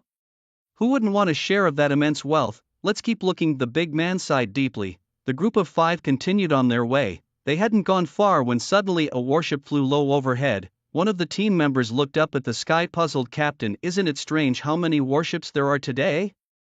The big man frowned. "There must be a powerful individual hunting exotic beasts in Linquan County. That's why the warships are so frequent today. However, all these have nothing to do with us. Our primary goal is to find Jiang Yu and kill him." "Wait, Captain," Huizi suddenly spoke up, pointing in the direction the warship was traveling. "Captain, look, who is that?" The big man followed the direction of Huizi's finger. The warship was slowly landing and a familiar team came into his view. It was the Fire Dragon squad and Jiang Yu. It seemed they had been severely injured. This was their rescue team called for help. It truly was a case of getting everything without effort. "Captain, let's go." The members of the Wolf-Tooth squad brightened up, rubbing their hands together, looking at Jiang Yu as if they were looking at a beautiful woman. "Wait," the big man stopped his team members who were eagerly moving forward looking at the descending warship. He said, "Let's wait for the warship to land before we go up. Otherwise, if the warship escapes, we'll be in big trouble." "Okay." Several team members nodded quietly, hiding to the side. The rescue team was from the military district, and once they made a move on Jiang Yu, they had to clean up everyone without letting anyone escape. Otherwise, if the news leaked, they too would be in big trouble. Buzz. The warship landed on the street. A rescue team came out of the warship carrying Qing Feng into the warship. Fatty and Romanli supported each other as they walked into the warship. Luoying walked up to Jiang Yu, nodded and said, "Jiang Yu, I can't thank you enough for saving our Fire Dragon squad today. If you ever need anything in the future, just speak up. As long as it's within our power, the Fire Dragon squad will not hesitate to help." "You're too kind, Captain Luo," Jiang Yu said with a smile. "Take care, Jiang Yu." Luoying patted Jiang Yu on the shoulder and walked towards the warship without looking back. "Jiang Yu, are you really not coming back with us?" Romanli shouted from inside the warship. Jiang Yu shook his head. He wanted to stay in the wilderness for a while longer. "Take care." Fatty waved at Jiang Yu. Boom. The engines of the warship roared. "Captain, Jiang Yu didn't leave with the Fire Dragon squad. Do we move now or wait until the Fire Dragon squad has left?" In the shadows, a member of the Wolf-Tooth squad asked the big man. The big man thought for a moment, a sharp glint flashing in his eyes as he looked at Huizi. "Huizi, I remember the Fire Dragon squad has a grudge against you, right?" Huizi nodded. "Yes, the Fire Dragon squad once reported a spy, and that was my own brother. Because of their report, my brother was exposed prematurely and had to commit seppuku as an apology. In that case, then we'll keep the Fire Dragon squad here as well," the big man said with a cold smile, turning to a male team member. "Number 2, you and number 5, take aim at the warship's pilot and Jiang Yu. Kill the pilot and Jiang Yu for me." Huizi, "Number 4, once number 2 and number 5 succeed, you and I will immediately rush out and kill everyone. Remember, not a single one must escape." "We understand, Captain." The 4 team members nodded together, their faces showing a cold smile. Killing for profit was not their first time. They naturally knew how to do it. 2 sniper rifles were set up, one aimed at Jiang Yu and the other at the pilot. "Move." With a command from the big man, 2 sniper rifles fired simultaneously. A yellow bullet whizzed through the air, breaking the sound barrier as it sped towards Jiang Yu. Thump, thump. Jiang Yu, who was waving goodbye to the Fire Dragon squad, suddenly felt his heart racing, a sense of imminent danger overwhelming him. Danger, immediate danger. Without time to think, his body instinctively vanished from the spot. Bang, a bullet struck where he had been standing. Bang, another bullet pierced the skull of the driver. Enemy attack, a dozen fully armed soldiers using the warship as cover quickly readied themselves for combat. Damn, the lucky kid dodged it, muttered the second in command under his breath, aiming for Jiang Yu and preparing to fire a second shot. However, he realized that the sound of gunfire had already exposed their position. Stick to the plan. Second, provide long-distance support. Fourth and fifth, take out the military zone soldiers. Keiko, you handle Jiang Yu. I'll take care of the Fire Dragon squad. The big man quickly assigned the tasks and leaped forward, bursting from his hiding spot as bullets rained down on him. Da-da-da-da. A dozen soldiers targeted the big man, rapidly pulling their triggers. Bullets poured out, but the big man, seemingly wearing special armor, faced them fearlessly. As a mid-level marshal general, he was incredibly fast and had breached the warship before the soldiers could fire again. It's the Fang squad. Damn, how are they here? Patty and Romanley displayed hatred on their faces, but their hearts bore no worry. Fang squad, you dare attack the military rescue team? Aren't you afraid of the military coming after you? Rowing stood between them and the big man, shouting loudly. The big man scoffed, come after me. As long as I kill all of you, who will know it was our Fang squad? Besides, even if they knew, what then? Once Jiang Yu is dead, someone higher up will surely cover for us. Is that so? Suddenly a cold laugh sounded from behind the big man. Patty and the others looked at the big man, their faces showing a mocking expression. The big man quickly turned around. Behind him, Jiang Yu was holding Keiko by the neck, looking at him with a calm expression. Keiko's face was twisted in pain, her life hanging by a thread in Jiang Yu's hands. How is this possible? The big man's pupils shrank in disbelief. He knew Keiko's strength. Like him, she was a mid-level marshal general with ghostly speed, even faster than him. Yet, such a strong figure was effortlessly held in Jiang Yu's hand without any resistance. Could it be? The big man's pupils dilated as he looked at the mocking expressions on Rowing and the others, a bold guess flashing through his mind. To capture Keiko in such a short time, one must be far stronger than her, meaning Jiang Yu was not just a mid-level martial artist as rumored. His strength was at least that of a mid-level martial general, otherwise how could he have captured Keiko? This also explained why Rowing and the others, despite being seriously injured, were not only unafraid but even showed mocking expressions. Because they knew he couldn't do anything to them. However, an 18-year-old mid-level martial general, this was simply shocking. In an instant the big man thought a lot. Let me go. I am willing to serve you as my master. To do anything for you. Wei Zi struggled in Jiang Yu's grasp. Her shock was no less than that of the big man, even greater. She hadn't even seen how Jiang Yu made his move before she was captured by him. It's important to note that she was a speed-type mid-level martial general. Let you go? Alright, Jiang Yu smiled, and in Hui Zi's despairing gaze he twisted her neck, casually tossing her body toward the big man. As for cherishing the fairer sex? Sorry, killing chickens to scare the monkeys was more his style than showing mercy. It wasn't just Hui Zi. Even if Song Zi or Bo Zi dared to make a move against him, he would kill them without hesitation. You. As he looked at the body of his former teammate, the big man was enraged. He glared at Jiang Yu with fury, but he dared not make a rash move. You what? Jiang Yu moved, his figure flashed, and he appeared in front of the big man, his long sword slashing down. The big man instantly felt his scalp tingle, wanting to resist, but he found that he couldn't see Jiang Yu's movements clearly. He could only instinctively raise his hand to protect himself. Clang! With one slash, the big man's hand was split open, blood flowing, and his long sword flew from his grip. Such great strength. This power is definitely not that of a martial general. You are not a martial artist, nor a martial general, but. The big man's face showed shock, and before he could finish his words, a slash of the sword swept across his neck. At the moment of his death, the big man's pupils shrank, unbelieving. He had never imagined that he, who had killed so many over the years, would one day be killed by someone else. He hadn't expected that their supposed prey would turn out to be a martial god, a martial general killing a martial god. You were hiding. The big man didn't finish his words, his hands clutching his neck as he fell to the ground, dead with his eyes still open. It's your turn now. Jiang Yu turned to Old 4 and Old 5 outside the warship. Run fast. Old 4 and Old 5 had witnessed Jiang Yu killing the big man. Seeing Jiang Yu looking at them, they turned and ran. Could they escape? Jiang Yu took a quick step and came up behind them. 2 flashes of cold light passed and 2 heads fell to the ground. Old Tu, seeing his teammates dead, was shocked and started running away, rolling and crawling towards the distance. Just a few steps out, a figure blocked his path. "Let me go, it was all they're doing, I didn't want to kill you," Old Tu said with a trembling voice. "Is that so?" Jiang Yu said with a light smile, stepping closer to Old Tu, his long sword still dripping with blood. You can't kill me. My brother-in-law is a son-in-law of the Cheng family. If you kill me, he won't let you go." Old Tu trembled as he spoke. While Jiang Yu was distracted, he suddenly pulled out a dagger and rushed at Jiang Yu. Pfft! A spray of blood spurted out and Old Tu fell into a pool of blood. Jiang Yu pulled the long sword from Old Tu's abdomen, wiped the blood on the blade with Old Tu's clothes, and walked towards the warship. Having killed 5 people, his heart remained undisturbed without a ripple. It was just the elder brother from the old couple's mouth. Returning to the warship, the soldiers were busy cleaning up the bodies of Dahan and Wheezy. There was a person in charge tasked with reporting the events that had occurred here truthfully to their superiors. Jiang Yu approached Luoying and asked, "How is it, brother Luo?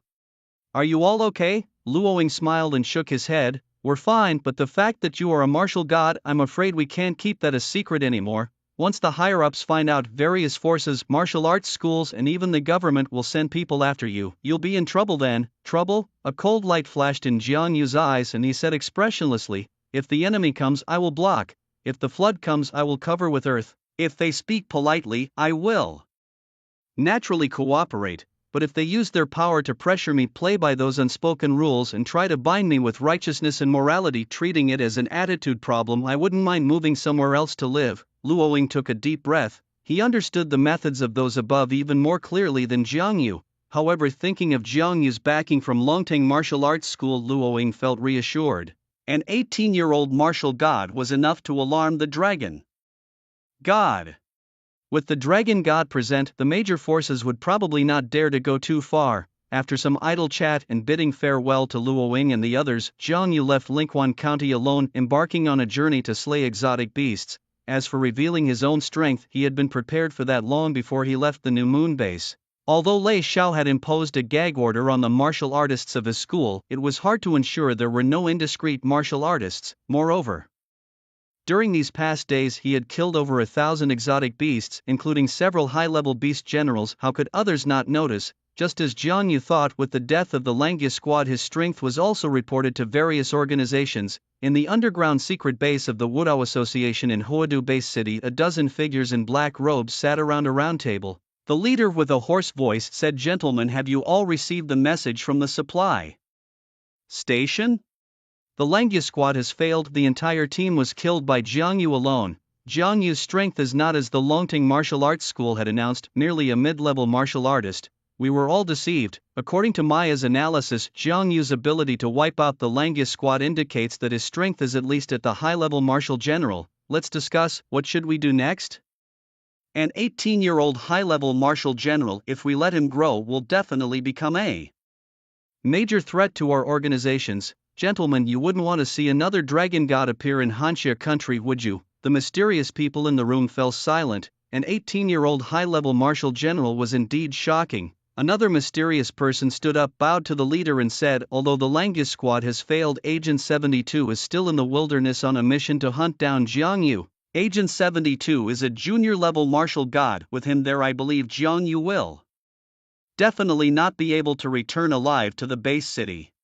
The leader shook his head. Although Agent 72 is strong, relying solely on him to kill Jiang Yu is still not secure enough. We also cannot be sure whether Longteng Martial Arts School knew about Jiang Yu's true strength beforehand. If they knew, why haven't we received any news? What are they planning? I propose that we take a risky move. Let's deploy number 18 to join number 72 in eliminating Jiang Yu. Deploy number 18. Upon hearing this, all the mysterious figures present furrowed their brows. No. 18 was their secret weapon, not only highly ranked and powerful, but he had also broken through to the mid-level martial god realm years ago. Deploying number 18 would come at a heavy cost to them. Lord of the Shadows, another mysterious figure, stood up.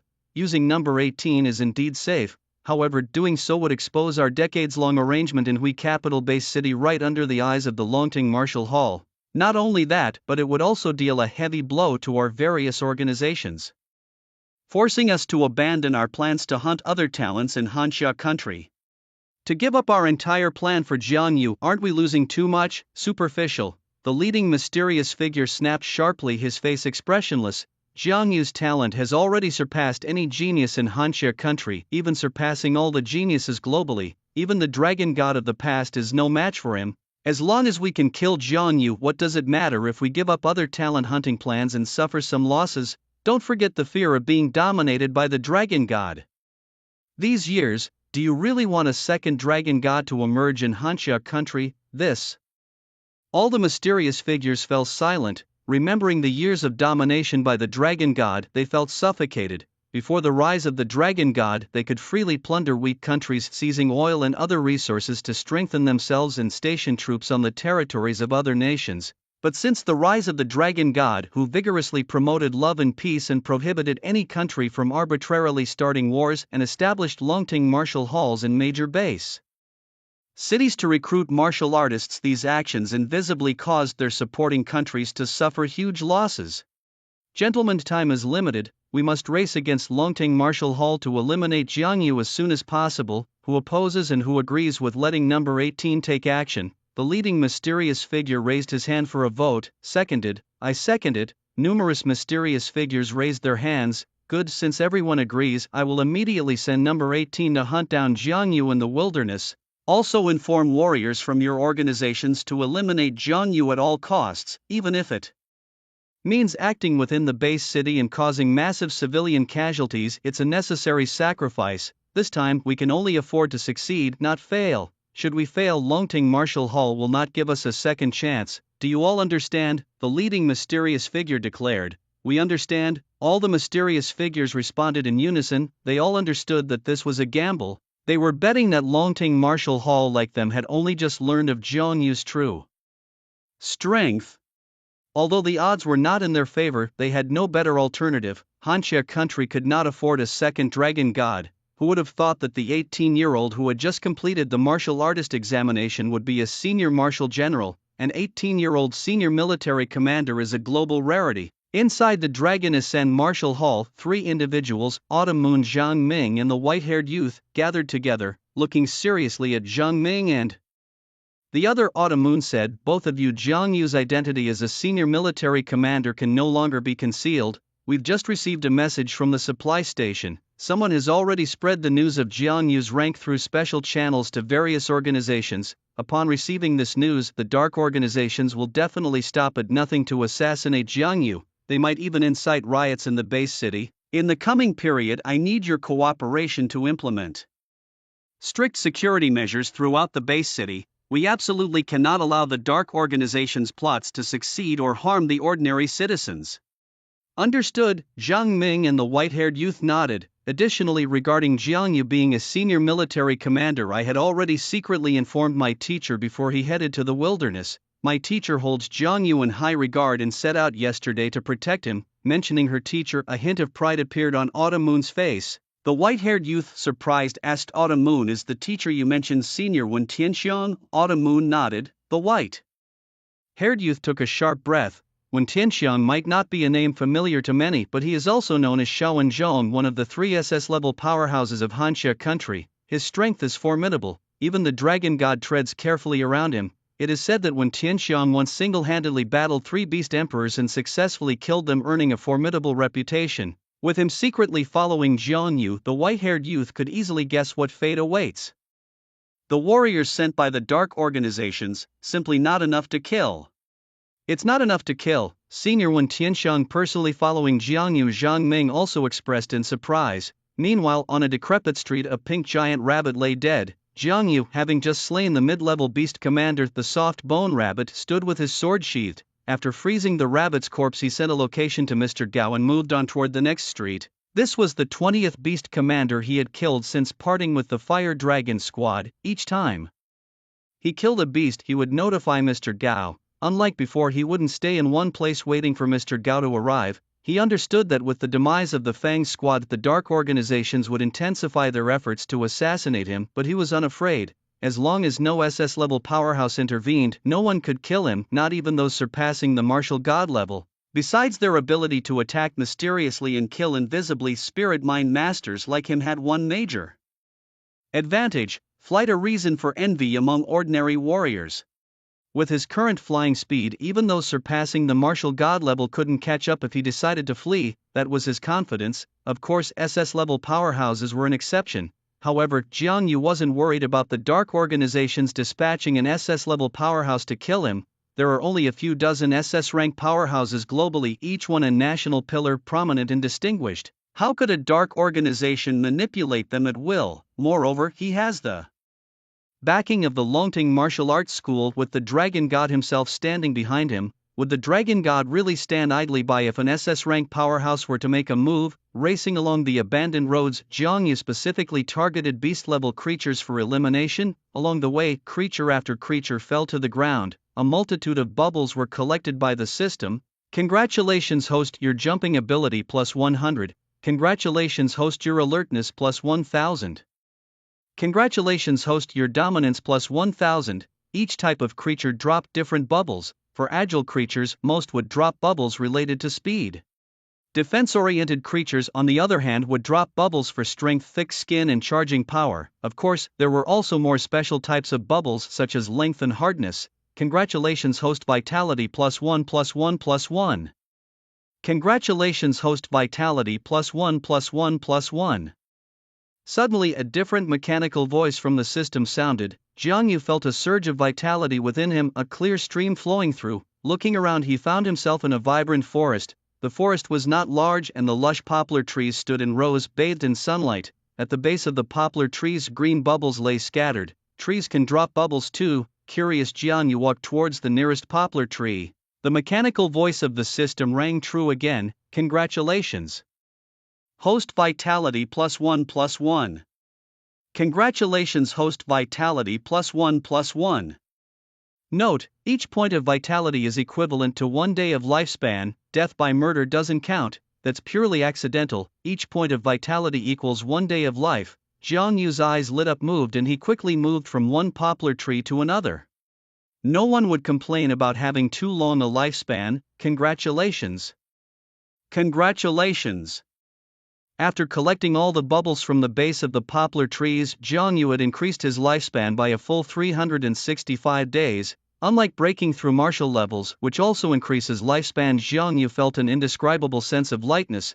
Breaking through martial levels, although lifespan increases, it builds on the existing age. A 50-year-old body, even after lifespan extension, still bears the ailments of a 50-year-old. However, the lifespan added through vitality bubbles is akin to rejuvenating, bringing a martial artist's body back to its youthful peak. Jiang Yu believed that if he collected more vitality bubbles, his body would forever remain at the age of 18. After leaving the forest, Jiang Yu continued to roam the dilapidated streets, hunting beast-level creatures. Behind him, a white-haired elder followed at a leisurely pace, observing his every move. Hey, have you heard? I just found out that the Wolf-Tooth Squad was wiped out in the wilderness. The one who annihilated them was just an 18-year-old youth. Inside a supply station, two martial artists were squatting in a corner smoking cigarettes. One of them said in a low voice, "Impossible. The Wolf-Tooth Squad is a seasoned team with many years of wilderness experience, and the team even includes 2 mid-level martial generals. How could they possibly be wiped out by an 18-year-old youth? Even if you're boasting, make it something believable." Another martial artist retorted dismissively, "It's true. Who would lie about such a thing?" The martial artist who wiped out the Wolf-Tooth Squad is called Jiang Yu. Don't be fooled by his age. He's only 18-inch, but his strength is already at the level of a senior martial general. This is well known among many martial artists. If you don't believe it, you can ask other martial artists, or even go to the registration office and check if the Wolf-Tooth Squad was indeed wiped out. If that's not enough, ask the Fire Dragon Squad. They were there when the Wolf-Tooth Squad was annihilated. The first martial artist said earnestly, "Is that really true? The Wolf-Tooth Squad was wiped out by one person?" Another martial artist still doubted. "Believe it or not." The speaker stubbed out his cigarette on the ground, stood up, and walked away from the corner. This scene was not just happening in one corner but spread across time. The news of the Wolf-Tooth Squad's defeat spread like wildfire throughout the entire supply station, stirring discussions among countless martial artists. "Hey, have you heard? The Wolf-Tooth Squad was wiped out by someone named Jiang Yu, who's not only this year's special recruit but also an 18-year-old senior martial general." Who doesn't know about this? It's practically known throughout the entire base city. What kind of talent is this, a senior martial general at 18, there's never been such a case worldwide. Could this guy have been practicing martial arts since he was in the womb? The martial artists gathered and buzzed with discussions. In the crowd, a middle-aged martial artist over 40 listened to the surrounding discussions, his eyes flickering with intense hatred as he gritted his teeth. Jiang Yu, is it? You dare kill my brother? Lin Dong will never let you go. I will kill you to avenge my brother. With that, the middle-aged martial artist left the supply station without looking back and headed into the wilderness. In the medical room, the Fire Dragon squad sat on chairs, their faces filled with worry as they looked at Qingfeng, who was lying on the bed receiving treatment. Captain, why the long faces? I'm fine, aren't I? Qingfeng grinned, showing his teeth while lying on the hospital bed. Wrapped like a mummy except for his face exposed to the air, Luoying shook his head. We're not worried about you. We're worried about Jiang Yu. The news of Jiang Yu killing the Wolftooth squad has spread faster than we expected. It's already known throughout the entire supply station. I have a feeling that there's someone behind the scenes pushing Jiang Yu into the spotlight. Alas, now that Jiang Yu's strength has been revealed, the dark organizations will not let him go. They will do everything in their power to send assassins after him. The tree that stands out in the forest is the first to be destroyed. An 18-year-old martial god-level warrior would be a dazzling figure in any era. Sadly, we don't have the power to help him, otherwise I would definitely stand by Jiang Yu's side. Fatso sighed heavily next to him. Romanli remained silent, reflecting on the past days. Although she had only known Jiang Yu for 2.5 days, every move he made was etched in her mind, unforgettable. The first time he killed the long-haired pig, Jiang Yu achieved his first kill of a Black Mountain iron bull in the park, sacrificing himself to save them. Sighing helplessly, Luoying saw Luo Monli in silence and sighed deeply. He pondered what in the world could be the most painful, concluding it was unrequited love. As the Fire Dragon squad sat in collective silence, a sudden rumbling came from the ground at the supply station. Dozens of tanks and hundreds of trucks drove into the station from outside. Fully armed soldiers disembarked and sealed off the entire station. The 4 members of Fire Dragon squad exchanged glances, their faces showing confusion as they looked at the armed soldiers outside. Not just them, all the warriors at the supply station were bewildered. Kill Jiang Yu. On the streets of Linquan County, 5 warriors, weapons in hand, attacked Jiang Yu. Facing the assault of 5 warriors, Jiang Yu remained composed. His white dragon spear, already poised, slashed through the air and 1 warrior fell dead at its tip. Within mere seconds, all 5 warriors lay dead in pools of blood. Looking at the corpses, Jiang Yu's face showed no discomfort or mercy. This was the second group of warriors he had encountered since leaving the woods, and without exception all were dead. It was clear from their actions that these warriors had been bought by a dark organization. Jiang Yu pulled out his phone and took several photos of the faces of the 5 warriors before turning to leave. Perhaps some clues about the dark organization could be found on these warriors. There was no need to search the bodies. These warriors didn't have spatial rings, so what was there to search for? As he walked down the street, Jiang Yu found a relatively intact room and settled in for the night. Unknowingly, he had been fighting exotic beasts all day in Linquan County. The summer night was hot. After cooling the room with 2 ice blocks, Jiang Yu opened his communication watch to check his gains from the past 2 days in the wilderness. For fairness, every mercenary who helped transport the bodies of the exotic beasts received a list from the military district detailing the transported beasts and their total value. Opening the list, Jiang Yu was slightly shocked by his earnings over the past 2 days, even by his standards. Advanced Beast Soldiers 1160, Junior Beast Generals 583, Intermediate Beast Generals 287, Senior Beast Generals 127, a total of 2,157 beasts, total value 436 billion Hansha currency. Jiang Yu was astounded by the string of numbers. He had never seen so much money in his life. Indeed, the fastest money comes to warriors. However, considering that a set of Thunder Dragon armor was valued at 999 billion, his shock diminished somewhat. According to Luoying, he had to pay 10% in transportation fees and 10% in personal income tax. That meant he had to pay 87.2 billion out of 436 billion, leaving him with 348.8 billion. Thus, he was still 2/3 short of the amount needed. For the Thunder Flame armor, let's rest early today and resume hunting the exotic beasts first thing tomorrow. I aim to earn 999 billion soon, Jiang Yu thought to himself, slowly closing his eyes. Of course, he didn't fall asleep but pretended to doze off, all the while using his mental power to stay alert to his surroundings. The Dark Organization is after him, eager to eliminate him quickly. If he were truly to fall asleep, it would be as if he wished for death. Time ticked by second. With his eyes closed, Jiang Yu seemed to have actually fallen asleep, occasionally snoring. Outside the room, a shadowy figure pressed against the window looking at the sleeping Jiang Yu. Drawing a long sword, the figure rushed towards him. Under the moonlight the blade flashed with a cold light, but as the sword drew near, Jiang Yu suddenly opened his eyes, swiftly dodged the incoming sword, and landed a punch in the abdomen of the silhouette, a woman's. Pained cry echoed. The figure was thrown out of the room. Bang bang bang. The solid walls crumbled as the figure crashed into them, sending a shower of dust and bricks tumbling down. Without a moment's hesitation, Jiang Yu immediately followed, rushing out of the room. As soon as he did, his pupils shrank, a serious glint flashing across his eyes. She disappeared. The figure vanished into the darkness, merging with it in such a way that she became indistinguishable to the naked eye. Even with his night vision, Jiang Yu struggled to locate where she was hiding. A shadow-type ability user, Jiang Yu muttered to himself, using his mental power to sense the surroundings. Like mental power users, shadow abilities are rare, capable of killing invisibly, causing many warriors great pain. However, unlike mental power users who can attack, defend and flee with great potential, shadow abilities have significant drawbacks. They cannot be exposed to light. Once exposed, the shadow ability immediately becomes ineffective. Moreover, warriors with shadow abilities are generally weaker than even ordinary warriors in direct combat. If faced head-on, even an ordinary warrior could defeat them. Their greatest utility lies in assassination. Using his mental power, Jiang Yu quickly detected the figure's trace in a nearby building. Without a second thought, he went all out, brandishing his Zhanquan blade and slashing towards the figure. Man or woman, he thought, kill first, sort out later. Bang! Before the figure could react, Jiang Yu was already in front of her, his blade sweeping down. In a hasty defense, the figure raised her long sword to block.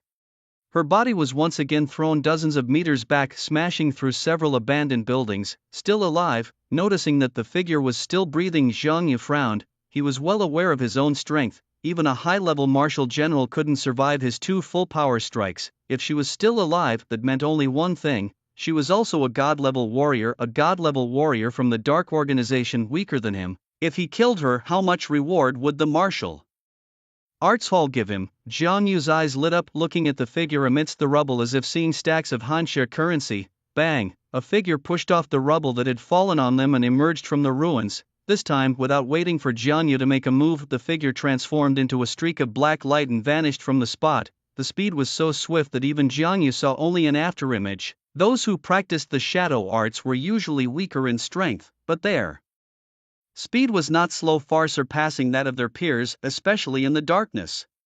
Combined with their special abilities, few of their peers could escape their assassination attempts. Thinking of using the same old tricks again, when Jiang Yu saw the figure disappear once more, he immediately released his psychic power to sense the surroundings. The environment around him appeared in his mind like a network of webs. A psychic master, clever boy, hiding his skills so deeply. No wonder he possessed such combat strength at only 18, an 18-year-old martial god with both ice and psychic abilities. The Dragon Rise Martial Arts Hall really struck gold this time. Hundreds of meters away, when Tianxiang stood on the rooftop of a tall building watching Jiang Yu's figure with a sense of awe. Even he was startled by Jiang Yu's talent. As an SS-class powerhouse, he had recognized Jiang Yu's true strength the moment he made his move. He had seen 18-year-old warriors and psychics before, but he had never seen an 18-year-old martial god, especially one with dual abilities in ice and psychic powers. Such talent was unprecedented in the centuries since the rise of mystical beasts. No, he must find a way to recruit this young man to the academy. When Tianxiang thought to himself, on the streets below, Jiang Yu was unaware that all his actions were being observed by Wen Tianxiang. With his psychic senses, he quickly located the figure's position and slashed directly at it with his knife. A flash of cold light, splat. Blood sprayed out just 3 meters to his right. The figure was forced to reveal herself, clutching her injured right arm, her eyes filled with disbelief. 3 times, she had concealed herself 3 times, and each time Jiang Yu had successfully found her, which was utterly baffling to her. It was as if she had a tracker installed on her. As a practitioner of the shadow art, she had absolute confidence in her abilities. She could kill any martial god-level warrior in the darkness of night. This was not an empty boast, but a track record of many years.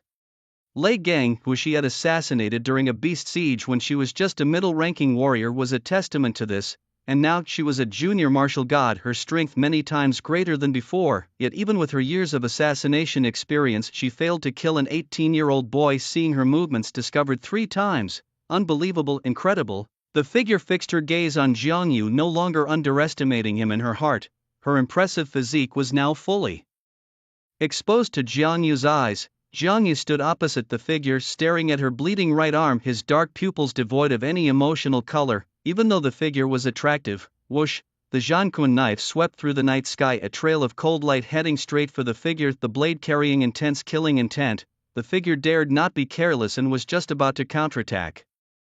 Splat! A slender willow leaf flying dagger pierced through the back of her head, gliding through her neck to hover in front of Jiang Yu. Bright red blood flowed out instantly. No. This can't be you, you are a spirit. The figure looked at Jiang Yu with eyes full of unwillingness, her body weakly falling to the ground. Thump!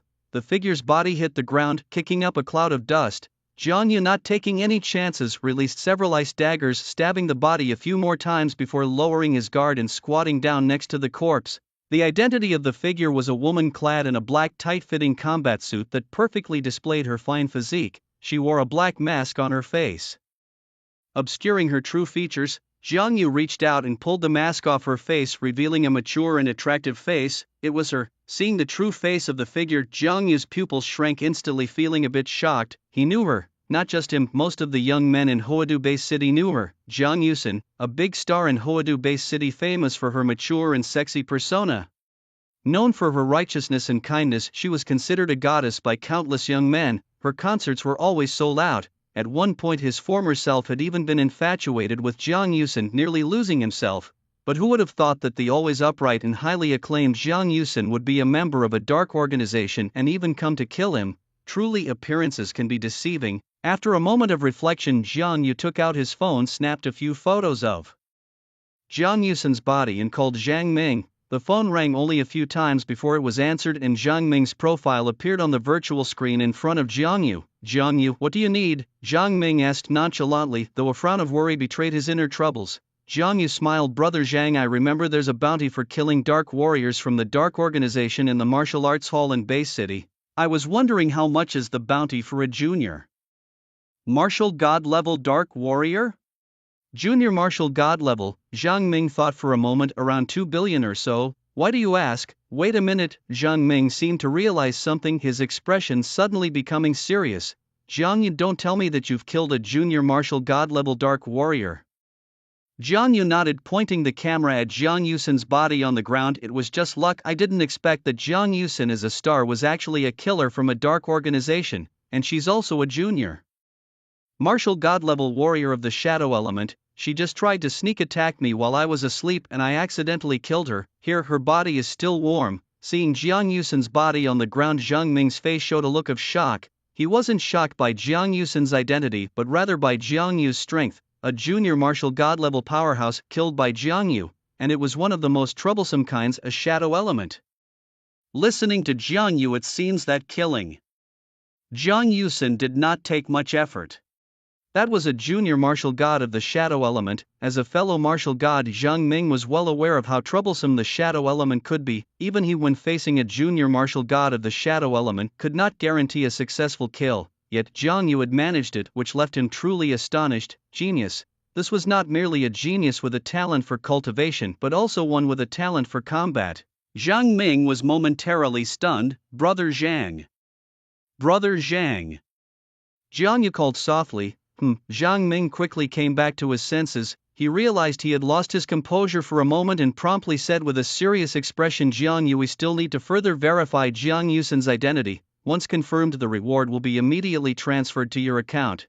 Jiang Yu nodded gently. I understand, Brother Zhang. By the way, Brother Zhang, do you want Jiang Yusen's body? It's still warm. Ah. Zhang Ming's mouth twitched. He did not have a morbid fascination with corpses. Why would he want Jiang Yusen's body? He shook his head. No need, just find a place to bury it. Oh, okay, Jiang Yu responded lightly, hung up the phone, casually dug a hole and buried Jiang Yusen's body. Meanwhile, after Jiang Yu hung up, Jiang Ming hurriedly found Xiao Yu and the white-haired young man to relay the news of Jiang Yu killing Jiang Yusen. What did you say? You mean Jiang Yu killed a junior martial god and a shadow element one? At that, the white-haired young man exclaimed in disbelief. That was a junior martial god, a peer in rank. If Jiang Yu could kill Jiang Yusen, then he could potentially kill him too. How long had it been since Jiang Yu was capable of killing a junior martial god? How old was Jiang Yu this year? 18. Other boys at 18 were still playing servile admirers to the girls they loved. Jiang Yu had actually killed many men's goddess. Truly a ruthless destroyer of beauty devoid of emotion. Jiang Ming nodded. Yes, that's exactly what happened. I witnessed Jiang Yusen's body myself. Right now, our most pressing task is to confirm Jiang Yusen's identity. Once confirmed, we must trace this lead to uncover more members of the Dark Organization and capture them all. Xiao Yu, who was sitting nearby, spoke up. I've already ordered a blockade of the entire supply station and all the entrances and exits of the base city, preventing any martial artists from heading into the wilderness. What the Dark Organization needs most now is time. They must act quickly before us to send someone to the wilderness to eliminate Jiang Yu. And with this blockade, those dark martial artists who want to kill Jiang Yu will probably get restless and try to find ways to reach the wilderness. This way we can lure them out and capture them all. Jiang Ming nodded in agreement. Exactly, this is indeed a good plan. Additionally, the situation with Jiang Yu has already been brought to the attention of the Dragon God, who highly values him. The Dragon God has already dispatched one of the 4 great commanders, the Vermilion Bird Commander, to our Hui capital base city. I think we can spread the news of the Vermilion Bird Commander's arrival to force the Dark Organization into desperate action. I agree. The white-haired young man raised his hand. After some thought, Autumn Moon nodded slightly. After burying Jiang Yusen's body, Jiang Yu returned to his room and pretended to sleep once more. The appearance of Jiang Yusen had given him a more direct understanding of the Dark Organization. Indeed, as the rumors suggested, the Dark Organization acted decisively, always aiming for a kill in one strike. He had made public that his strength was that of an intermediate martial artist, yet the Dark Organization had sent a junior martial god to kill him. Had his strength not increased rapidly, he might have been the one to die. Now, with the death of the Wolftooth Squad, the Dark Organization must have guessed that he was no longer just an intermediate martial artist. Would they send a stronger warrior to kill him? As a psychic master, although he feared no fighters below the SS level, running away was not his desire. He decided that first thing in the morning he would return to the base city to pick up some attributes to enhance his strength before hunting exotic beasts in the wilderness. Although 300 billion was not enough to buy the Thunderflame armor, it was still sufficient for him to spend for a while. Moreover, he wondered how Lin Yu was doing recently. With these thoughts, Jiang Yu slowly closed his eyes. The night was very quiet. While Jiang Yu was resting with his eyes closed, in a corner of Zhao family ditch, a young man with a bulging combat pack appeared silently. The young man looked around the corner, ensuring no exotic beasts were present. He then pulled out a huge egg from his combat pack, smashed it on the ground without a second look, and quickly disappeared into the corner as if he had never been there. The next morning, as soon as it was light, Jiang Yu got up early to wash up. He used his ice and fire abilities to melt a basin of water for washing his face and brushing his teeth. After freshening up, Jiang Yu, carrying the white dragon spear and the Zhan Kuan sword, headed towards the supply station.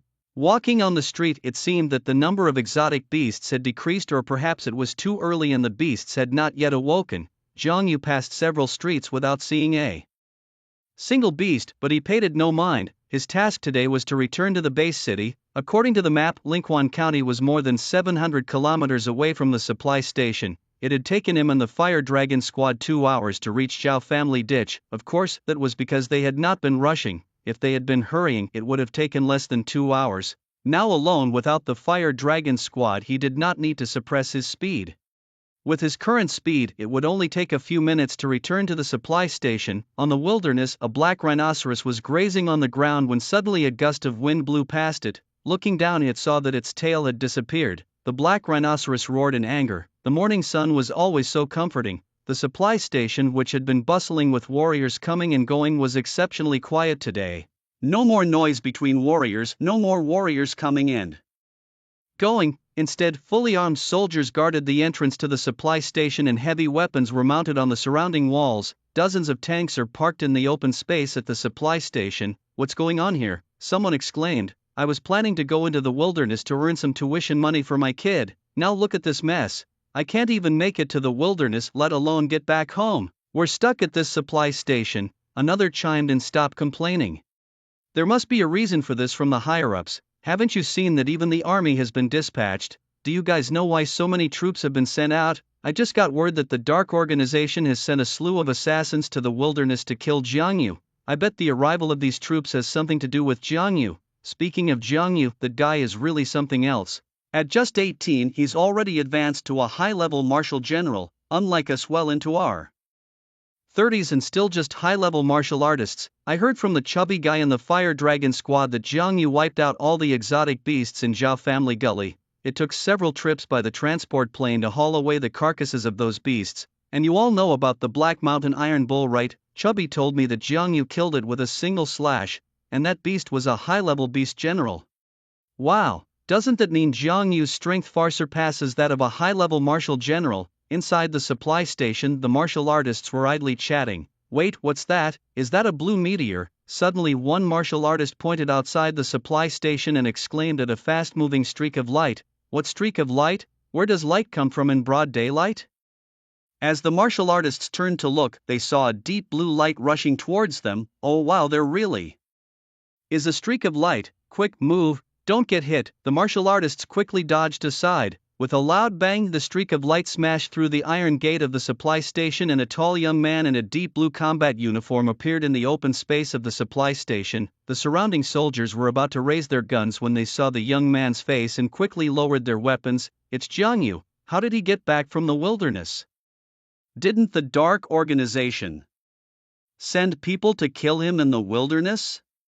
The situation has changed. Quickly notify the higher-ups. Jiang Yu took a deep breath, looking around at the many martial artists inside the supply station, feeling an inexplicable sense of familiarity. Compared to the desolate, dilapidated, and quiet wilderness full of dangerous exotic beasts, the steel structures of the supply station seemed quite lively. Especially the martial artists who were drinking and making merry. It was exceptionally lively and reassuring. But Jiang Yu looked around and noticed that all the martial artists were staring at him with strange looks. "What are you all looking at me for?" Jiang Yu asked, puzzled. A martial artist pointed behind him, dumbfounded. "Comrade Jiang Yu, you've smashed the supply station's gate." Jiang Yu, confused, turned to look. He saw that of the two iron gates that were meant to prevent exotic beasts from entering, now only one remained closed. The other had flown several meters away and lay on the ground. "Comrade Jiang Yu, please compensate us for the gate." A non-commissioned officer stepped forward and said. The officer was also puzzled. Their supply station's gates were made of special materials strong enough to withstand attacks from beast generals of lower levels. How could Jiang Yu, with just a single bump, manage to break the gate? Could it be that someone cut corners during its construction? Was it really me who broke it? Jiang Yu looked around at the other warriors. All the warriors nodded slightly. Did he really have that much force, enough to break a gate? What if it had been an ordinary woman? Unthinkable. Completely unthinkable. Seeing the serious look on the officer's face, Jiang Yu, feeling helpless, had no choice but to transfer money as compensation for the damaged gate at the supply station. Another million gone. After receiving the money, the officer whispered a few words to several soldiers. Soon the soldiers began to weld the gate shut. "Seal the gate, don't let the readers escape." After paying, Jiang Yu headed straight to the second-floor restaurant of the supply station. He was craving something good. Having been in the wilderness for 2.5 days without fire to cook or meat to roast, he had been nibbling on dried meat until he could taste nothing else. The food in the supply station's restaurant was very expensive, at least 100 times more than in the base city. A dish like braised pork, which would cost just a few dozen yuan in the base city and never over 100, was priced at 1888 here. Of course, the high price came with its perks. All the dishes in the supply station were made with meat from exotic beasts. Jiang Yu, who was about to receive nearly 40 billion, didn't sweat the small stuff and ordered a dozen dishes right away, devouring them voraciously. It had to be said that the chefs at the supply station restaurant were skilled, making each dish a feast for the senses. Tap, tap, tap. While Jiang Yu was halfway through his meal, a steady sound of footsteps approached. A man surnamed Gao, accompanied by 2 soldiers, entered the restaurant and looked around. When he spotted Jiang Yu, who was gobbling up food in a corner, Mr. Gao's eyes lit up and he hurried over, smiling. "Jiang, my brother, you're finally back. Do you know how much I've missed you?" Jiang Yu put down his chopsticks, looked up at Mr. Gao's smiling face and said, "Brother Gao, no one visits a temple without a cause. I've just returned and here you are already looking for me, out with it. What's the matter? Could it be that you want? Pausing, Jiang Yu's face broke into a sly grin. Mr. Gao nodded, pulled up a chair across from Jiang Yu and whispered, Brother Jiang, I indeed have an urgent matter. You must have seen the transport list we sent you. I want to ask if you would be willing to sell us the exotic beast corpses. As you know, the military needs a large quantity of these, so your batch is very important to us. But rest assured, we won't shortchange you on the price. If you agree, we can waive the transport fee for this time. Besides, we could also establish a long-term cooperation with you. From now on, whenever you go hunting in the wilderness, we can offer you discounts or even waive the transport fees completely. Brother Jiang, what do you think? Consider selling the exotic beast corpses to us. The military always values powerful warriors like you. With every exotic beast they killed, the pressure on the military zone's defenses was reduced, especially for warriors like Jiang Yu who were young yet powerful and hunted these beasts extensively. The future was boundless. Being on good terms with such warriors meant a continuous supply of exotic beast corpses, which were critically important. Both martial arts schools and the military zones were in desperate need. The uses of these corpses were vast. Not only could they enhance the physical condition of warriors, but they could also help cultivate more warriors. Take the military zones for example, where each had more than 10,000 soldiers, most of whom were ordinary people. Their physical condition was at a disadvantage when facing exotic beasts. If they were to subsist on just water and vegetables, how could they withstand the attacks of these beasts? Thus, the importance of exotic beast meat became evident. Not only could it improve the soldiers' physical conditions, but with long-term consumption, some could even become warriors. Although they were of the lowest rank, they could still fight against the exotic beasts, reducing unnecessary casualties. However, Jiang Yu faced a dilemma. This time he had hunted advanced beast soldiers numbering 1160, junior beast generals 583, intermediate beast generals 287 and senior beast generals 127. If sold to martial arts schools, depending on the rank of the beasts, he could gain a massive amount of contribution points. For advanced beast soldiers he could earn between 61 to 99 points each, for junior beast generals 100 to 300, for intermediate beast generals 301 to 600. And for senior beast generals 601 to 999. At the lowest rate he could earn nearly 300,000 points, making him a 2-star contributor. At the highest it would be nearly 800,000.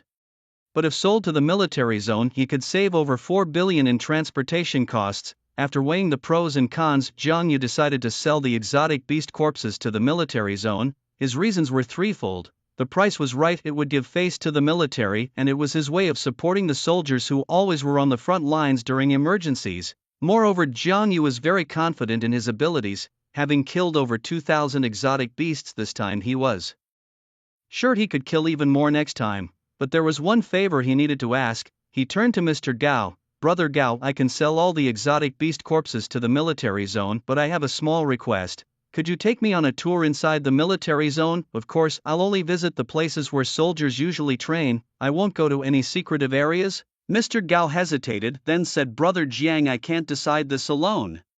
I need to ask for approval from above. Jiang Yu nodded. His reason for wanting to visit the military zone was that he had just thought of the attribute bubbles that must be abundant inside the military zone where soldiers trained every day. Mr. Gao walked away to a secluded spot and made a phone call. A few minutes later he returned and nodded at Jiang Yu, saying, Brother Jiang, your request has been approved. One thing you must understand is that you need to follow our soldiers and not act on your own. Military areas are different from other places. They involve many important secrets which we hope you can understand. Jiang Bai nodded in agreement and stood up. Led by a man with the surname Gao, he walked towards the interior of the military area. The military area, as a military base, is not accessible to just anyone. Although in terms of individual combat power, the military area is far less formidable than martial artists, however, it concerns the safety of the general populace and the secrets of a nation.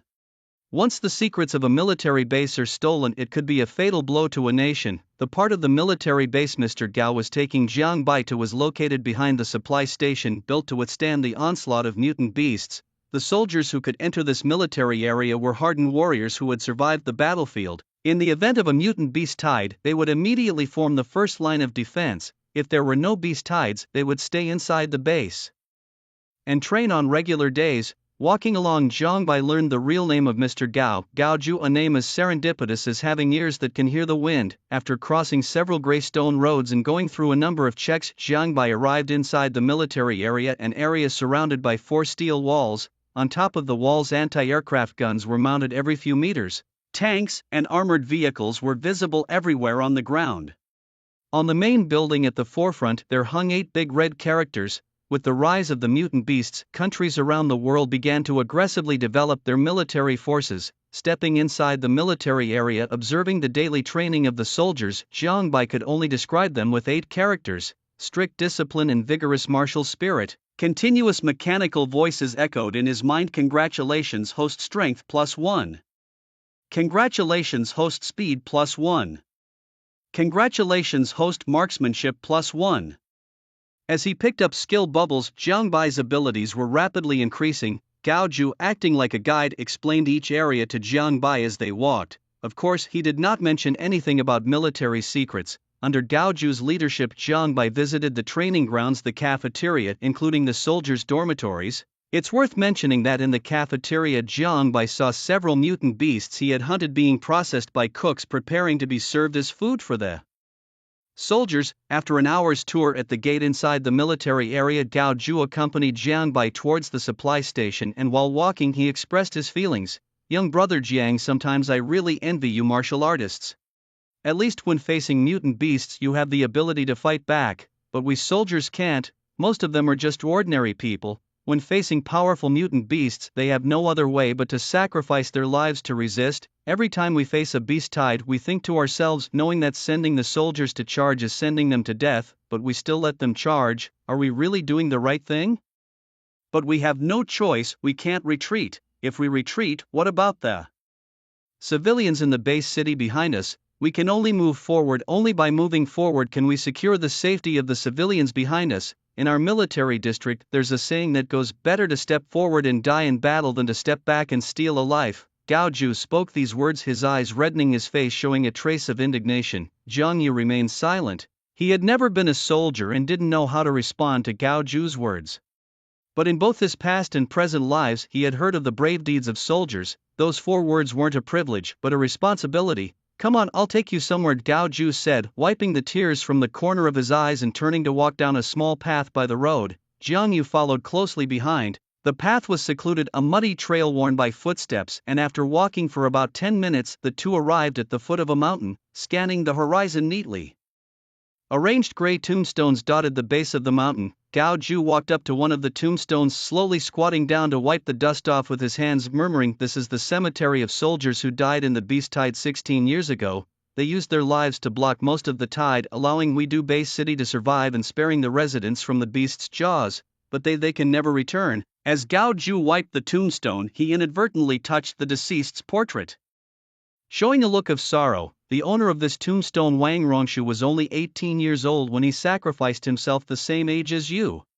It was just his 7th day in the military district. I clearly remember he couldn't even fold his military blanket properly and I mocked him for it, but when the beast tide came he was the first to charge forward. At that time, tens of thousands of beasts furiously attacked the supply station in our district, and even the martial artists who came to assist were unable to withstand and were in grave danger. Just as the supply station and district were about to fall, this young man Wang Rongshu threw himself with an explosive pack into the tide of beasts, using his body as bait to make the beasts open their mouths and swallow the explosives. He died at 18. Gaoju stood up from in front of Wang Rongshu's tombstone, gazed solemnly at his portrait, and saluted respectfully. Jiang Yu still hadn't spoken, looking at the rows of tombstones ahead, feeling an immense heaviness and oppression within him. Looking around, not far away, a faded and tattered 5-star red flag fluttered in the wind on a flagpole, seemingly narrating the tragic events of those years. He wanted to go forward and replace it but was stopped by Gaoju. "Let it hang, this is the red flag they raised back then. We once promised them that when the day comes that the beasts retreat, we will bring them back to their homeland in glory and peace." Back to homeland? Jiang Yu looked up at the flag as if seeing many young faces in it, about his age, smiling and greeting him. It was as if he also saw the tragic battle of that year, countless warriors diving into the sea of beasts, all for a chance at survival. For some reason Jiang Yu's eyes reddened. He unslung the white dragon spear from his back, came under the flagpole and drove the spear deep into the ground. What are you doing? Asked Gao Ju puzzled. Jiang Yu smiled. Consider this a promise from me too. When the beasts retreat, I'll come back to retrieve this spear and bring them home. Thank you. Gao Ju bowed deeply to Jiang Yu, who did not stop him but turned and walked away from the cemetery, shouting loudly, "Today I accept your bow, and one day I will fulfill your wish." One departs, one bows. Just then the sunlight fell perfectly, as if to capture the moment forever. Jiang Yu left, walking on the muddy path. His mood was exceptionally heavy. He asked himself, having seen many injustices, his heart had long been frozen, unmoved by others, yet hearing about Wang Rongxu's deeds his heart was finally touched. The world is full of demons and brokenness, yet there are always some lovely people patching things together. He could not be like Wang Rongxu, selflessly sacrificing for the country, but that didn't mean he lacked admiration for such martyrs. Boom! The weather in June changes as it pleases. As if sensing Jiang Yu's mood, the originally sunny sky suddenly turned gloomy. Drip drop, the cool raindrops fell on the muddy road, wetting Jiang Yu's combat uniform. Accompanied by the raindrops, Jiang Yu arrived at the door of the Fire Dragon squad, pressing the doorbell. It was Romanli who opened the door, and upon seeing Jiang Yu, she couldn't help but exclaim joyfully, "Jiang Yu, you're back." Jiang Yu hummed lightly, heading to his own room. "Jiang Yu, why do you look so unhappy?" Romanli asked, frowning slightly. "I'm fine, Romanli, just feeling a bit down. I just need some quiet for a while." Jiang Yu forced a smile on his face and returned to his room. Once back in his room, Jiang Yu lay straight on the bed, Gao Ju's words echoing in his mind. Many dream of becoming warriors, but what is the purpose of becoming one? To save the world, immortality, to become powerful, or for power and status? Jiang Yu didn't know. He got up and went to the window, looking towards the direction of Bay City, gradually gaining some insight. Why does Bay City grant privileges to warriors? Why can warriors' rights override various provisions? It's because of responsibility. Every warrior, while enjoying the privileges of Bay City, must also take on the responsibility of maintaining its safety. Dragon God does. Autumn Moon does. Every warrior does. He does too. Jiang Yu's thoughts became clearer. After figuring everything out, Jiang Yu returned to bed only to feel a wave of sleepiness. Unconsciously he fell asleep. After staying awake for 2.5 days, even he couldn't resist the tiredness. Outside, Fatty leaned close to Romanli and whispered, "Old Luo, what's with Jiang Yu? Why does he look so down? Do you think he's missing his girlfriend? Why don't you take this opportunity to deepen your conversation with him? Maybe it could work out.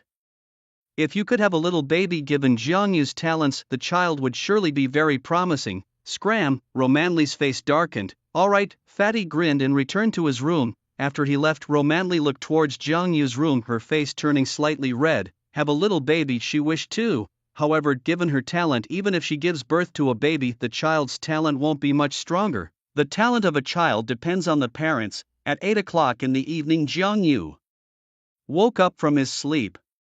He had slept exceptionally well, feeling incredibly refreshed. At this moment his condition had returned to its peak. His body was full of vitality, brimming with inexhaustible energy. System open. My attribute panel. Host, Jiang Yu. Realm, Junior War God, Mental Master. Intermediate War God. Abilities, Ice type E level, 400/600, Fire type F level, 250/300, Electric type F level, 100/400, Strength, 380000, Speed, 3000 meters per second, Mental Power, 350,000, Skills, Proficient Knife Technique, 8086/10,000. Proficient Fist Technique, 9023/10,000. Proficient Gun Technique, 1754/10,000. Proficient Sword Technique, 1450/10,000. Techniques, Proficient Guiding Technique, 5300/10,000. Beginner Source Energy Technique, 280/1000. His recent trip to the military district allowed his strength to break through directly to the 380,000 mark, reaching the level of an intermediate war god. However, since his speed was slightly lacking, he was not up to the standards of an intermediate war god, so his realm remained at junior war god. Nevertheless, a speed of 3000 meters per second was already quite fast, especially in aspects concerning both men and women. At a speed of 3000 per second, I wonder how you, sir, would cope. No wonder many warriors ultimately choose not to have girlfriends. It turns out they simply can't handle it. Jiang Yu pondered to himself. Ding! Congratulations, host, for your mental power breaking through the 300000 mark.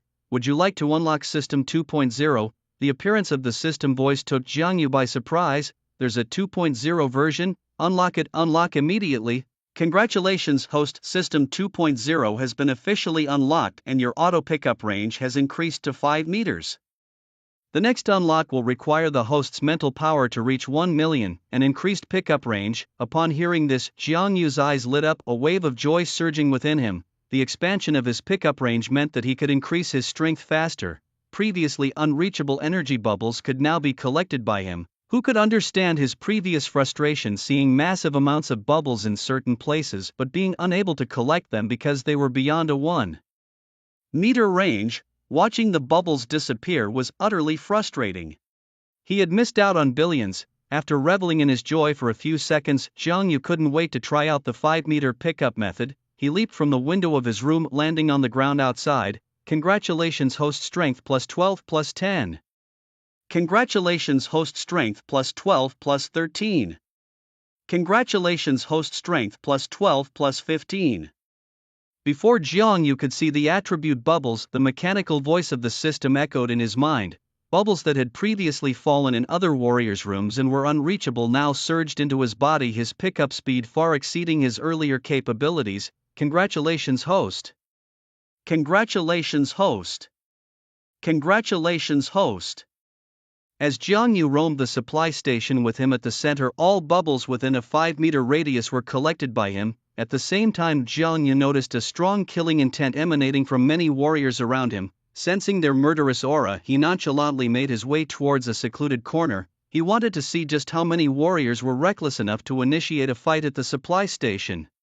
It was a well-known rule that no one was allowed to engage in combat within the supply station. Should anyone violate this rule and multiple warnings prove ineffective, the enforcement team had the authority to kill them on the spot. As Jiang Yu moved, several warriors silently followed him. They pretended to be merely strolling but were subtly cutting off all his escape routes. It seemed there were quite a few who weren't afraid to die. Jiang Yu sensed the number of warriors behind him with his psychic powers, a cold smirk playing on his lips. Pretending to be oblivious, he intentionally exposed his back to the warriors and walked deeper into the corner. As expected, upon seeing Jiang Yu enter the corner, several warriors followed suit. They pretended to need to urinate, but when they were close enough to Jiang Yu, they suddenly drew the long knives from behind their backs and simultaneously slashed at him.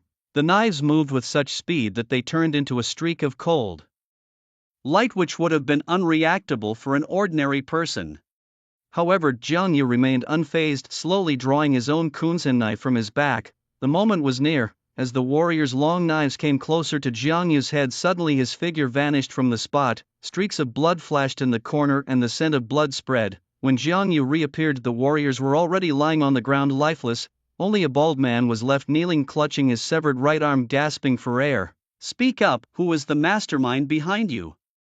Didn't they tell you that I am a high-ranking martial general and you are merely sending yourselves to death? Jiang Yu looked down at the bald man condescendingly, his Kunsen knife still dripping with blood. The bald man scoffed disdainfully. What if they did tell us? Do you think we would be afraid? Let me tell you, Jiang, you don't think you are something special just because you are a high-ranking martial general. Offend our organization, and even if you are an SS-level powerhouse, you won't escape death. You think I would betray the organization? You're dreaming. If one of us dies, there are thousands more who will seek revenge. With that, the bald man forcefully slapped his own forehead, instantly ending his life. Suicide? Jiang Yu frowned. With a wave of his hand, he released an ice spear, stabbing it into the bald man's heart to prevent any feigned death. Freeze, put your hands up. Not far away, a dozen enforcement officers with laser guns rushed forward, aiming at Jiang Yu. I must say, this is a misunderstanding. They attacked first. Do you believe me? Jiang Yu calmly raised his hands. Whether it's a misunderstanding or not, we will investigate thoroughly. Please come with us. The captain of the enforcement team recognized Jiang Yu and shouted loudly. Two officers approached and handcuffed Jiang Yu, escorting him out of the corner, while the rest kept a wary eye on him, ready to shoot at the slightest sign of resistance. As they left the corner, the other warriors at the supply station saw Jiang Yu being handcuffed and immediately started murmuring among themselves. What did Jiang Yu do? Why did the enforcement team arrest him? I have no idea, but given how serious the enforcement team looked, it seems Jiang Yu must have committed a serious crime this time. Why are we guessing here? They came from the east, right? Why don't we go over there and see for ourselves? Yes, exactly. the group of martial artists discussed as they walked towards the corner where Jiang Yu had been. Upon reaching the corner and seeing the bodies of the big men, the group of martial artists froze on the spot, shocked. My goodness, Jiang Yu is really ruthless, he dared to kill martial artists within the supply station. Look closely, these were members of the Panlong Squad. The Panlong Squad is a high-level martial artist team. In the team, there were not only 2 middle-level martial generals but also a high-level martial general, and Jiang Yu killed them all. Wait, look at their deaths, all their necks were slit, killed with a single strike. That means, Jiang Yu used only 1 strike for each of them. The martial artists present gasped as they looked at the necks of the Panlong Squad members. Seeing the blood marks on each neck, all martial artists involuntarily took in a sharp breath. As martial artists, they knew how difficult it is to kill someone with a single strike. Killing is easy, but a decisive kill with 1 strike is hard. To achieve that, one must either prevent the opponent from reacting or defending. This requires overwhelming martial power, which is not easy to come by, and the Panlong Squad was not weak with 2 middle-level martial generals and 1 high-level martial general. Even with numerical advantage, they were all killed by Jiang Yu with a single strike. How strong is Jiang Yu really? The martial artists were shocked. Do you think Jiang Yu's strength could be higher than a high-level martial general? Could it be even higher? Suddenly, a martial artist spoke up. Higher, the group of martial artists were stunned, their shock deepening. A level higher than a martial general is impossible, absolutely impossible. How could Jiang Yu be a martial god-level warrior? He's only how old this year? It's absolutely impossible. Another martial artist shook his head, breaking the shock among them. Yes, it's completely impossible. An 18-year-old junior martial god? That just doesn't make sense. If Jiang Yu is a martial god, then what about us older generations? Are we living like dogs? Yes, indeed. Meanwhile, under the gaze of thousands, Jiang Yu was taken to a detention room by the enforcement officers. The supply station's detention room was just like the ones Jiang Yu had seen on TV. The only difference was that this detention room was made of special materials, making it impossible for ordinary martial artists to break out using force. Of course, it's meant to deter the honest, not the cunning. The existence of the detention room is merely symbolic. If a powerful person wanted to break out, it would still be quite easy to do so.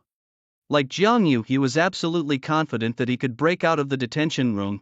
But what then? He would face the pursuit of both the military and the martial halls. Sitting inside the detention room, Jiang Yu felt bored, not worried about his situation at all. It was those martial artists who struck first, seeking to kill him. He was merely defending himself. Moreover, he had connections in high places. With time on his hands, he delved into refining his own martial techniques. Although his ice-based abilities were only ranked E, he could conjure various weapons within a 3-meter radius around himself to fend off enemies, even capable of freezing an area of tens of meters. What would happen if he summoned countless ice blades, combined with his psychic powers? A sneak attack. He would certainly excel at ambushes. Tap, tap, tap.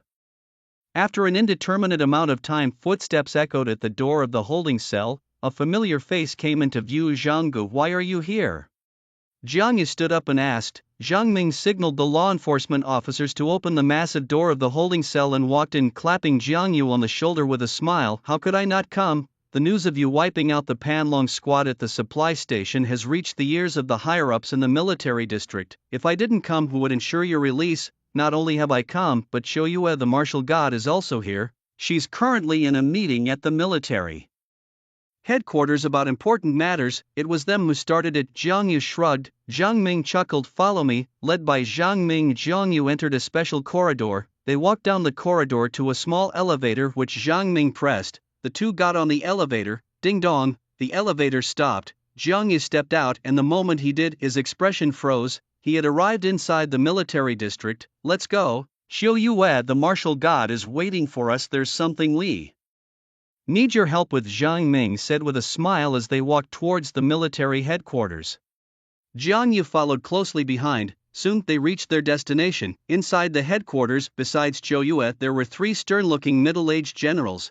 Jiang Yu, you're here, take a seat. Zhou Yue greeted him first, then pointed to the 3 middle-aged generals, introducing them one by one to Jiang Yu. This is the military district's top brass. The one in the middle is the commander of the military region, Lu Jin. The other 2 are political commissar Zhao Gang and deputy commander Wang Yang. Jiang Yu greeted each with neither servility nor overbearingness. Hello, Commander Lu, Commissar Zhao, Deputy Commander Wang. The three nodded simultaneously. Jiang Yu, do you know why we've called you here? Zhao Gang started, his eyes playfully sizing up Jiang Yu as if testing him. Jiang Yu thought for a moment and said, because of the dark organization. Commissar Zhao, am I right? A smart kid.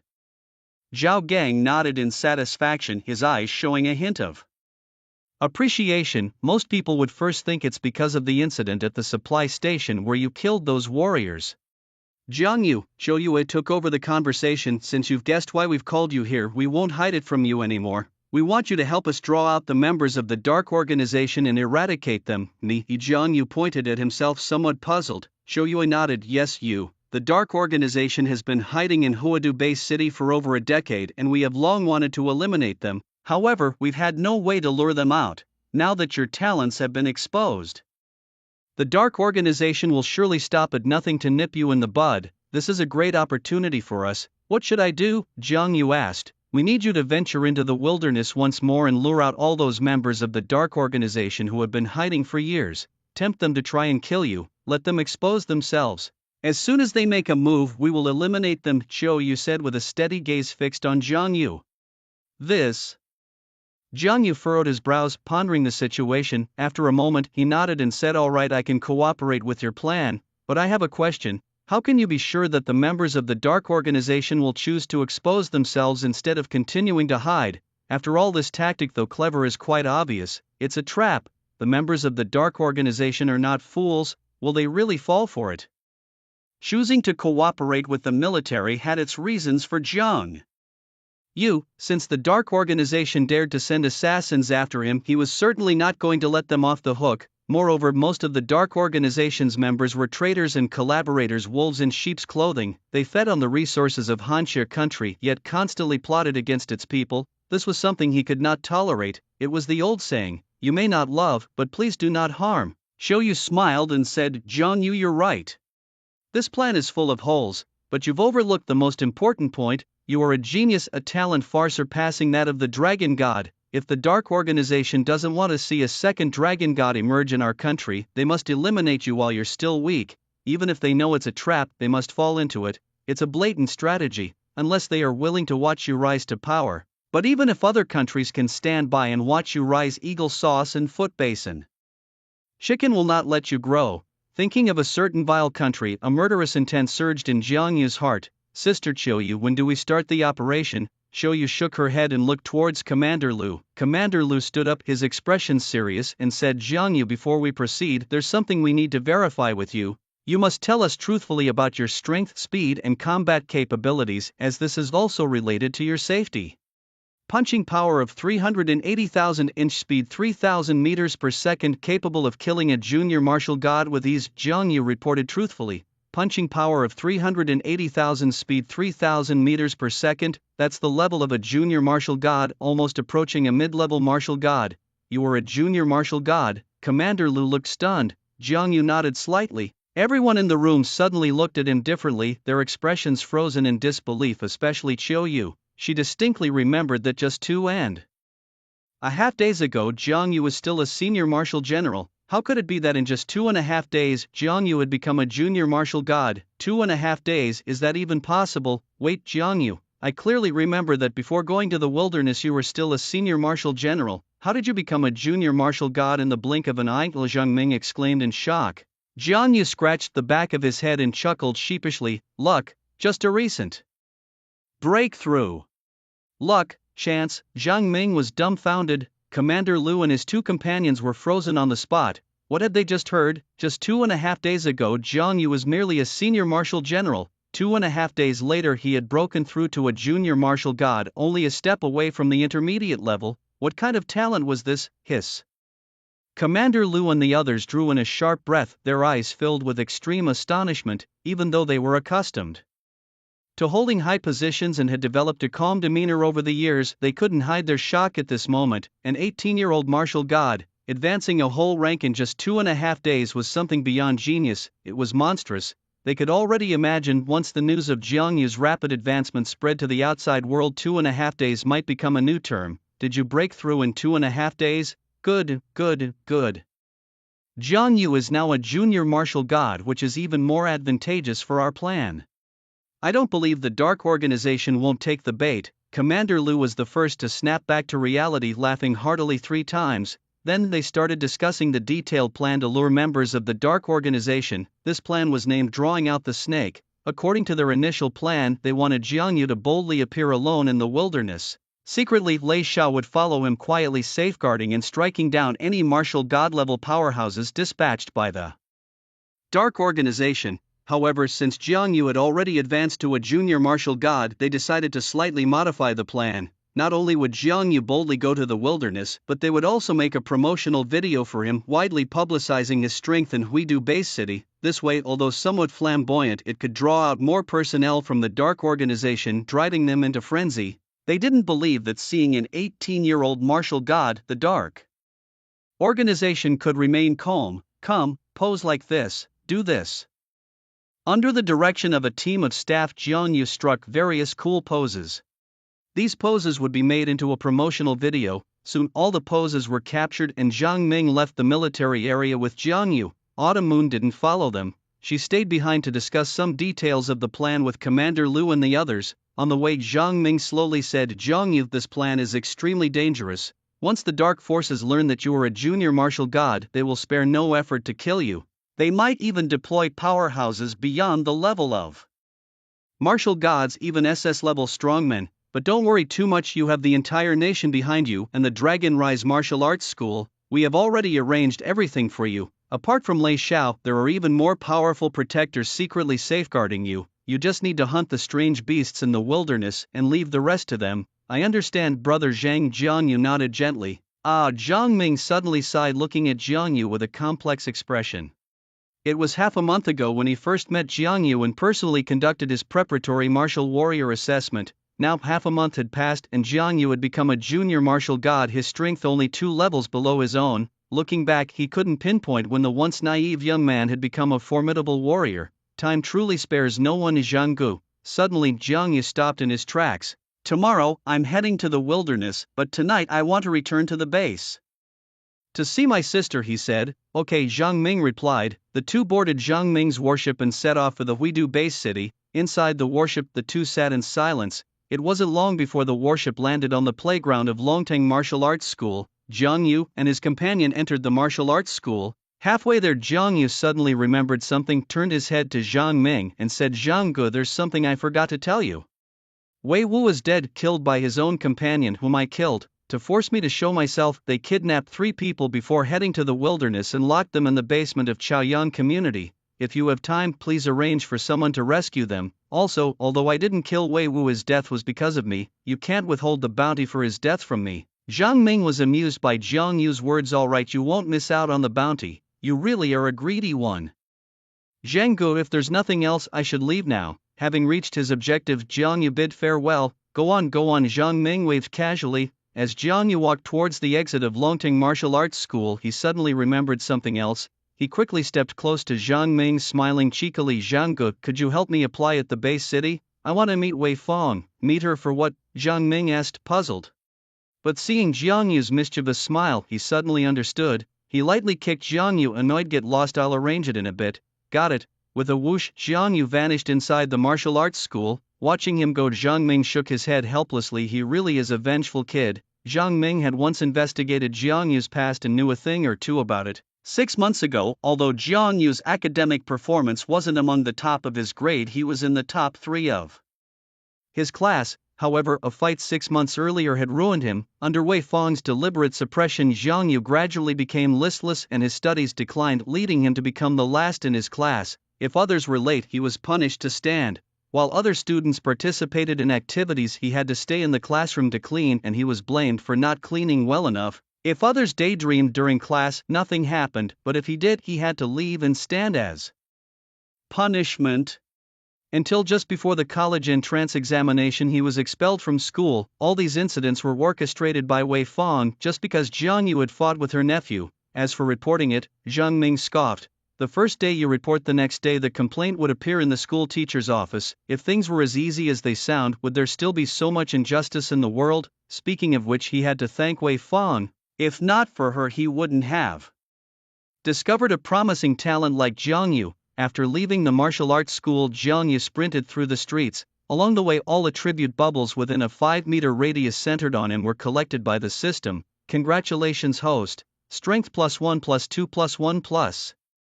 Congratulations, host. Strength +1 +2 +1 plus. Congratulations, host. Speed +1 +1.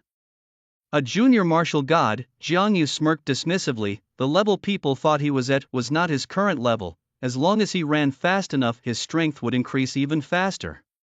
With a command to his system, he picked up an item. How would you deal with this? An hour later, Jiang Yu returned to the famed Flower Villa district. By then, his physical attributes had reached host, Jiang Yu, realm, intermediate martial god, mentalist, intermediate martial god, abilities, ice type D level, 600 out of 1000, fire type F level, 250/300, electric type F level, 100/400, strength, 5000000, speed, 5000 meters per second, mental strength, 450000, skills, proficient knife technique, 8086/10000.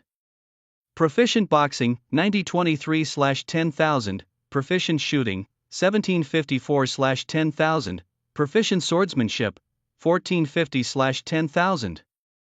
Techniques, proficient guiding technique, 5300/10000, beginner source energy technique, 280/1000. His strength had increased by 120,000, his speed by 2,000, breaking through to an intermediate martial god. Welcome home, master. The villa's gates opened automatically. Jiang Yu entered, his gaze sweeping around, but he didn't see Lin Yu in the living room. In the kitchen, the clattering of pots and pans could be heard. With a sweep of his mental strength, Jiang Yu knew Lin Yu was cooking. He didn't disturb her immediately, but instead headed to the bathroom, unloading his backpack along the way. Having not bathed in 2.5 days, he was becoming quite grimy. Immersed in the bathtub, Jiang Yu felt an indescribable sense of relaxation. It was incredibly comfortable, but unfortunately, it wasn't a luxury he could afford every day. Tomorrow morning he would head out to the wilderness again, and who knew how long it would be before he could return. After his bath, Jiang Yu, dressed neatly and refreshed, walked into the living room. As soon as he appeared, he saw Lin Yu, who had just finished cooking. Surprised by his sudden appearance, Lin Yu paused, then hastily put down the dishes and threw herself into Jiang Yu's arms, crying tears of joy. In the past 2.5 days, she had been extremely anxious, fearing that Jiang Yu would not return from the wilderness. She had seen many martial artists' families grieving over loved ones lost in the wilderness, their days marred by tears. That's why she was afraid. Lin Yu, why are you crying? Jiang Yu asked with a smile, extending his hands to wipe the tears from her face. It's nothing, Lin Yu replied, quickly wiping her face and asking Jiang Yu, are you going out again after this? He nodded, gently hugging Lin Yu tightly. Sister Lin Yu, I can only stay for 2 hours this time. After that I must leave again. Where to? Lin Yu looked up at him. The wilderness. To hunt down the dark organization, Jiang Yu said with a murderous look. You're leaving again? A trace of sadness flashed in Lin Yu's eyes. After having dinner with Lin Yu 2 hours later, Jiang Yu left the villa. He knew Lin Yu was reluctant to see him go, but some things just had to be done. Before leaving, he transferred 1 billion Hanxia currency to Lin Yu for living expenses. Meanwhile, the military had completed a promotional video about Jiang Yu and broadcasted it on large screens in every square of the base city and sent it to every resident's mobile phone. Shocking, Jiang Yu has broken through to become a junior martial god as of yesterday, becoming the youngest martial god in history at just 18 years old. In the promotional video, there's a striking close-up of Jiang Yu's handsome profile. At Xinyang Martial Arts School, and Jing quietly pushes open the door and sees many students exercising. She heads straight for the master's office, but halfway there a male student stops her. Sister Jing, are you looking for the master? He asks. He's not in the school. I heard he's in seclusion and hasn't been seen for a whole day. Is that right? And Jing smiles, glances at the tightly closed door of the master's office, and decides to head back the way she came. Oh my god, our base city has a martial god who's only 18 years old. This is unbelievable. Suddenly a shout rings out, and Jing looks over to see several male students, previously busy with their training, now gathered together, their faces showing shock. Heaven, an 18-year-old martial god. Could Jiang Yu be some freakish reincarnation? Why is he so abnormal? He's only 18. When I was 18, I was still fantasizing over pictures of goddess Jiang. Jiang Yu's current strength and age are enough to break the world records, surpassing those set by Lu Hui. 18, martial god, Jiang Yu.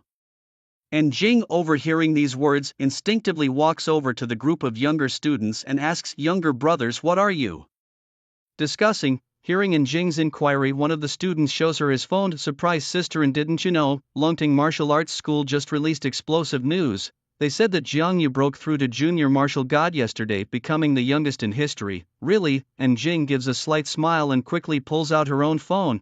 As soon as she unlocks the screen, a headline captures her gaze. Opening the news, and Jing stands frozen on the spot, her eyes wide with disbelief. 18-inch martial god Jiang Yu.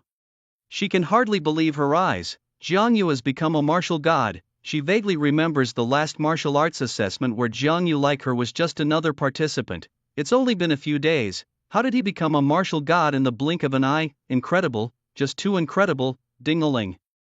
A phone ring cuts through in Jing's shock. Looking down, she sees a call from Lu Yan. Answering the phone, Lu Yan's excited voice bursts through. "Sister, and did you see the news? My idol has become a martial god. Wait for me in Huadu Base City, I'm applying for a transfer there right now." "Okay," and Jing responds briefly and hangs up, rushing out of the martial arts school. In the high-rise district, Su Weiwei, after a long day's work, just gets home and removes her stockings when her phone starts buzzing non-stop. It's the class chat group. "At everyone, did you all see the news from Longting Martial Arts School? Jiang Yu became a martial god. More magical than Kunzi playing basketball. I saw it, I'm totally baffled right now. Is this still the Jiang Yu from our class? Isn't this my stepfather? It's truly unbelievable. Who would have thought that Jiang Yu, who has always been targeted by Old Wei the demon, would become a martial god? This must have Old Wei regretting deeply now. If you ask me, it serves Old Wei right. Everyone knows that it wasn't Jiang Yu who was at fault, but Zhang Hao, yet Old Wei was biased towards Zhang Hao, blaming everything on Jiang Yu. And to think he said there's no need to tell the teacher, as if telling the teacher would make Old Wei pay out of his own pocket to buy Jiang Yu a meal. In truth, he was just picking on Jiang Yu because his family had no connections and he didn't bring a gift on Teacher's Day. With Jiang Yu's rise, I've heard that the dark pasts of Wangnan, Wuzhen and Zhang Hao have all been dug up by netizens. Now universities across the nation refuse to admit any of the three. Jiang Yu, an 18-year-old martial god. Su Weiwei stared at the messages in the class group, her mind recalling that night at the martial arts center, watching that figure, not particularly burly yet filled with a sense of security. The figure flashed past and Su Weiwei pushed it out of her mind. She put down her phone and walked to the bathroom. On the road of life, everyone makes different choices at different stages. Once a choice is made, it cannot be changed. She had already paid the price for her choices. Let bygones be bygones. After all, it was a relationship fated but not destined. Jiang Yu, an 18-year-old martial god. In the Kyoto Martial Arts Academy, a young man watched the news, his eyes gleaming coldly. In the underground of the martial arts center, a dozen mysterious people gathered again, silently watching Jiang Yu's promotional video. The leader, with a piercing gaze, scanned everyone present and spoke first. "Everyone speak up. What should we do next? According to my intelligence, number 72 has died in the wilderness, number 18 is still out there, but Jiang Yu has suddenly returned to the supply station, and Long Teng has chosen this moment to reveal Jiang Yu's strength. What are they planning?" A mysterious figure stood up and said, "In my view, this is a trap. Long Teng Martial Arts is using Jiang Yu as bait, waiting for us to expose ourselves. Once we do, they can follow the trail and wipe us out completely." The leader nodded. "I know what you're saying, but we have no choice. Even knowing it's a trap, we have to jump in. Jiang Yu's talent is too terrifying. Only 18 and he's already a junior martial god. His talent far surpasses that of the dragon god. If we let him continue to grow, sooner or later Yuanqing will become the property of Hanxia country. It will belong to Jiang Yu. But how can we kill him? He is now a junior martial god, surely protected by the strong backers of Long Teng Martial Arts. With our strength alone, we can't kill him." Another mysterious figure stood up and said. The leader's expression darkened. "We may not be able to kill him, but we must. I have already reported this matter to our superiors. They will send strong reinforcements. Moreover, the directive from above is very clear. We must use every means at our disposal to eliminate Jiang Yu in his cradle, ensuring he does not continue to grow. Even if it means poisoning or launching a sneak attack, we can pay any price to kill Jiang Yu, including our own lives. Do you understand? Do you understand?" The rest of the mysterious figures replied in unison. "Good, go and prepare. The leader of the mysterious figures waved his hand, and after all the mysterious figures had left, he removed the mask from his face. It was a square face, well known, upright, and full of righteousness, belonging to a good leader admired by countless people. He was the mayor of Huadu-based city Du Tao. Congratulations, host strength +1 +1 plus. Congratulations, host mental strength +1 plus. Congratulations. Walking on the street, Jiang Yu was like a vacuum cleaner, absorbing a large amount of qi into his body. This time he was determined to give the Dark Organization a big surprise. The Dark Organization. Jiang Yu's eyes narrowed. Suddenly he seemed to think of something and turned back the way he came. He had forgotten something important: the safety of Lin Yu. Although the famous Flower Villa district was safe, as the Dark Organization intensified its assassination attempts, it had become unsafe. The Dark Organization would definitely try to infiltrate the villa and capture Lin Yu to use her as leverage against him. Therefore he needed to find a safer place for Lin Yu. Inside the villa, Lin Yu was washing dishes. Seeing Jiang Yu return, she looked puzzled and said, "Xiao Yu, didn't you have something to do? Why are you back?" "Sister Lin Yu, quickly pack your daily necessities and come with me," Jiang Yu said bluntly. Oh, Lin Yu did not ask further. She put down the dishes and went back to her bedroom to pack her belongings into her suitcase. Soon she was ready. "Come with me." Jiang Yu did not say much. He simply carried Lin Yu on his shoulder and ran towards Longtang Martial Arts Academy. At Longtang Martial Arts Academy, Zhang Ming was sitting in his office pondering when he saw Jiang Yu carrying Lin Yu and holding a suitcase, looking puzzled. "Jiang Yu, what are you doing?" Jiang Yu put Lin Yu down and said, "Brother Zhang, I have to go to the wilderness early tomorrow morning. I'm not at ease leaving my sister alone in the villa. I'm afraid the Dark Organization will target her, so I'd like you to help take care of her and find a safer place for her." "I see." Zhang Ming thought for a moment. "Jiang Yu, I actually know a safe place where your sister can stay. Why not let her stay with Autumn Moon Martial God? As a high-level martial god, she naturally has the strength to keep your sister safe. Moreover, since they are both women, it will be more convenient in terms of daily living." "That would be great, thank you, Sister Autumn Moon." Jiang Yu nodded. "I'll call Autumn Moon Martial God right now," Zhang Ming said and dialed the phone in front of Jiang Yu. After the call, Zhang Ming nodded to Jiang Yu. "Autumn Moon Martial God has agreed. She will take good care of your sister in the coming days."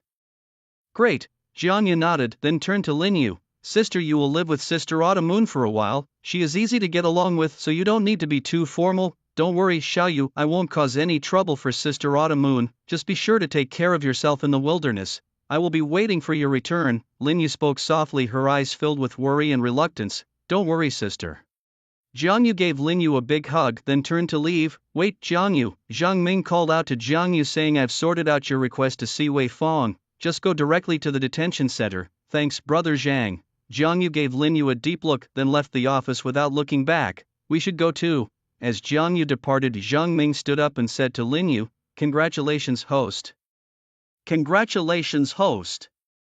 Accompanied by the system's mechanical voice, Jiang Yu jogged all the way to the detention center. After showing his identification, he was led by an enforcement officer into the detention center and to the cell where Wei Fong was detained. It was a room of about 10 square meters, containing only a bed and a toilet. Wei Fong was lying on the bed asleep. Ding ding ding. The enforcement officer knocked on the iron bars and shouted, "Wei Fong, wake up. Someone is here to see you." Hearing the shout, Wei Fong slowly opened her eyes and climbed out of bed. Gone was her former classroom glory. Her weathered face showed signs of exhaustion and her hands and feet were shackled. "It's you." Seeing Jiang Yu, Wei Fong's face filled with hatred, her gaze fixed intensely on him. "It's me, teacher, long time no see. I've come to visit you." Jiang Yu greeted her with a smile. Before coming, he had still harbored resentment towards Wei Fong, but seeing her in this state now, that sliver of resentment completely disappeared. She had paid the rightful price for her past deeds. "Visit me?" Wei Fong scoffed coldly. "You think you're that kind-hearted? You're here to mock me, aren't you? It's all because of you. If it weren't for you, how could I have ended up like this? This state I'm in, it's all you're doing." Wei Fong nearly shouted at the end. Jiang Yu shook his head, smiling. "Teacher, you're wrong. This is all your own doing. If you hadn't been corrupt, accepting bribes, forcing students to pressure their parents into giving you gifts, you wouldn't be in this situation. Even if I wanted to harm you, it would take some time. Everything is simply the result of your own actions." "Result of my own actions?" Wei Fong sneered disdainfully, her eyes piercing into Jiang Yu. don't get too smug, Jiangyu. My brother is a junior martial warrior and he won't let you off. Sooner or later you'll join me here, is that so? Jiangyu smiled, pulled out his phone, opened a photo of Wei Wu after his death and handed it to Wei Fong. Teacher, are you talking about this person? He's already dead. Wei Fong stiffened, hurriedly stepped forward and snatched the phone from Jiangyu, enlarging the photo. Impossible, this photo must be fake, my brother can't be dead. Wei Fong stared at the photo, disbelief filling her eyes. Nothing is impossible, your brother has even left me a 3 million reward after his death, Jiangyu said with a smile. Clang, the phone slipped from Wei Fong's hands. She stumbled back 3 steps and sat down on the ground, dazed. Impossible, how could her brother be dead? Who would avenge her now? Teacher, enjoy the scenery in there, I'll be going now. Jiangyu picked up the cell phone from the ground, waved to Wei Fong and turned to leave. It was you killed my brother, Wei Fong screamed hysterically, rushing to the iron railings. After leaving the detention center, Jiangyu did not return to the famous flower villa but instead wandered aimlessly through the streets of Bay City, a tribute bubble scattered along the roadside were automatically collected by the system. Congratulations, host strength +1 +2 +. Congratulations, host mental power +1 +2. Although he was now a mid-level martial god, he still felt somewhat insecure. Each additional attribute he collected added to his strength. Ideally, he would elevate his power to that of a high-level martial god or even an invincible martial god by tomorrow morning. The invincible martial god stands between the high-level martial god and the transcendent martial god. This level isn't officially recognized. It was established by veteran martial gods who have been at the martial god level for ages and are arguably invincible at this level. However, for various reasons, they haven't been able to break through to the transcendent martial god level, hence, the invincible martial god level was created. To achieve this, one must reach a speed of at least 8,000 meters per second and a punch strength of 900,000 kilograms. Congratulations, host strength +1. Congratulations, host licking ability +10 +. Wait, what odd thing has slipped in? Jiangyu was startled, suddenly feeling his tongue become much more agile, but he didn't think much of it, assuming it was just the result of licking lollipops too much and developing some skills. The night passed without incident. That night, Jiangyu roamed the streets and alleys, frantically collecting attribute bubbles that had fallen to the ground. The next morning, familiar sunlight once again adorned the earth with a golden robe. Inside the Dragon Rising Martial Arts Gym, carrying his Zhangquan knife, Jiangyu found Zhang Ming. Before heading to the wilderness, they had one last thing to do: inform the Dark Organization. They needed to let the Dark Organization know that he was going to the wilderness again. Jiangyu, you've come at the right time. The gym has 2 gifts for you, said Zhang Ming mysteriously in the office. Under Jiangyu's curious gaze, he led him to a highly secure room. As soon as they entered, Jiangyu saw a set of blue and white armor floating in mid-air in the center of the room. This is Thunderflame armor. Jiangyu's eyes lit up with curiosity as he stepped forward to examine the armor. Its perfect curves and dazzling appearance were every man's dream. Seeing Jiangyu's interest in the armor, Zhang Ming smiled and said, Jiangyu, this is not the Thunderflame armor, this is Divine Armor number 1. It was specially sent from headquarters yesterday to save your life. The Thunderflame armor you mentioned is just a neutered version of it. Compared to this, Thunderflame armor is nothing. Divine Armor number 1, Jiangyu looked puzzled at Zhang Ming. Zhang Ming nodded, yes, Divine Armor number 1. It comes from an ancient alien relic. Its defensive capabilities and mobility far surpass those of the Thunderflame armor. Exaggeratingly speaking, once you wear it, even an SS-class fighter wouldn't be able to kill you in a short time. Moreover, the Tianshan number 1 armor comes with an automatic repair function. Even if it gets damaged, it will repair itself in the shortest possible time. Its price is also incredibly high. What I can tell you is that there are no more than 30 sets of Tianshan number 1 available worldwide. The one before you is one of them, automatic repair and limited to less than 30 sets globally. Jiangyu's face showed surprise as he looked at Tianshan number 1, his eyes burning with desire. He had always wanted a suit of armor of his own to fulfill his mecha dreams. That's why he had been working hard to make money so that one day he could afford to buy a Lei Yan armor suit. But now, the Long Tang Martial Arts School had given him a Tianshan number 1 far superior to the Lei Yan armor. What does it mean that there are no more than 30 sets worldwide? It means that out of a global population of over 100 billion, only 1 in every 30 billion people could own a Tianshan number 1. What a terrifying ratio. More importantly, the defensive capabilities of Tianshan number 1 are so strong that even SS-ranked fighters can't kill the wearer quickly. Those are SS-ranked fighters who can leave the source star and travel to the universe. This is virtually a turtle shell, and not just any turtle shell, but one with self-repair capabilities. Jiang Yu, don't just stand there. Hurry up and try on the Tianshan number 1. Let me see, Zhang Ming urged impatiently, his face full of envy. Okay. Jiang Yu followed Zhang Ming's instructions and entered his iris and fingerprint data into Tianshan number 1. As soon as the information was entered, Tianshan number 1 transformed into a stream of light and converged on Jiang Yu's right arm, turning into an arm guard. As Jiang Yu thought about it, Tianshan number 1 instantly spread over his entire body, forming an armor that protected him. This, experiencing the feel of trying on Tianshan number 1, Jiang Yu couldn't help but show a pleased expression. Wearing Tianshan number 1, he didn't feel the heaviness typical of other armors. On the contrary, Tianshan number 1 made him feel as if he was wielding his own arm. Not bad, not bad. You look even more handsome now. Zhang Ming examined Jiang Yu and nodded in satisfaction. Then he walked to a hidden compartment, took out a combat backpack and handed it to Jiang Yu, saying, Jiang Yu, this is the second gift from the martial arts school to you. This backpack contains 10 life-saving potions. Whenever you are seriously injured or exhausted, just take one. It will instantly heal your injuries and restore your stamina. Thank you. Jiang Yu deactivated Tianshan number 1, took the combat backpack and expressed his sincere thanks. He could sense the goodwill from Zhang Ming and the others. Both Tianshan number 1 and the life-saving potions were treasures of immense value, far exceeding what he had paid.